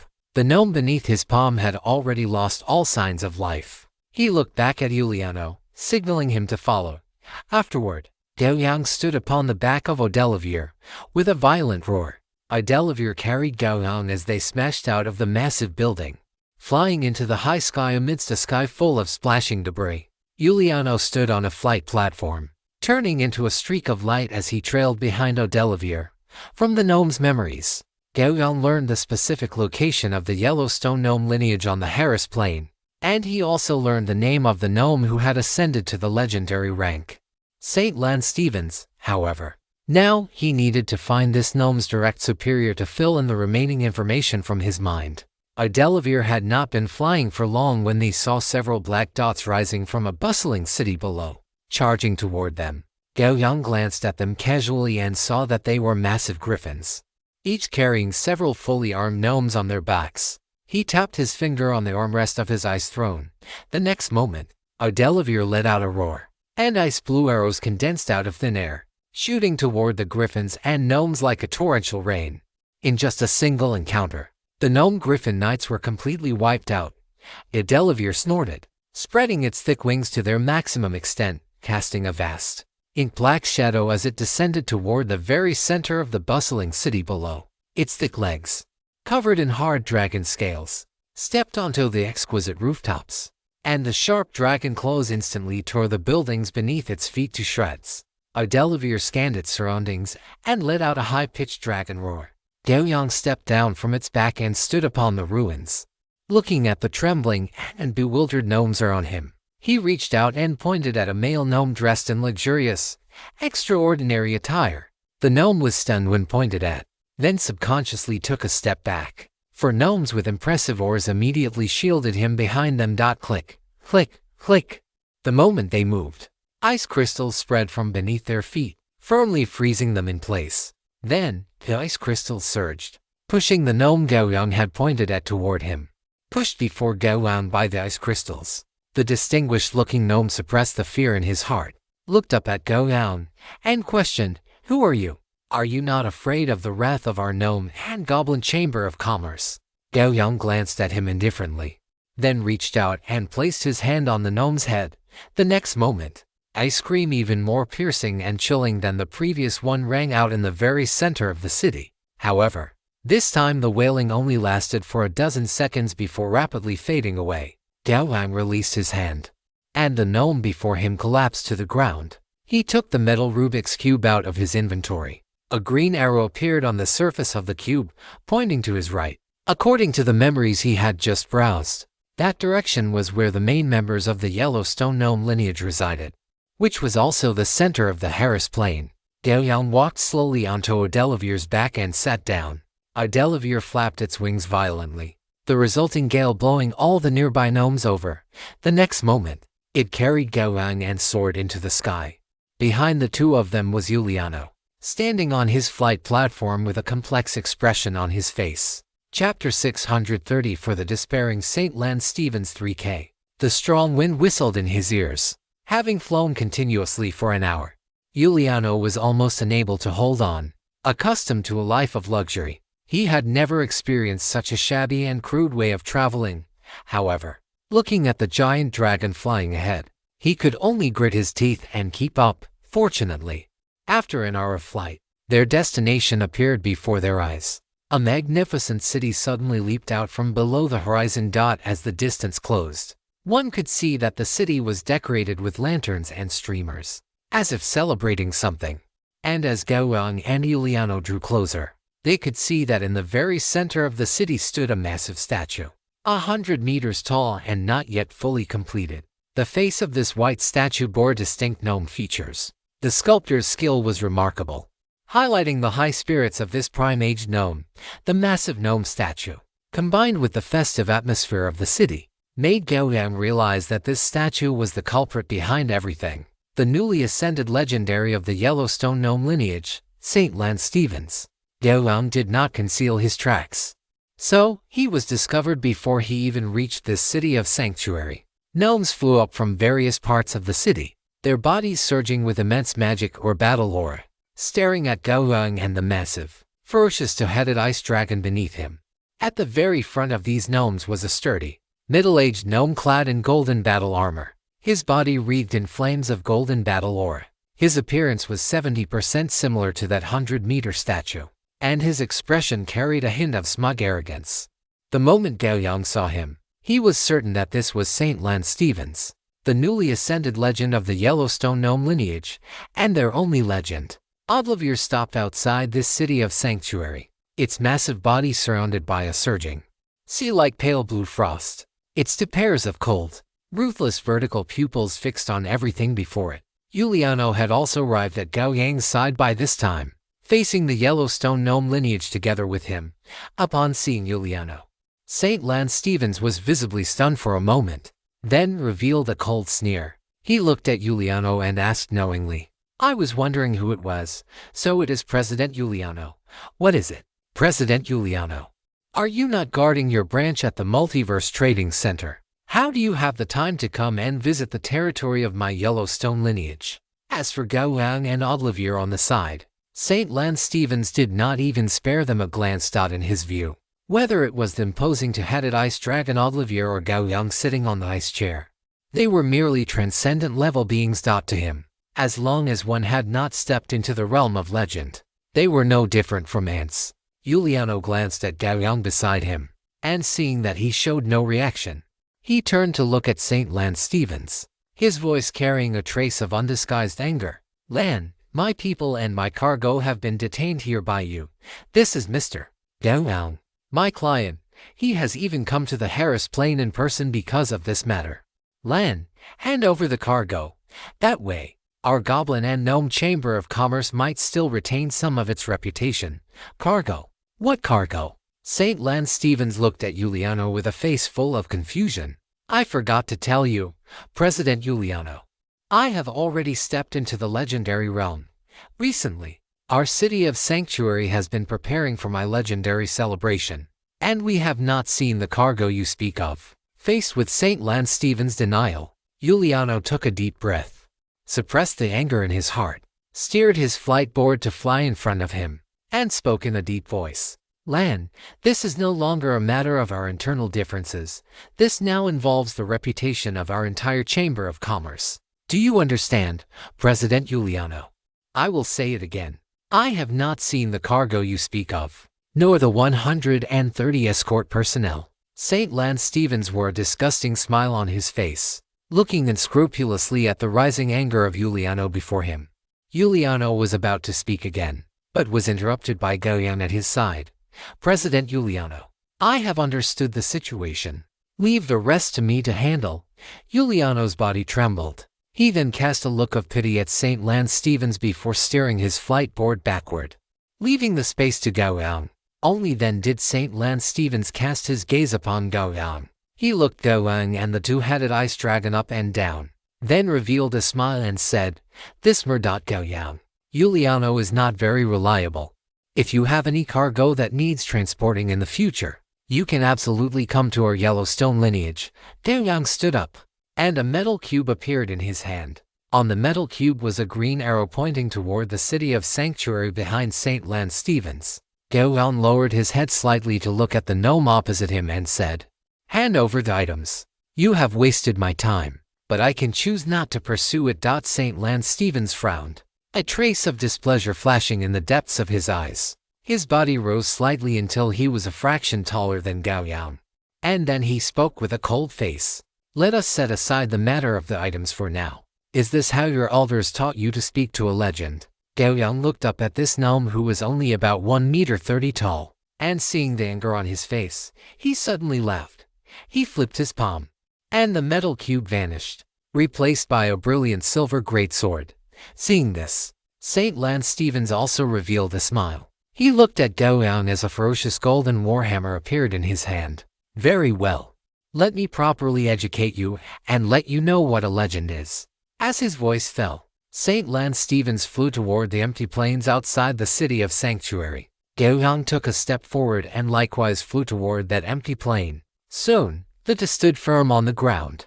Saint Lance Stevens gripped the steel handle of his golden warhammer, looked at Gao Yang opposite him, and waved his hand with a relaxed demeanor. Come, let me see if your strength can match your tone.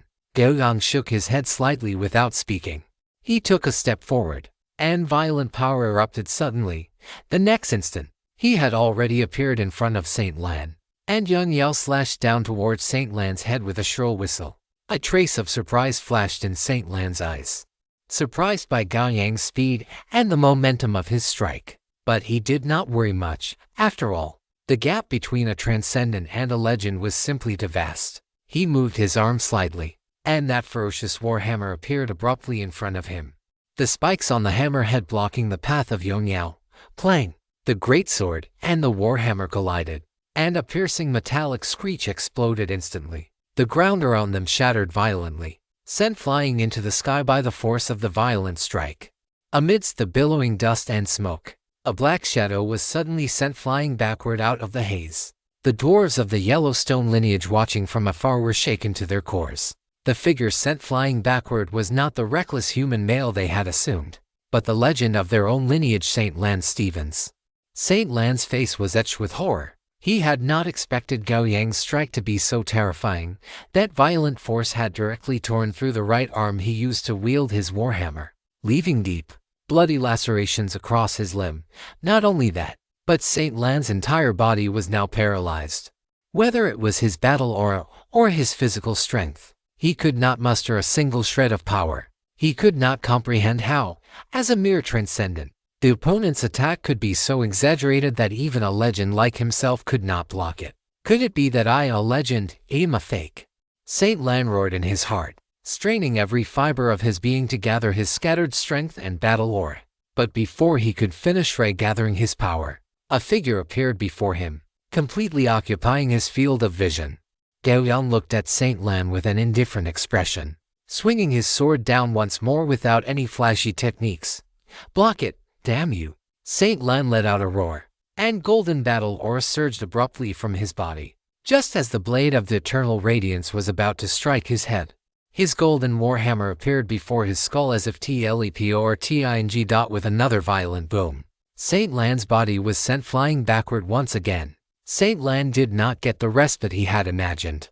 After blocking Gao Yang's second strike, he felt that Gao Yang's attacks were becoming increasingly heavy, making it harder and harder for him to control his own body. "How can this be? How can this be?" Saint Lan roared frantically in his heart. The bloody lacerations on his body were multiplying. His internal organs were vibrating with increasing severity, and his strength was waning further with each continuous strike. Suddenly, as Gao Yang swung his sword again, he erupted with all his remaining strength to swing his hammer in defense. But before his hammer could reach the intended position, that brilliant, silver-glowing greatsword had already descended. The blade brushed past the hammerhead, and immediately after, Saint Lan felt a piercing, excruciating pain explode from his right shoulder. Saint Lan wailed uncontrollably. He felt as if his very soul had been struck by that sword. A violent burning sensation and a cutting agony erupted within his soul simultaneously. Gao Yang looked at Saint Lan, whose right arm had been severed at the shoulder and who was wailing incessantly, and shook his head in deep disappointment. "Weak to weak. Is this what they call a newly ascended legend? Why is he weak to such a degree?" Watching the still wailing Saint Lan, Gao Yang frowned. He looked at the man before him and spoke in a calm voice. "Silence." The flat tone reached Saint Lan's ears, causing his body to shudder. He clutched his mouth and nose tightly with his remaining left hand, staring at Gao Yang in terror. His heart was now filled with despair. Looking at the human male before him, he understood that the opponent possessed the power to kill him completely, even if the man was only a transcendent. 12 to 9 to 1. 7 is the double monthly ticket period. Sesame will update frequently, so please show your support. Dear readers, Chapter 635, Golden Crystal Fruit. Insufficient strength, insufficient speed, and even your will is incredibly weak. I am curious how you managed to ascend to legend. Or is it possible that there are shortcuts to reaching the legendary realm? Heavy metal boots stepped onto Saint Lan's chest. The immense pressure transmitted from the boots made it increasingly difficult for Saint Lan to breathe. Facing Gao Yang's question, his face twisted. His dignity was being thoroughly trampled under Gao Yang's feet at this moment. He, Saint Lan, was the most gifted individual of the Yellowstone Dwarf clan in 200 years. He began cultivating at 6, entered the transcendent realm at 30, and now, at only 110 years old, he had already ascended to legend. Such speed was among the best even within the entire Yellowstone Dwarf clan.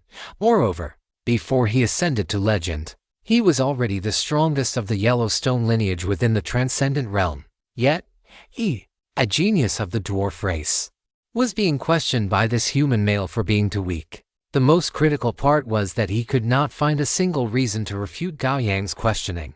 In the face of the bloody reality and the dripping blade, everything about Saint Lan seemed so pale. Gao Yang looked down at the twisted face of Saint Lan. He felt no joy in defeating a legend, only boredom. He kept his foot on Saint Lan's chest and turned his gaze toward the group of stunned Yellowstone dwarves in the distance. His voice calm. "Can you hand over my things now?" Even though the distance was over 1,000 meters, Gao Yang's indifferent voice easily reached the ears of the Yellowstone dwarves. Before the group of dwarves could react, Yuliano's excited and agitated voice rang out above their heads. "Why are you still standing there in a daze? Do you want the first legend of your Yellowstone dwarf lineage to die right here?" With that shout, the group of dwarves, who had fallen into a stupor, finally woke up as if from a dream. They no longer cared about anything else and began running frantically toward the sanctuary city behind them. Their Yellowstone lineage had finally produced a legendary powerhouse with great difficulty. If he were to die here, the seat on the Chamber of Commerce Council they were seeking would surely be lost, which was something their lineage could not accept. Moreover, those items belonged to the human powerhouse who had defeated their legendary warrior. If they did not return the items to their rightful owner now, did they really want to provoke the dignity of such a powerhouse and have him slaughter the entire Yellowstone lineage? The group of transcendent dwarves left, leaving only Giuliano behind. Giuliano stood on his flight board, looking at the land in the distance that had been torn apart by the battle between Gao Yang and Saint Lan. He couldn't help but feel fortunate that he had made the right choice and had not slighted or neglected Gao Yang just because he was only a transcendent. To be able to defeat a legendary powerhouse head-on while only a transcendent, and not just defeat, but possess the strength to completely execute a legend, such a terrifying existence, once having broken through to the legendary stage, would inevitably stand at the same height as His Excellency Yunsheng within a short period of time. For the entire Goblin and Gnome Chamber of Commerce, such an existence was among their most elite and important tier of clients. All of their needs would be met by the Chamber of Commerce to the greatest extent possible. Although Giuliano had not completed Gao Yang's commission this time, he carefully recalled everything he had said and done during the incident. Aside from initially concealing the existence of the Yellowstone gnome lineage, there was nothing else that would have caused Gao Yang to feel resentment. In this way, the relationship between him and Gao Yang remained as it was. For Giuliano, this was already more than enough. He was confident that in the time to come, he would cultivate their relationship to be even more intimate and stable. Not long after the group of Yellowstone gnomes had left, the strongest gnome among them quickly flew over to Giuliano, carefully cradling a metal box in his arms. Giuliano looked toward the city gates of the sanctuary city, and soon, he saw a large caravan slowly emerging from within. President Giuliano, rest assured, your people are all there. Not a single one is missing. The gnome holding the metal box looked at Giuliano with an incredibly ingratiating smile on his face. Giuliano gazed at the gnome before him, a warm smile on his face. Haha, Uncle Solon. We are both of the gnome lineage. I still remember when I was young, you often came to the territory of our Grey Rock clan to visit my father. Decades have passed in the blink of an eye. I still remember the taste of those berries you brought back then. What were those berries called again? Golden crystal fruits. If you like them, President Giuliano, I will send you 10% of the harvest every year from now on. No, 20%. As Solon spoke, seeing Giuliano looking at him with a half-smile, he gritted his teeth and changed his offer.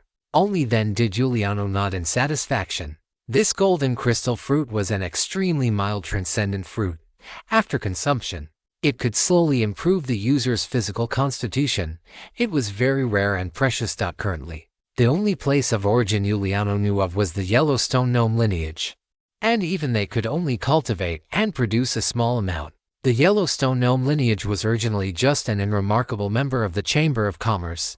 Their rise to power was partly due to the golden crystal fruits. Without the massive resources provided by the golden crystal fruits, did one really think it was that simple to step into the legendary stage? For the Yellowstone gnome lineage, losing 20% of their golden crystal fruit output could definitely be described as a heavy blow to their foundations. And this was the price the other party had to pay for their own recklessness. First of all, Giuliano had not used the resources of the Grey Rock gnome lineage to bring in a legendary powerhouse to forcefully suppress the Yellowstone gnome lineage. He had only brought the aggrieved client, and this client was merely a transcendent powerhouse. From this perspective, his actions contained no possibility of retaliatory strikes.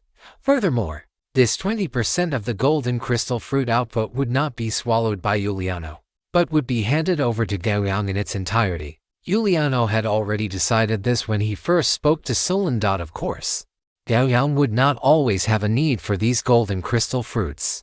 Once he reached a point where consuming them no longer provided any improvement, he would inevitably sell them to convert them into other resources for strengthening himself. When that time came, the golden crystal fruits would naturally be handled by Giuliano, the branch president.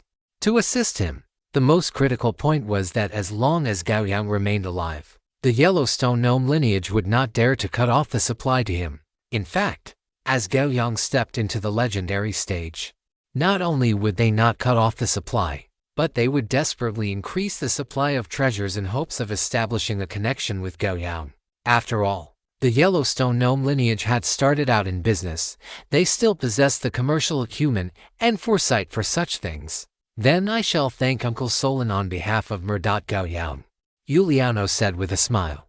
Haha, it is only right, only right. Hearing this, The smile on Solan's face grew even wider. Then, President Giuliano, what about Mr. Gao Yang's items? Leave it to me, Uncle Solan. Mr. Gao Yang probably doesn't want to talk much right now. I will go and hand it to him myself. Then, I will trouble you. Solan handed the box in his hands to Giuliano and said with a smile. Giuliano took the metal box, then activated his flight pedal and arrived in front of Gao Yang. He first glanced at Saint Lane lying on the ground, then shifted his gaze to Gao Yang, smiling. Lord Gao Yang, your items are inside. Gao Yang looked up at Giuliano, then tossed the metal cube in his hand to him. Open it and see if everything is still there. Giuliano nodded without the slightest hesitation. He took the metal cube and set about opening the box. Seeing this scene, Saint Lane quietly breathed a sigh of relief, a trace of fortune welling up in his heart. Fortunately, he had only wanted to use this opportunity to make trouble for the Grey Rock Gnome clan and had never thought of seizing the cargo. If he had been even slightly more greedy and forcibly taken the contents of this metal box, he was 100% certain that the great sword before him would have immediately severed his head. With a crisp click, the metal box in Giuliano's hands revealed a gap, and wisps of azure light escaped from within. Seeing this glimmer of azure light, Giuliano also breathed a slight sigh of relief. As long as the heart of the ocean was still there, then nothing else was a problem. He brought the metal box to Gao Yang, displayed the pentagram-shaped crystal inside to him, and said with great relief, Mr. Gao Yang, the item is still here. Gao Yang nodded slightly, reached out, and took the crystal-clear heart of the ocean into his palm. The ice-blue heart of the ocean refracted the sunlight, casting a beautiful azure glow onto Saint Lane's face.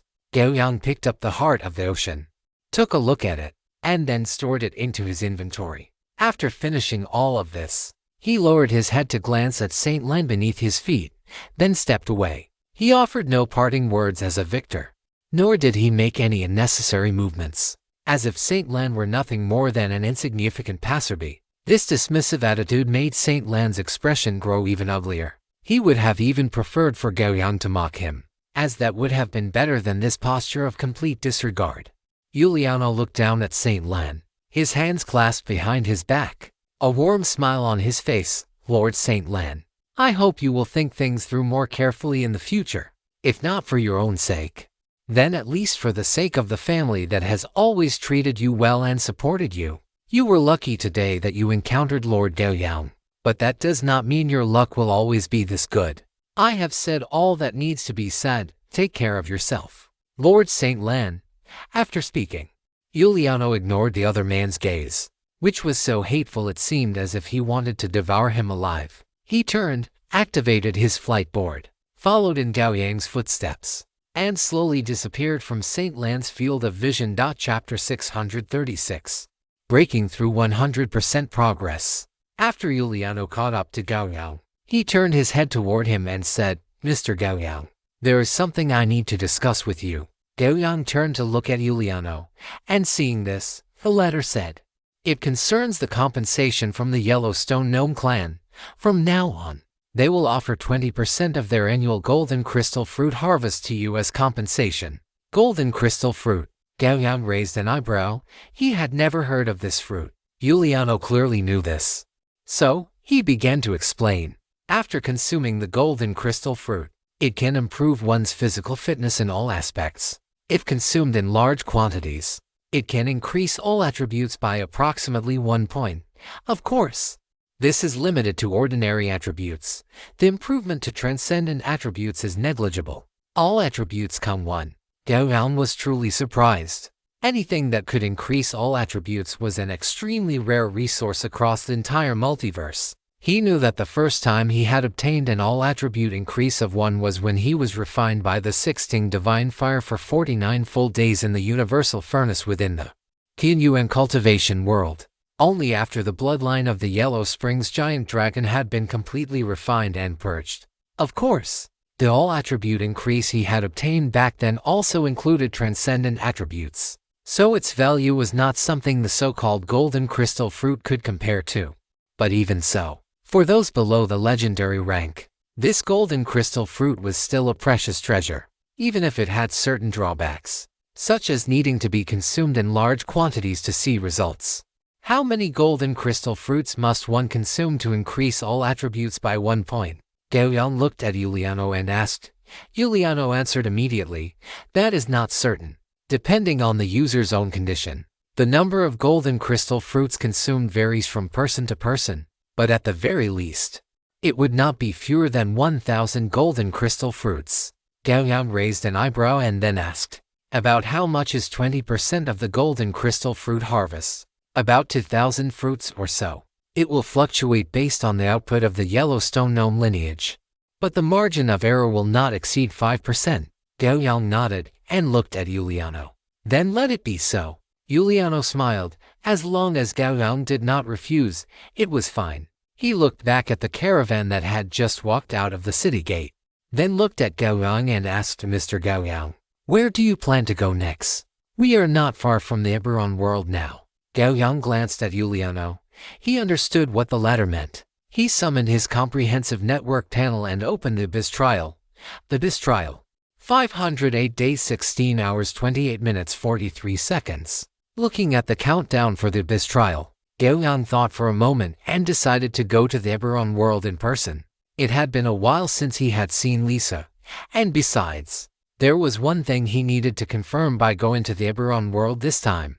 His Yellow Springs giant dragon bloodline had been completely refined and purged. By going to the Immortal Wasteland this time, he wanted to see if any anomalies would occur. This was very important for his future plans. If there were no anomalies, it would mean that the Yellow Springs giant dragon's methods had been planted when he first arrived at the Demon Wasteland, or that only the Demon Wasteland in that specific state had given the Yellow Springs giant dragon the opportunity. If an anomaly did occur, Gao Yang would return immediately and would firmly refuse to come to the Eberron world again until his own strength reached a certain level. Gao Yang looked at the two-headed ice dragon rising from the sanctuary city and said slowly, since we are already here, let's go to the Eberron world. Very well, Mr. Gao Yang. I will arrange it immediately. The smile on Giuliano's face never faded, and upon hearing Gao Yang say this, he agreed at once. Afterward, under Gao Yang's gaze, he stepped onto his flight board and flew toward the caravan at the gate of Sanctuary City. About half an hour later, Giuliano flew back in front of Gao Yang. He looked at Gao Yang, who was sitting on a wide ice chair, and said softly, Mr. Gao Yang, everything is ready. Gao Yang nodded gently and then said, then let's set off. President Giuliano. Giuliano bowed slightly, placing one hand over his chest. As you wish. Eberron world. Plane teleportation and trading center city of the Morning Star. With the dissipation of the teleportation array's light, another group of planar visitors arrived in the Eberron world. Mr. Gao Yang, we have arrived in the Eberron world. Giuliano looked up at the two-headed giant dragon and shouted to Gao Yang on its back. I know. Gao Yang sat on the wide ice chair, his voice calm. Giuliano stepped on his flight board, came to Gao Yang's side, and extended an invitation. Mr. Gao Yang, I have prepared a merchant airship, and the merchant airship will also pass through the Immortal Wasteland. We can arrive at the Immortal Wasteland in about half a month. What do you think? Gao Yang did not refuse. The airships of the Goblin and Gnome Merchant Guild would certainly be faster, and he had never been a pedantic person. The group followed the flow of people out of the main hall of the plane teleportation center and arrived at the plaza where the airships were docked. The airship of the Goblin and Gnome Chamber of Commerce was highly conspicuous, with a massive emblem of the chamber painted across its surface. The rest of the caravan had already hurried toward the airship as soon as they finished the teleportation, and by now, everyone had boarded.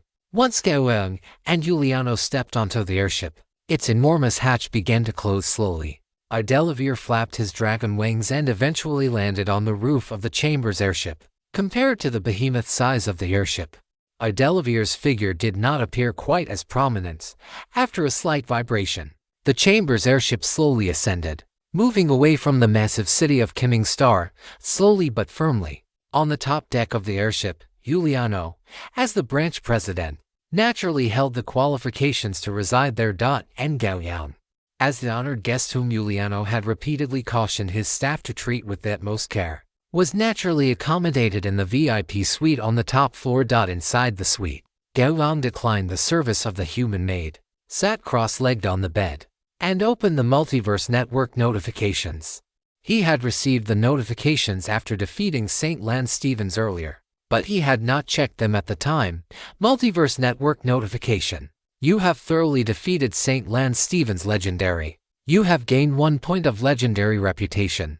Multiverse Network notification. Because you have thoroughly defeated St. Lance Stevens Legendary, the completion progress of your legendary promotion quest has increased. Ultimate Battle. Complete 3 or more battles against legendary professionals and emerge victorious. Current completion progress for thirds. Defeating a legendary and gaining legendary reputation was something Gao Yang had already grown accustomed to. However, the next to Multiverse Network notifications caught Gao Yang by surprise. The progress of the ultimate battle had actually changed from the original 3/3 to 4/3 after he defeated the new legendary powerhouse. In other words, he had already exceeded 100% in the progress of the ultimate battle. Gao Yang looked at the Multiverse Network notification, his eyes flickering slightly. If the ultimate battle allowed for exceeding the progress requirements, did that mean other legendary promotion quests could also be exceeded? And if he exceeded the progress, would it make him even stronger when he ascended to the legendary rank? There was no doubt about that. Gao Yang looked at his legendary promotion quest.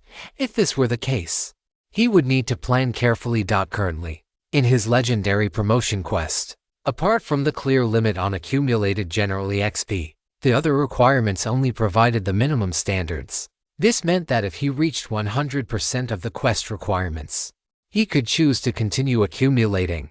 If that were the case, when he finally ascended to the legendary rank, he would inevitably experience an even more ferocious boost. A moment later, Gao Yang shook his head slightly, pushing this thought to the back of his mind. For him at this moment, apart from the total amount of battle chi which could be easily increased, none of the other tasks were so easy to improve. Battles against legendary powerhouses would not always be as easy as the one against that gnome St. Lance Stevens. In most cases, the strength of a legendary powerhouse was terrifying. The reason Gao Yang was able to defeat St. Lance Stevens so easily, aside from his own strength, had a lot to do with the fact that the opponent had just ascended to the legendary rank. Although stepping from transcendent to legendary was a leap in the level of life, this leap also required time to digest and absorb. Relying solely on the leap during the promotion to legendary could certainly crush the vast majority of transcendents. But for Gao Yang, that was not quite enough. I still need to maintain a sense of awe toward the legendary rank, Gao Yang warned himself inwardly. Never to become arrogant or conceited just because he had slain a few legendaries. Arrogance was an original sin that would drag him into an abyss of no return. After warning himself several times, Gao Yang slowly closed his eyes and began to meditate. Days passed, and Gao Yang practiced according to his routine every day. Finally, after spending half a month on the airship, they arrived at the immortal wasteland. Gao Yang stood by the window, looking through the glass at the boundless wasteland below. Then, he closed his eyes, and a brilliant radiance of will bloomed from his body, scanning every inch of his flesh and blood with extreme precision. After carefully sensing his own state, Gao Yang opened his eyes again. There was no abnormality in his body, nor did he find any lingering or related to the Yellow Springs dragon bloodline within his own. Looking at it this way, now that the Yellow Springs dragon bloodline had been completely refined and purged, that entity should have lost the ability to perceive his existence. After all, there was no longer any substantial contact between the two. Gao Yang slowly exhaled the turbid air from his chest. This way, he was in a state where the enemy was exposed while he remained hidden. He looked out the window, and as the airship continued to fly, the immortal city appeared on the horizon. Knock, knock, knock. A knocking sound rang out, and Giuliano's voice came from outside the door. Mr. Gao Yang, we are about to arrive at the immortal city. I understand. Gao Yang pulled the door open, looked at Giuliano standing outside, and nodded slightly. Chapter 637 The Immortal Feather King in the Immortal City. A large number of Drow and Elves looked up at the giant airship slowly flying in from the horizon. The massive chamber emblem on the airship let them know that the Goblin and Gnome Chamber of Commerce had arrived. A female elf leaped into the air, pale green life energy swirling around her, lifting her as she flew toward the airship. When she drew near, She waved the staff in her hand, forming a huge green light arrow that pointed toward a corner of the immortal city.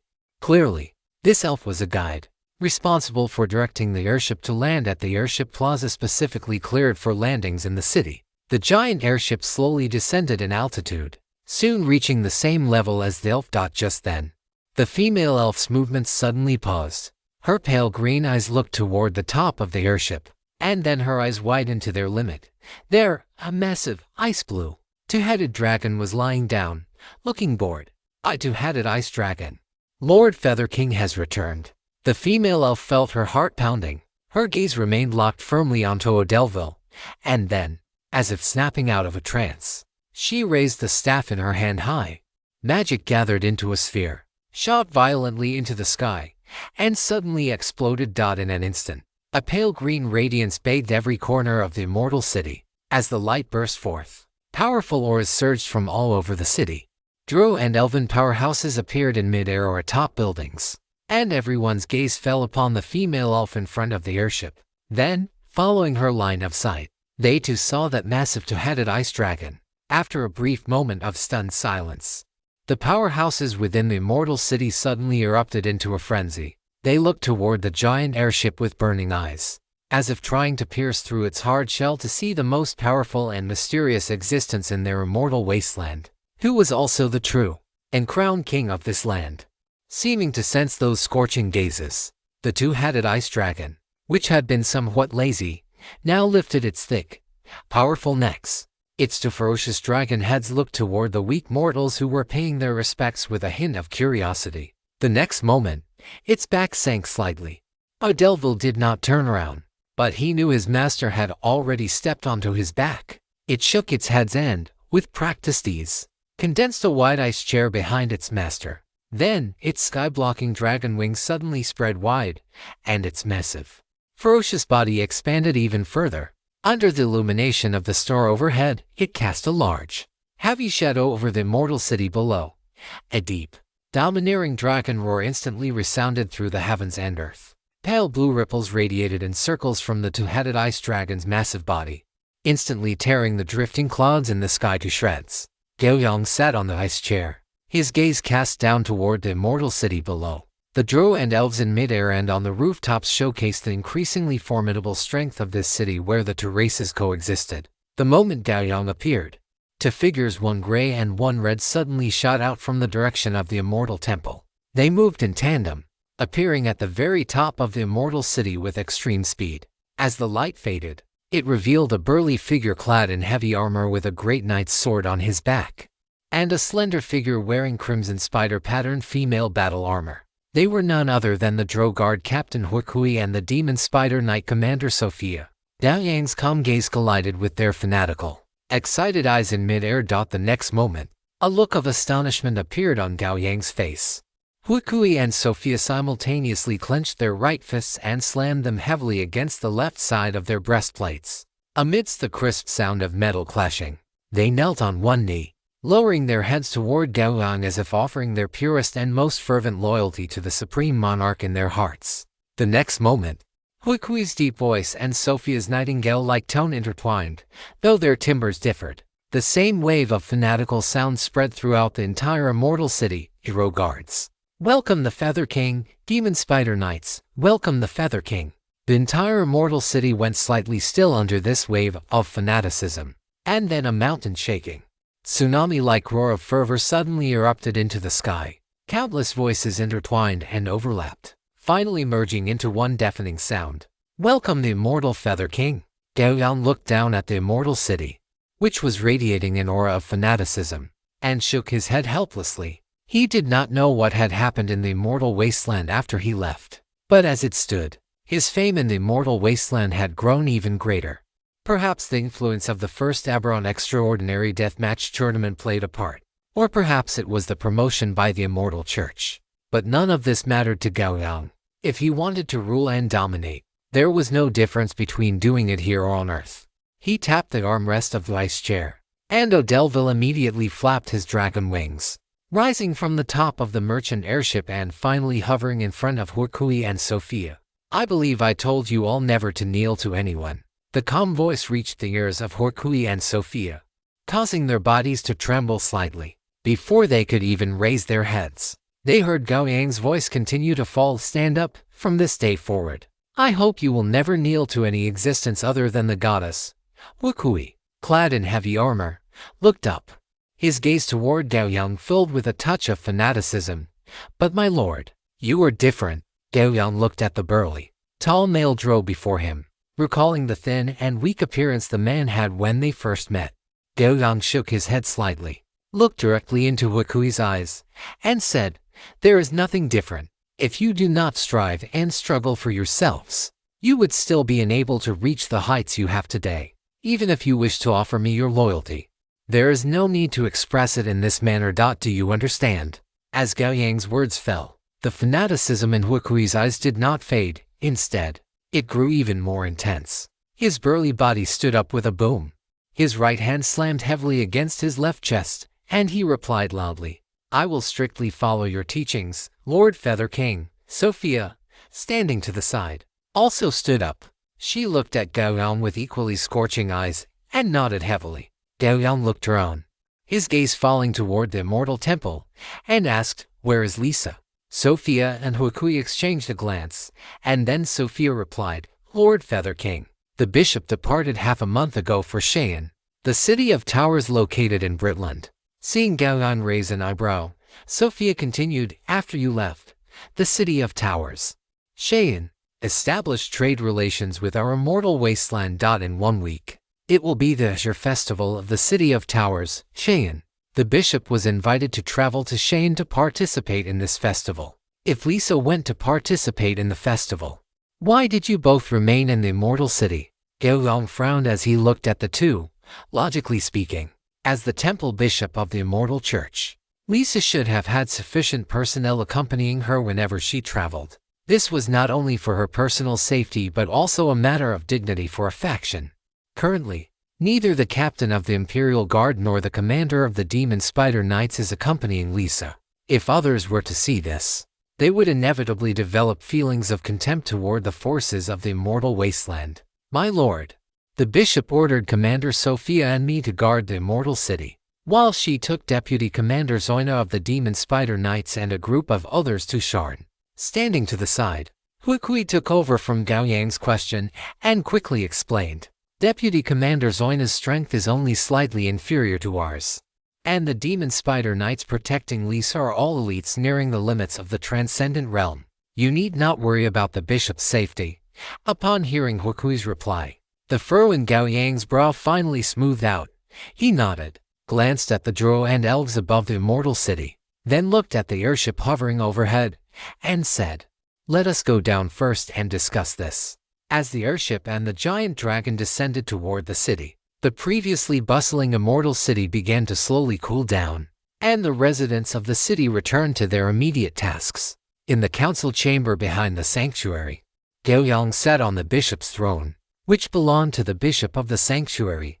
He watched Horkui, Sophia, and the others standing respectfully before him, his index finger rhythmically tapping on the wide wooden armrest. Tap tap. The sound of the tapping echoed one after another, reaching the ears of Horkui and Sophia, causing them to gradually feel difficulty breathing. Just as the two were about to reach their limit, Gao Yang spoke. There were many people before, but now we are alone. Tell me, why did Lisa go to Sharn this time? After Sophia and Horkui gasped for air several times, Sophia finally spoke. My lord, thanks to the influence caused by your last appearance, the development of the immortal wasteland has become increasingly smooth. We have established certain trade relationships with many forces on the Corvair continent. But with that has come increasing covetousness and malice. This malice is not only directed at the immortal wasteland. Having said this, Sophia looked up and quickly glanced at Gao Yang, her tone hesitant. Gao Yang raised an eyebrow and said in a deep voice, continue. Sophia gritted her teeth and said again, this malice is also constantly directed at the bishop, and there are even some fellows who have developed inappropriate thoughts toward her. A thick, suffocating scent of blood exploded from the bishop's throne, followed by a sharp sword intent that made them feel a chill to the bone. Sophia and Horkui buried their heads deep into their chests, their eyes filled with humiliation. The bishop of the immortal church was being humiliated by outsiders in such a way, yet they were powerless to do anything. They could only force themselves to swallow the humiliation and resentment. During this time, their hearts had also been scorched by this same resentment and humiliation. Tell me, which forces and which people? The emotionless voice reached their ears, causing both of them to shudder, while at the same time, a sense of worry rose in their hearts. Seeing the two remain silent, Gao Yang looked at Horikui. Horikui, you tell me. Horikui suddenly looked up, and without the slightest hesitation, he said, among them are the dragon-marked nobles from the Karnath Principality and the capital of Budapest. In addition, there is the Silver Flame Archbishop of the Church of the Silver Flame, and a hobgoblin warlord from Dargun named Sharn Hanuak. Furthermore, the person in charge of all trade affairs between Sharn and the Immortal Wasteland has also acted disrespectfully toward the bishop on many occasions. If it weren't for the help of the Rock Dwarf clan, perhaps by now. Horikui did not continue. But Gao Yang already understood what he meant. Whose idea was it for Lisa to go to Sharn this time? The Azure Festival in Sharn is indeed approaching. This is a major festival held once every 30 years in Sharn. Sharn invites forces of all sizes from across Eberron to attend. It was because of this that the bishop went to Sharn, Horikui said quickly. Chapter 638 Sharn, the city of Taurus. After hearing Horikui finish, the sharp sword intent and the blood-soaked roar of a mountain of corpses finally receded completely. He looked at the two people in front of him and said slowly, "So, Lisa went to Sharn just to show respect to a business partner." Sophia and Horikui exchanged a look, and then Horikui spoke again. My lord, it is not just that. Horikui looked directly into Gao Yang's eyes and said in a deep voice, "Another reason the bishop wanted to go to Sharn is that she wants to ascend to the legendary rank. After ascending to the legendary rank, she would be able to resolve many of the troubles that might arise. And that person in charge in Sharn has a living legendary figure in their family, and they are willing to sell their own experience regarding the promotion to the legendary rank." A dull, loud sound rang out. Horikui and Sophia looked up instinctively and saw that the armrest of the bishop's throne, crafted from shadow darkwood, had developed hideous, centipede-like cracks. Gao Yang withdrew his hand. He was now certain that the so-called person in charge in Sharn had deceived Lisa.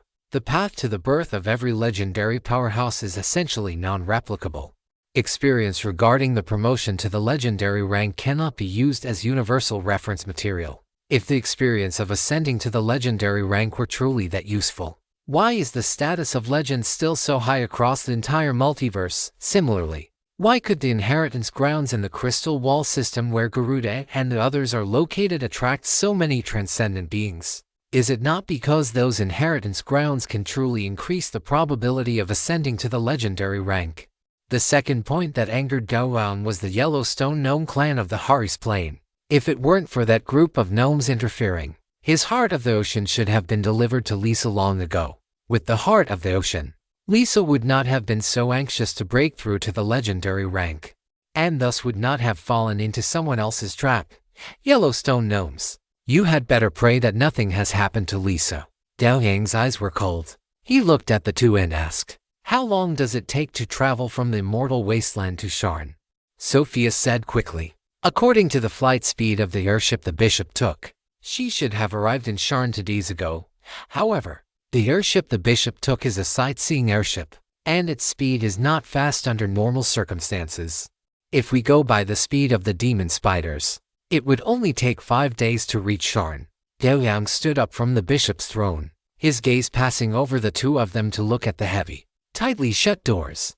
"I am going to Cheyenne. My lord, allow me to lead the Spider Knights and accompany you." Sophia immediately stepped forward and said. Gao Yang looked at Sophia and shook his head slowly. "You and Horikui just need to guard the immortal city well. I will bring Lisa back." As his voice fell, Gao Yang stepped forward and walked out. Horikui and Sophia exchanged a glance and followed silently behind him. Once they were outside the gates, Gao Yang looked at Odelivere, who was gorging itself. Seeing this, the latter swallowed the mouthful of monster flesh it had stuffed into its mouth in one go.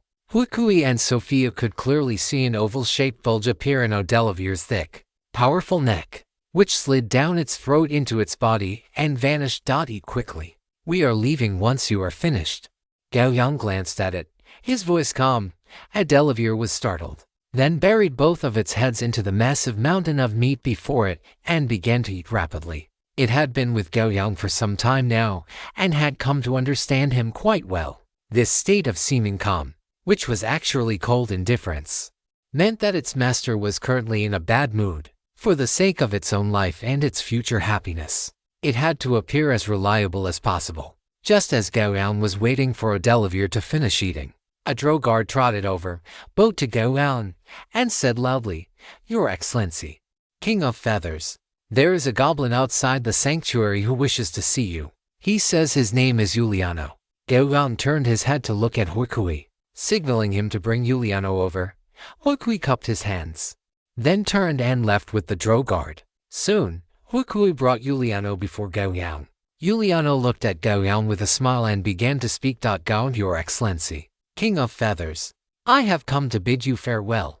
The supplies belonging to the Immortal City have been unloaded from the airship, and I must now represent the Goblin and Gnome Chamber of Commerce and head to Bullland.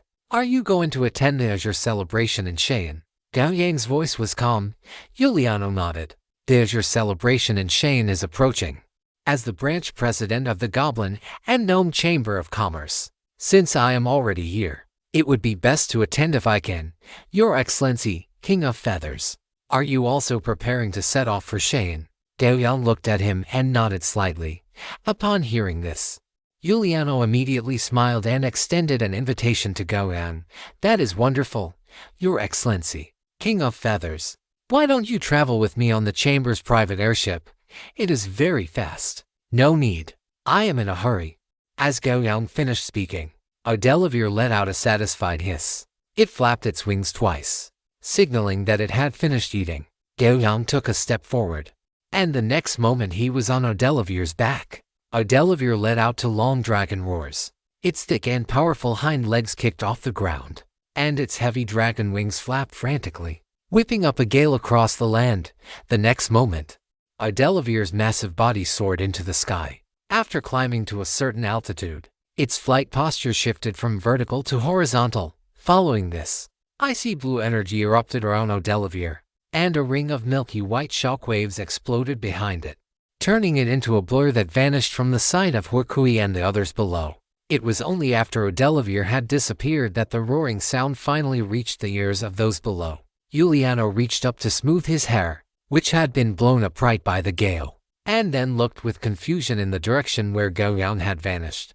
To be in such a rush to get to Cheyenne, could there be some important matter? He withdrew his gaze and looked at Huikui and Sophia beside him. Out of politeness and self-awareness, he did not ask. However, had he known the truth, he likely would not have dared to delay for even a single second. Bullland, City of Towers, Cheyenne. Cheyenne was a city in the clouds. In this massive city, towering structures pierced the sky, and floating bridges connected these giant towers, appearing like blood vessels that bound this vast city in the clouds into a single entity. Between these dense giant towers and the blood vessels, small airships, flying carpets, flying discs, clouds, and other aerial vehicles constantly shuttled back and forth. Beyond this, above the city, there was an inverted azure ocean. That was the ocean of the Caelania Plain. Yes, Caelania was one of the plains closest to the Eberron world, so close that it was almost pressed against it. If one were to look from a great distance, one would see such a spectacular sight. Against the backdrop of rolling white clouds, a giant city that could be called a miracle of intelligent life was growing toward that azure ocean at a slow but steady pace. Those ever-rising giant towers were like longing arms, attempting to grasp the inverted azure ocean in the sky, either to drag that ocean down to them or to throw themselves completely into the embrace of that azure sea. In Cheyenne, among the forest of thousands of giant towers, on the middle floor of a green tower covered in vines, in a suite covering several hundred square meters, Lisa stood by the window with a furrowed brow, gazing into the distance. She had been in Cheyenne for 3 days. During these 3 days, aside from the day she first arrived, that man had invited her several times both yesterday and today. Bishop, that Bane is here again. Shall I go and drive him away? Zoana, wearing dark red spider pattern armor, stood behind Lisa. Her brows tightly knit as she asked. Lisa sighed, and a trace of determination flashed in her eyes. This legendary XP was not worth it, even if it meant severing trade relations with Cheyenne. It did not matter. Thinking you can get into my bed? A pretty boy like you is hardly worthy. Lisa turned to look at Zoina and nodded, saying, "Go and send Bane away, and tell him he need not come again." Upon hearing this, a flash of bloodthirsty excitement crossed Zoina's eyes. She clenched her right hand into a fist, struck it against the left chest of her dark red spider-patterned armor, and turned to leave. Listening to the faint sounds drifting in from outside the door, Lisa looked back out the window, a trace of subtle disappointment and exhaustion flashing in the depths of her eyes. If only you were here. As more time passed while she held control over the Immortal Church, she felt the weakness of the organization more and more. Even though she herself had reached the limit of the extraordinary thanks to the goddess's grace. But compared to those powerful factions and nations that possessed one or even multiple legends holding the fort, the Immortal Church, lacking a legend, was simply too weak. A few minutes later, Zoina returned to stand behind Lisa. Though her expression was not particularly good this time, she looked up at Lisa, her face showing signs of inner conflict. Lisa saw Zoina's expression reflected in the glass before her. She turned around to face Zoina and asked, "What is it? What has you so conflicted?" Zoina frowned, faced with Lisa's inquiry. She hesitated for a moment before speaking. "Bane has sent an invitation. It is an invitation from his grandmother, requesting that you, Bishop, attend a banquet." Upon hearing this, Lisa's brow furrowed as well.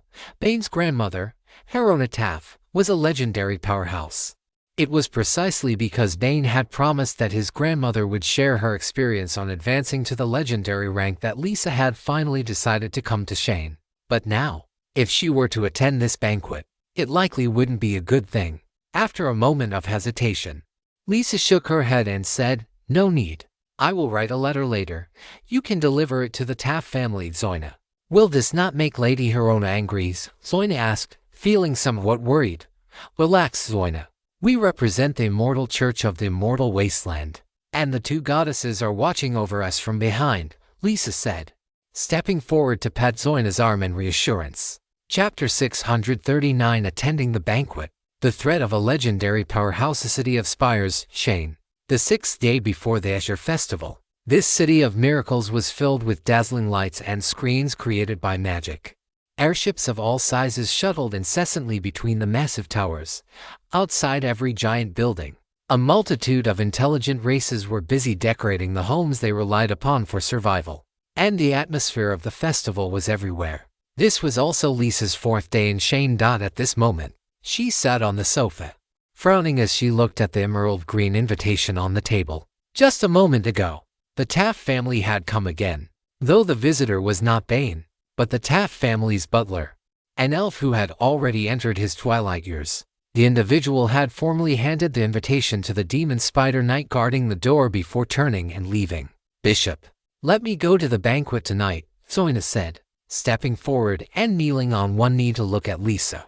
Lisa's brows were locked tight. She looked at Zoina and then shifted her gaze back to the invitation. After a sigh, a layer of icy chill suddenly radiated from her body. She was certain that if she refused the Taff family's invitation again, then within a day, rumors about the bishop of the Immortal Church being arrogant, conceited, and looking down on everyone would spread throughout all of Cheyenne.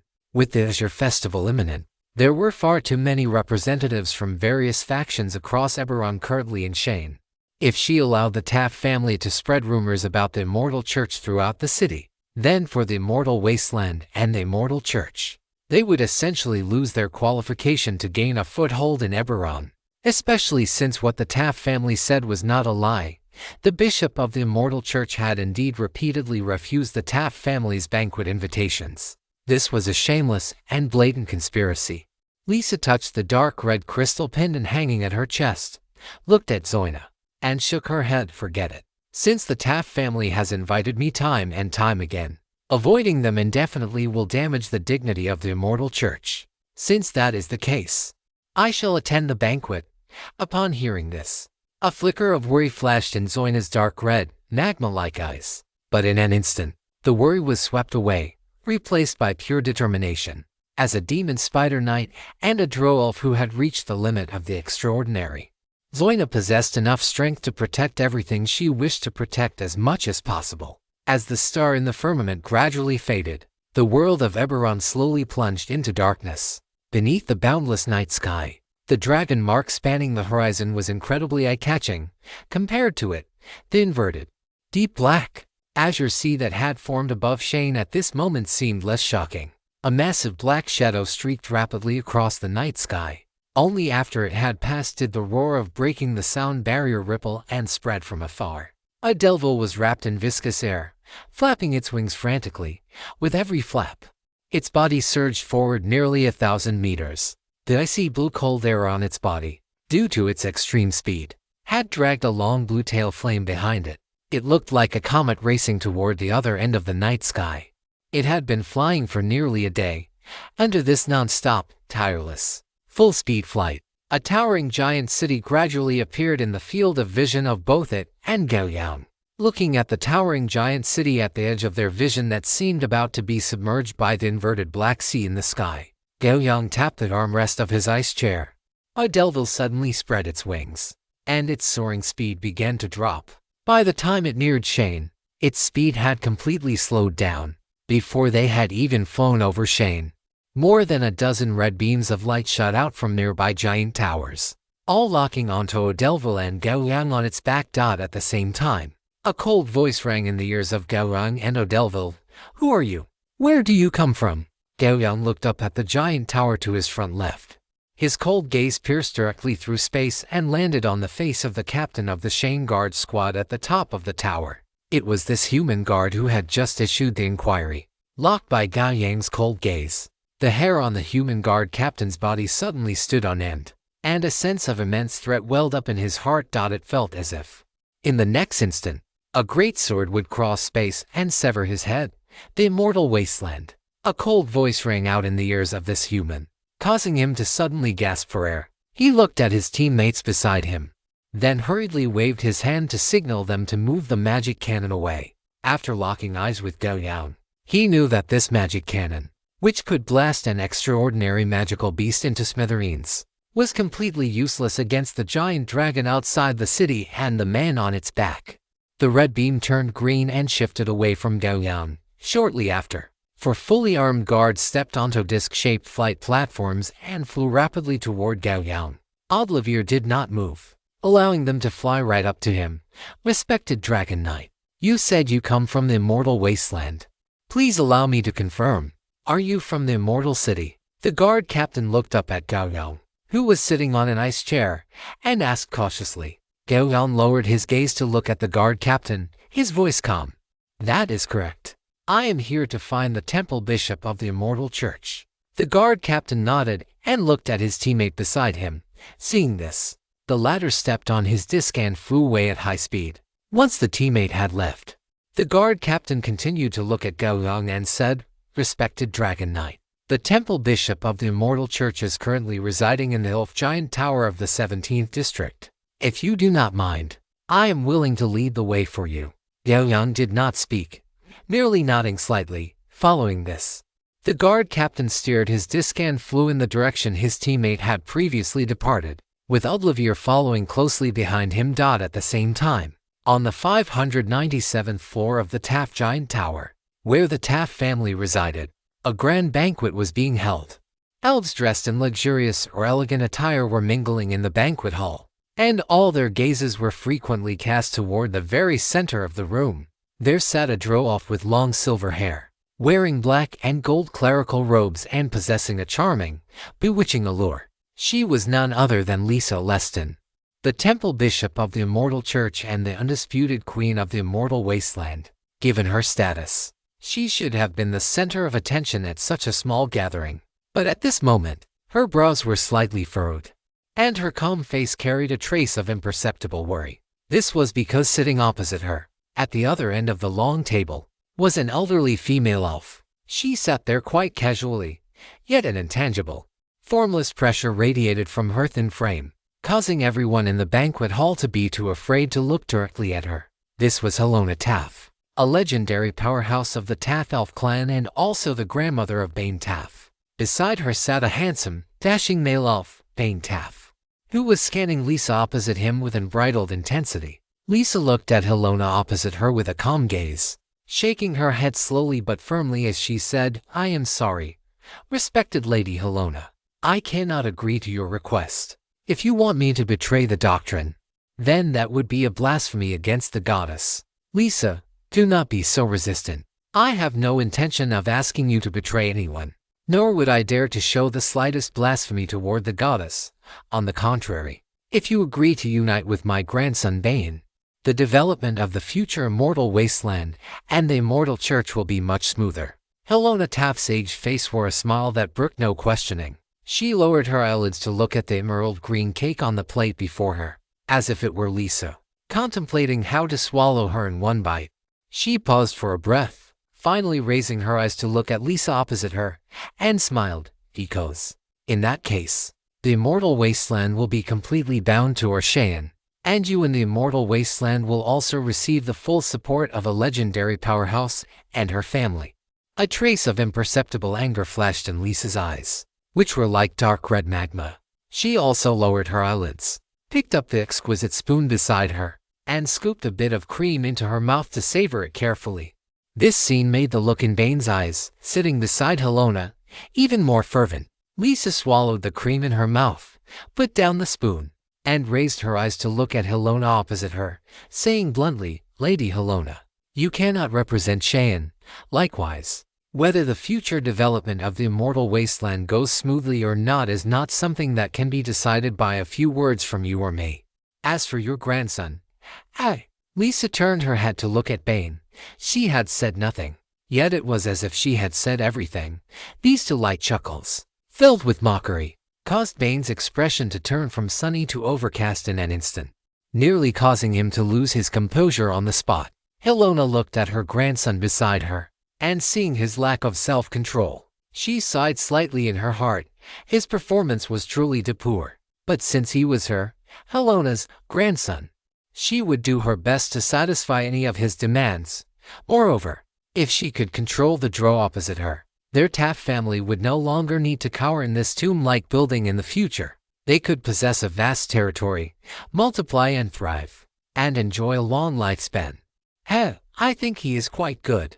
Helona looked at Lisa opposite her, and with just a single glance, an overwhelming mental pressure surged toward her. "Drow, you need to recognize one thing. I am not discussing this with you." Lisa's face suddenly turned a few shades paler, facing the pressure of a legendary powerhouse. Even though she possessed strength at the limit of the extraordinary, she was still as weak as an ant. Helona leaned forward slightly, which made her pressure even more intense. She looked down at Lisa from a position of superiority, her voice becoming incomparably cold. "Agree to me or die here, for a drow like you, with the blood of filth, betrayal, and promiscuity flowing through your veins. This is not a difficult choice, is it?" A trace of uncontrollable anger emerged in the depths of Lisa's eyes, and dark red power surged on her body. She stared straight into Helona's eyes, the fury in her own eyes nearly turning into something tangible. She gripped the pendant at her slender neck with one hand and pointed at Helona with the other, cursing mercilessly. "It is indeed not a difficult choice. Wanting me to agree to the demands of a bitch like you, keep dreaming." Clang! A crisp sound rang out from the side of the long table as a thin male elf waiter immediately leaned down to pick up the dinner knife that had fallen in shock just a moment ago. When he stood up, he discovered that the once lively banquet hall had fallen into a deathly silence. All the elves had their eyes fixed on Lisa, astonished by her temper and her courage. Chapter 640 Gao Yang, just an age legend. Accompanied by Lisa's merciless verbal lashing, the atmosphere of the banquet plummeted to freezing point, and this was a literal, physical freezing point. A biting chill erupted from Sharona's aged body, transforming into a silently roaring frost that permeated everything in the vicinity. Crack, crack, crack, crack. Ceramic dinner plates, fresh flowers, and fruit wine rapidly solidified into ice under this chill, emitting crisp, piercing sounds. Sharona's pale green pupils were now filled with a deep, icy blue, and her long, ash-green hair floated without a breeze. She stared at Lisa across from her, revealing a cruel smile. Very well. As expected of a drow with filthy blood, such foul language could only come from that equally filthy mouth of yours. After speaking, she extended a wrinkled finger and pointed at Lisa. Let me thoroughly purify your filth and dirt. As her voice fell, an ice blue ray shot suddenly toward Lisa's head. Its speed was so great that Lisa had no time to react before it was already upon her.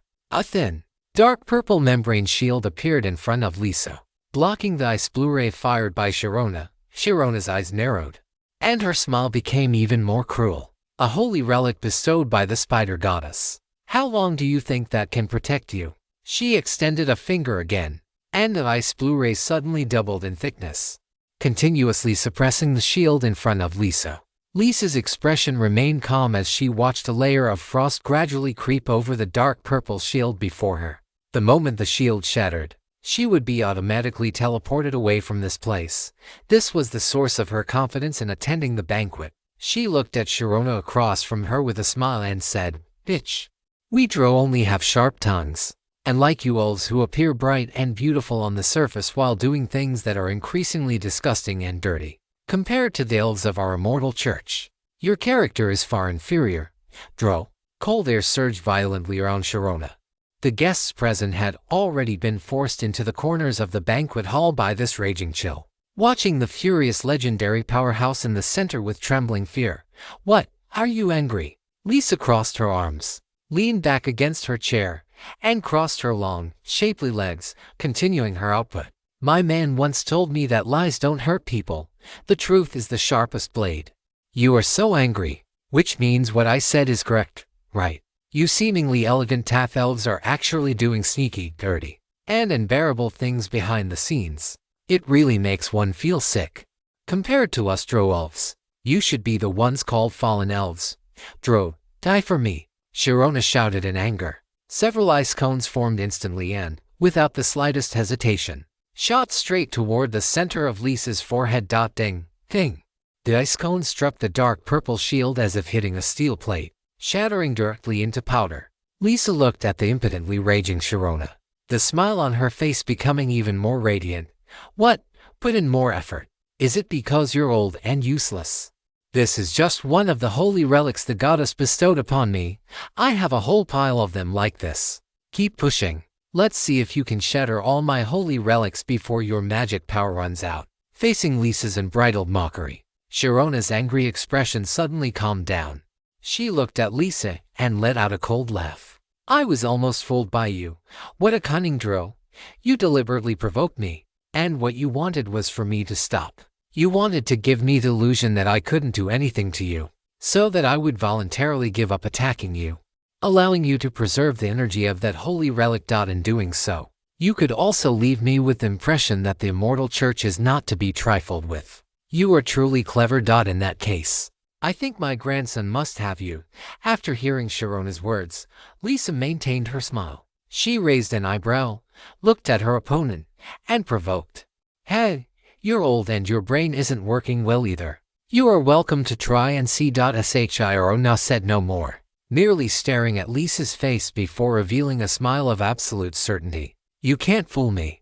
I have lived for over 1,000 years, and the sights I have seen are beyond what a little brat like you can imagine. Your seemingly fearless actions are full of flaws in my eyes, but don't worry, I will discipline you well, drow.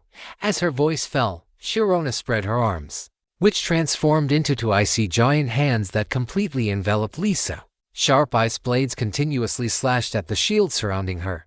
Lisa's heart sank gradually. She watched the ice blades crashing and hacking at the shield in silence, waiting for the moment the shield would break. Sharona looked at her and sneered. Keep talking. Why did you stop? Are you still waiting for something? Let me guess. It must be that you have more tricks up your sleeve. Since defense is already useless, all that's left is to run away. Since you have a means of escape, why didn't you run away immediately? Is it because you can't? Sharona gave a light O and continued. I understand. It must be that while the goddess's holy relic is active, you are unable to use teleportation or other escape methods. To escape, you must wait for me to break your shield, right? Sharona shook her head slightly. watching Lisa's eyebrow twitch just a moment ago, and continued, still to green. Your inner thoughts are so easily read. Then, what if I seal the space here? How will you teleport and escape then? As she spoke, Sharona snapped her fingers. Surging ice blue magic power centered on her began to freeze the space around her.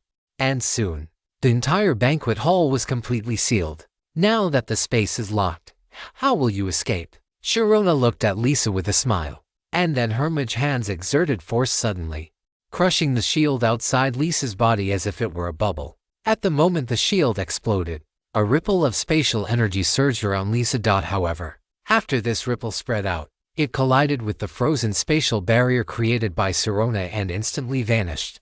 Lisa's body suddenly disappeared from where she stood, only to reappear at the very edge of the spatial barrier. Ha ha ha, I called it. Dro, you are still too young. Sharona laughed heartily as she watched Lisa reappear. Compared to Sharona's smugness, Lisa's expression was somewhat grim.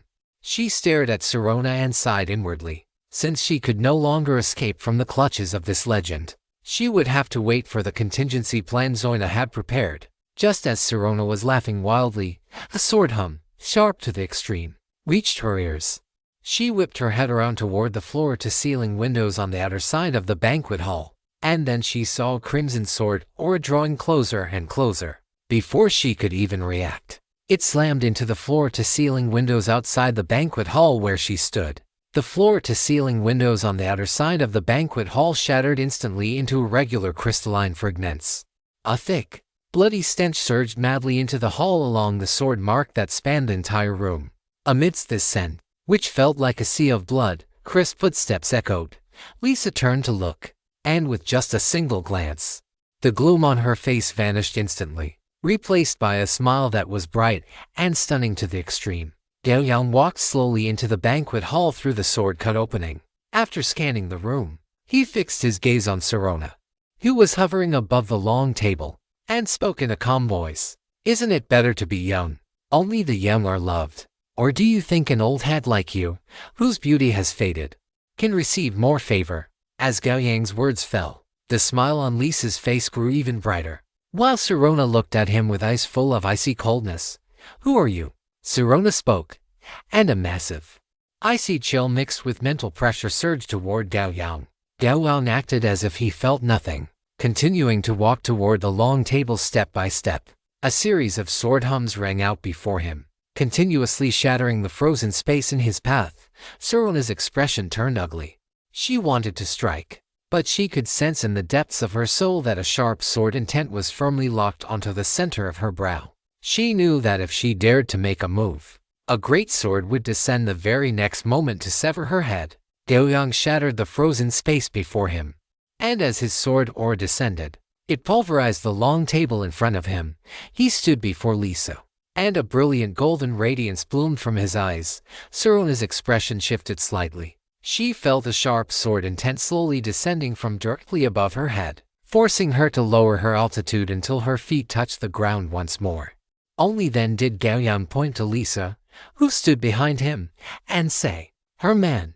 Sharona stared at Gao Yang's calm face and suddenly said, "You are that legendary King of Feathers, the founder and final victor of the first Aberon Supreme Deathmatch Tournament." Gao Yang raised an eyebrow. This old elf wasn't completely ignorant after all. Gao Yang looked at her and continued, "Since you know who I am and still dared to do this, I understand." Sharona suddenly laughed. She shook her head slightly at Gao Yang. "I wondered who it was.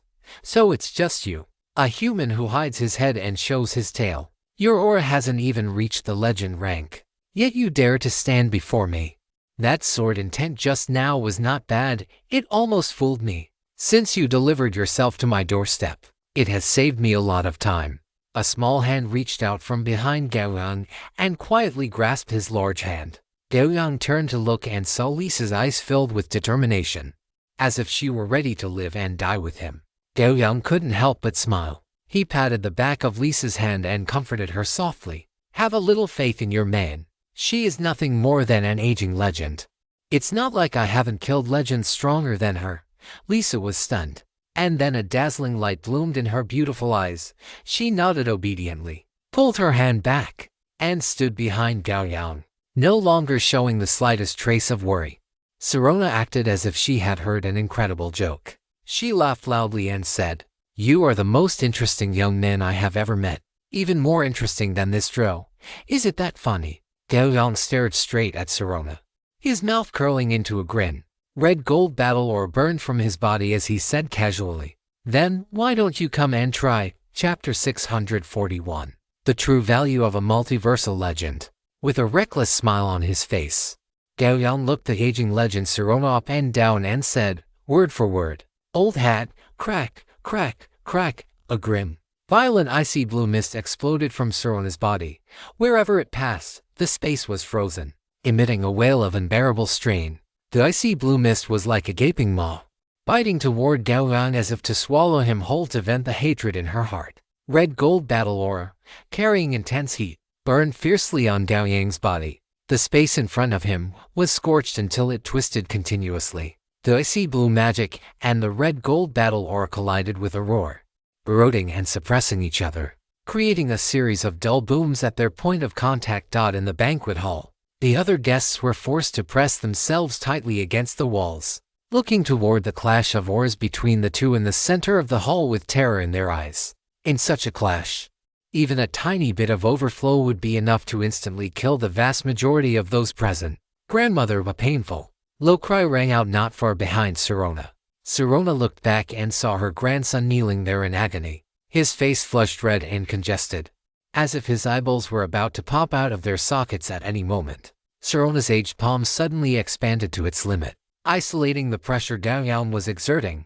The pressure suddenly vanished, and Bane knelt on the ground, gasping for air, his eyes looking at Gao Yang with venomous resentment. Sirona stared at Gao Yang with a grim gaze. She realized that aura suppression was useless against this transcendent. She said coldly, "Human, since you want to die, then follow me. There isn't enough room to maneuver here, and I assume you wouldn't want this drow to die in the aftermath of our battle." Gao Yang chuckled and said, "I think it is you who are worried that the beast behind you cannot hold on any longer." HMPH. Shalona let out a cold snort, her body suddenly transforming into a stream of ice blue light as she flew out from the sword mark Gao Yang had previously slashed. "Wait for me to return." Gao Yang turned his head to look at Lisa, gave her a word of instruction, and then stepped forward, his body following closely behind as he rushed out of the banquet hall. Standing high in the air, Gao Yang looked up at the stream of ice blue light continuously ascending toward the firmament. With his battle aura surging throughout his body, he stomped his foot against the air beneath him. Violent power mixed with brilliant willpower caused the air under his feet to instantly compress into a steel plate. Gao Yang's body turned into a bolt of lightning, chasing after Shalona. A ring-shaped shockwave exploded from beneath his feet, turning into a gale that destroyed all the decorations within the banquet hall. Two surging and violent auras rose continuously into the sky, immediately discovered by the powerhouses of the various factions currently in Cheyenne. Figures appeared one after another, some by floor-to-ceiling windows, some on the tops of giant tower buildings, and others simply standing in midair, gazing at the blue and red streams of light rising into the distance. The central area of Cheyenne, also known as the Central District, featured three giant towers nearly 10,000 meters high, standing in a tripod formation. These were the three most powerful factions in Cheyenne, each with several legendary powerhouses presiding over them. At this very moment, on the tops of the three 10,000-meter towers, figures of humans, elves, and dragon-winged half-orcs appeared one after another. "Why is Shalona of the Tath Elf clan so furious?" A female elf looked at the ice blue light continuously rising, feeling somewhat puzzled. "Who knows? But it looks like she has come into conflict with a human, and a human who has not yet reached the legendary rank at that." A tall, burly dragon-born half-orc looked surprised. He turned his head to glance at the giant tower beside him. "Wolf, do you recognize that fellow clansman of yours?" The one called Wolf was a human warrior with bulging muscles. Just standing there, he gave off an indestructible feeling. Clearly, this was a legendary-level human warrior. Wolf glanced at the dragon-born half-orc who had asked the question, his eyes widening. "There are countless intelligent life forms in Ebron. Do I have to know everyone?" "I know your mother." "You?" The dragon-winged half-orc let out a low growl, and a large blade, with the front half made of metal and the back half covered in dragon scales, appeared in his hand. "All right, let's observe the situation first. Don't let other factions laugh at us in Cheyenne." Another female elf wearing a crown frowned slightly, gazing at the distant sky, her voice calm. As soon as she spoke, the dragon-winged half-orc snorted coldly and said no more. There was no help for it. The elf queen had to be given face, especially since she was currently the strongest powerhouse in Cheyenne. The conflict at the tops of the 3 giant towers was not known to others. At this moment, powerhouses from various factions in every corner of Cheyenne had already appeared on the roofs of their respective giant tower buildings, their eyes filled with curiosity, because, during this period, they had already learned that the owner of that ice blue aura was a legendary powerhouse. It was not common to see a legendary powerhouse take action, even across the entirety of Ebron. Cheyenne is truly worthy of being one of the most dazzling pearls of Ebron. Just arriving here, and there is already such a good show to watch. This trip was worth it. Not continuing to fly higher, Gao Yang glanced at the pitch-black sea that seemed close at hand, then looked at Shalona opposite him and asked with a smile, sharp-tongued. Shalona snorted coldly, without the slightest pause. A crystal-clear ice-blue staff appeared in her hand. The next moment, dense clusters of ice thorns generated out of thin air around Gao Yang, stabbing toward his entire body with the momentum of a thunderbolt. Crimson battle aura surged wildly, and the scorching high temperature rapidly melted the tips of those ice thorns. By the time they pierced Gao Yang, they had already lost their original power. Gao Yang twisted his neck, looked at Shalona opposite him, and chuckled. So old, yet still so impatient.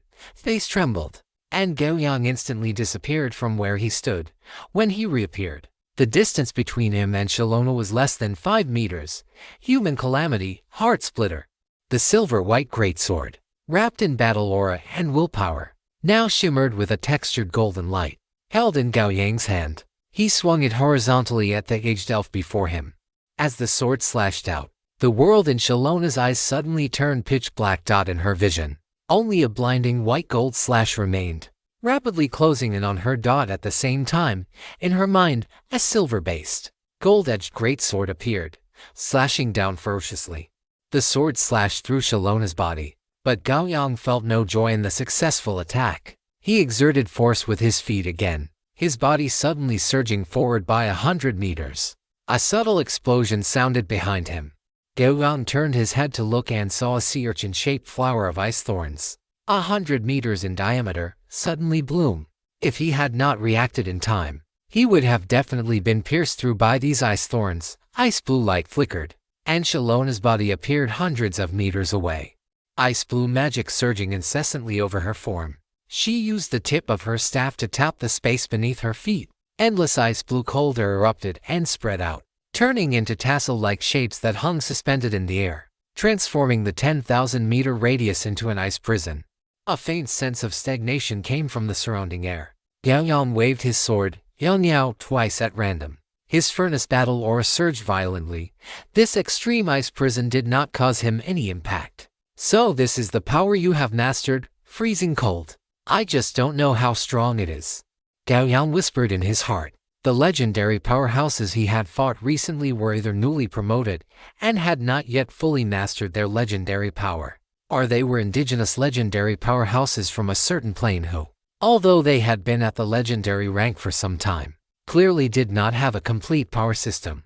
This also resulted in Gao Yang not being able to fully feel the intense pressure belonging to the legendary tier when fighting them. But the old elf before him was different. Although he did not show respect for her verbally, he was only disrespecting her character and behavior toward the power she wielded. He remained extremely cautious.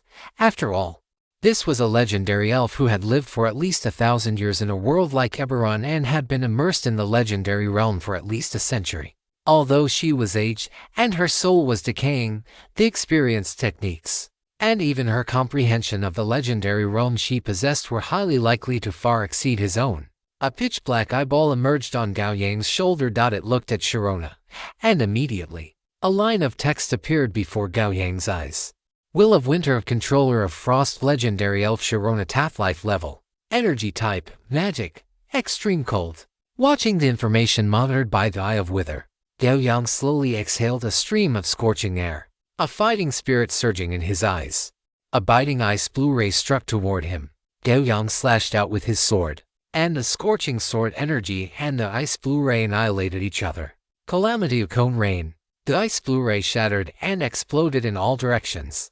Gao Yang backhanded a sword strike toward Sharona, who was 1,000 meters away. A cone-shaped sword energy flashed and vanished into the night sky. After the strike, Gao Yang did not even look at the result.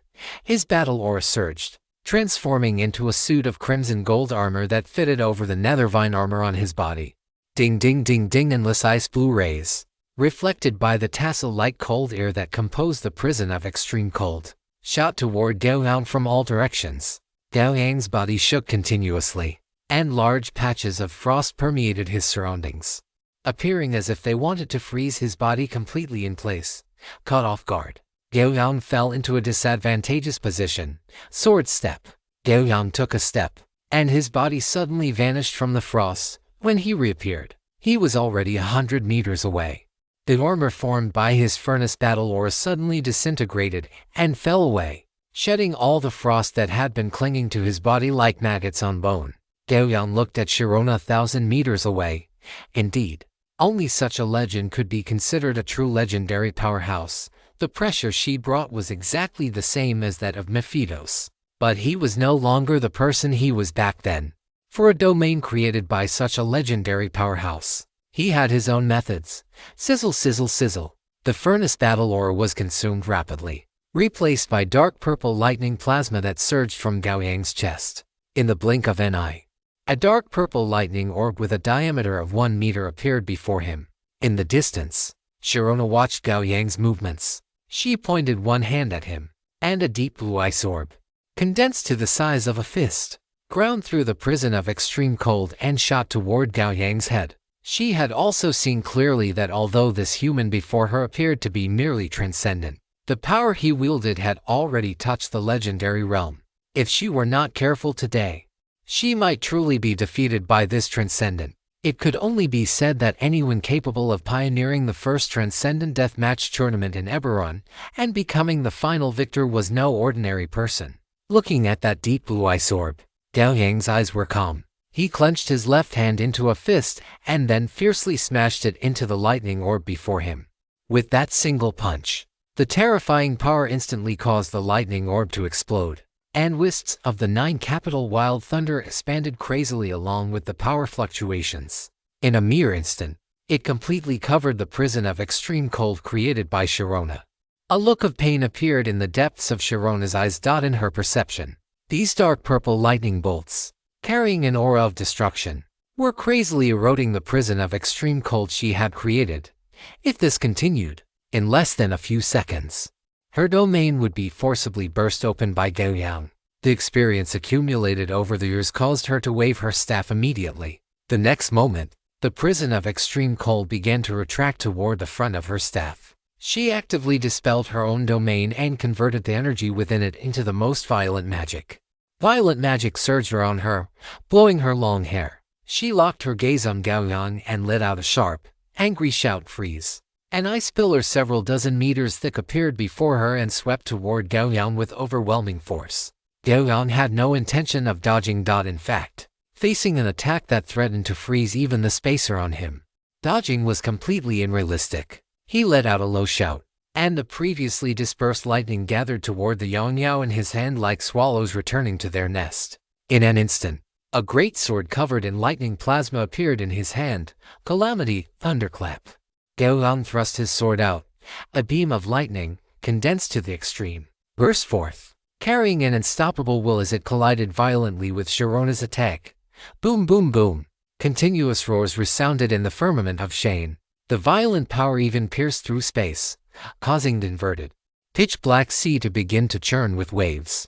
A crisp sound rang out. Sharona's pupils contracted sharply, and a trace of blood flowed from the corner of her mouth. For her attack had actually been pierced through by that beam of lightning. Ice walls appeared rapidly before her, blocking the path of the lightning beam. After doing all this, she still felt it was not secure enough. She waved her staff, and a layer of solid ice several meters thick froze her completely. This was Sharona's absolute defense, the wall of size. Her reaction was undeniably fast. The moment the solid ice froze her completely, the lightning beam had already pierced through layers of ice walls and slammed into the solid ice. The lightning beam struck the solid ice, but it was as if a flood had hit a reef. It was split in two and shot out from both sides. Gao Yang looked at the massive block of solid ice, a ferocious grin appearing on his face. He instantly appeared before the solid ice, his great sword carrying a violent momentum as he swung it into continuous phantoms, slashing incessantly at the massive ice block. Boom boom! In just 3 seconds, Gao Yang swung no fewer than 100 strikes. But the solid ice before him did not even show a single crack. He looked at the ice before him, his eyes devoid of any fluctuation, and just like that, strike after strike, he slashed violently at this wall of ice that would make even the gods sigh. Chapter 642. Celebrating the Azure Festival with Legendary Blood. Violent fluctuations of power erupted continuously from the heavens, accompanied by a relentless, thundering roar that hammered against the hearts of every citizen of Cheyenne. Oh, that human is actually this strong. He forced out Sharona's wall of size just after the fight began. I recall that once this wall of size is used, it takes several days to recharge. At the center of Cheyenne, atop one of the 3 10,000-meter tall towers, the half-dragon descendant leaned on his dragon-scaled greatsword, speaking with a mix of surprise and mockery. Beside him, 2 other dragon descendants stood, though they merely watched the battle above in silence. At the top of another giant tower, 3 humans stood as well. A woman holding a thick book wore a peaceful smile as she watched the battle in the sky, asking, "Wolf, what do you think?" Wolf crossed his arms over his chest, a flicker of battle intent appearing in his eyes. The transcendent above was truly not weak. Those astonishing slashes, the ripples of power that felt almost tangible, and the majestic battle aura all represented a body tempered through thousands of trials, superior control over power, and an extremely high level of swordsmanship. "I am, of course, just standing here watching," Wolf replied casually, his eyes fixed on the sky. As his voice trailed off, he paused for a moment. Then a flattering smile appeared on his face. He turned to the woman who had asked the question and said, Apologies, Joanna. I meant that the man is very strong. Although he hasn't ascended to the legendary rank, his strength is already no less than that of an average newly promoted legendary. He might even be able to put up a fight against me. More than that, Wolf, you might not even be his match. A voice echoed in their ears. Standing before them was a young man with black hair and black eyes. He wore a robe that shimmered with dazzling blue light, and on his right hand, which gripped a staff, every finger was adorned with 2 rings of varying brilliance. Not only that, but his ears, neck, and even his belt and shoes were all magical equipment emitting a magical luster. This made him look like a walking neon sign, carrying an air of festive celebration. Yet, this slightly festive attire, in the eyes of the others, represented pure power, because every piece of equipment and every ring on his body was a powerful magical artifact. To possess so many magical items and utilize them in an orderly fashion was, in itself, a testament to his extremely profound magical attainments. Wolf glanced at his leader, then looked back up at the battle in the sky, a look of caution appearing in his eyes as well. The battle beneath the night sky continued. Everything in the world has an end and a limit. Planes are like this, and so are lives. Gao Yang felt not a hint of impatience.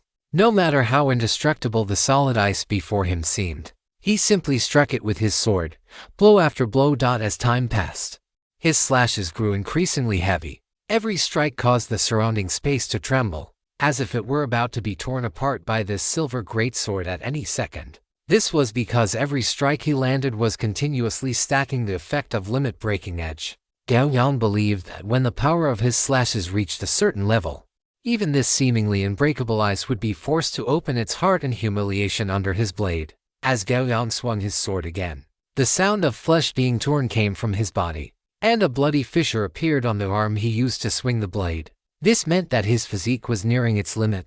Conversely, dense, spiderweb-like cracks had appeared all over the solid ice. Although they were not deep, they proved that Gao Yang's slashes were having an effect. Gao Yang struck again and again, and more cracks appeared under his blade. His gaze remained locked firmly on Sharona within the ice. The problem was now thrown back to her. Would she wait inside this ice for Gao Yang to kill her along with the ice? Or would she take the initiative to break the ice and trade for a chance to fight back? Boom boom boom, Gao Yang's slashes continued. And more cracks appeared on the solid ice. This guy, he isn't actually going to slash open the wall of size, is he? At the top of the central giant tower, Wolf's expression was somewhat strange. Although Sharona's offensive capabilities did not rank at the top among the legendary professionals of Cheyenne, her defensive and life-saving methods were among the best. Especially her wall of size, once used, the people present would basically be unable to harm her in the slightest. Being able to force out her wall of size had already surprised these legendaries. But now, that Transcendent was actually about to hack Sharona's wall of size to pieces right before their eyes. Such a brutal act naturally surprised Wolf, who was also a melee fighter. The young man in front of Wolf looked up at the sky and nodded slowly, saying, "The wall of size cannot hold for much longer. Now it depends on how Sharona chooses." The moment his voice fell, Gao Yang unleashed another slash, and a crack appeared that spanned the entire block of ice. Inside the ice, Sharona's pupils constricted. Her heart pounded. She already understood that her wall of size could no longer provide her with sufficient protection. She needed to leave voluntarily, otherwise, there was a real possibility she would be killed on the spot by Gao Yang, ice and all. After Gao Yang landed another blow, Sharona, who was inside the ice, suddenly moved. She merely tapped her staff lightly. The next moment, the ice surrounding her seemed to be detonated from the center. Fragments of ice, accompanied by sharp, piercing whistles, surged toward Gao Yang, who was within arm's reach. This is what I was waiting for. The moment Gao Yang saw the ice explode, a happy smile finally appeared on his face. Sacrifice, time stasis, sacrifice, time acceleration. Brilliant golden radiance of will erupted from his eyes. His overwhelming will, mixed with his terrifyingly massive battle aura, exploded into a ring of crimson gold ripples. The world suddenly came to a standstill in Gao Yang's eyes. Time was slowed infinitely, and the surrounding space became incredibly viscous. He could even clearly see a deep blue light slowly igniting on Sharona's body. And the body covered by that blue light was beginning to vanish from this place. Gao Yang wore a cruel sneer on his lips as a brilliant glow of willpower bloomed from the blade of eternal radiance. The next moment, streaks of sword chi that should have vanished suddenly appeared all around Sharona. These bright golden streaks of sword chi varied in size, yet every single one was aimed directly at her. Gao Yang let out a roar, and the eternal radiance in his hand slowly thrust toward Sharona. Human calamity, heart piercer. As the sword thrust out, the countless streaks of bright golden sword chi surrounding them vanished from their spots as if 10,000 swords were returning to their origin. Puchi, puchi. The sound of dense flesh being pierced rang out, and the space that had been frozen around them returned to normal. The moment space restored itself, Sharona's body vanished from that spot. The next instant, she appeared 1,000 meters away. Having just finished the teleportation, Sharona lost all her strength, and her body plummeted rapidly toward the earth. Her body was riddled with bright golden sword chi. The sheer number of them had nearly turned her into a hornet's nest. This sword chi had not only ravaged her physical body, but even her soul had been pierced by the proportionally shrunken blades, which was the true reason she had lost all her power. The sound of rushing wind echoed in her ears, and the next moment, a large hand grabbed her by the neck, forcibly halting her freefall. The sensation of suffocation from her throat, combined with the drag force created by gravitational acceleration, nearly snapped Sharona's spine directly. She looked at Gao Yang, who held her in his grip, her eyes filled with pain and disbelief. She, a veteran legendary powerhouse of Cheyenne, had actually been defeated by a transcendent who hadn't even stepped into the legendary realm, and she was being held in such a humiliating manner, gripped by the throat and dangled in midair. Exposed to the view of all of Cheyenne, Gao Yang's body was currently covered in bloody fissures, and scorching blood dripped from his wounds, giving him a terrifying and ferocious aura. It was clear that his victory had not come easily. His large hand gripped Sharona's slender neck tightly, and a smile appeared on his face. "Old hag, I told you to try it, and you actually dared to." Are you being obedient now? With her neck gripped by him, Sharona's aged face turned beet red, yet she could not even utter a single word. Gao Yang held her by the neck just like that, plummeting rapidly toward the ground below. Soon, his figure appeared outside the massive sword scar at the top of the Taft Giant Tower. Through the several-meter-wide sword scar, Gao Yang could see the numerous guests cowering in the corners. Lisa, whose eyes were filled with pride, joy, and heartache, and Bane Taff, who stood in the distance with a face full of disbelief. Gao Yang looked at Bane Taff and flicked his hand casually. A flash of lightning sword chi instantly streaked through space, and then a dark purple thunder orb, 1 meter in diameter, formed instantly outside Bane Taff's body. The dense sword chi erupted violently, instantly obliterating him on the spot.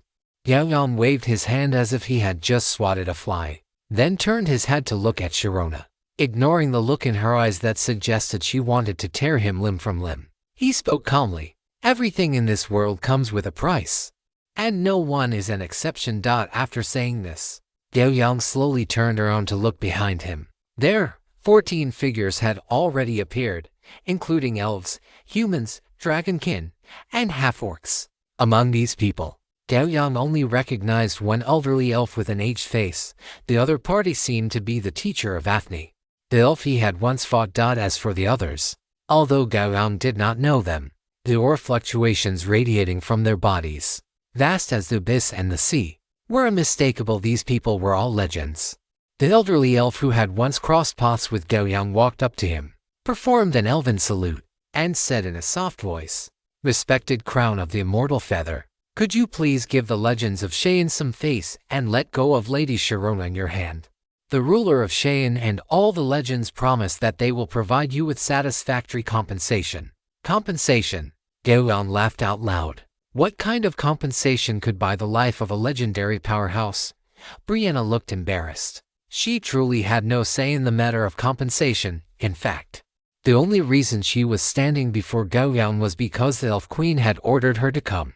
Otherwise, she would never have waded into these muddy waters.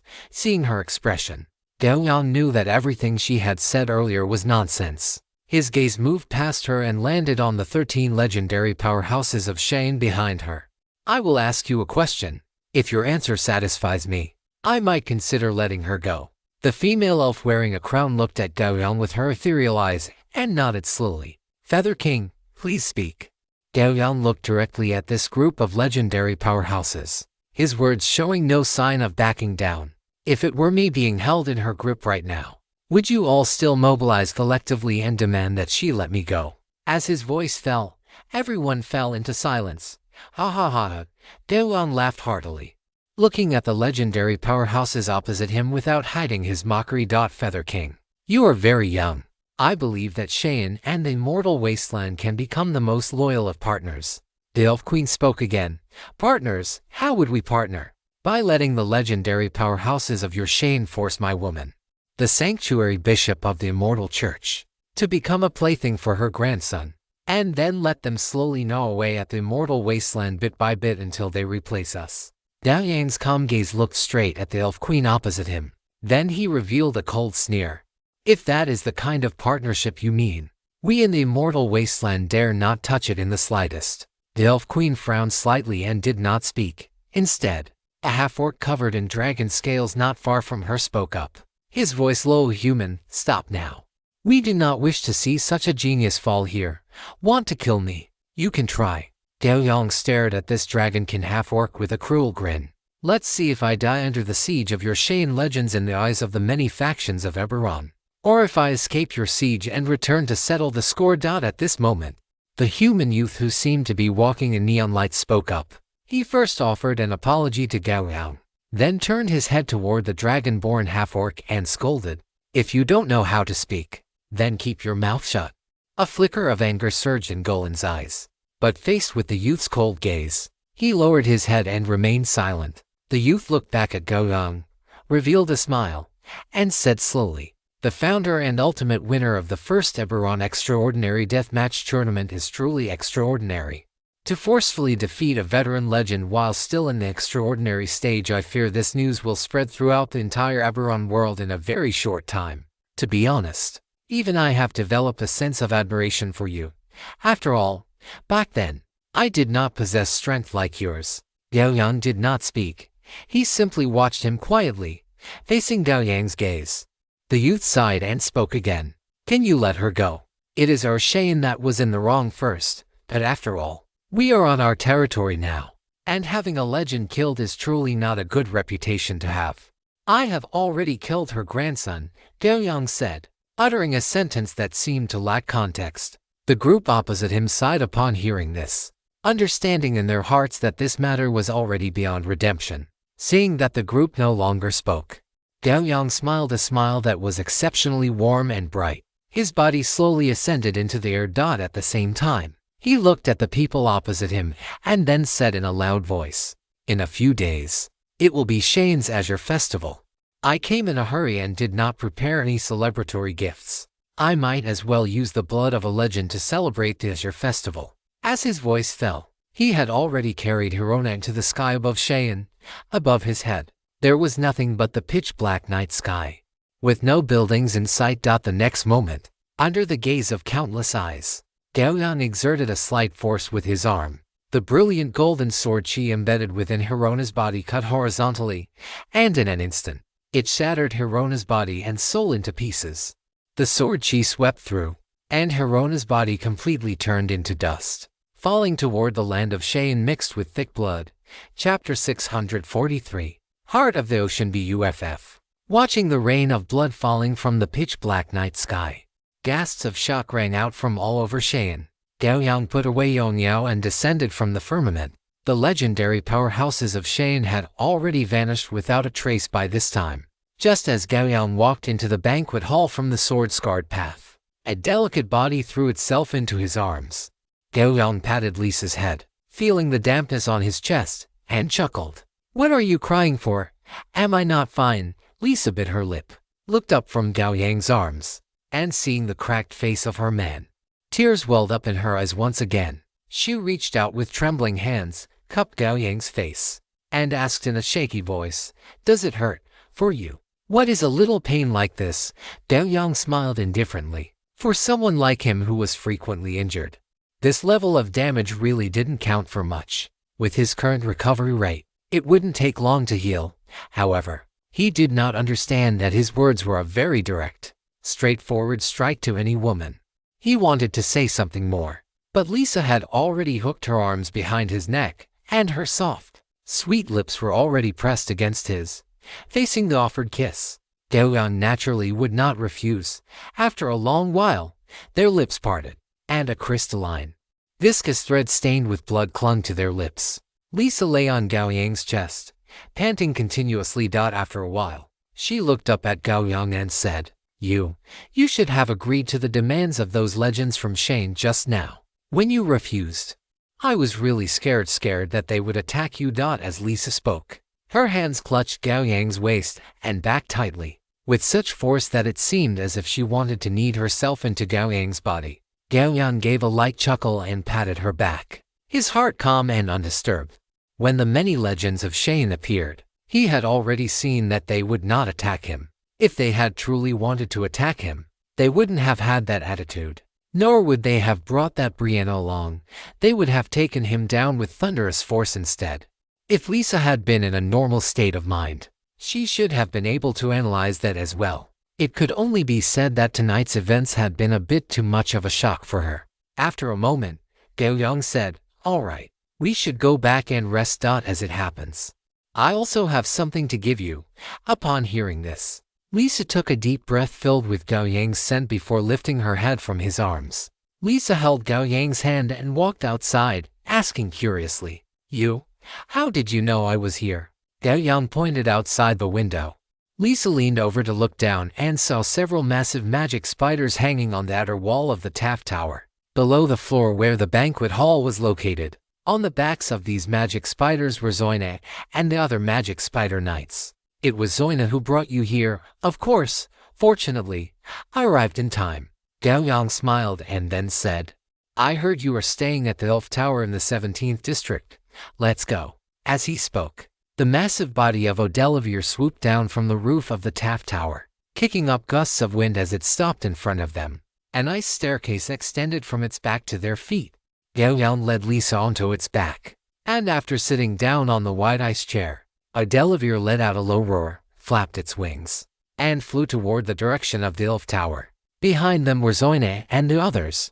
Stepping on medium-sized flight boards, they followed closely, their magma-like eyes filled with fanaticism. Soon, the group arrived at the elf tower. Zoine and the others left tactfully, leaving the space to Gao Yang and Lisa in the suit's bedroom. Lisa removed Gao Yang's armor with extremely gentle movements, looking at the flesh wounds on Gao Yang's body that had almost healed. The tears Lisa had finally managed to hold back welled up again. "All right, stop crying," Gao Yang persuaded with some helplessness, then said, "Let's take a bath together. This blood on my body is really making me uncomfortable." Lisa nodded, then led Gao Yang toward the bathroom. A moment later, in the spacious bath, wisps of steam rose, shrouding the entire bathroom in a hazy mist. Gao Yang lay in the pool with his arms spread wide, eyes closed, enjoying the meticulous massage from Lisa's soft, boneless hands. Soon, Lisa slipped into Gao Yang's embrace, her dark red eyes looking up at him as she asked, Why did you return to Oberon again?" Gao Yang opened his eyes, looked at the drow beauty nestled in his arms, and said with a smile, "It's actually quite a coincidence." After spending a few minutes explaining the ins and outs of the situation to Lisa, her small mouth was already agape in an O shape of astonishment. Gao Yang moved his mind, and the heart of the ocean appeared in his hand. The ice blue, crystal clear, pentagram-shaped crystal emitted a hazy azure glow under the light, and combined with its inherent value, it was intoxicatingly beautiful. Lisa was deeply captivated by the crystal. She stared at it, her eyes losing focus for a few seconds. After a while, she snapped back to reality, suppressing the joy and emotion in her heart, and said to Gao Yang, "This is the heart of the ocean that can purify one's energy. It must be very precious, right? No matter how precious it is not as precious as you." As Gao Yang spoke, he held the heart of the ocean out in front of Lisa. "With this, the probability of you breaking through to the legendary stage will increase significantly. Coupled with the goddess's blessing, it is safe to say there will be no issues at all." Lisa's eyes filled with emotion. She couldn't help but reach out to touch the heart of the ocean, her heart nearly melting. She looked at the heart of the ocean before her and suddenly sighed. If this heart of the ocean had been delivered in time, perhaps none of these things would have happened. The current situation isn't bad either. Gao Yang chuckled and said, "At the very least, this time the entire city of Cheyenne has realized just how strong your man is. Behind the sanctuary bishop of the immortal church stands a powerhouse even more terrifying than a legend." Lisa bit her lip, and then, unable to hold back any longer, she threw herself into Gao Yang's arms. A moment later, soft, whimpering gasps rippled out along with the water. Early the next morning, Gao Yang lay in the large bed with Lisa still fast asleep in his arms. Last night, under the dual buffs of the heart of the ocean and the hero saving the beauty, Lisa had displayed combat prowess far beyond the transcendent level, nearly suppressing him.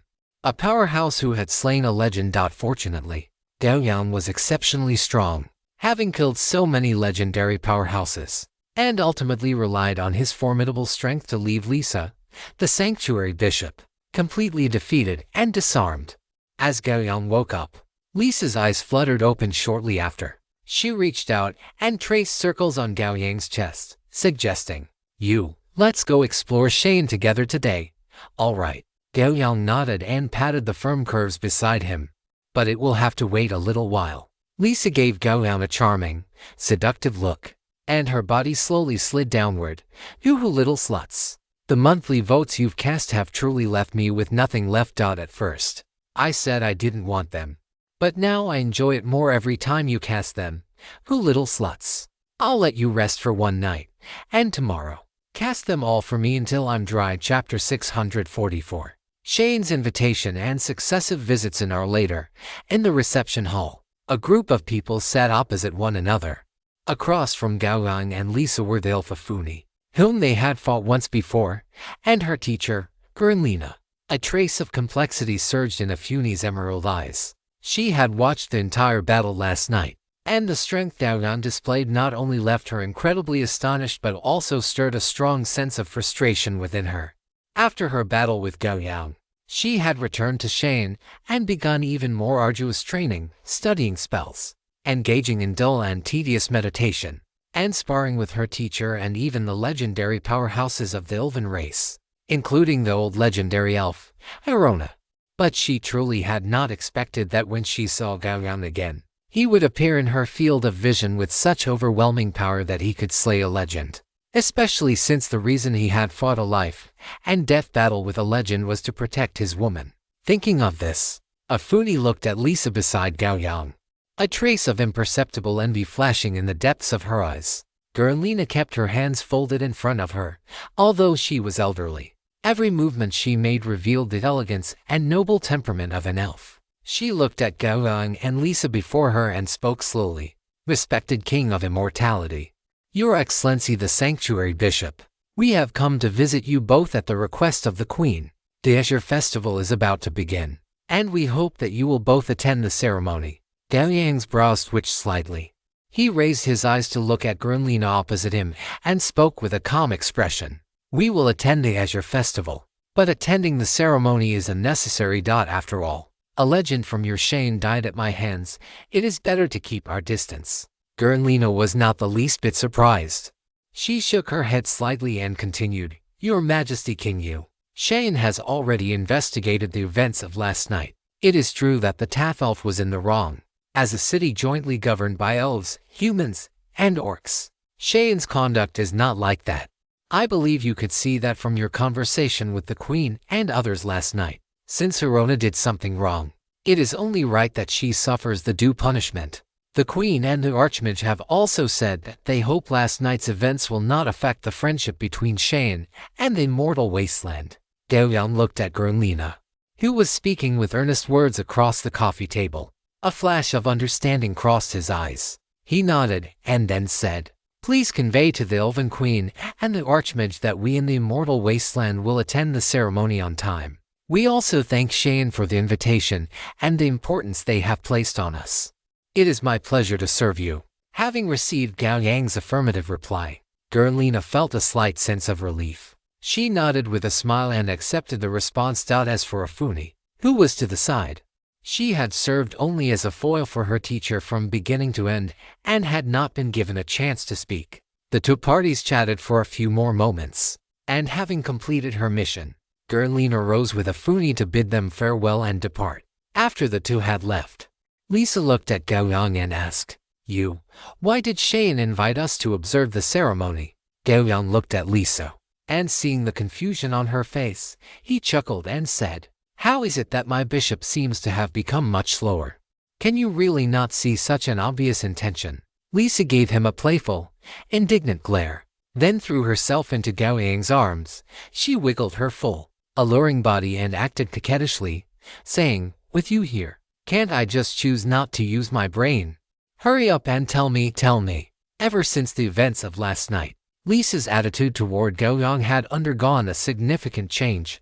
If, before this, Lisa had felt that she was Gao Yang's woman, it was more likely that she was merely an object for him to vent his desires.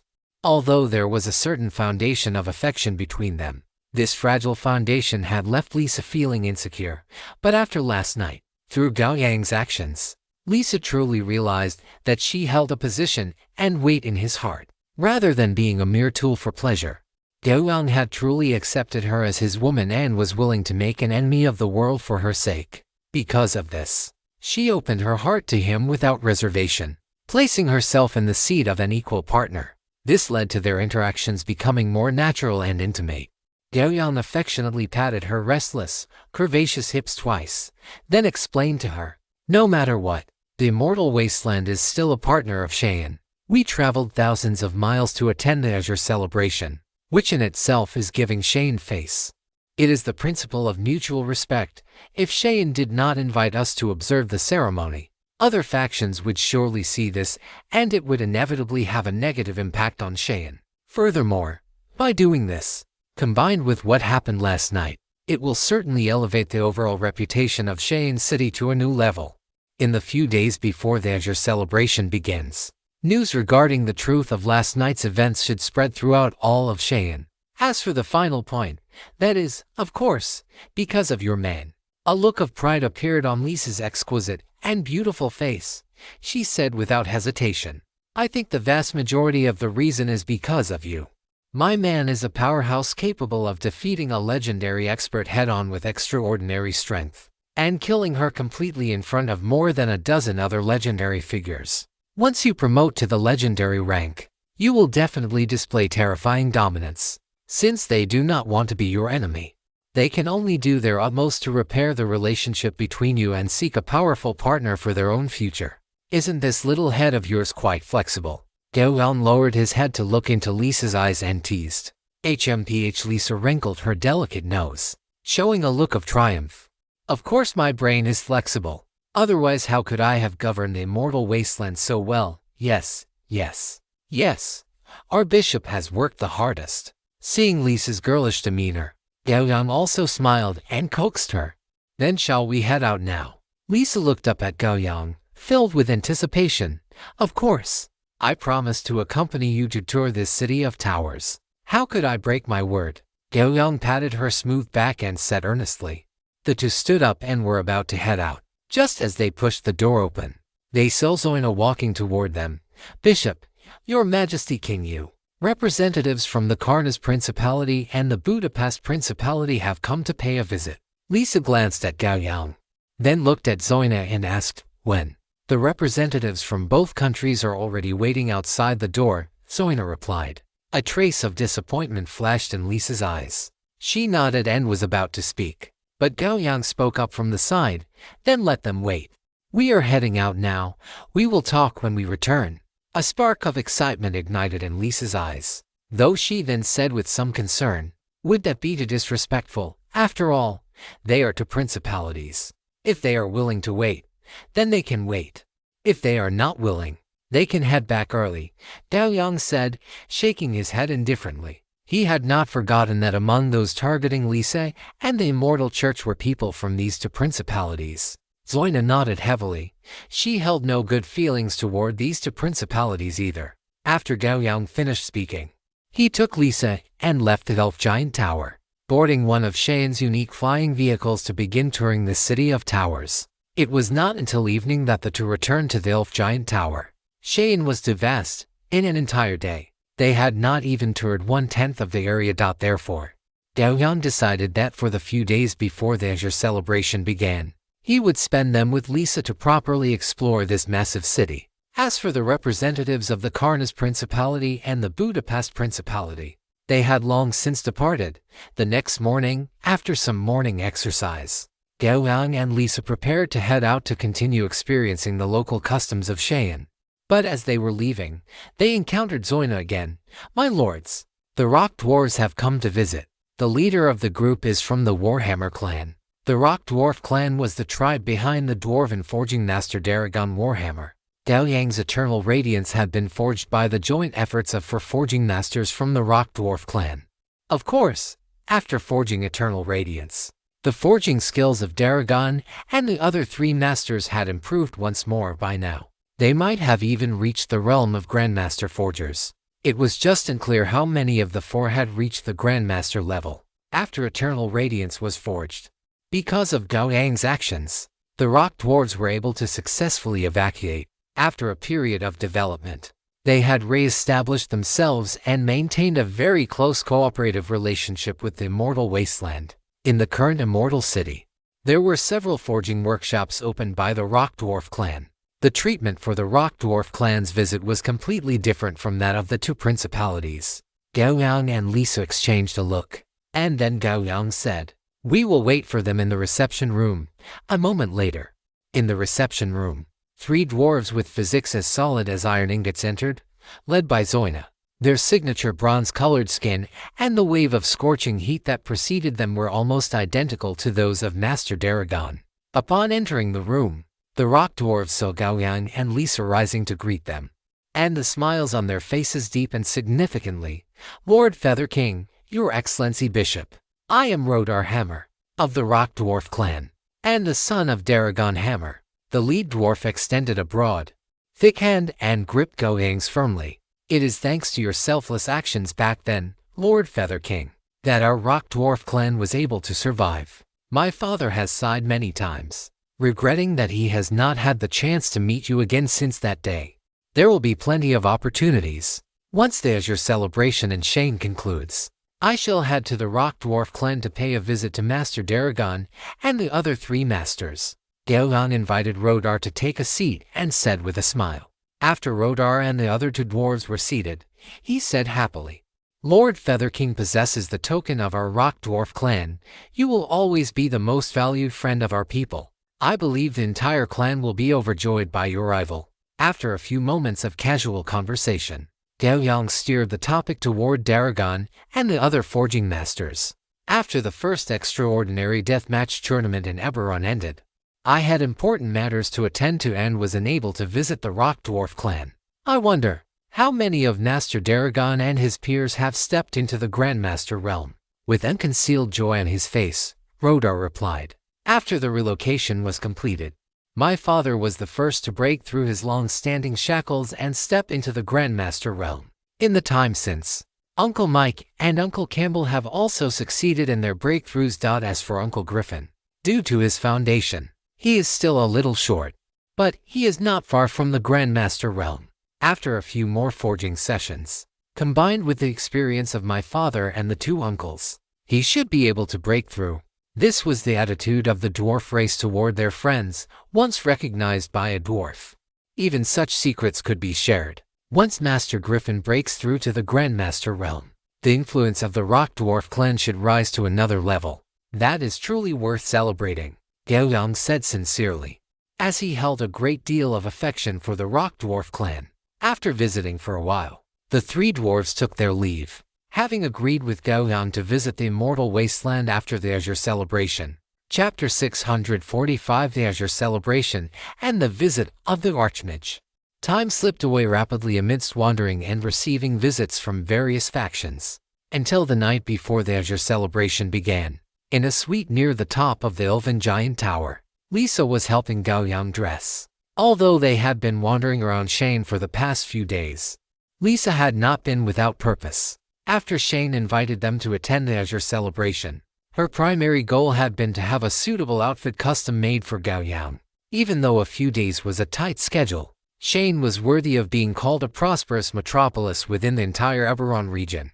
This small request was easily met. At this moment, Gao Yang stood in the bedroom with his arms spread, allowing Lisa to dress him piece by piece. When Lisa draped a black cloak with gold trim over Gao Yang's shoulders, her eyes suddenly lit up.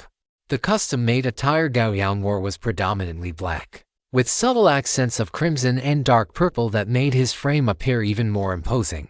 It possessed both the solemnity of the Immortal Church's clerical robes and the noble aesthetic of the Elven race. Furthermore, Gao Yang's physique was exceptionally powerful, not the bulky muscle of a bodybuilder, but the lean, hardened strength forged through countless trials. Paired with his heroic face and ink black eyes, the charm of a young man was fully manifested at this moment. "Why are you looking at me like that? Is there something on my face?" Seeing the gleam in Lisa's eyes, Gao Yang couldn't help but ask. Lisa looked up at Gao Yang, biting her lip. A flush of red quickly spread across her pretty face, and her dark red eyes began to mist over. Gao Yang paused, then chuckled, swept Lisa into his arms, and carried her toward the bed. Early the next morning, Lisa scrambled out of bed in a hurry, her face flushed as she hurriedly helped Gao Yang dress. Last night had been too intense, leaving many wrinkles on the custom-made clothing. Fortunately, this was an extraordinary world. Once the clothes were on, Gao Yang used his will to press down slightly, smoothing out every wrinkle completely. A moment later, Lisa, dressed in black and gold bishop robes, walked out of the room hand in hand with Gao Yang. At this moment, the metropolis of Shane had fallen into a frenzy due to the arrival of the Azure Celebration. Flying vehicles shuttled between the giant towers, while flowers and magical light screens filled the field of vision. High in the sky, young elven maidens flapped wings temporarily condensed from various elements, scattering petals over every corner of the city. When Gao Yang and Lisa arrived at the top of the 3 10,000-meter towers in the center of Shane, the atmosphere of the Azure Celebration had reached its peak. Countless people looked up at the golden ring above the 3 giant towers. Behind this golden ring were 5 more rings, each decreasing in size. With neat rows of seats placed on every one, these were the guest seats for the Azure celebration. In the very center of the golden ring was a solid circular platform nearly 1,000 meters in diameter. This was the seating area for the many legends of Shane, as well as for some of the most important factions in the world of Eberron. The seats for the Immortal Wasteland were on the 3rd ring, which was standard and appropriate for the strength and status of the Immortal Wasteland. Gao Yang had no complaints about this and led Lisa directly to their seats. After they were seated, the surrounding areas were gradually filled by various factions. When the sea at the edge of the Shane horizon turned completely azure, the Azure celebration officially began. Gao Yang watched as the Elf Queen, the Archmage, and the dragon-blooded half-orc slowly ascended into the sky. He watched as the Archmage, glowing like a neon sign, waved his staff, causing the figures of all 3 to suddenly magnify 100-fold. They stood above the firmament like manifestations of heaven and earth, and Gao Yang could not help but be slightly stunned. This sense of déjà vu was very familiar. Soon, with the 3 of them presiding, the Azure celebration proceeded in an orderly fashion. It had to be said that as the most important festival in Cheyenne, the scale of the Azure celebration was the grandest, and its special effects were the most extravagant. For an entire day, the magical radiance above the firmament never faded. The Azure celebration was set to last for 7 full days. After Gao Yang and his group officially attended the start of the first day, they were no longer required to appear. When the Azure celebration reached its 4th day, the Elven Great Tower welcomed a visitor who was quite unexpected to Gao Yang. In the reception room, Gao Yang looked at the young man with black hair and black eyes before him, a smile on his face, and said slowly, "Your Excellency Archmage, what brings you to my place today?" The young man opposite him had a calm gaze, faced with Gao Yang's question. His voice was very peaceful, naturally. "It is to meet you." "Meet me?" Gao Yang raised an eyebrow. "Then I am afraid I will have to disappoint you, Archmage. After all, I am merely a transcendent human who has not even reached the legendary rank. Why must the Feather King be so modest? A transcendent defeating a legendary figure in a frontal battle, such a record is truly astonishing even when looking across the multiverse," the Archmage said, shaking his head slightly. "There are still a few who can accomplish such a thing. Besides, I only have the advantage of being young." Gao Yang waved his hand, looked at the Archmage before him, and asked, "Your Excellency might as well state your true purpose, so as to save us both some time." The Archmage was silent for a moment, then revealed a faint smile and said slowly, "Then I will not waste the Feather King's time. I have some interest in the Eberron First Transcendent Deathmatch Tournament." "That should have nothing to do with you, Your Excellency," Gao Yang said casually. "Could it be that you have some outstanding juniors and wish to start a second round of the deathmatch tournament?" To Gao Yang's surprise, the Archmage nodded slowly. He looked at Gao Yang, his voice calm. "I have an heir, my only heir. He inherited my unparalleled magical talent, but at the same time, it has bred an arrogant conceit that looks down on everything. To him, the legendary rank is almost within reach, but he himself is unwilling. He says that a legendary rank attained in such a manner has no meaning to him." Gao Yang looked at the Archmage sitting opposite him, really wanting to ask if he was speaking human language. What did it mean that the legendary rank was within reach? What did it mean that just casually promoting to legendary had no meaning? To be this much of a show-off, would he really not get beaten up? Perhaps the Feather King can understand how lonely it is to be invincible among one's peers. "That is how I walk my path step by step, and my heir is about to repeat my journey," the Archmage said, using the calmest demeanor to speak the most arrogant words. "Ha! You really think highly of me." Gao Yang wanted to say exactly that, but after seeing the lack of any strange emotion in the Archmage's eyes, he finally nodded silently.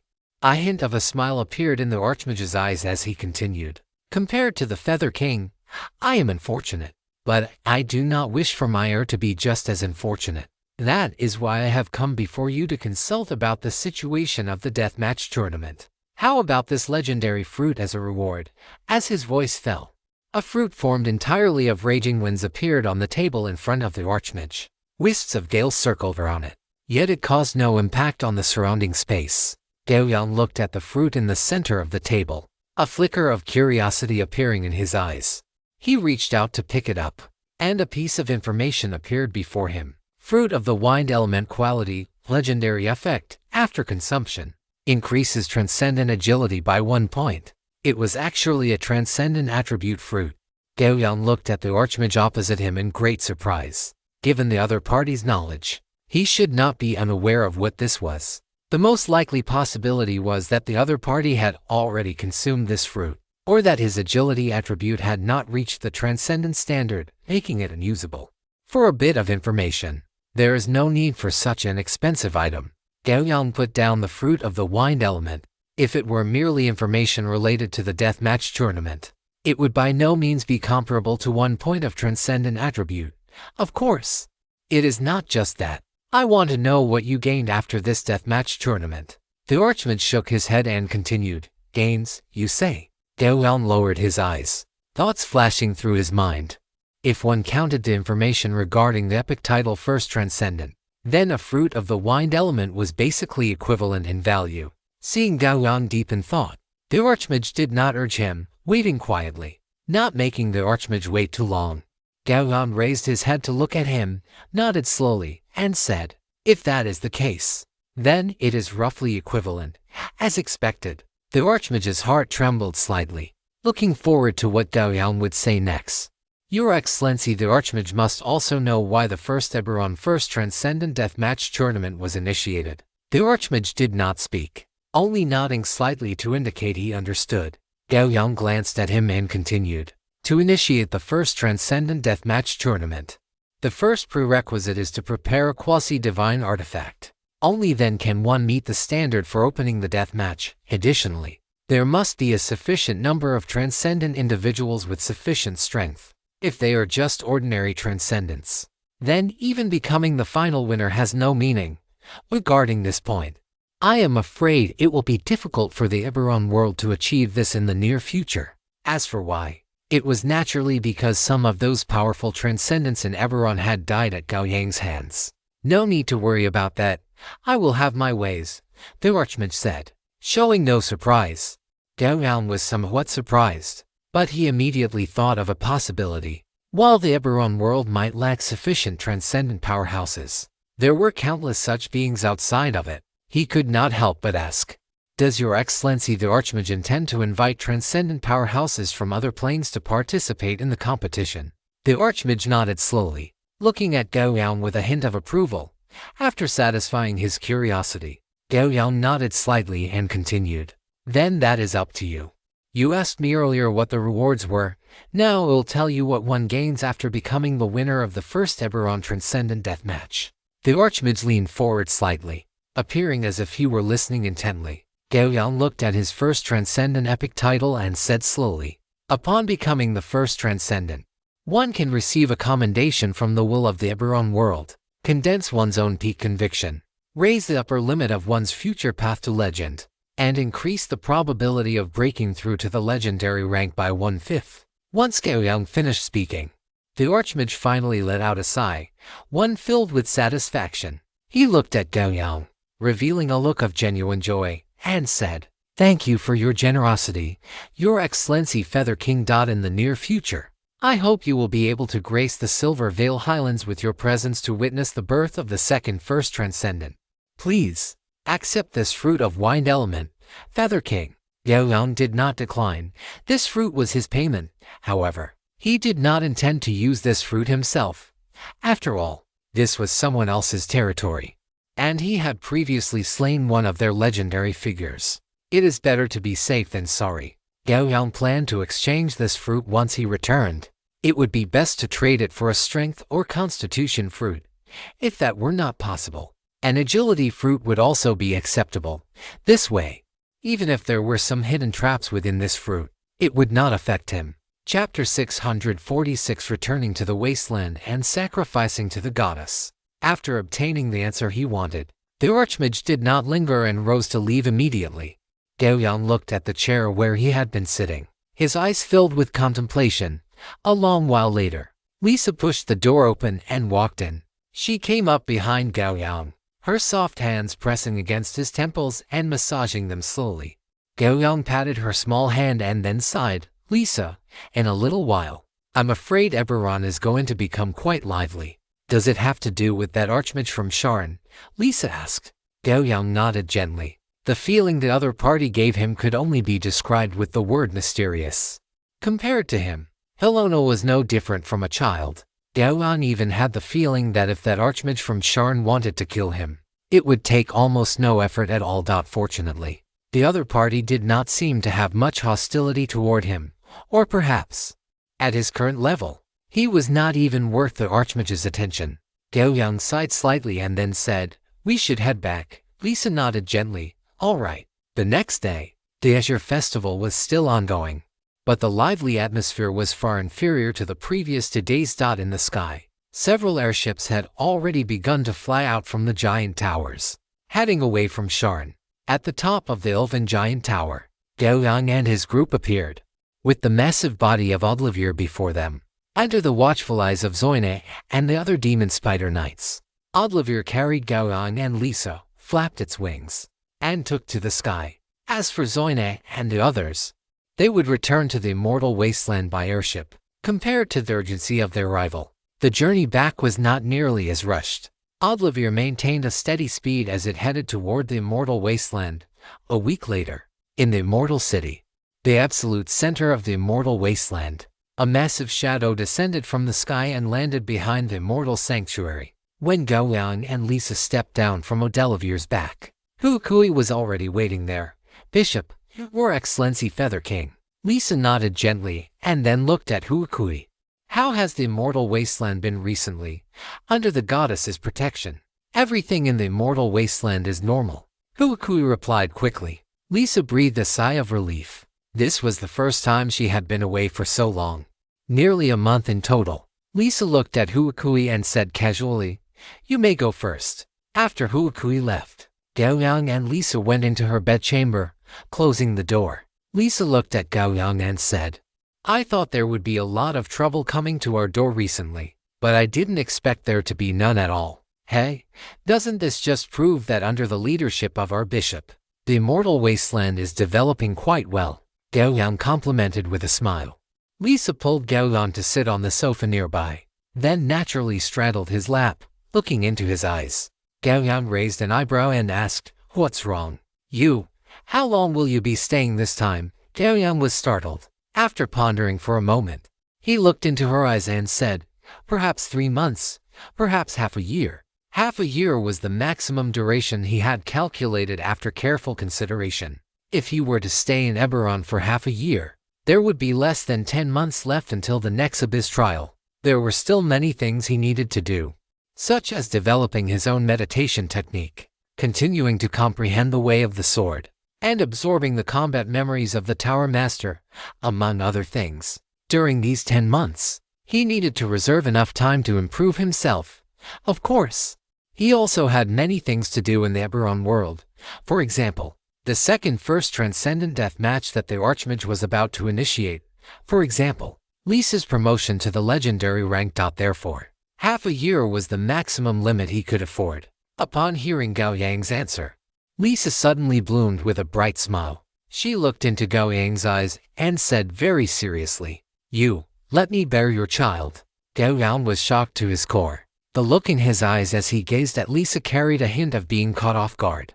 To be honest, perhaps due to his own experiences, Gao Yang had never thought about having offspring, even before he became a multiverse player. Whether he was studying or working, he was merely striving to live a better life. Now, there was actually such a woman who told him with utmost seriousness that she wanted to bear him an heir. Gao Yang reached out and wrapped his arm around Lisa's slender waist, pulling her into his embrace, and spoke slowly. "Why did you suddenly think of this?" Lisa leaned against his chest, quietly listening to his powerful heartbeat, and said with a hint of grievance, "I heard that after reaching the legendary stage, the difficulty of conceiving a child increases to a terrifying level. Even without stepping into the legendary stage, as one's strength grows, the probability of having a child becomes lower and lower. Your strength is already so great. If you step into the legendary stage one day, I'm afraid I'm afraid there will really be no way for us to have a child. At this point, Lisa's eyes filled with tears as she continued, furthermore, for the sake of the immortal wasteland we worked so hard to conquer, I also need to step into the legendary stage. If we both become legends, I'm afraid it will truly be impossible to bear an heir. Hearing Lisa's words, Gao Yang suddenly let out a heavy sigh. Then, he lifted Lisa's face, looked into her eyes, and said, "Don't worry. Our future days are still very, very long, even after we both enter the legendary stage. There will be enough time to have a child, but I want to." Lisa shook her head, her voice low. Gao Yang reached out to wipe away her tears and then said, "Then let's work hard during this period of time." "Really?" Lisa looked up abruptly, her voice filled with pleasant surprise. "Of course," Gao Yang chuckled, speaking with a suggestive tone. "But if we do that, you can't back out."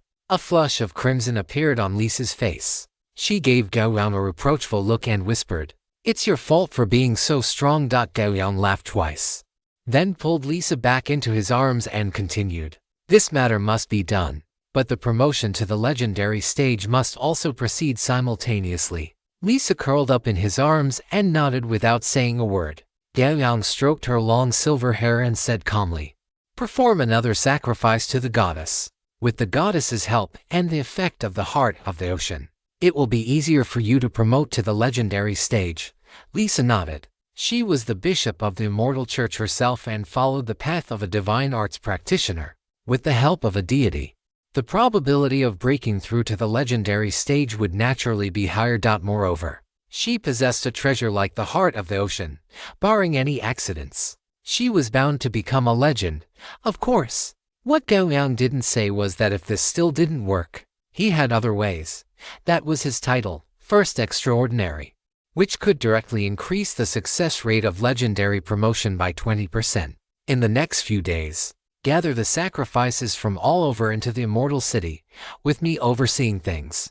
There shouldn't be any problems during this time, Gao Yang said quickly. As for what the sacrifices were, they were naturally prisoners who had committed capital crimes, spies from other factions, and various reactionary elements who opposed the rule of the immortal church. After the discussion was finished, Lisa directly offered her fragrant lips. Time passed quietly for 5 days amidst their tireless efforts of at least 7 times a day. As the news of the sacrifice to the goddess spread, the entire immortal wasteland seemed to come alive, with batches of sacrifices being sent to the immortal city every day. The immortal wasteland was vast, with a population of hundreds of millions. With such a large base, the number of sacrifices was also extremely exaggerated. At midnight on this day, in the very center of a primeval forest behind the immortal temple, Lisa, dressed in heavy bishop robes, stood in the center of a vast spiderweb altar. Around her were fully armed droves and rows of sacrifices kneeling on the ground. The immortal church was a church jointly established by the spider goddess and the elf goddess. The drone naturally worshipped the spider goddess, and the best way to sacrifice to the spider goddess was, naturally, a blood sacrifice. Lisa held the scriptures in her hands, allowing the drow to carry out the pre-sacrifice preparations. As the sacrifices fell one by one, a thick scent of blood instantly filled the center of the primeval forest. Suddenly, Lisa raised the scriptures high and began a devout chant. The moment she began her chant, all the drow chanted in synchronization with fanatical looks in their eyes. Coupled with the hellish, bloody scene, a strange aura began to spread and rise rapidly. Gao Yang did not participate in the sacrifice. He stood in the sky above the temple, gazing in the direction of the ritual. "It's here." Gao Yang's heart stirred. He looked down toward the sky above the primeval forest and saw that in the originally pitch-black night, boundless bloody power had converged into a massive, 8-legged shadow that blotted out the sky. At the head of this shadow, 3 pairs of giant, crimson compound eyes were clearly visible. Even from such a distance, Gao Yang felt a sense of pressure originating from a higher level of life. However, his strength was no longer what it used to be, and combined with the distance, this pressure did not affect him much. Under Gao Yang's gaze, the bloody power of faith generated by the sacrifice was rapidly absorbed by the massive spider shadow like a whale swallowing water. When the last drop of bloody faith was completely absorbed, The massive spider phantom in the sky let out a satisfied hiss and then vanished instantly. A grand sacrifice of 10,000 victims thus came to an end. Gao Yang stood in midair, waiting for Lisa's return. About half an hour later, Lisa returned to the temple surrounded by Sophia and Hukui. Only then did Gao Yang descend from there, inside Lisa's sleeping quarters.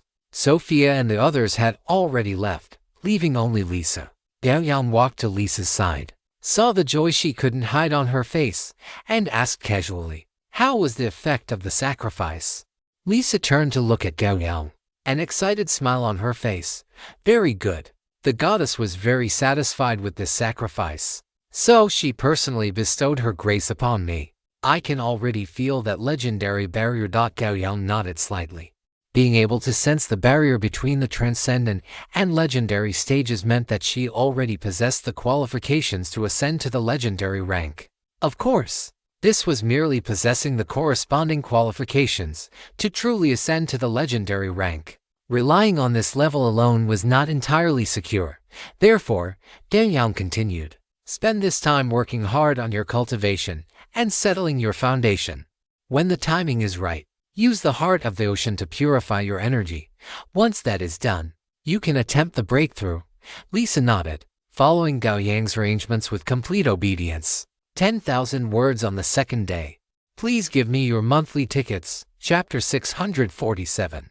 The embryo of a legendary domain and the goblin warlord who carries a thorn to ask for punishment. 3K6. With the grand sacrificial ceremony completed, the immortal wasteland returned to its former peace. The only difference was that the number of various factions coming and going through the immortal wasteland had increased. This point, as the incident of Gao Yang slaying the legendary powerhouse Hirona and Shane continued to ferment, would lead to more and more factions coming to the immortal wasteland to pay a visit. Anyone with a discerning eye could see that as long as Gao Yang, this immortal Feather King, did not die, the immortal wasteland would basically become a top-tier power in the Eberron world. Just like Shane, this had nothing to do with the location, population, or wealth of the immortal wasteland. It was a status shaped entirely by the sheer might of an individual powerhouse. And when Gao Yang rejected the demands of Shane's numerous powerhouses, and the other side did not surround and kill him, the many factions of the Eberron world realized that the rise of the immortal wasteland could no longer be stopped. In the immortal temple, Gao Yang sat cross-legged in the cultivation room, his eyes slightly closed. For Gao Yang, a short rest was acceptable, but cultivation always ran through his life. An hour later, Gao Yang ended his meditation. His hands rested on the blade of the Yangyao sword, feeling the rhythm within the sword's body. His heart filled with tranquility. As his mind grew calm, strands of sword chi as thin as hair emerged from thin air around him like swimming fish. These sword chi filaments collided and intertwined with each other, rapidly filling the space within a 10-meter radius of Gao Yang. But miraculously, these sword chi filaments seemed to have a life of their own, although they radiated an extremely sharp aura.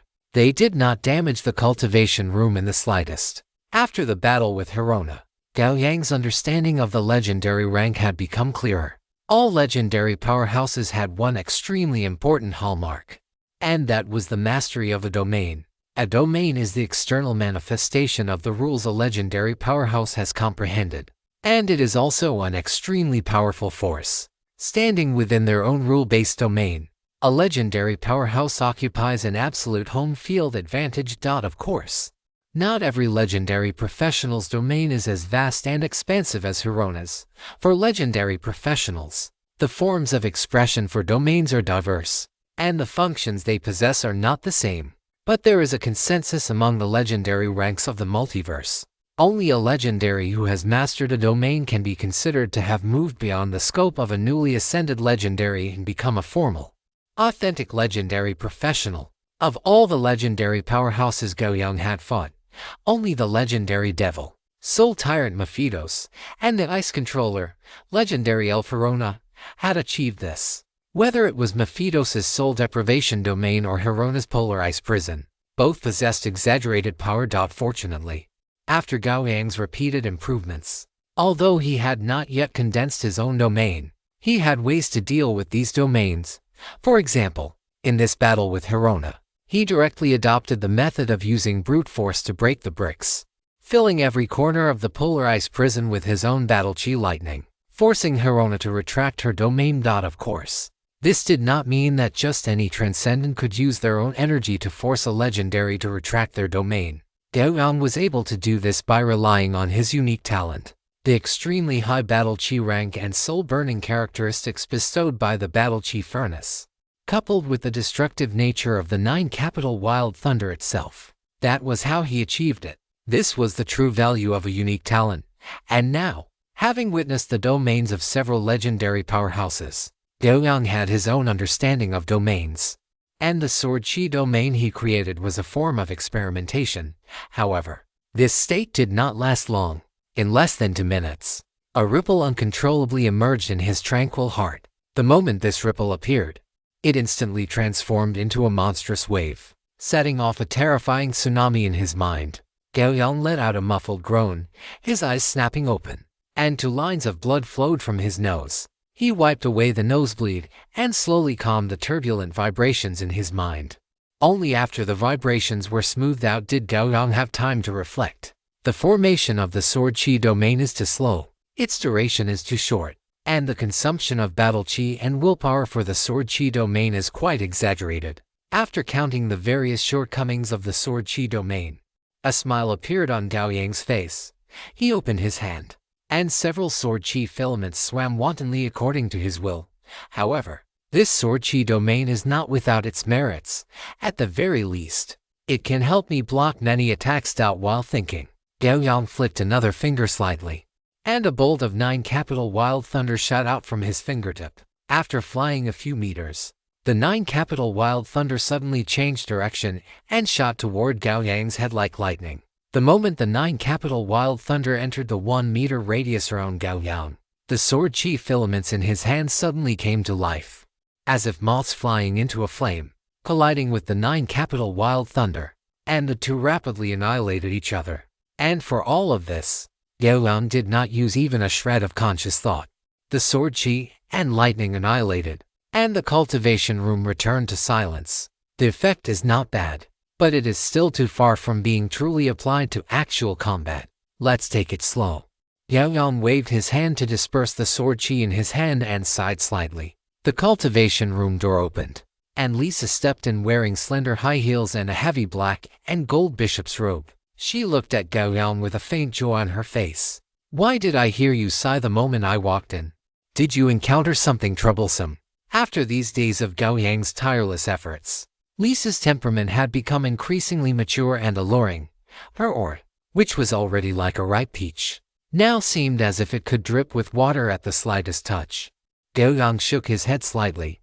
Seeing this, Lisa felt a little more at ease and then said, "A branch president of the Gnomish and Goblin Chamber of Commerce wants to visit you. He is right outside the sanctuary. Is it Giuliano?"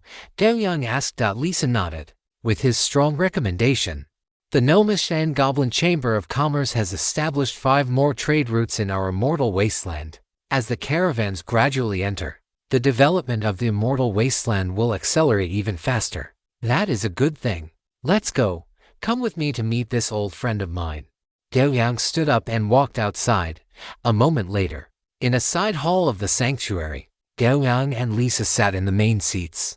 Before them sat a goblin and a gnome, and kneeling behind them was a goblin whose physique was so robust and tall that he did not look like a typical goblin.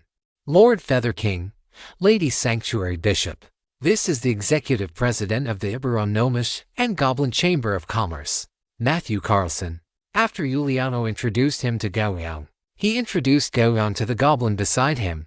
President Matthew, this is His Excellency the Feather King of the Immortal Wasteland, and this beautiful lady is the Sanctuary Bishop of the Immortal Church. Matthew Carlson wore an enthusiastic smile on his face. He stood up from his seat, extended his thin, reed-like arm, and gave a light handshake to Gao Yang and Lisa respectively. It is an honor to meet you both. I have heard of the Feather King's deeds over and over again recently. It is truly a strength to be yearned for and the ultimate form of romance. That the bishop has been able to govern the immortal wasteland so prosperously is even more rare. I hope that in the future, our Chamber of Commerce can have many exchanges and dealings with your side. A faint smile played on Gao Yang's face as he looked at Giuliano and Matthew opposite him. It is quite rare for two presidents to come together. Haha, Your Excellency the Feather King jokes. That you could spare the time to see us is already our honor, Matthew said without a change in his expression. As for why he lowered his posture in front of Gao Yang, as a branch president of the Gnomish and Goblin Chamber of Commerce, Matthew naturally knew of the existence of the multiverse and the comprehensive network. When he learned from Giuliano that Gao Yang was a comprehensive network player and had easily crushed a newly ascended legend of the Yellowstone Gnomes before coming here, Gao Yang's weight in his heart increased infinitely. In his view, Gao Yang would at the very least become a legendary powerhouse renowned throughout the entire multiverse in the future, something that the Eberron world could not compare to. In short, Matthew was not treating Gao Yang as the lord of an Eberron faction. Instead, he was facing Gao Yang with the attitude one would use toward a future legendary powerhouse of the multiverse. After learning about Gao Yang from Giuliano, the first thing Matthew did was order the Dagon Great Goblin Warlord, Hyun Hanoak, to come with him to the Immortal Wasteland to apologize to Gao Yang. The strong goblin kneeling behind the two of them was none other than Hyun Hanoak. At this moment, Hyun Hanoak knelt on the ground, not daring to even breathe loudly, because he knew that in front of the three people before him, he had already lost control over his own life. Whether it was Matthew, Giuliano, or this Feather King who had defeated a legendary powerhouse with a transcendent body, any of them could easily crush him. A semi-puppet warlord supported by the Gnomish and Goblin Chamber of Commerce, however, compared to the civilized methods of the former two, the latter's methods were simpler, cruder, and more direct. Kneeling on the ground with his head pressed tightly against the floor, Hyun Hanoak felt immense regret in his heart. As a goblin warlord of Dagon, he could easily obtain any woman he wanted. Why did he have to harbor crooked thoughts about the sanctuary bishop of the Immortal Church? From the moment he arrived in the Immortal Wasteland, he knew he was finished. Even if the Feather King did not kill him, his power, status, and everything else would be completely reclaimed by the Gnomish and Goblin Chamber of Commerce, and he would become a useless piece of trash. After the three exchanged a few pleasantries, Matthew finally steered the conversation toward the real business of his visit. He pointed to the kneeling Hyun behind him, a look of well-timed anger appearing on his face. Your Excellency the Feather King, Lady Bishop, this is Hyun Hanoak, the leader of the Dagon Goblin Warlords. I heard that he had some conflicts with the Immortal Church, and the fault lies with him. Today, I have brought him here to apologize to you both. You may deal with him however you wish. Lisa looked at Gao Yang, and Gao Yang's gaze fell upon the kneeling, robust goblin, only to be withdrawn after a single glance. He looked at the two presidents opposite him with a smile on his face. Then many thanks to President Matthew. After speaking, he looked at Hu Kui, who was standing at the entrance. Upon receiving Gao Yang's gaze, the latter did not hesitate in the slightest. He strode directly to Hyun's side, grabbed him, and hauled him away from the scene. Seeing this, the smile on Matthew's face deepened, and Giuliano, who was beside him, also breathed a slight sigh of relief. Compared to Matthew, he would have more frequent contact with Gao Yang in the future. When he learned what Lisa would have encountered if she had gone to the Shane Society, he had truly wanted to slap himself twice. And at the same time, he could not suppress the murderous intent he felt toward the Yellowstone Gnome clan.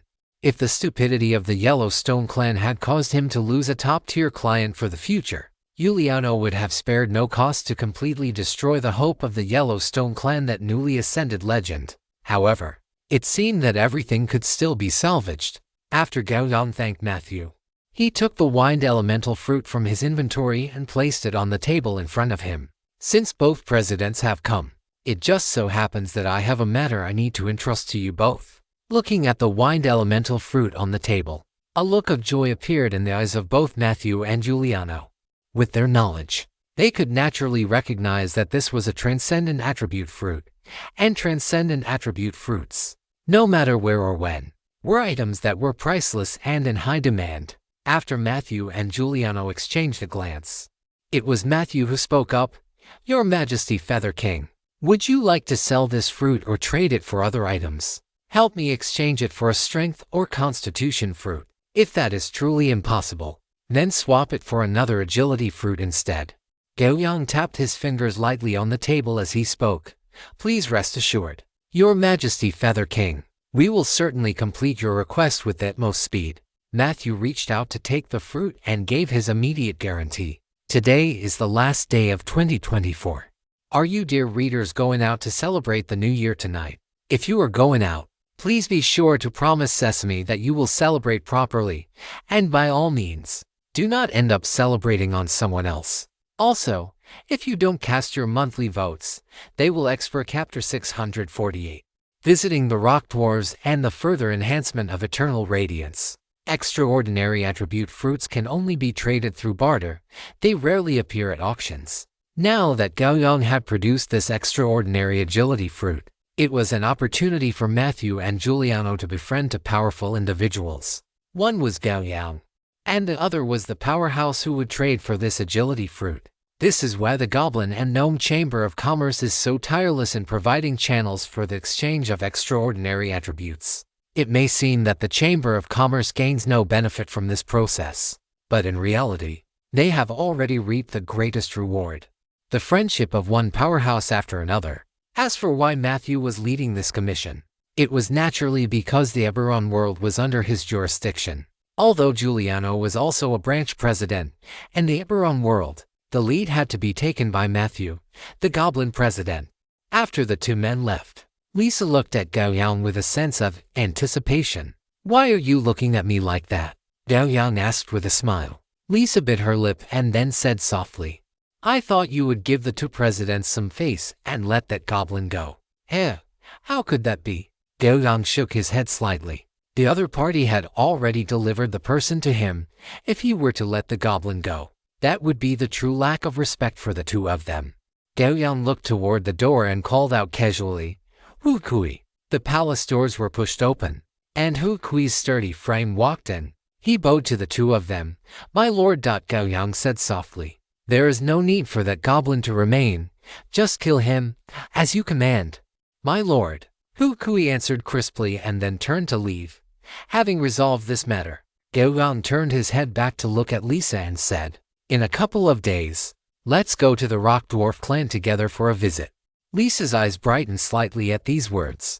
The Immortal Wasteland had indeed received a great deal of support from the Rock Dwarf clan, but because the Rock Dwarf's current residence was too secretive, and because she was busy with the affairs of the Immortal Wasteland, she had never paid them a visit. Now that Gao Yang had proposed it, she had no reason to refuse. 2 more days passed just like that. Early that morning, Gao Yang and Lisa packed their things and stepped onto the broad back of Olivier.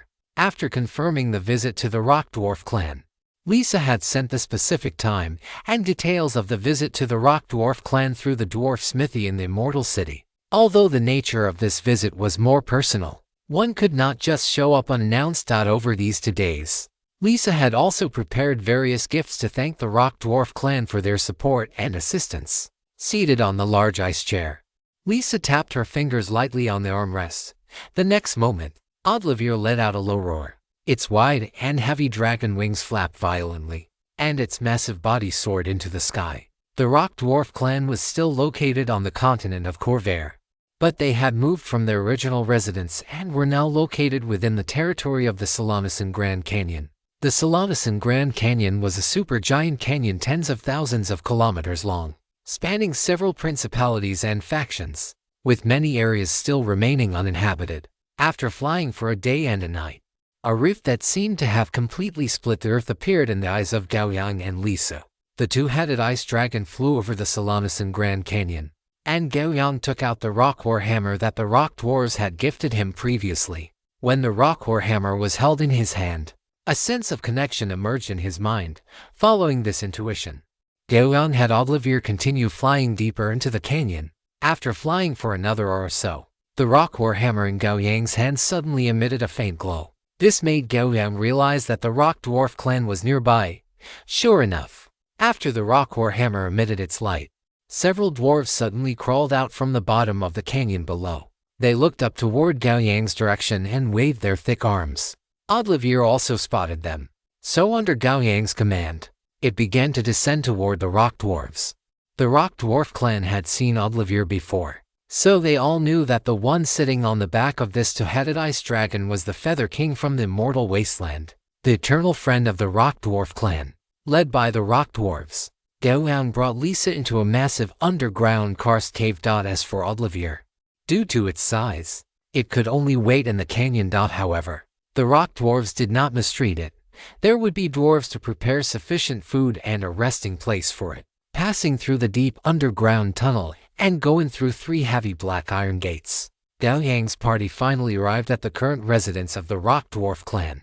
On a large stone platform protruding from the edge of a cliff, Gao Yang and Lisa looked at the flat ground below, their eyes filled with amazement. Rugged buildings with distinct dwarven characteristics, constructed from piled stone, stood in this flat and vast underground space. At regular intervals, there was a giant torch burning fiercely, reaching a height of 100 meters, its flames shooting toward the sky, almost licking the dark rock layer above. No matter the time, the life force erupted by intelligent beings is always this impactful.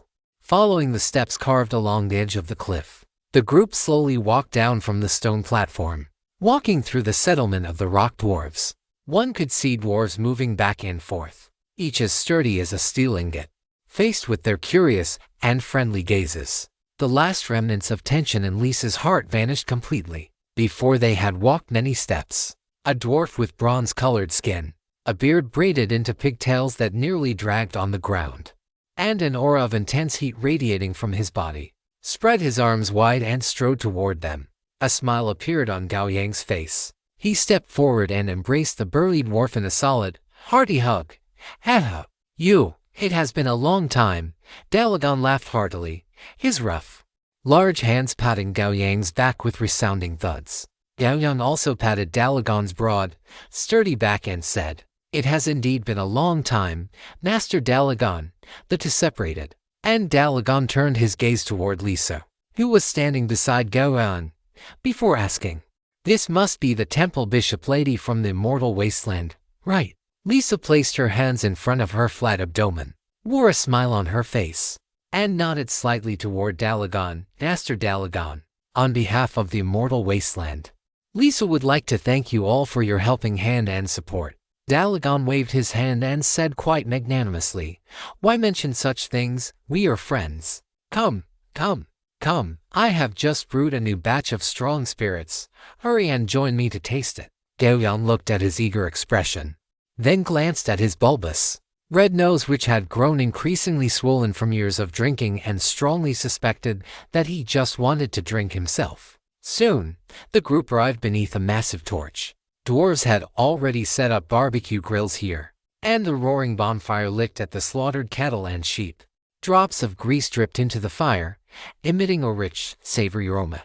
Dalagon shoved a massive bottle of liquor into Gao Yang's hand and grabbed one for himself from the side. After clinking his bottle against Gao Yang's, he impatiently pulled out the cork and downed half the bottle in one go. Only then did he laugh heartily and look at Gao Yang and Lisa, saying, "Tonight, let us gather to our heart's content and enjoy the fine wine and food." Gao Yang smiled and nodded. Shortly after, Old Mike, Griffin, and Cambridge, the 3 other master blacksmiths, also arrived one after another and joined the bonfire party. There is no concept of time in the underground space, and it wasn't clear how long this party lasted. In any case, when the vast majority of the dwarves had passed out on the ground from overdrinking, a dwarf led Gao Yang and Lisa to the guest rooms that had been prepared in advance.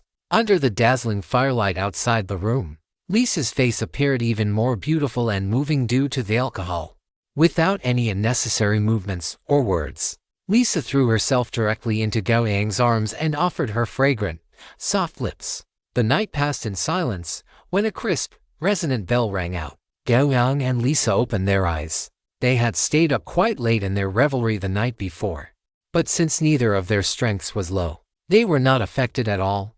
On the contrary, they felt refreshed and in excellent spirits. The two left the room and, under the guidance of a dwarf, arrived at the rock hall, which the rock dwarves used specifically for receiving guests. After a friendly exchange, Lisa took out the prepared gifts one by one, and the meeting came to an end. Afterward, Dalagon and the other master blacksmiths grabbed Gao Yang and rushed toward the forge. Once they reached the forge, the 4 master blacksmiths surrounded Gao Yang, each looking like a wolf that had just spotted meat. Dalagon asked with a hint of anticipation, Where is that quasi-artifact? Hurry and take it out so we can have a look." That's right. We didn't even have time to examine it carefully after it was forged before those events occurred." Old Mike was equally excited, constantly tugging at his beard. Seeing this, Gao Yang did not hold back and took out Eternal Radiance, placing it on the forging table. Upon seeing Eternal Radiance, the 4 dwarf masters' eyes lit up with golden light, and their movements were as gentle as if they were afraid of hurting the blade. Although Dalagon and the others had forged several quasi-artifacts after breaking through to the Grandmaster level, Eternal Radiance was the first quasi-artifact the 4 of them had forged together. So it naturally held immense weight in their hearts. "Why does this blade feel even sharper than before? I can even feel the intense will within this sword." The 4 of them circled Eternal Radiance, offering constant commentary. After a long while, following a brief discussion among themselves, Dalagon walked up to Gao Yang. The previous forging time was a bit rushed, and our forging skills had not yet reached their peak. We would like to forge it once more. We should be able to further enhance its power." Gao Yang naturally would not refuse such a request. Upon receiving Gao Yang's permission, the 4 masters immediately became excited and began to prepare rapidly. Soon, as the flames in the forge rose, the sound of hammer strikes gradually echoed throughout the workshop. While this was called forging to Gao Yang, it seemed more like checking for gaps and making improvements. Therefore, it did not take long, and in just half a day, it was finished. Dalagon held Eternal Radiance high and came before Gao Yang, saying excitedly, Take a look. This is the quasi-artifact that we 4 old fellows have forged together for you." A look of anticipation appeared in Gao Yang's eyes, and he took Eternal Radiance into his hand. Eternal Radiance, item level. Level 19 limited weapon. Changes according to the character's biological level quality. Quasi-artifact. Equipment requirement. Character limited. Gao Yang type. Sword attack. 225 1000 current tier attack type. All attack types for sword type weapons. Durability. Infinity weight. 0 infinity changes according to the holder's will. Special effects. 1. Eternal Divine. This sword cannot be damaged, destroyed, imprisoned, or banished by any means. All weapons and equipment with an attack lower than this weapon's minimum threshold must undergo a hardness check when struck by this weapon. If the check fails, they are destroyed instantly. When using this weapon to attack armor broken or unarmored units, the holder gains an additional 195% damage bonus. 2. Chaos Divine. This equipment possesses the characteristic of being able to change its size and weight at will. 3. Majesty Divine. When this weapon is in any plane or derivative plane, it gains a divine blessing, rendering it immune to damage from any conventional form. It also gains resistance to exotic divine powers and a damage bonus against exotic divinity based on the strength of the divine power. 4. Sword Saint Legendary. The holder's sword cultivation speed increases by 500%, and all sword technique power is increased by 65% when used. The damage type of this weapon is Transcendent Divine Damage, which ignores immunity to ordinary weapons and ordinary physical or magical reduction abilities, and ignores immunity to transcendent weapons and transcendent physical or magical reduction abilities. Divine Attribute. Activating. After being reforged by 3 Grandmaster Blacksmiths and 1 Master Blacksmith, both the quality and power of Eternal Radiance have been improved to a certain extent. The most significant change, however, is the divine attribute of this quasi-artifact, Eternal Radiance. It has changed from the initial inactive to the current activating. Gao Yang looked at Dalagon and the others, very curious about what it would look like once the divine attribute was fully activated. Sesame wishes all readers a Happy New Year's Eve in advance. Tomorrow is New Year's Day. Happy New Year. Requesting monthly votes. Happy New Year. Requesting monthly votes. A new year has arrived. Wishing all my handsome and lovely readers a Happy New Year in the new year. Peace and joy, happiness and health, abundant wealth, academic success. May all your wishes come true. Perseverance, beautiful as a flower.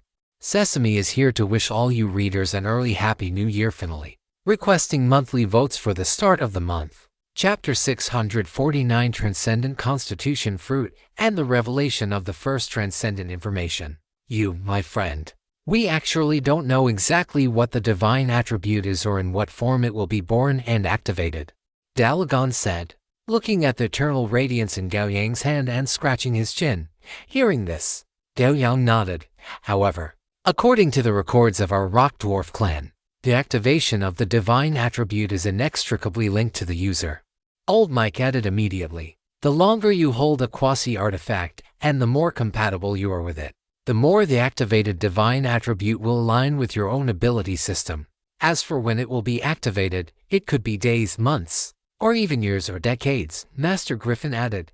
I understand. Thank you, Masters. Gao Yang looked at the eternal radiance in his hand. He could feel a power quietly brewing within the silver-white blade. Perhaps in the near future, this power would break out of its cocoon and become a part of it. Only then would eternal radiance become a true quasi-artifact. You, my friend. Although humility and respect are fine human qualities, you must never be so formal when interacting with us dwarves. Dalagan laughed heartily, reaching out a large hand to pat Gao Yang on the shoulder. Feeling the strength coming from Dalagan's large hand, Gao Yang also laughed heartily. It must be said that becoming friends with dwarves is a very stress-free affair. One only needs to treat them with sincerity. Gao Yang and Lisa stayed with the Rock Dwarf clan for 3 days before bidding farewell to Dalagan and the others, mainly because after Dalagan and the others were promoted to Grandmaster Blacksmiths, all kinds of orders flew in like snowflakes. The only reason they could squeeze out time was that Gao Yang was indeed considered the most valued friend to the entire Rock Dwarf clan. After all, if it weren't for Gao Yang, there probably wouldn't be a Rock Dwarf clan today. On the second day after Gao Yang and Lisa returned to the Immortal City, President Matthew of the Goblin and Gnome Chamber of Commerce and President Julian arrived together once again. It was still the reception hall in the side hall of the temple, and the 4 of them sat opposite each other. The only difference was the absence of the goblin who had been kneeling on the ground. Matthew smiled and looked at Gao Yang and Lisa, saying, Your Majesty King Yu, the wind elemental fruit you provided has been favored by another client, and the other party possesses a transcendent constitution fruit. Since the two are of equal value, this transaction can be carried out directly as a barter. Speaking of this, Matthew looked at Giuliano beside him and continued, Actually, your fruit could have been exchanged for a transcendent strength fruit. But President Giuliano mentioned that you had already consumed a transcendent strength fruit. That is why we helped you contact the owner of this transcendent constitution fruit and arrange the exchange for you. Giuliano wore a faint smile and did not show any emotional change due to Matthew's mention. Gao Yang suddenly realized he had been so focused on selling the wind elemental fruit that he had forgotten that transcendent fruits only increase the corresponding transcendent attribute by 1 point. If he had really exchanged it for a transcendent strength fruit, not only would Gao Yang have been unable to immediately convert it into his own strength, but he would have also had to spend more time exchanging it for a transcendent constitution or agility fruit. This was only because he remembered in time that the attributes of transcendent fruits cannot be stacked. If he had forgotten, once he took a bite, this transcendent attribute fruit would have been wasted. Gao Yang looked at Giuliano and said, Thank you, President Giuliano. I had truly forgotten about this. Giuliano waved his hand and said solemnly, Solving problems for our clients is the tenet of our Goblin and Gnome Chamber of Commerce. Matthew pushed a dark red fruit toward Gao Yang. Looking at the fruit, Gao Yang felt a sense of solidity and vitality. He held it in his hand and looked at the prompt provided by the comprehensive network, then nodded slightly. This was indeed a transcendent constitution fruit. Once he consumed it later, his constitution would increase by another point. Having obtained the transcendent constitution fruit, Gao Yang was in a very good mood. He looked at Matthew and Giuliano opposite him and took the initiative to say, It is getting late. How about the 2 presidents join me for dinner? Matthew and Giuliano naturally would not refuse. This was a gesture of goodwill from Gao Yang, and as veterans who had navigated the business world for many years, their instincts in this regard were extremely sharp. Soon, everyone moved to the dining room. At the dinner table, Matthew and Giuliano spoke of some events that had occurred in the Eberron world over the past few days. Because Gao Yang and Lisa had either been traveling or visiting the Rock Dwarf clan for the past few days, they had not yet received information on relevant events upon returning to the Immortal City. So they were also very interested in the news from the two guildmasters. Guildmaster Matthew set down his cutlery, looked at Gao Yang and his companion, and said with a hint of excitement in his eyes, "Mr. Feather King, Ms. Lisa, a major event has occurred in the Eberron world these past few days."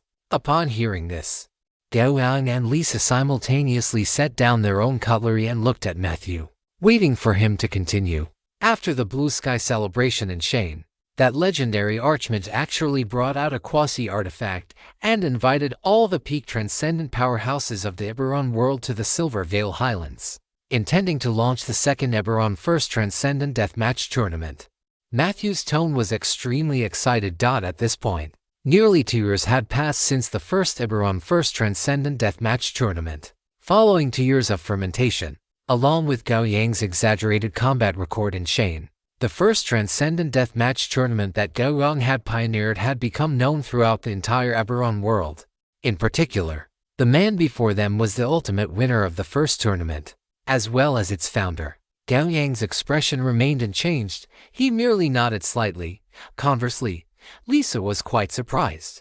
When they were in Shane, after Gao Yang had a conversation with the Archmage, he already knew that the start of the second deathmatch tournament was not far off. Now that Matthew mentioned this, he was not surprised in the slightest. Giuliano continued, "There is one more point. Through the channels of our Goblin and Gnome Chamber of Commerce, we discovered that the legendary Archmage of Shane has already spread the information about the second First Transcendent Deathmatch Tournament outside of Eberron, especially regarding the rewards for the ultimate winner of the Deathmatch Tournament." Speaking of this, Giuliano's breathing became a bit hurried, and he spoke in a heavy voice. "It is rumored that the ultimate winner of the Deathmatch Tournament can increase the probability of breaking through to the legendary rank by 1/5. As well as broaden the upper limit of their own legendary path." Having said this, both Giuliano and Matthew looked at Gao Yang with solemn expressions, their eyes filled with a hint of curiosity and inquiry. Clearly, the fact that they were able to visit the day after Gao Yang returned was partly due to their desire to verify the rewards for the ultimate winner of the Deathmatch Tournament. Facing their gazes, Gao Yang did not shy away. Instead, he nodded calmly and said, "That is indeed the case. After becoming the first Transcendent, one can obtain such rewards. This should not be difficult to understand. After all, one has to fight to the death against so many Transcendent powerhouses and become the final victor. Doesn't that mean that after becoming the first Transcendent, one is basically guaranteed to become a legend, and even possesses the potential to become a powerful legendary figure?" Lisa looked at Gao Yang upon hearing this and could not help but speak up.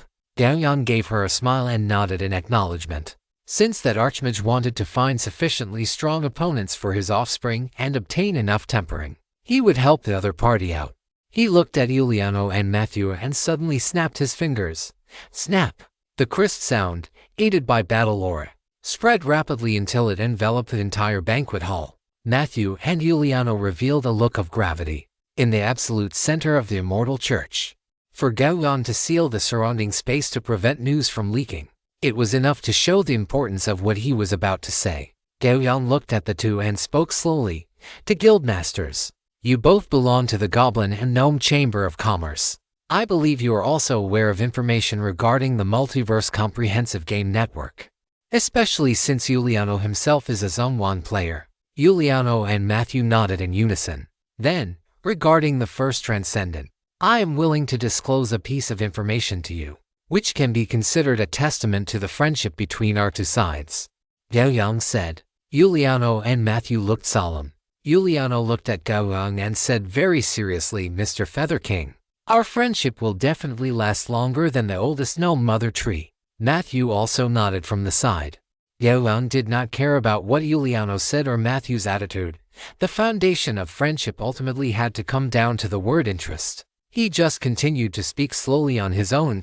"For Zhongwan players, after becoming the ultimate winner of the Deathmatch Tournament, they will obtain an epic title called First Transcendent, and the relevant effects are all concentrated in this title. Your Excellency Feather King. Do you mean that this also includes increasing the probability of a transcendent breaking through to a legend? Matthew's eyes widened suddenly upon hearing this, and he asked Gao Yang in disbelief. Under the scorching gazes of Matthew and Giuliano, Gao Yang nodded slowly.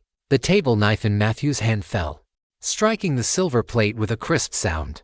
Matthew placed the knife down, collected the surprise in his heart, and apologized to Gao Yang and Lisa. I am sorry.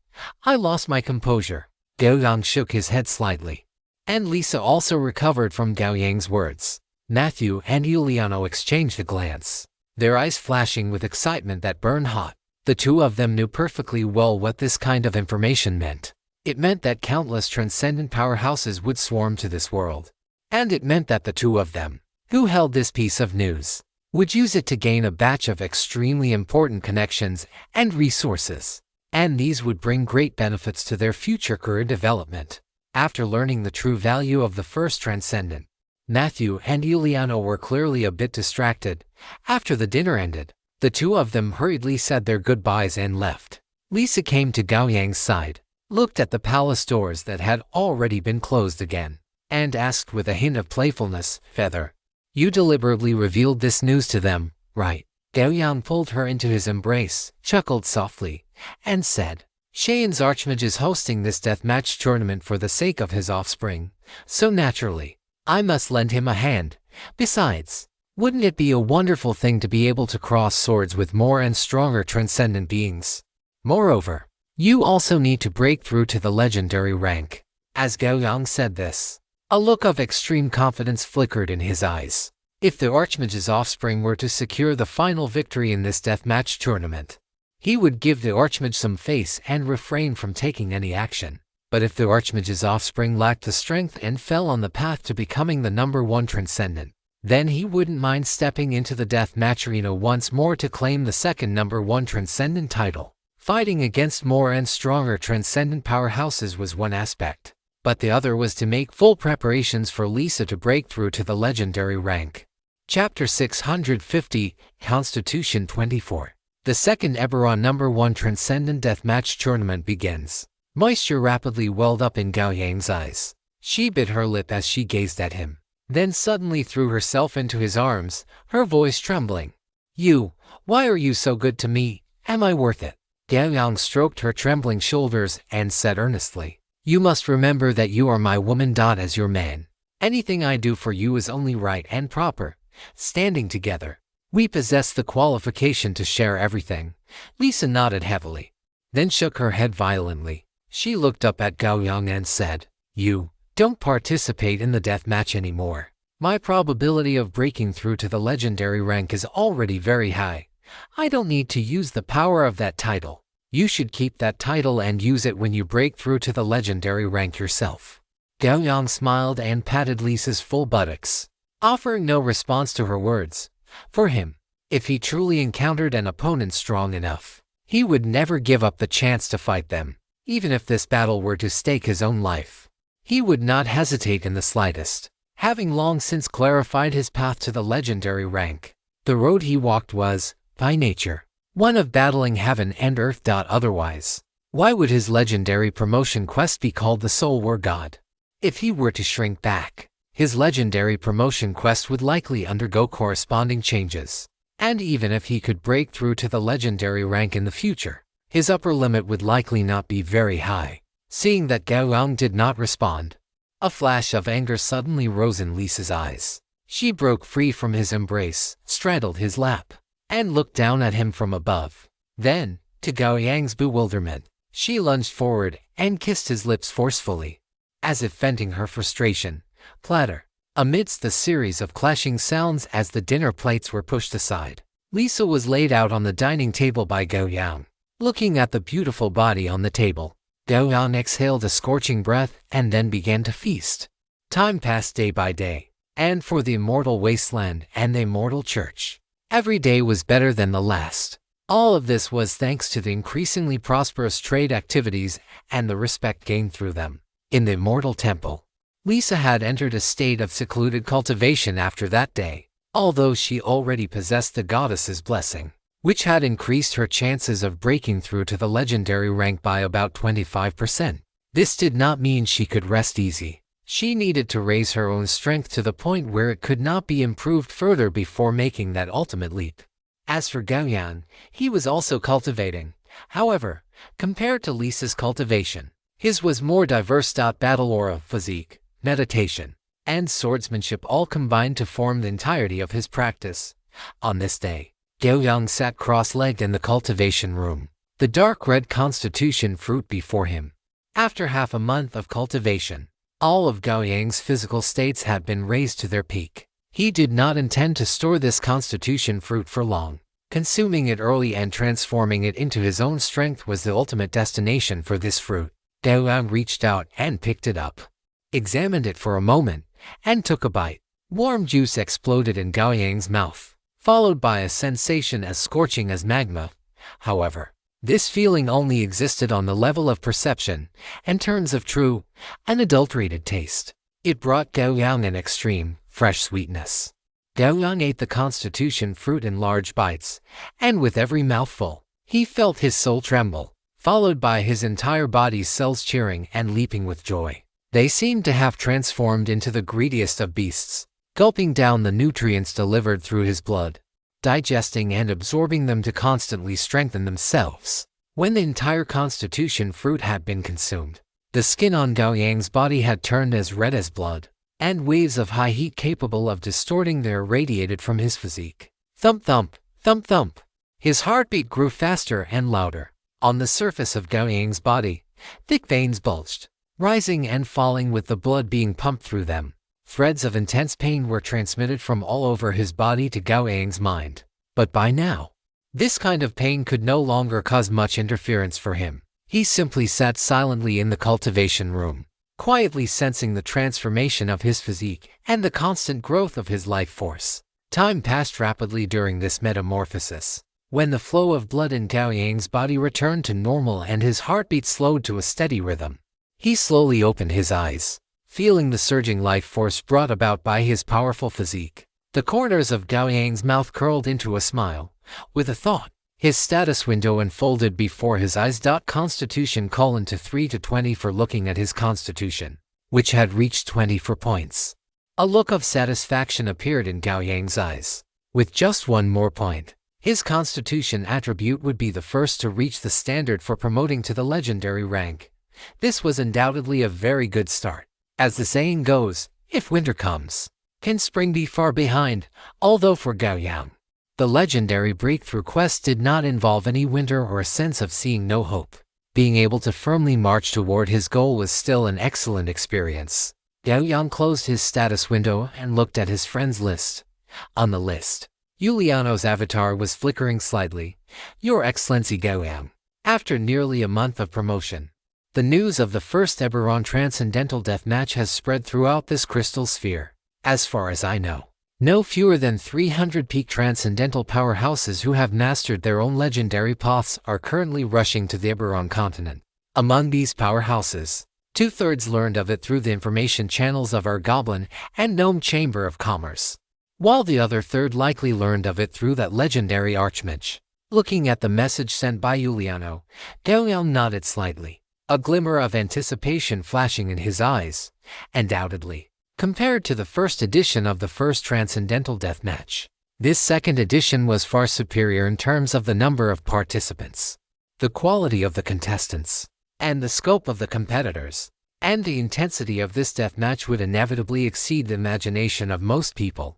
Likewise, because of the widespread dissemination of this event, starting from this edition, the first Eberron Transcendental Deathmatch would no longer be just a local event, but would gradually develop into a top-tier transcendental competition famous throughout the multiverse, attracting many spectators to watch. Correspondingly, the final winner of each edition would also receive widespread attention. This kind of attention, naturally, had both advantages and disadvantages. Then let us begin as soon as possible. I am already somewhat impatient. Gao Yang sat cross-legged in the cultivation room, looking at the wall swallowed by darkness before him, and spoke slowly with great anticipation, requesting monthly tickets at the beginning of the month. A friend is getting married tonight, So I have to attend the wedding. If I return early, there will be another update.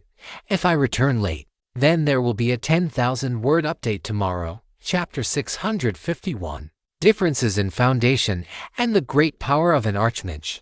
That Archmage Shane has prepared a quasi-artifact level magic wand, and this wand is currently in the hands of his descendant, Casimir. Inside the Sanctuary Bishop's bedchamber, Lisa lay in Gao Yang's arms, whispering to him about the news regarding the death match that the mortal wasteland had gathered recently.